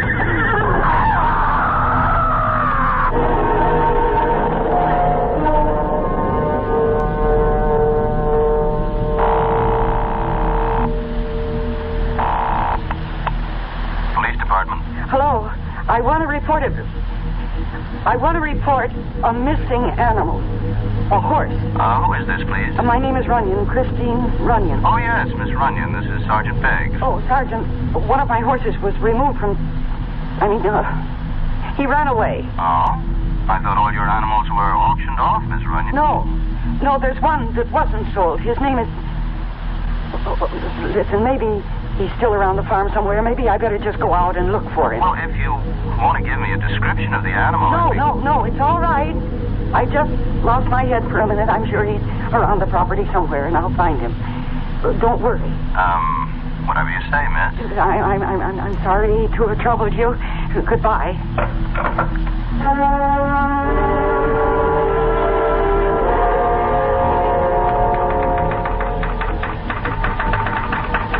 Of course, I knew that Stargazer wasn't around the farm. I knew where Stargazer was. Somewhere near the woods, with Alan Carlin on his back, if he was still safely in the saddle. And I knew that I had to find him. I saw Carlin's automobile parked outside, and I decided to take it instead of my own, so that I could send Mr. Carlin back where he belonged. I just hoped and prayed that I wasn't too late.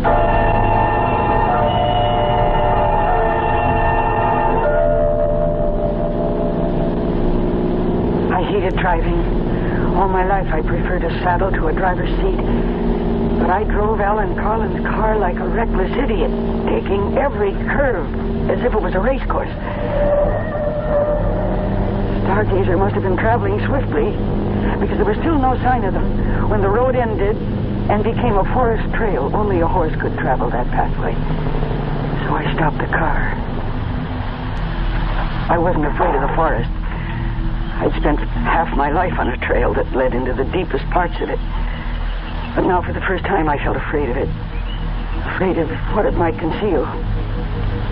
And then I heard a sound that froze me in my tracks. Stargazer! Stargazer, where are you? Stargazer! Mr. Carlin!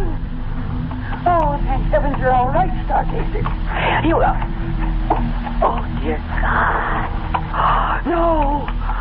Mr. Carlin, he's been thrown. Oh, I warned you not to do this. He just won't be ridden. Nobody could ride Stargazer, not even me. But you're lucky you weren't... Oh, no. Oh, no, his head. Oh, no. You killed him. He's dead. He's trampled to death. Oh, dear God, how could you let this happen? It isn't right. It isn't right. No, Stargazer. I'm not angry. Not with you. My poor animal. No, it's his fault. It's all his fault. Oh, damn you, Carlin. Why did you make this happen? Why? No, don't worry. Don't worry, Stargazer. I'm not going to let anything happen to you. That wouldn't be fair. It just wouldn't be. Only what can I do? They'll find out. Somebody will find out. I looked at Carlin's dead body. And I thought, what if I simply left it there? Just left it to yesterday's dead leaves and this year's snow. By the time they found him, Stargazer would be safe with me in Washington. But then I realized that would never work. They'd see the hoof marks on his face. They'd know. That policeman I called would remember, and they'd come for Stargazer, and they'd put a bullet in his head. No, I couldn't leave Alan Carlin there. Not with the story of his death so clearly marked on his face and his body. Well, maybe there was something else I could do. What if I obscured the story of that death? What if I just obliterated it? Yes, that was my answer. Alan Carlin's automobile was only 100 yards away. If I could get him there, I bent down and put my hands under his arms, and I tried to lift him. It was so heavy. Dead weight. How could I drag him to the car? It was impossible. I could only move him a few inches along the ground. The slippery leaves beneath his body helped a little, but I just didn't have the strength. And then Stargazer gave me the answer. If I could manage to secure the body to his harness, if I could attach it somehow to the reins, or even to the stirrup. It was horrible, I knew that. But the thought of what might happen to Stargazer was even more horrible, more unbearable. And finally, I managed it. I dragged that man's body out of the woods, using Stargazer as my strength. And I put Alan Carlin into his own automobile. And I started the engine. There was only one logical place to take him. It was the canyon road, of course. I knew how steep that drive was, how dangerous it was. That's why so few cars traveled it. And that was lucky for me, the fact that the road was empty, because it made what I had to do so much easier. It almost seemed like a sign from heaven that what I was doing was right. And then, at the beginning of a steep grade, I stopped the car. And I looked at the edge of the precipice. And then I looked at Alan Carlin's body. And for a moment, my nerve deserted me. But then I put down the parking brake. I shifted the car into drive. And I got out. And I reached below the dashboard and released the handbrake. And for a moment, I thought I'd have to push the car to start it sliding down the grade toward the edge. But then gravity became my confederate, and the car began to move of its own accord. The door slammed shut as the wind caught it, and with gathering momentum, it headed straight for the guardrail, straight for the canyon below. And the guardrail gave way, and the car and the man and the whole horrible problem went over the edge.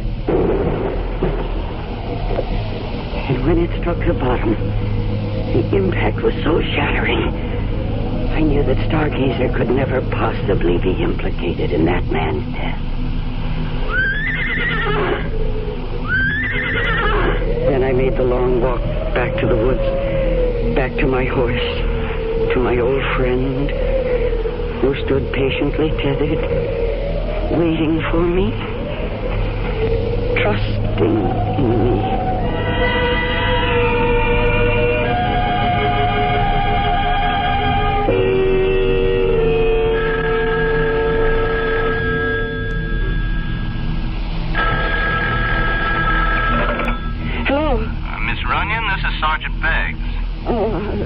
Yes, Sergeant. Well, I just thought I'd call and see if you had any luck about finding your horse, I mean. Yes, I found him. I was foolish to have panicked. He hadn't gone very far after all. Oh, good. Still on the property, you mean? Yes, he was. That was silly of me. He was just a short distance away. Well, that's fine. That's just fine. I'm glad to hear it. Better make sure you keep that stable door locked, you know? Yes, I will.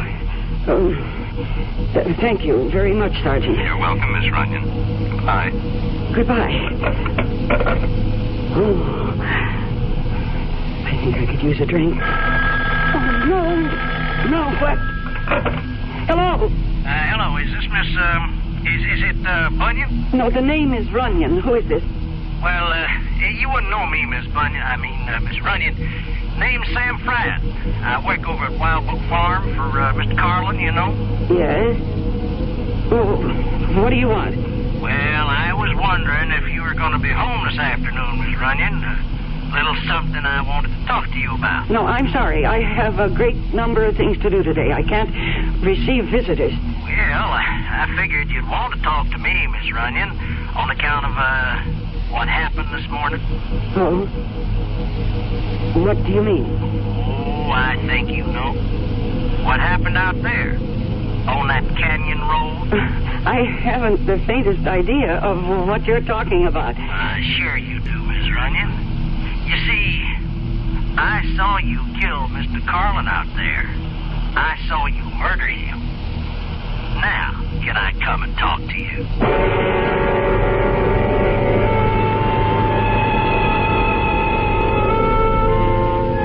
There's a famous old saying that we've all become familiar with lately. Oh, what a tangled web we weave when first we practice to deceive. At the moment, it looks as if Chrissy Runyon has woven herself a tangled web, and one in which she herself seems to be caught. But we'll learn exactly how tangled her affairs are when we return shortly with Act 3. And now another tale of the ball and chain. At Kellogg's Special K presents The good, the bad, and the heavy. Why is that cowboy wearing a ball and chain? Because carrying around extra pounds can be just like carrying around a ball and chain. How symbolic. What will it be, senor? Give me the Special K breakfast. Here you go. For a Special K, it's milk, orange juice, and coffee. Say, don't I know you from someplace? You probably don't recognize me with my ball and chain. I used to be 10 pounds lighter, but I'm getting back that way by exercising and eating smart at every meal. Starting with this year's Special K breakfast. What's so special? It's less than 240 calories, 99% fat-free, and delicious. It's going to help me get rid of this year ball and chain. I bet your horse will be glad to hear that. another ball and chain. Fight but gust. Your happy ending could begin with the Kellogg's Special K breakfast. That's Kellogg's Special K. That's right. Good night. Omega. It's a little Omega. It's a lot of Omega. It's a lot of little Oldsmobile. Omega. It's a little Omega. Omega. It's a lot of little Oldsmobile. What's nice is that Omega is priced even less than some imports that are a lot smaller. Manufacturer's suggested retail price is $2,883 for the two-door coupe, including dealer new vehicle preparation charge, state and local taxes, destination charges, and optional equipment additional. Not bad for a lot of olds. Omega. Omega. It's a lot of Omega. It's a lot of little Oldsmobile. It's a lot of little Oldsmobile.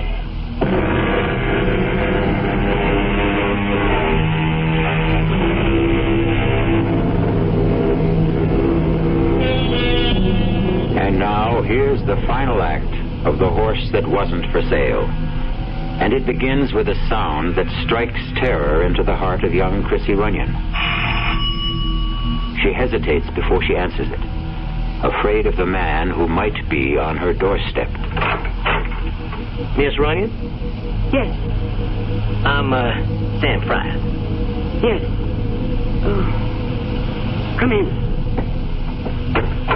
Well, it's nice of you to see me, Miss Runyon. Who are you, Mr. Fryatt? I've never seen you around here before. Well, I'm new, Miss Runyon. I come from out of state. Yeah, I used to work in West Virginia at the Algonquin Farm. You know it? I've heard of it. Yeah, well, I used to be a trainer there a long, long time ago. Then they had me doing grooming work and junk like that. I said, no more of that, I said. Mr. Fryatt, will you please come to the point? What did you mean about Mr. Carlin? I don't know what you saw or think you saw. I seen you, Miss Runyon. I seen what you did. Well, whatever you think you saw, you were mistaken. I didn't even know your boss, Mr. Carlin. And to accuse me of killing him... Oh, but that's what you did, all right. Now, you pushed that car over the cliff, and poor Mr. Carlin was in it. My, you must have really hated that man. Well, what'd they ever do to you? Get fresh or something? Mr. Fryatt, you're completely wrong. I swear you're mistaken. Well, all righty then, I'm wrong. So you don't mind if I tell the police what I saw? Now, I figure they're not so dumb they can go looking for footprints or something up there, like tire tracks and stuff like that. It was an accident. Of course, I don't have to tell them what I saw. What do you mean by that? Well, what I said. Ain't no law saying a man has to tell everything he knows. And what would stop you? Oh, if I liked the person. No, that's not what you really mean, is it? Now, you take Mr. Carlin. Well, I only worked for the man a week, and I could tell already that he wasn't such a nice fella. Now, I did not kill Mr. Carlin. Oh, sure, Miss Runyon. But you see, there I was in that canyon, taking a ride on the old nag they let me use, and I seen that car stop there. And now, just for the heck of it, I put my field glasses on it. That's how I come to see it all. But you don't understand why I did it. Oh, heck, I don't care why. Now, I told you I didn't like the man. Sure could sit a horse, though. Now, I'll give him that. I swear to you he was already dead. You know, people around here know that he treated your pa pretty bad. Can't blame you for what you did. No, you must believe me. Mr. Carlin was already dead when his car went over into the canyon. He'd been killed by an accident. I had my reasons for doing what I did. Sure, Miss, sure you did. And you can just tell the police all about it. No, they may not understand. Yeah, that's true enough. Yeah, they may not understand. I mean, not the way I do. But just the same, if they ask me questions about it, now I'd have to tell them what I know. Well, unless, of course, I wasn't around to tell them anything. Not around? Well, with Mr. Carlin dead, there's not much point in me hanging around Wildbrook much longer. Maybe I ought to move on, find me another job. If I did that, well, I wouldn't be here when the police came around. Understand? No, I'm not sure I do. If I could get me a stake, now I'd leave right away tomorrow, maybe. That wouldn't take much. 4,000, 5,000 maybe, huh? That ought to be enough, don't you think? Oh, now, wait a minute. Well, better round it out to 5. Yeah, 5,000 would do her, Miss Runyon. You expect me to give you that money? Well, it would sure help if you did. But that's impossible. I don't have a penny. Auction must have given you plenty, Miss Runyon. Why, Mr. Carlin bought some of your stock himself. But every cent goes to my father's creditors, and even that won't be enough. Well, I don't know about that. All I know is 5,000 would do me just fine. Now, you think it over, Miss Runyon. I'll come back tomorrow afternoon. It won't do any good. We'll see. There's just no way I can raise that money, Mr. Fry. Oh, you'll find some way. Women these days, they can do just about everything. Fly airplanes, run companies, kill people. Well, you'll figure something out, Miss Runyon. Well, oh, now. Mr. Fry, please. I'll see you in the morning. Oh, dear God. What am I going to do? And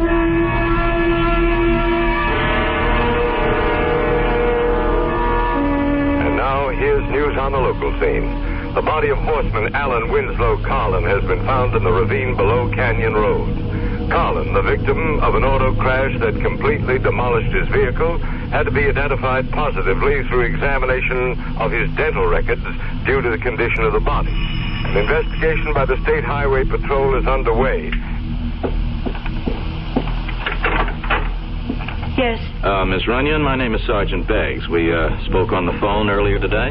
Oh, yes, Sergeant. Could I please come in? Well, if you're still worried about my horse, I told you that I did find him again. Oh, yes, miss, I know. Well, then, what's the trouble? Oh, nothing about the horse. It's about your neighbor, as a matter of fact. If I could just come in for a minute, please. Yes, of course. Thank you. I don't know if you know the gentleman.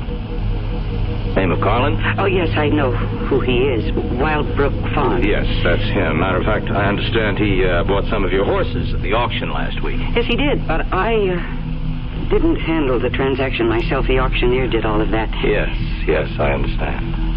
Well, then, what was it you wanted to ask me? You haven't been back home for some time, have you? It's close to 2 years. I came here when my father died suddenly. Yes, I know, and so I guess you didn't see Alan Carlin in all that time? No. Why in the world should I? Oh, I was just asking. Oh, Sergeant, I think you'd better tell me what this is all about. Well, I've got something to tell you about Mr. Carlin. He's dead. He died in an auto crash this morning. Yes. I just heard that on the news. Oh, I see. Well, it was pretty bad. He was halfway up the Canyon Road, heading for the Leap. You know where the Leap is? Sergeant, I was born and raised in this part of the country. Oh, yes, of course. Excuse me. Anyway, he went out driving that way, and he must have skidded or something. Car went over the edge. plowed right through the guardrail. Oh, that's terrible. It's such a dangerous road. Oh, yes, it is a dangerous place. I would have thought Mr. Carlin would have had more sense than to take it at high speed or whatever it was he did. Anyway, the car went over. It was totally demolished, of course, and that's a long way down. Oh, that poor man. I'm terribly sorry about Mr. Carlin. But I really can't take his loss very personally. I hardly knew the man. Well, your father knew him well, though, didn't he? Yes. They were neighbors for many years. And friends. Oh, I suppose so. Only they had some kind of falling out about money, I understand. Well, what does that have to do with all this? Just curious, Miss Runyon.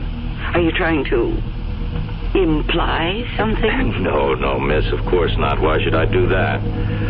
Oh, there is just one more thing, though. One more thing. When Mr. Carlin left his place this morning, he told one of his servants that he was coming here to see you. Oh, that's right. He was here. Mm-hmm. What time would that have been? Oh, I don't remember exactly. Around 11, I think. Did he stay very long? No more than 10 minutes. I don't see the point of all these questions. Well, you see, we're just trying to understand what happened, Miss Runyon. Mr. Carlin, he was a pretty careful driver. He knew that mountain road as good as anyone else in this part of the country. We were just wondering if he might have been, let's say overtired or drinking too much or depressed, anything like that. How'd he seem to you? I just don't recall. I see. Well, then I guess that's all for now. What do you mean, for now? Oh, the Highway Patrol is investigating the accident, too, and since you were the last person to see Mr. Carlin, they might be talking to you, too, Miss Runyon. Oh. Is that the horse out there? One that got away? Yes. That's my horse. My. That's a fine-looking animal. I guess he's the only one you didn't sell off, huh? That's right, the only one, Sergeant. But, I might not keep him after all.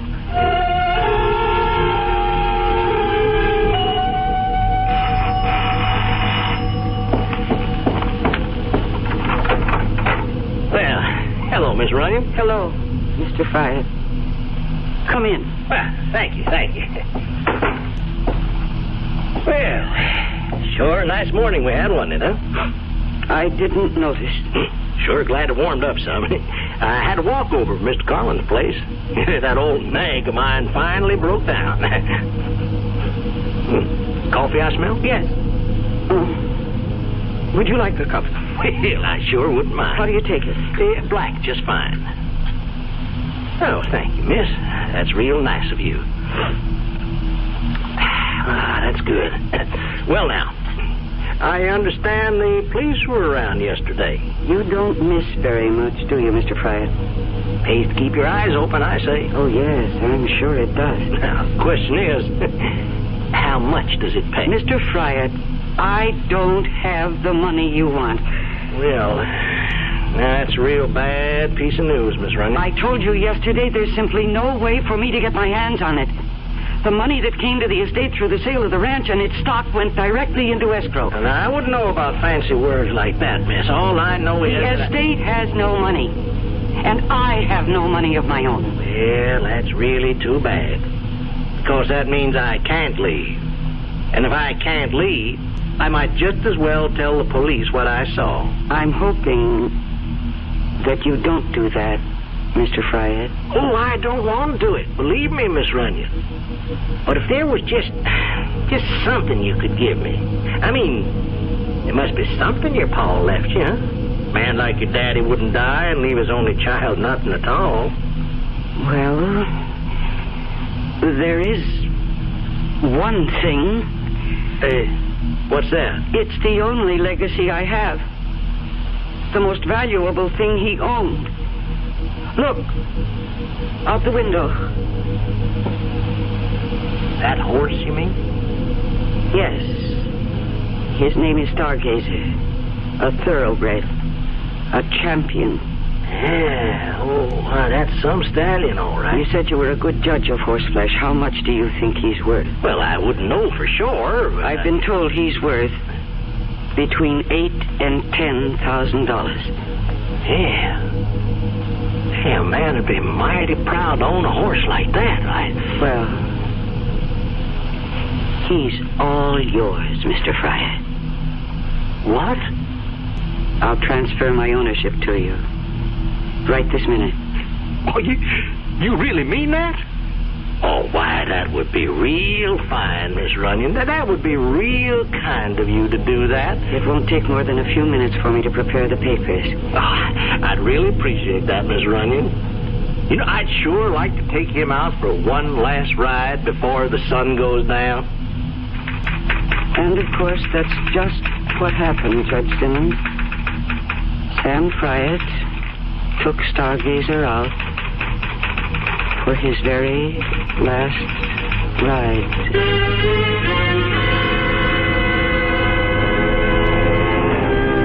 Remember all the old cowboy movies that showed the Lone Rider heading into the setting sun? Well, you can picture old Sam Fryatt doing exactly that. Only when the words that say "the end" appear on the screen, you can also be sure they mean the end of old Sam Fryatt. I'll be back shortly. Poverty to me is not just a lack of money. Poverty is a lack of power. We want to try to see whether it's possible to live in the city. Whether or not it's possible to share life, on a city street. The give and take of city living is what you might call it. Whether or not we could bring people together to begin to work together and confront the problems that are all our problems. I think really that the problems that people face in life can be solved. You don't need someone from outside to do it. And you really don't need a great deal of money to do it. What you do need is a lot of people who recognize that they have the ability to do something about the problem. Not by themselves, maybe, but working together and sharing their talents and their ideas. Together they can confront the problems and overcome them. That's what the Campaign for Human Development is all about. Campaign for Human Development, United States Catholic Conference.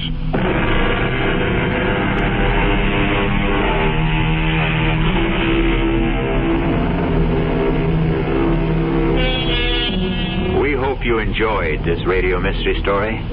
We hope you're enjoying the magic of radio itself. Magic which produces the most gigantic stage of all.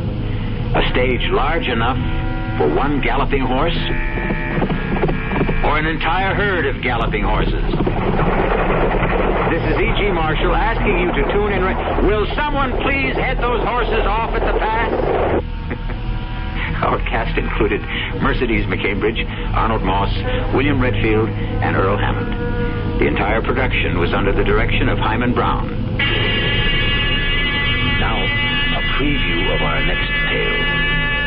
They'll never be satisfied. We got him out of the country. What's to keep him from coming back when he's broke or even threatening us from abroad? I gave him $1,000 in cash only a few days ago.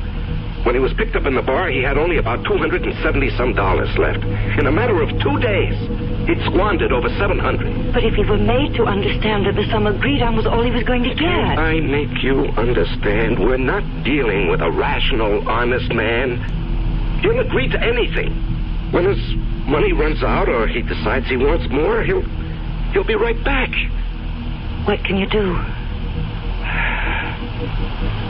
There are only 2 things one can do about a blackmailer. Keep on paying and paying forever. And the other? And the other? Kill him. Radio Mystery Theater was sponsored in part by the Kellogg Company, makers of Kellogg's Special K cereal. This is E.G. Marshall inviting you to return to our Mystery Theater for another adventure in the macabre. Until next time, pleasant dreams.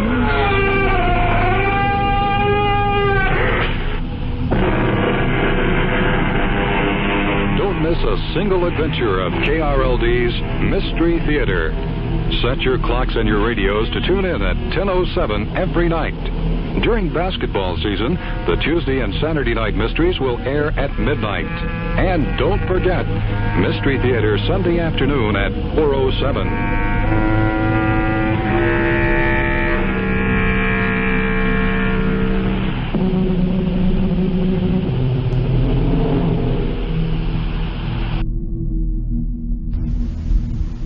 Mystery Theater.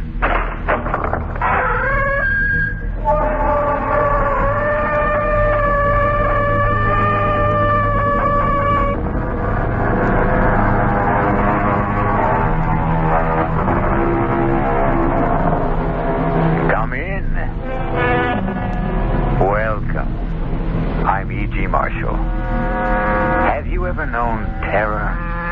Have you ever come up against something that so threatened you, so horrified you, that it stopped your heart for a moment? If you never have, count yourself lucky. But don't count on your luck too much. After all, who's to say that terror may never touch you, huh? Consider Helen and Jim Crane. They never thought it would ever touch them. Blood. Jim, there's blood all over. And the axe. Did you see the axe? Come on, let's get out of here. The blizzard. We can't stay here either. There must have been a terrible fight in that kitchen, and I'm not waiting for the winner to come back. You don't suppose... What? The murderer? The murderer the police are looking for. The man who slaughtered the Grant family. They said he was holed up somewhere on the mountain. This cabin, maybe? You don't think... All I think is that we better get out of here.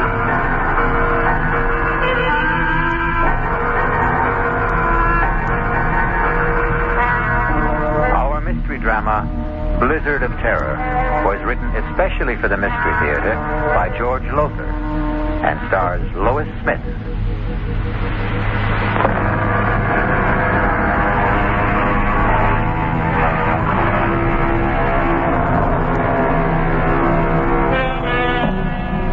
Dare you join me now in a blizzard of terror? Not so fast, not so quick to answer yes. Are your nerves in shape for what lies ahead? Have you promised yourself a good night's sleep? A promise you want to keep? In simple brief, are you who now listen to my voice ready to cope with terror? Very well. You made the choice, not I. Come along then. Well, come on. That China will form no coalition with Russia in the foreseeable future. That's the world news. Now I have a special bulletin from the big Indian Sheriff's office. Just turn the radio Sheriff off. Ed Ralston warns all motorists to stay off the roads on Thunder Mountain. Not only because of the blizzard, but also because the man sought for the brutal murder of the Grant family is believed to be hiding out somewhere on the mountain. Please, shut Slaughtered, it off. all of them, with a kitchen carving knife. The Grant family... Thank you, Mr. Crane. You're welcome, Mrs. Crane. We don't need to be told again and again that we're in a blizzard on Thunder Mountain. We know we are, thanks to you. I'm sorry. It's okay, skip it. Maybe it is my fault. That was a close one. You know, I can't see the road. All I can see is snow. What's that? What's what? There, just ahead. Back under the trees. A cabin. So? We better stop. Oh, no way. Yeah, We're just managing to make it up this grade now. If we stop, we'll never get started If again. we keep going, we're sure to get stuck. Those snowdrifts out there are getting worse. Yeah, I know, We'd but be safer in that cabin. we could freeze to death. Jim, please. For once, listen to reason. Okay, you win. You always do. Don't stop here. The cabin's over there. If we drive in there, we will get stuck. You really are going to have to get new glasses. Can't you see the road? Oh, yeah. Tire tracks. Snowed over, but tracks. Those tire tracks, they mean somebody's there. Yes! Look. Smoke's coming out of the chimney. Ah, now, are you glad we turned in? Swooning with delight. You're angry because I was right. When are you wrong? When are you ever wrong? Oh, you are something. You are. You are really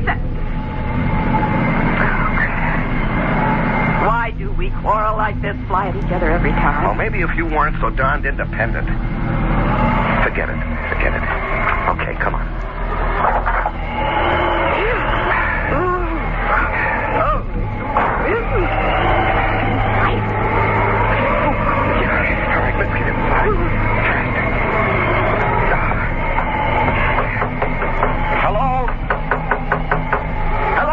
Anybody home? Hello? Just open the door and go in. Well, I don't like to just barge in. Jim, under the circumstances, if you won't, I will.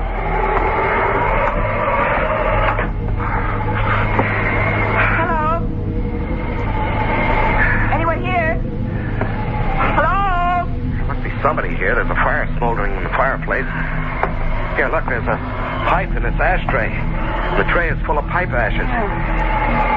Oh, here's a coffee cup, half full. There's a book open on the table. Huh. Jung's Psychology of the Unconscious. Whoever owns this place must be a brain. Hello? Anyone here? Hello? Helen, don't do that. You've got no right to go nosing around. Bedroom. Nobody in it. Must be the kitchen. Behind that door. Helen. Yes. Let's just sit down and just wait for whoever owns this place to come back, huh? I just want... You've got no right, Helen. Now, the owner of this place must be the kind of person who wouldn't like people nosing around. Oh, now, I'm telling you. Just look at it. This isn't just a cabin. It's a kind of lodge. Here, that wall lined with books. There, a hi-fi. Stacks of records, all classical. And those paintings on the walls. Helen, please. I want a cup of coffee, and if this door leads to the kitchen... She just won't listen. Just won't ever listen. Oh, what are you standing there for? Now that you've opened the door, go on in. Oh. Good Lord. What is it? Oh. Jim. Oh, Jim. Helen, what is it? What? Kitchen. Oh, the kitchen. Here. Helen, here. You better sit down. You look like you're going to faint. Now, you just sit there. I'll have a look.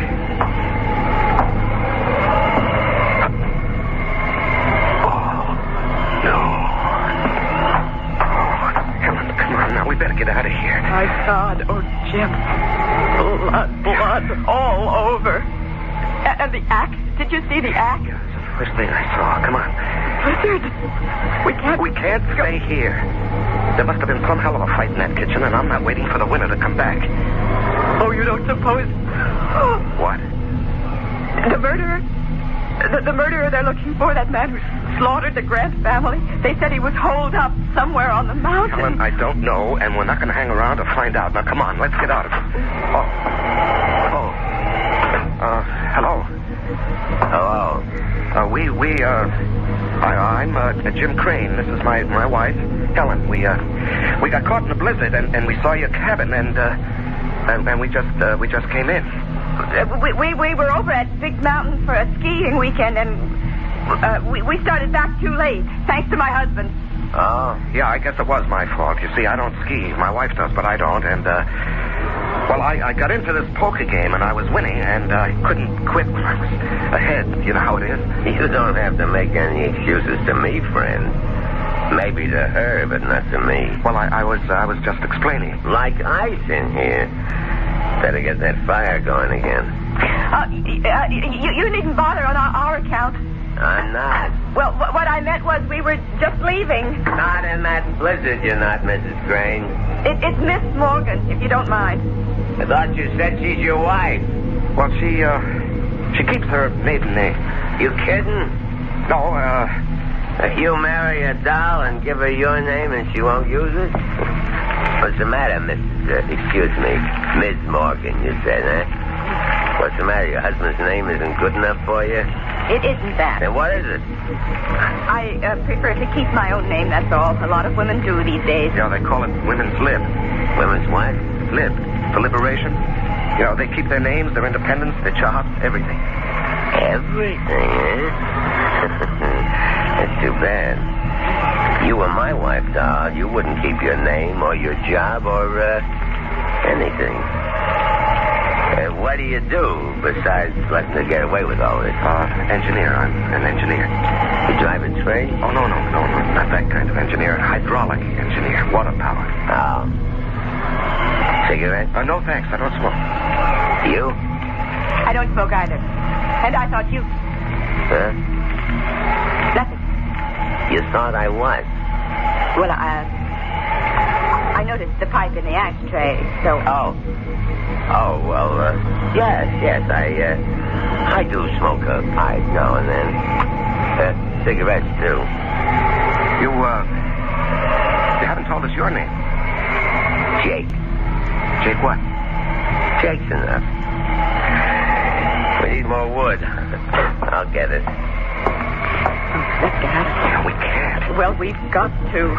He doesn't own this place. He doesn't live here. And from the looks of him, oh, good Lord, what a bruiser. He could be the murderer the sheriff's looking for. The blood on his clothes is all over his car. Helen, we can't be sure it's blood. What else could it be? And what about the cigarettes? There's not one cigarette in that ashtray. There's nothing but pipe ashes. Yeah, that's true, all right. And he's stupid. I mean, totally uninformed. He couldn't be the man who reads these books, listens to that music. He never heard of women's libs. He thought you drove a train.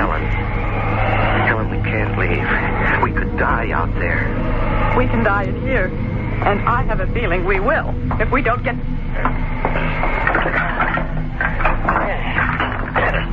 That'll hold us for a while. And enough wood in the shed to keep us warm through the night. Though with a little lady like this to keep you warm, you wouldn't have to worry too much, would you? Well, don't look so upset, Jimmy boy, would you? I wouldn't. But then I'd see to that. Not a bad idea, come to think of it. How about a drink, sweetie? Or don't you do that either? I could use a drink, yes. You, Jim? Thanks, yes. What do you do, Jake? Right now, nothing. Well, I mean when you do something. Let's see, we got scotch, bourbon, vodka. What'll it be? Helen. Scotch. Huh? I said scotch. No, please? Excuse me, please. Jimmy boy? The same. Please. One thing you gotta say for men. They got better manners than women. Well, come on. Pull up to the fire here. Let's all get, cozy. Is that okay with you, Helen? It'll certainly be warmer by the fire. That isn't what I said. I know what you said. What I say? Here. Thank you. Showing better manners. Good. Thanks. That's better. Easy chair, warm fire, drink. That's much better. Nice place you've got here. It's all right. You must do a lot of reading, all those books. At least some, yes. I see you like classical music, too. Who are your favorites? Composers, I mean. Beethoven, maybe? Yes, I like Beethoven. Oh, me too. I'm especially fond of his 10th Symphony. Oh, yes, I go for that, too. Well, I don't know about you two, but I'm getting hungry. Could use some supper. How about it? Yeah, I could eat. You, sweetie? Oh, I suppose, yes. Good. But first, we'll have to clean up the kitchen. It's a real bloody mess out there, and I mean bloody. What do you mean bloody? Just said there's blood all over. All over me, too. See? Oh, yes. How, what happened? I didn't want to kill him. I had to. I surprised him out there in the kitchen, and he came for me. There was an axe, and it was the handiest thing, and I used that. I sank it into his skull. Deep.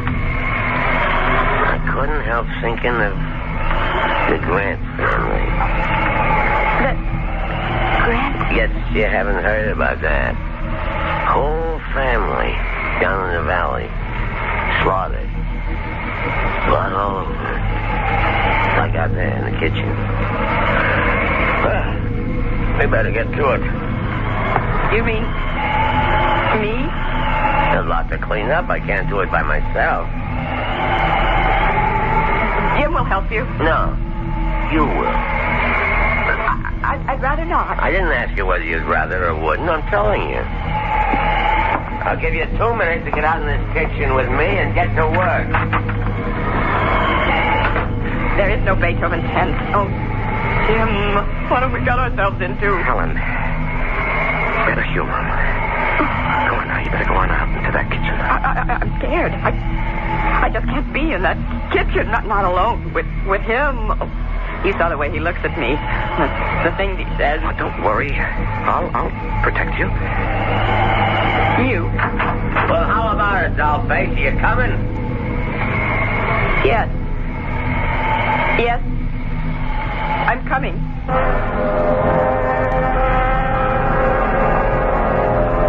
Helen and Jim feel the first stirrings of terror. But worse, much worse, lies ahead for them. I'll be back shortly with Act 2.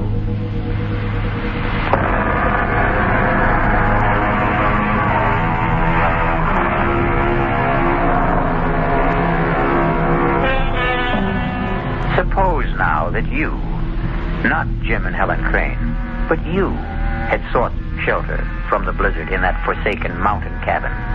You had met this strange and quite obviously murderous man who called himself Jake.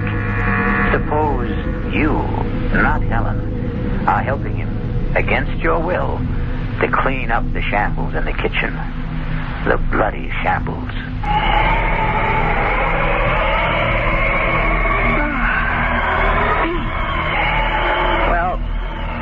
That's it, I guess. The axe needs to be washed. There's blood all over it. Well, go on, wash it. I can't. And not as liberated, wasn't that the word, as you thought? I don't see what that's got to do with it. I kind of got the impression you felt you could do anything a man could do. All right, I'll wash the axe. You start making supper. Well, what are you standing there for? Get busy. I don't know where anything is. Lots of can stuff in that closet, and there's a can over on the wall. Think you know how to use it? I'll try. Funky, aren't you? Funky. You know there was a killer in this kitchen this afternoon, and I was the one used this axe. You know that, but you got the nerve to stand up to me. Maybe too much nerve. There's beans and spaghetti, stew, and that's about it. What do you want? You decide. I figure you're good at deciding things. That's what's wrong between you and your hubby. How do you know there's something wrong? No sweat. 5 minutes with the two of you, and anybody could see you're too pushy. And him, he's too much the other way. Yep, like I said, you're too spunky. Somebody ought to take a little of it out of you. Get your hands off me. Oh, come on now. Now let me go. Oh, stop it. Stop it. Hey, what's going on? Oh. What's going on? Well, you might say I was starting to do what you should do, Jimmy boy. Well, don't try that again. You do. And you won't do any more than you're doing right now. Oh, no? Oh, no?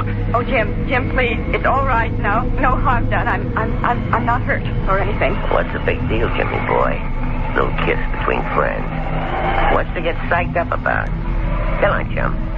Let's you and me have a friendly drink while Helen gets supper ready. No, I don't want to. Come on. You know how to use that can opener, sweetie? I'll manage. That's my girl. Scotch, right? Yeah. Oh, I see you tried to use a phone. Don't look so surprised. You put it back the wrong way around. The phone's dead. I could have told you that. The wires are down, I guess. No. I cut the wires. You cut? I see. Well, you drink, Jimmy boy. Cheers. Oh, and by the way, in case you've got any other ideas about getting help, those guns over the fireplace are loaded. And neither is that revolver on your mantle. Jake. Yeah? I'll make a deal with you. What gives you the idea that you're in any position to make a deal? I'm not, but you've got aces back to back. I know that, but I'm still in the game, Jake. You're a good poker player. You're bluffing, but I'd never be able to tell it in your face. Are you going to listen? All ears. Let us go, Helen and me. Let us go, and we won't say a thing, not a thing, to anybody. About what? What? You know. I don't know. Look, I don't want to spell it out. You got no choice. I hold aces back to back, like you said. All right. My wife and I, we have a pretty good idea who you are. You know that, or I wouldn't be telling you. So, what you're thinking, once these two leave here, they'll contact the sheriff and give them a lead on me. Well, all I want to say is, just give us a break, and we won't say a word to anybody. Thanks. I appreciate that. And in return, you just let us go. Who's holding you? Well, you know what I mean. We can't go now, not with that blizzard out there. I mean, tomorrow or the next day, whenever the plow comes through and clears the road. I want you to let us live. What for? Answer me that, Jimmy boy. What for? Well, that's a crazy question. Yeah? Let me tell you something. Tell me. You in love with your wife? You can't answer that, huh? She in love with you? Can't answer that either, huh? Can you? How long you been married? You can answer that. 3 years. What happened, Jimmy? What happened between the time 3 years ago you two couldn't wait to get married, how bad, and now, when you can't wait to get divorced? You are thinking about divorce, aren't you? Well, we don't get along, that's for sure, but... For what? You're at each other's throats day in and day out, right? Nothing but fights, arguments, frustrations on both sides. From the minute you get up till you go to bed, right? Am I right? Yeah, you're right. And you want to live? For what? Well, you keep hoping things will change. They won't. Unless you make them change. And very few ever do. They keep hoping right into the grave, hoping. Like the Grants. Why did you kill the Grants? They killed themselves. They were dead long before they were put out of their misery. Like you and her. I'll make a deal with you, Jimmy. I'm listening. You give me a good reason why you should go on living. That's the deal. We want to. No. You just don't want to die.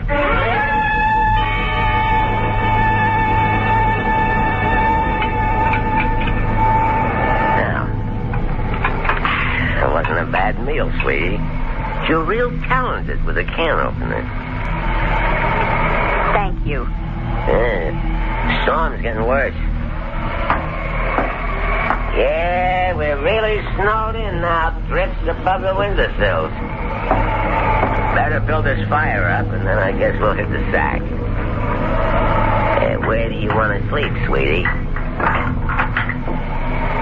Come on now. You shouldn't have any trouble making up your mind. Oh, I haven't. I'll sleep with my husband, as usual. As usual? What kind of a crack is that? Now, cool it, Jimmy boy. Well, I won't have my wife insulted. I don't care how big you are, Jake, or how tough or cold-blooded. I won't have you insulted. Jim, now stop it. This is no time for gallantry. You're no match for him. He'd kill you. Besides, you took me the wrong way. All I meant was... Well, come on now, be honest. How long has it been since you two did sleep together as husband and wife? That's no business of yours. Long time, huh? Well, the minute I laid eyes on you, the way you acted toward each other, looked at each other, the way you talked, anybody could see you hated each other. We don't hate each other. You love each other. You see, that's what I mean. You two. You don't hate, you don't love. You don't nothing. And you ask me, that's a nutty way to live. So how about it, sweetie? How about what? There's a nice big double bed in that bedroom, and it's going to be a cold night. And me, I sure appreciate it. I warn you, Jake. Oh, Jim. I'll sleep out here on the couch. Come here, sweetie. What? Oh. Let old Jake see if he can change your Oh, God, mind. hey, now. Get What your is it? hands off her. You dirty Jim! Why, you little freak. Hit me, would you?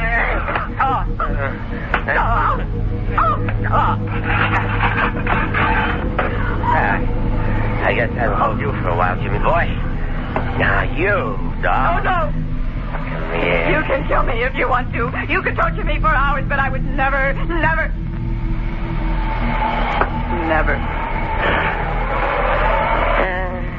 Suit yourself. Now I think about it. What would I want with you? Oh, when Jimmy boy comes to, tell him not to get any ideas in the night about escaping or overpowering me. He hasn't a chance. Jim? Oh, I'll be okay. He sure packs a mean wallop. You shouldn't have even thought of standing up to him. Some things a man will take and some things he won't. And manhandling his wife is one of them. Jim, can we get out? Do you think? Would there be any way? No. We're snowed in. Even if we could get to the car, we wouldn't be able to drive it afoot in those drifts. What about telephoning for help? Well, the phone's dead. He cut the wires. Oh. But don't you worry. Helen. There's one thing he overlooked. What? That revolver on the mantelpiece. This. It's loaded? Not yet, but it's going to be. He made a big point about those guns over the mantel and this revolver having no bullets in them. I knew that without being told. Those guns were the first thing I went for when you two were in the kitchen. But if they're unloaded... Well, I nosed around. I couldn't find any ammunition for the guns on the wall, but I found these in that drawer. Do they fit? Looks as if they ought to. We'll find out. They do. They fit. Yeah, thank heavens. What do we do now? We'll wait till morning. But we're safe now, Helen. Safe. Thanks to you, darling. You haven't called me Dad in I don't know when. Jim, there's something I forgot to mention. I kind of figure you must have found the bullets for that revolver in the desk drawer. You did, didn't you? What of it? Don't bother loading that gun. It doesn't work. The trigger's broken. Nice.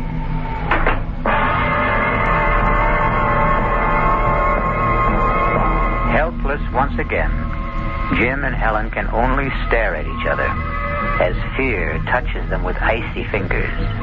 I'll be back shortly with Act 3.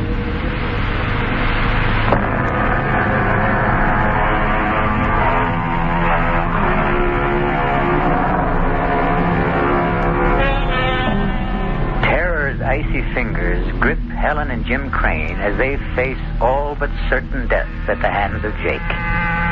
Curious, though, isn't it? Even strange that their fear, shared in common, brings them closer to each other than ever before in the 3 years of their marriage. Strange. Curious. Jim?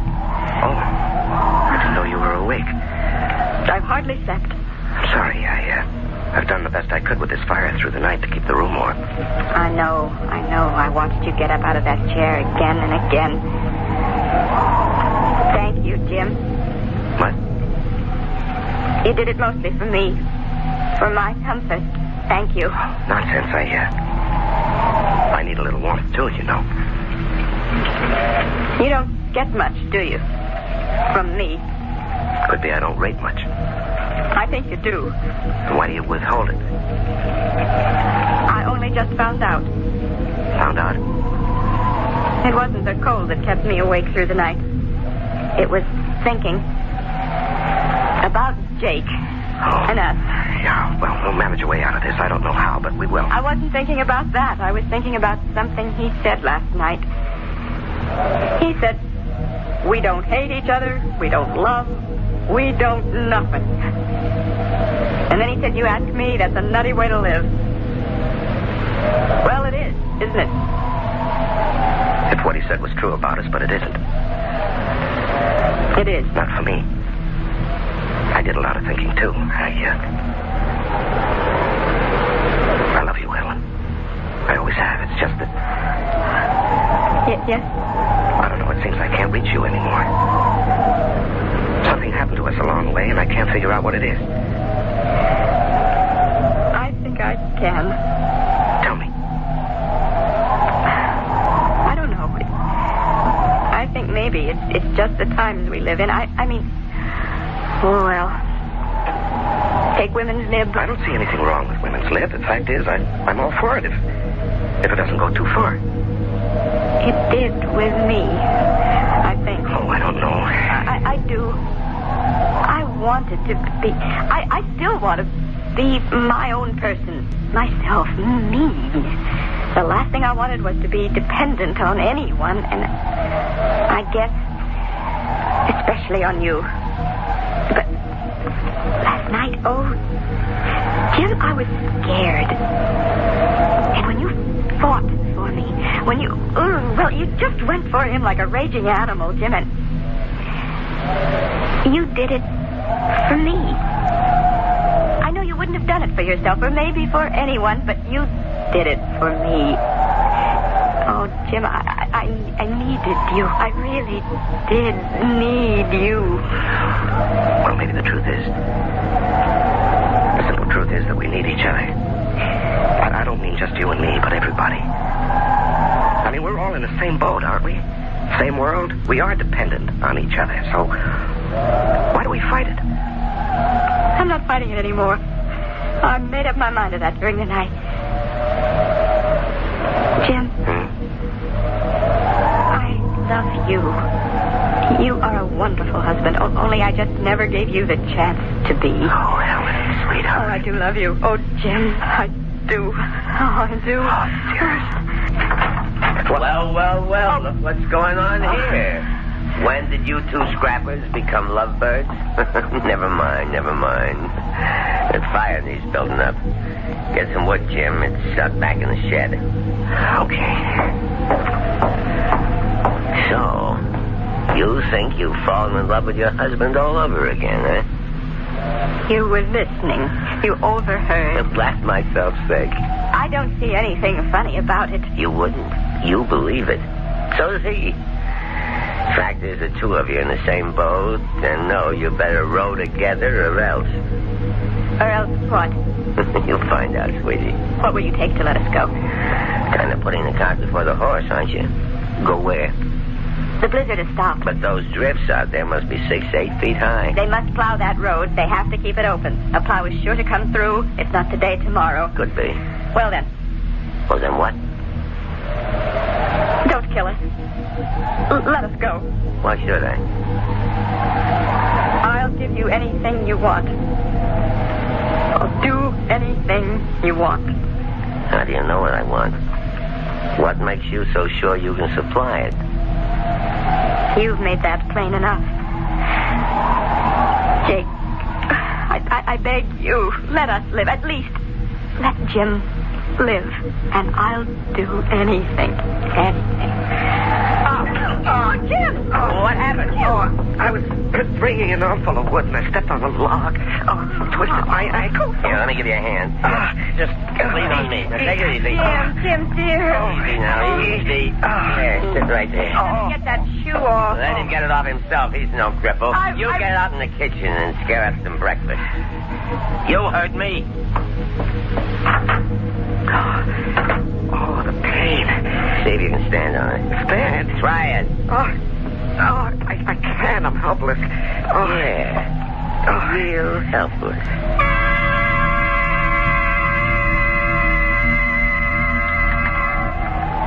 Hey, you make a good cup of coffee, though. Thank you. I'll get another cold compress for your ankle, Jim. He's all right. I said he's okay. Let him worry about his ankle. You and me have some unfinished business. What is this? Helen, what is this? It's the only way. What only way? What are you talking about? Jim, I made a deal with him. A deal? I said I'd do anything if he'd let us go. Are you out of your mind? He's going to kill us. Now you know that. Now you're crazy. He'll get what he wants and then he'll kill us. No. Yes. No, because I'm going going to kill him with his kitchen knife. All I want is to get close enough to him. No, you can't do that. It isn't in you to do that. It's got to be. There isn't any other way. What's keeping you? I'm coming. And leave the knife, doll.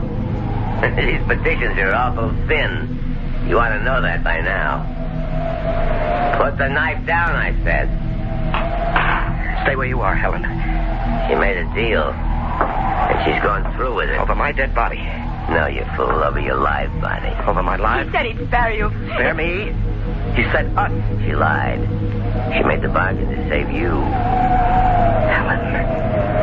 Helen, you would... I love you. I love you, Jim. I told you that. I love you. And I love you, Helen, a lot too much to let you go through with anything like this. What you figure you can do about it, huh? You can't even stand, not on that bad ankle you can't. Oh, yes, I can. Jimmy, boy, not you. Now, doll. No. I can't. I can't go through with it. Oh, yes, you can. Leave her alone. Leave her alone. Oh, please, I can't. Stop it, Annie. Stop it. Jim. You... How did you? I don't know, Helen. I somehow grabbed the poker and made it across the floor and hit him with it. I don't know how I did it. Oh, I've got to sit down and get off this. Oh, here. Oh, lean on me. All right, now. Easy. Yeah, thanks.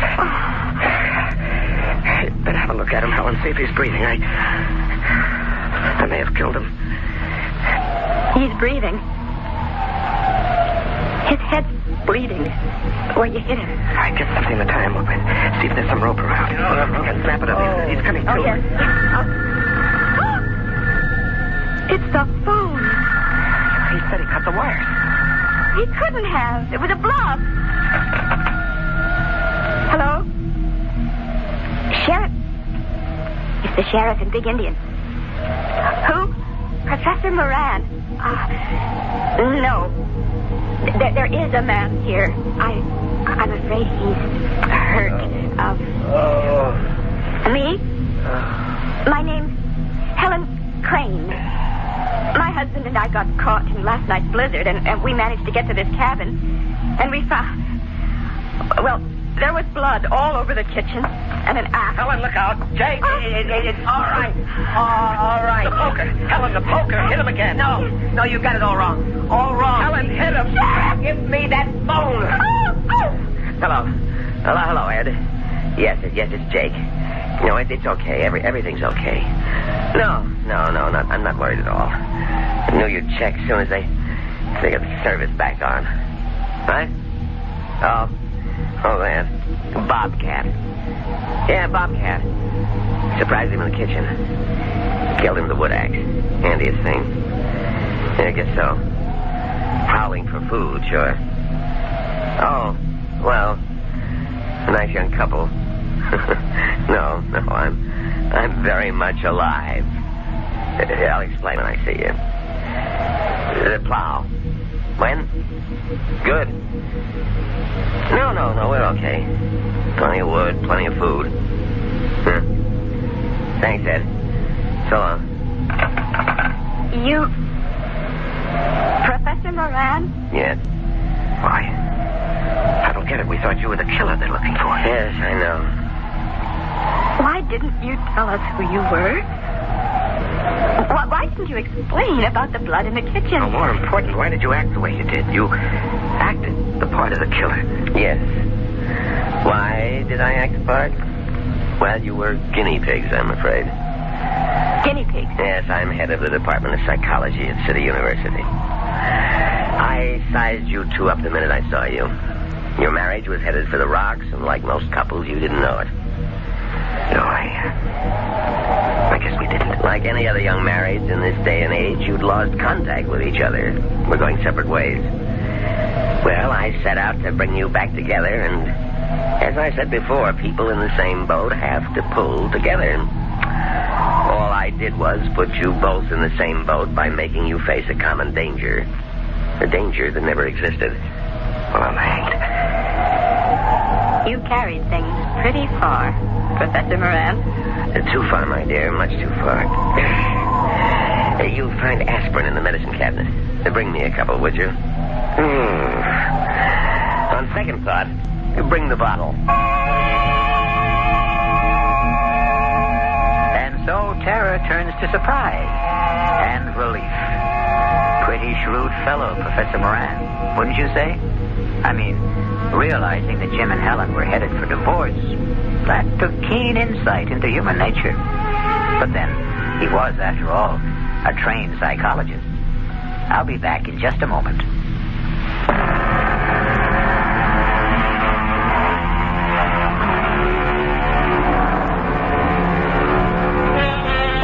Marriage is two people in the same boat. A cliche, of course. But the very core of every cliche is truth.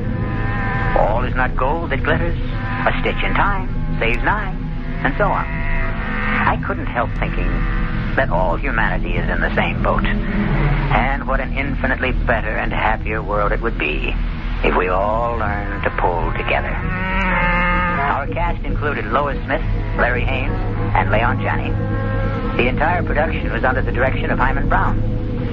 This is E.G. Marshall inviting you to return to our Mystery Theater for another adventure in the macabre. Until next time, pleasant dreams.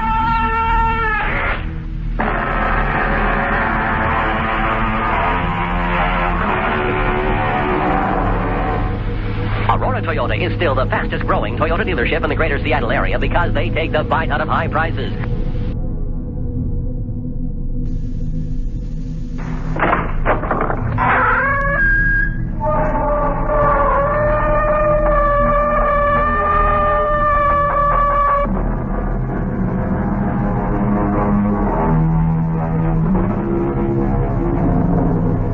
Come in. Welcome. I am E.G. Marshall. Welcome to the sound of suspense, to the fear you can hear. What do you think about witches? Not the bony hags and atrocious crones of Shakespeare and legend, or the poor unfortunates of Salem, but witches who are young, witches who are beautiful, witches who even fall in love. Excuse me? Who let you in here? Well, I hope I'm not disturbing you. I'm only trying to make a deadline. Well, if you're in the news business, I've got something for you. It better be good. I'm going to have to kill my wife. That won't be news till you do it. I know. I want you to know why. Okay. Why? Because she's a witch.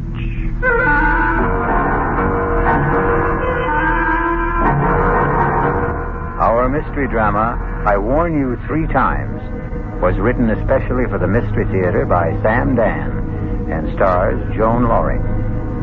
It is sponsored in part by Anheuser-Busch Incorporated, brewers of Budweiser. I'll be back shortly with Act 1.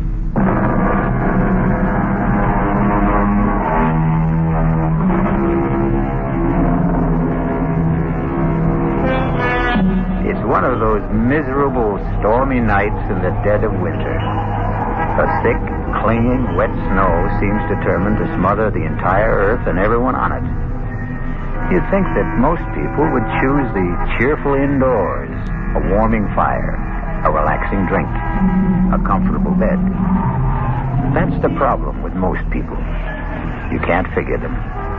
For instance, consider that line of cars crawling down Main Street, bumper to bumper, skidding, sliding. Where is everybody headed on a night like this?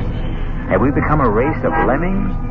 Do we follow some mysterious, unconscious drive?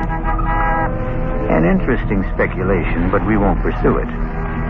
We'd better consider the traffic, which has come to a complete standstill. A car seems to be stuck at the intersection. Let's go, sister. That light's green. Oh, officer. Well, what are you waiting for, lady? My husband. Your husband?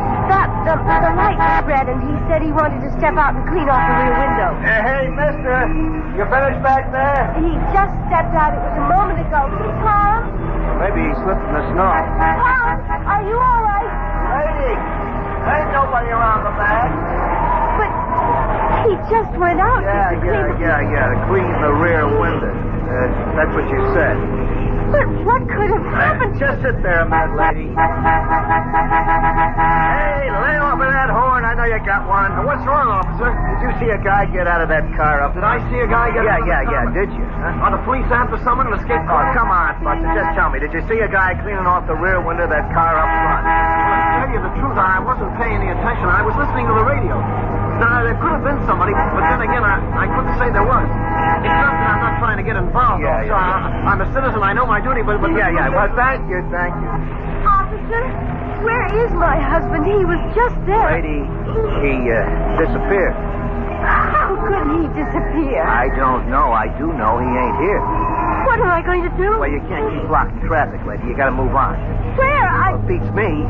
But you must find him. Look, you got troubles with your husband, that's your problem. But when you hold up traffic, that's my problem. Will you feed her a little gas, please? Come on, let's go. But I can't. Lady, you gotta go somewhere. I can't go anywhere. I don't know how to drive.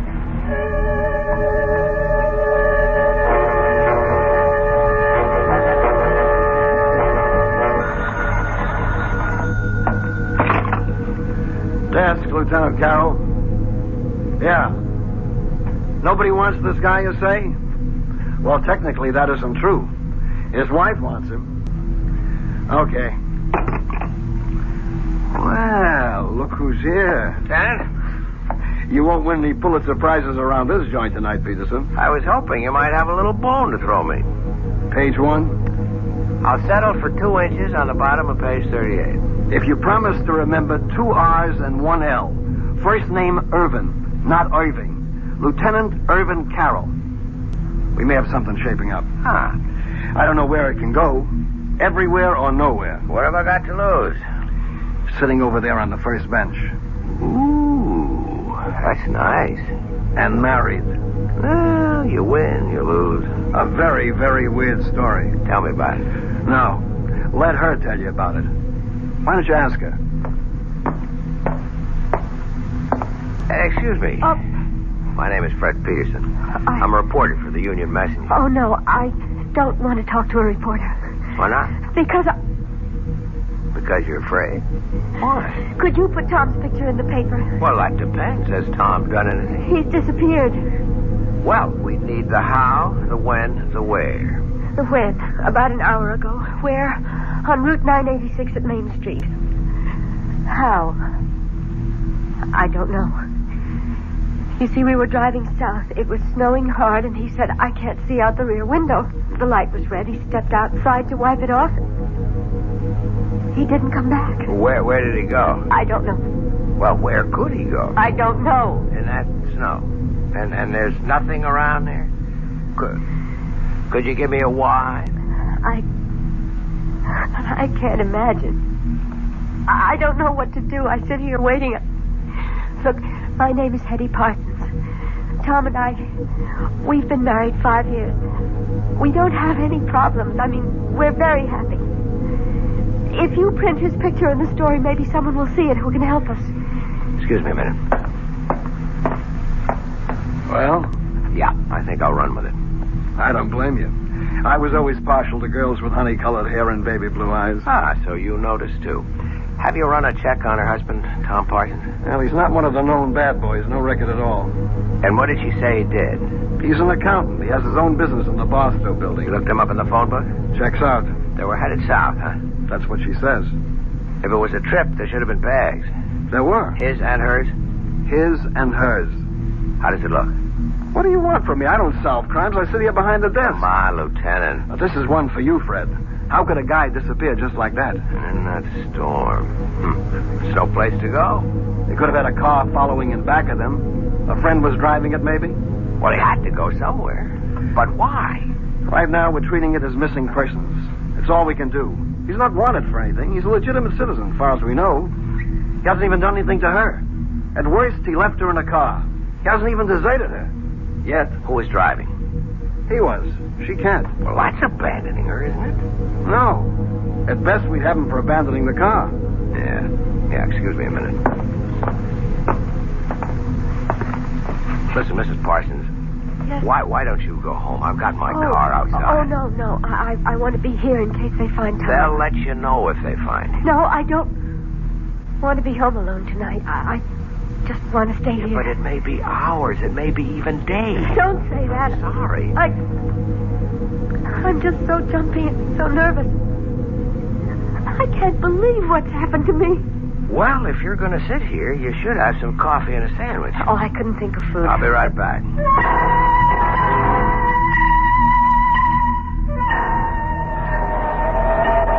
Hey there, Officer Dennis. Well, look who's here, the friendly reporter. Yeah, listen, that girl. Yeah, I was going to ask what girl, but I won't. Yeah, I want to start at the beginning. Oh, well, you know Lieutenant Carroll's got 2 R's, but Patrolman Dennett's got 2 N's. Yeah. What did happen? Well, like she said, he went out to clean the rear window and he was gone. Anybody see him? I checked the car and back, but who looks, who notices? Where could he have gone to around here? Well, on the south side, you got open fields. On this side, a couple of warehouse buildings locked up. Night watchman? Yeah, he's a retired cop. No sign of anybody trying to break in, to hide, or whatever he may have wanted to do. Okay, so what could have happened to the guy? Well, it's all very interesting, but in 15 minutes I go off duty, and I won't have to worry about it.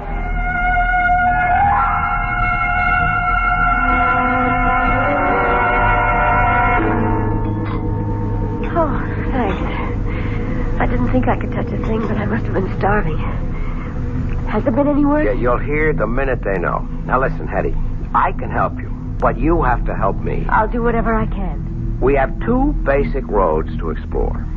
1, somebody was out to get your husband. Oh, no. Tom is the mildest, sweetest, most obliging guy on earth. He has absolutely no enemies. That you know about. Tom and I have no secrets from each other. Everybody has at least one enemy. Tom is incapable of hurting anyone in any way. He sounds too good to be true. If he does have a problem, that's it. All right. The second road to explore. He wasn't pushed, he jumped. What does that mean? It means he walked out on you. Oh, it's inconceivable. Why? I've had a liberal education tonight, Mr. Peterson. Call me Fred. No, not yet, or maybe never. I've been introduced to a new world. I've been thrown in with people who basically don't believe in anyone, don't trust anyone. And perhaps they have good cause. Perhaps that's how life is in their world. Perhaps their world is the real world, but it isn't my world. May I ask, do you come from another world? It's entirely possible. I won't call you Fred unless and until we become friends. But that's just a little thing. The policeman who brought me here is a confirmed cynic. So is the lieutenant. And so are you. I must plead guilty as charged. All of you propose 2 basic hypotheses. A, my husband was ambushed by enemies. B, my husband abandoned me. You can't conceive of people who... they simply don't make or have enemies. You can't conceive of people who are completely in love. I'm not a fool, Mr. Peterson. I read these attitudes. What a wonderful world you live in, Mrs. Parsons. I hope you can stay there always. We're so dependent on each other, Tom and I. We need each other. We're so complete together. But we still have the basic fact of his disappearance. Yes, but all you can see are 2 alternatives. There is a third, you know. Really? Perhaps he was taken ill, suddenly, and he just wandered off. Oh, maybe I should go back there. I've already been back there. There's no place he could have wandered off to. Tell me, does he have a history of any sort of illness, amnesia, anything like that? No, nothing like that. Well, then, where are we? Nowhere. Perhaps you are nowhere, Mr. Peterson. Okay, tell me where you are. I have faith. I believe Tom will be found, or he will find himself, and he will have an absolutely reasonable and rational explanation. I hope so. Hetty! Oh! Hetty! Tom! Oh, Tom, darling. Tom, what happened to you? I was so scared. Oh, darling, you're all right? Hetty, are you all right? Yes. I don't understand. I happened to tune in the news, and there it was. Tom Parsons, accountant, with offices in the Barstow building, had disappeared under mysterious circumstances. Tom, I was so worried. Mr. Parsons was driving with his wife. He stepped out of the car to clean off the rear window and... Hetty, what did you tell them? I wasn't in the car with you. I was at home. Well, here we have the story of two people who love each other deeply, who trust each other completely. It sounds like the Garden of Eden. But we all know what happened back there in the traffic and the snow. We shall return shortly with Act 2.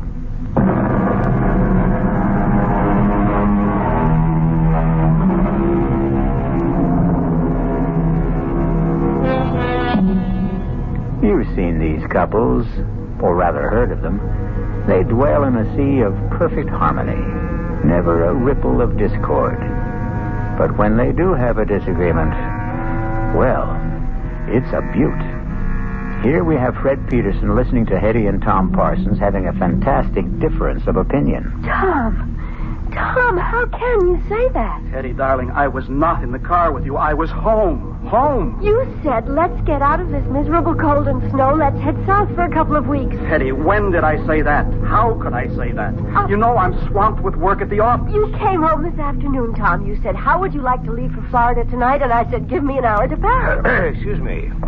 Who's he? Oh, he's just... I'm just Fred Peterson of the Union Messenger. A reporter? Oh, please, don't be alarmed. I assure you it's a thoroughly respectable profession. Well, I see no point in emblazoning this all over the newspapers. Is there anything to emblazon, as you put it? This is a private affair. Tom, tell me what happened. What happened to you after you left me? Hetty, I told you I never left. Tom. How could I have left you? I wasn't with you. Oh, no, Tom. This time I have witnesses. The police officer, he knows you went out to clear the rear window. How does he know? Because he... Because you told him. Mr. Parsons. Now, obviously your wife seems distraught. I would suggest... Keep your suggestions to yourself, Mr. Peterson. Don't you dare imply that I'm overwrought or nervous or hysterical. I am completely calm, extremely rational, and absolutely in command of myself. I know what happened this evening. Mr. Peterson, this is obviously a private matter between my wife and me, and nobody's business but ours. What did you mean, Mrs. Parsons, when you said that this time you had witnesses? Have there been other times when... Hetty, it doesn't do us any good to air this in public. All right, Tom. Take me home. Let me talk to that officer at the desk there. Find out if there's anything we have to do. Well? Well, what? Friend, husband, Tom. He didn't turn out to be quite as advertised. And what is that supposed to mean? He isn't quite the sweetest, mildest, most obliging guy on earth, is he? He is to me. I guess it's all a matter of how these words are defined, isn't it?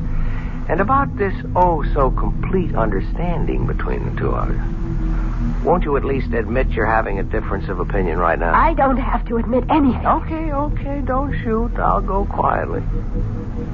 Are you sure you really want me to go? Please. Regardless of what you say to me. You are in trouble. No, don't deny it. Well, what if I am? I'd like to help you. Why? Because... Would you want to help me if I were middle-aged and fat and sloppy and ugly? It isn't 10 minutes ago. You accused me of living in a world where no one trusted the next fellow or believed in him. You accused me of being a confirmed cynic. Is it possible you don't remember what you say from one minute to the next? I'm sorry. Don't be. There's a great deal to what you said. You're kind, but no one can help me. I could try. And no one should try either. Why not? It's too dangerous. That was the wrong thing to say to me. I'm warning you. You're only getting me in deeper. Please, For Fred. openers, my business is to take chances and get myself into... Hey, you know what happened? What? You called me Fred. Oh, I'm sorry. I shouldn't have. But you did, and that means we're friends. Look, I only You're want... the one who set up the ground rules for this thing. First names are for friends only. Please, forget what happened here tonight. I warn you. You've already warned me twice.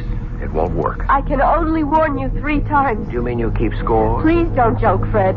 You keep saying the wrong word, or I should say the wrong name. The wrong name is Fred. You can't call me Fred and expect me to forget everything. I warn you. I warn you for the third time. Forget all about tonight for your own sake. For your own safety. And after saying all that, you still expect me to forget about it?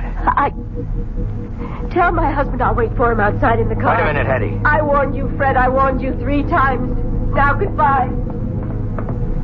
Where's my wife? She said she'd meet you in the car.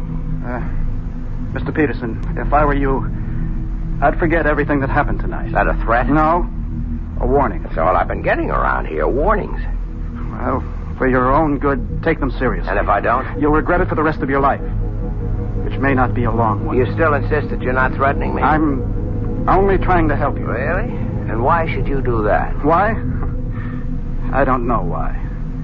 Maybe it's because the last guy tried to help me. What last guy? I didn't listen to him. The last guy? What do you mean?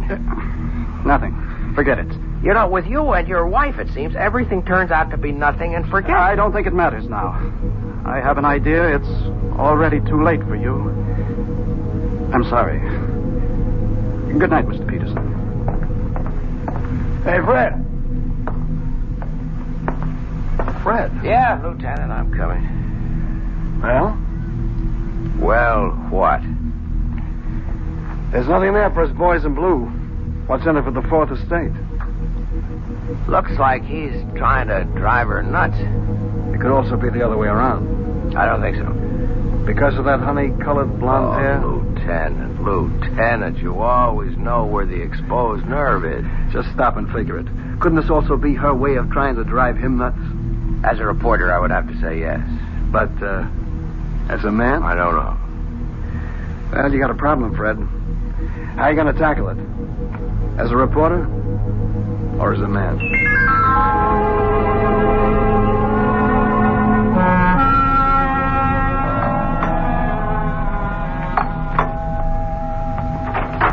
Good morning. Oh, Fred.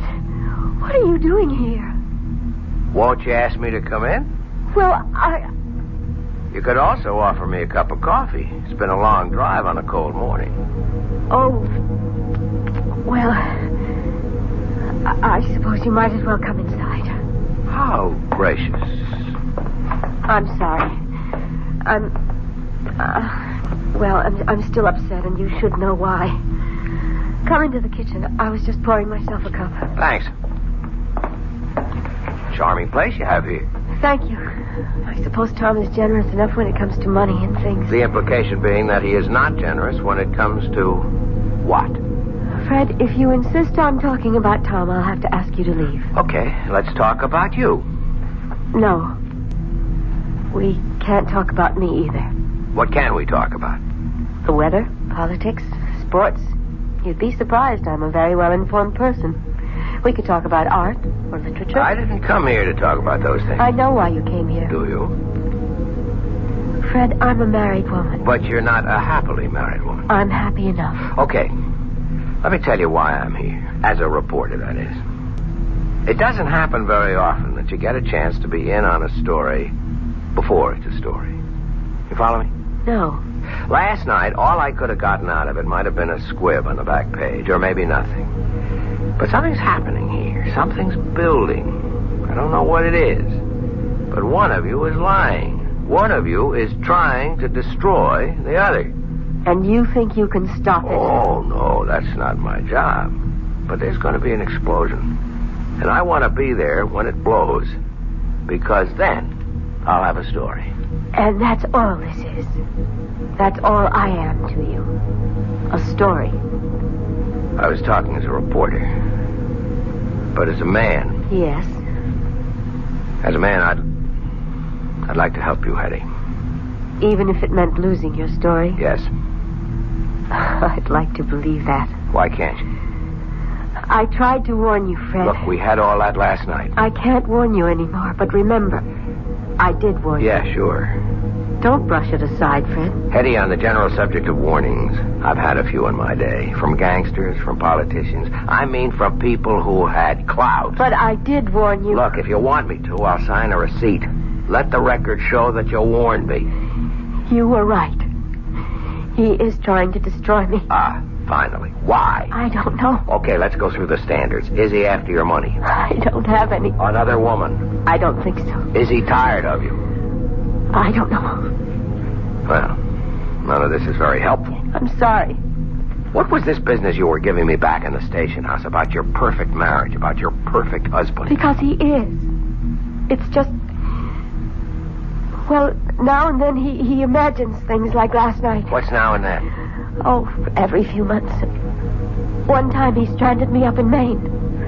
Another time we were supposed to go to Europe. He told me he would be delayed and to get on the plane he would make the next one. And there I was, all by myself in Paris. He denied everything. Has he seen a doctor? Yes. And? It hasn't done any good. Is he overworked? Oh, yes. Well, maybe he needs a long vacation. I'm sure of it. It all sounds pretty simple to me, except for one little item. Why have you insisted on warning me? Because it was the right thing to do. I don't understand. First you imply that everything is so simple. Then when I start to believe it, you drop a little suggestion that throws me off balance. I can't seem to get anything definite out of you. Oh, but you did. What was that? A warning.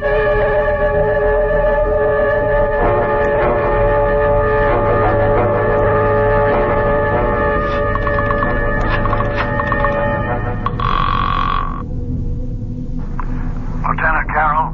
Hey, Lieutenant. Yeah, how goes the Parson case? How did you know I was going to ask you about the That part? honey blonde hair. Does it really show that much?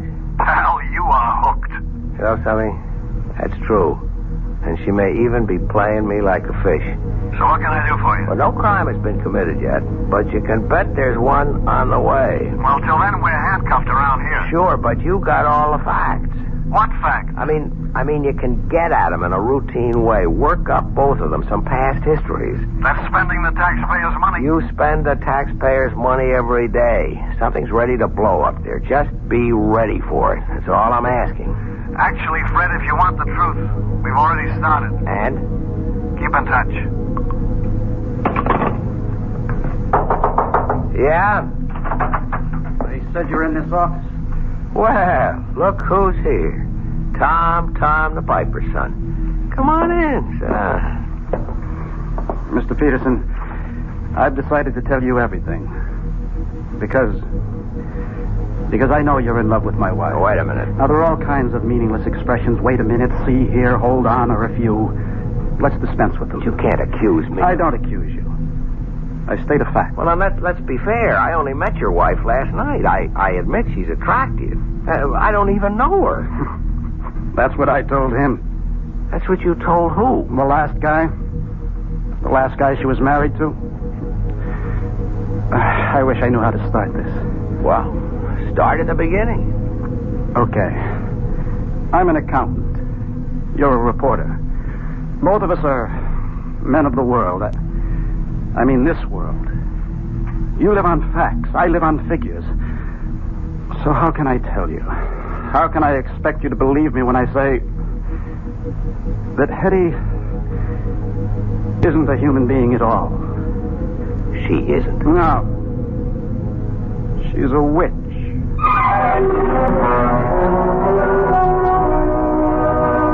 A witch? Yes, that's what he said. A witch. But how can it be? Wasn't all that witch business over and done with more than 200 years ago? Well, that's what we intend to find out shortly when I return with Act 3.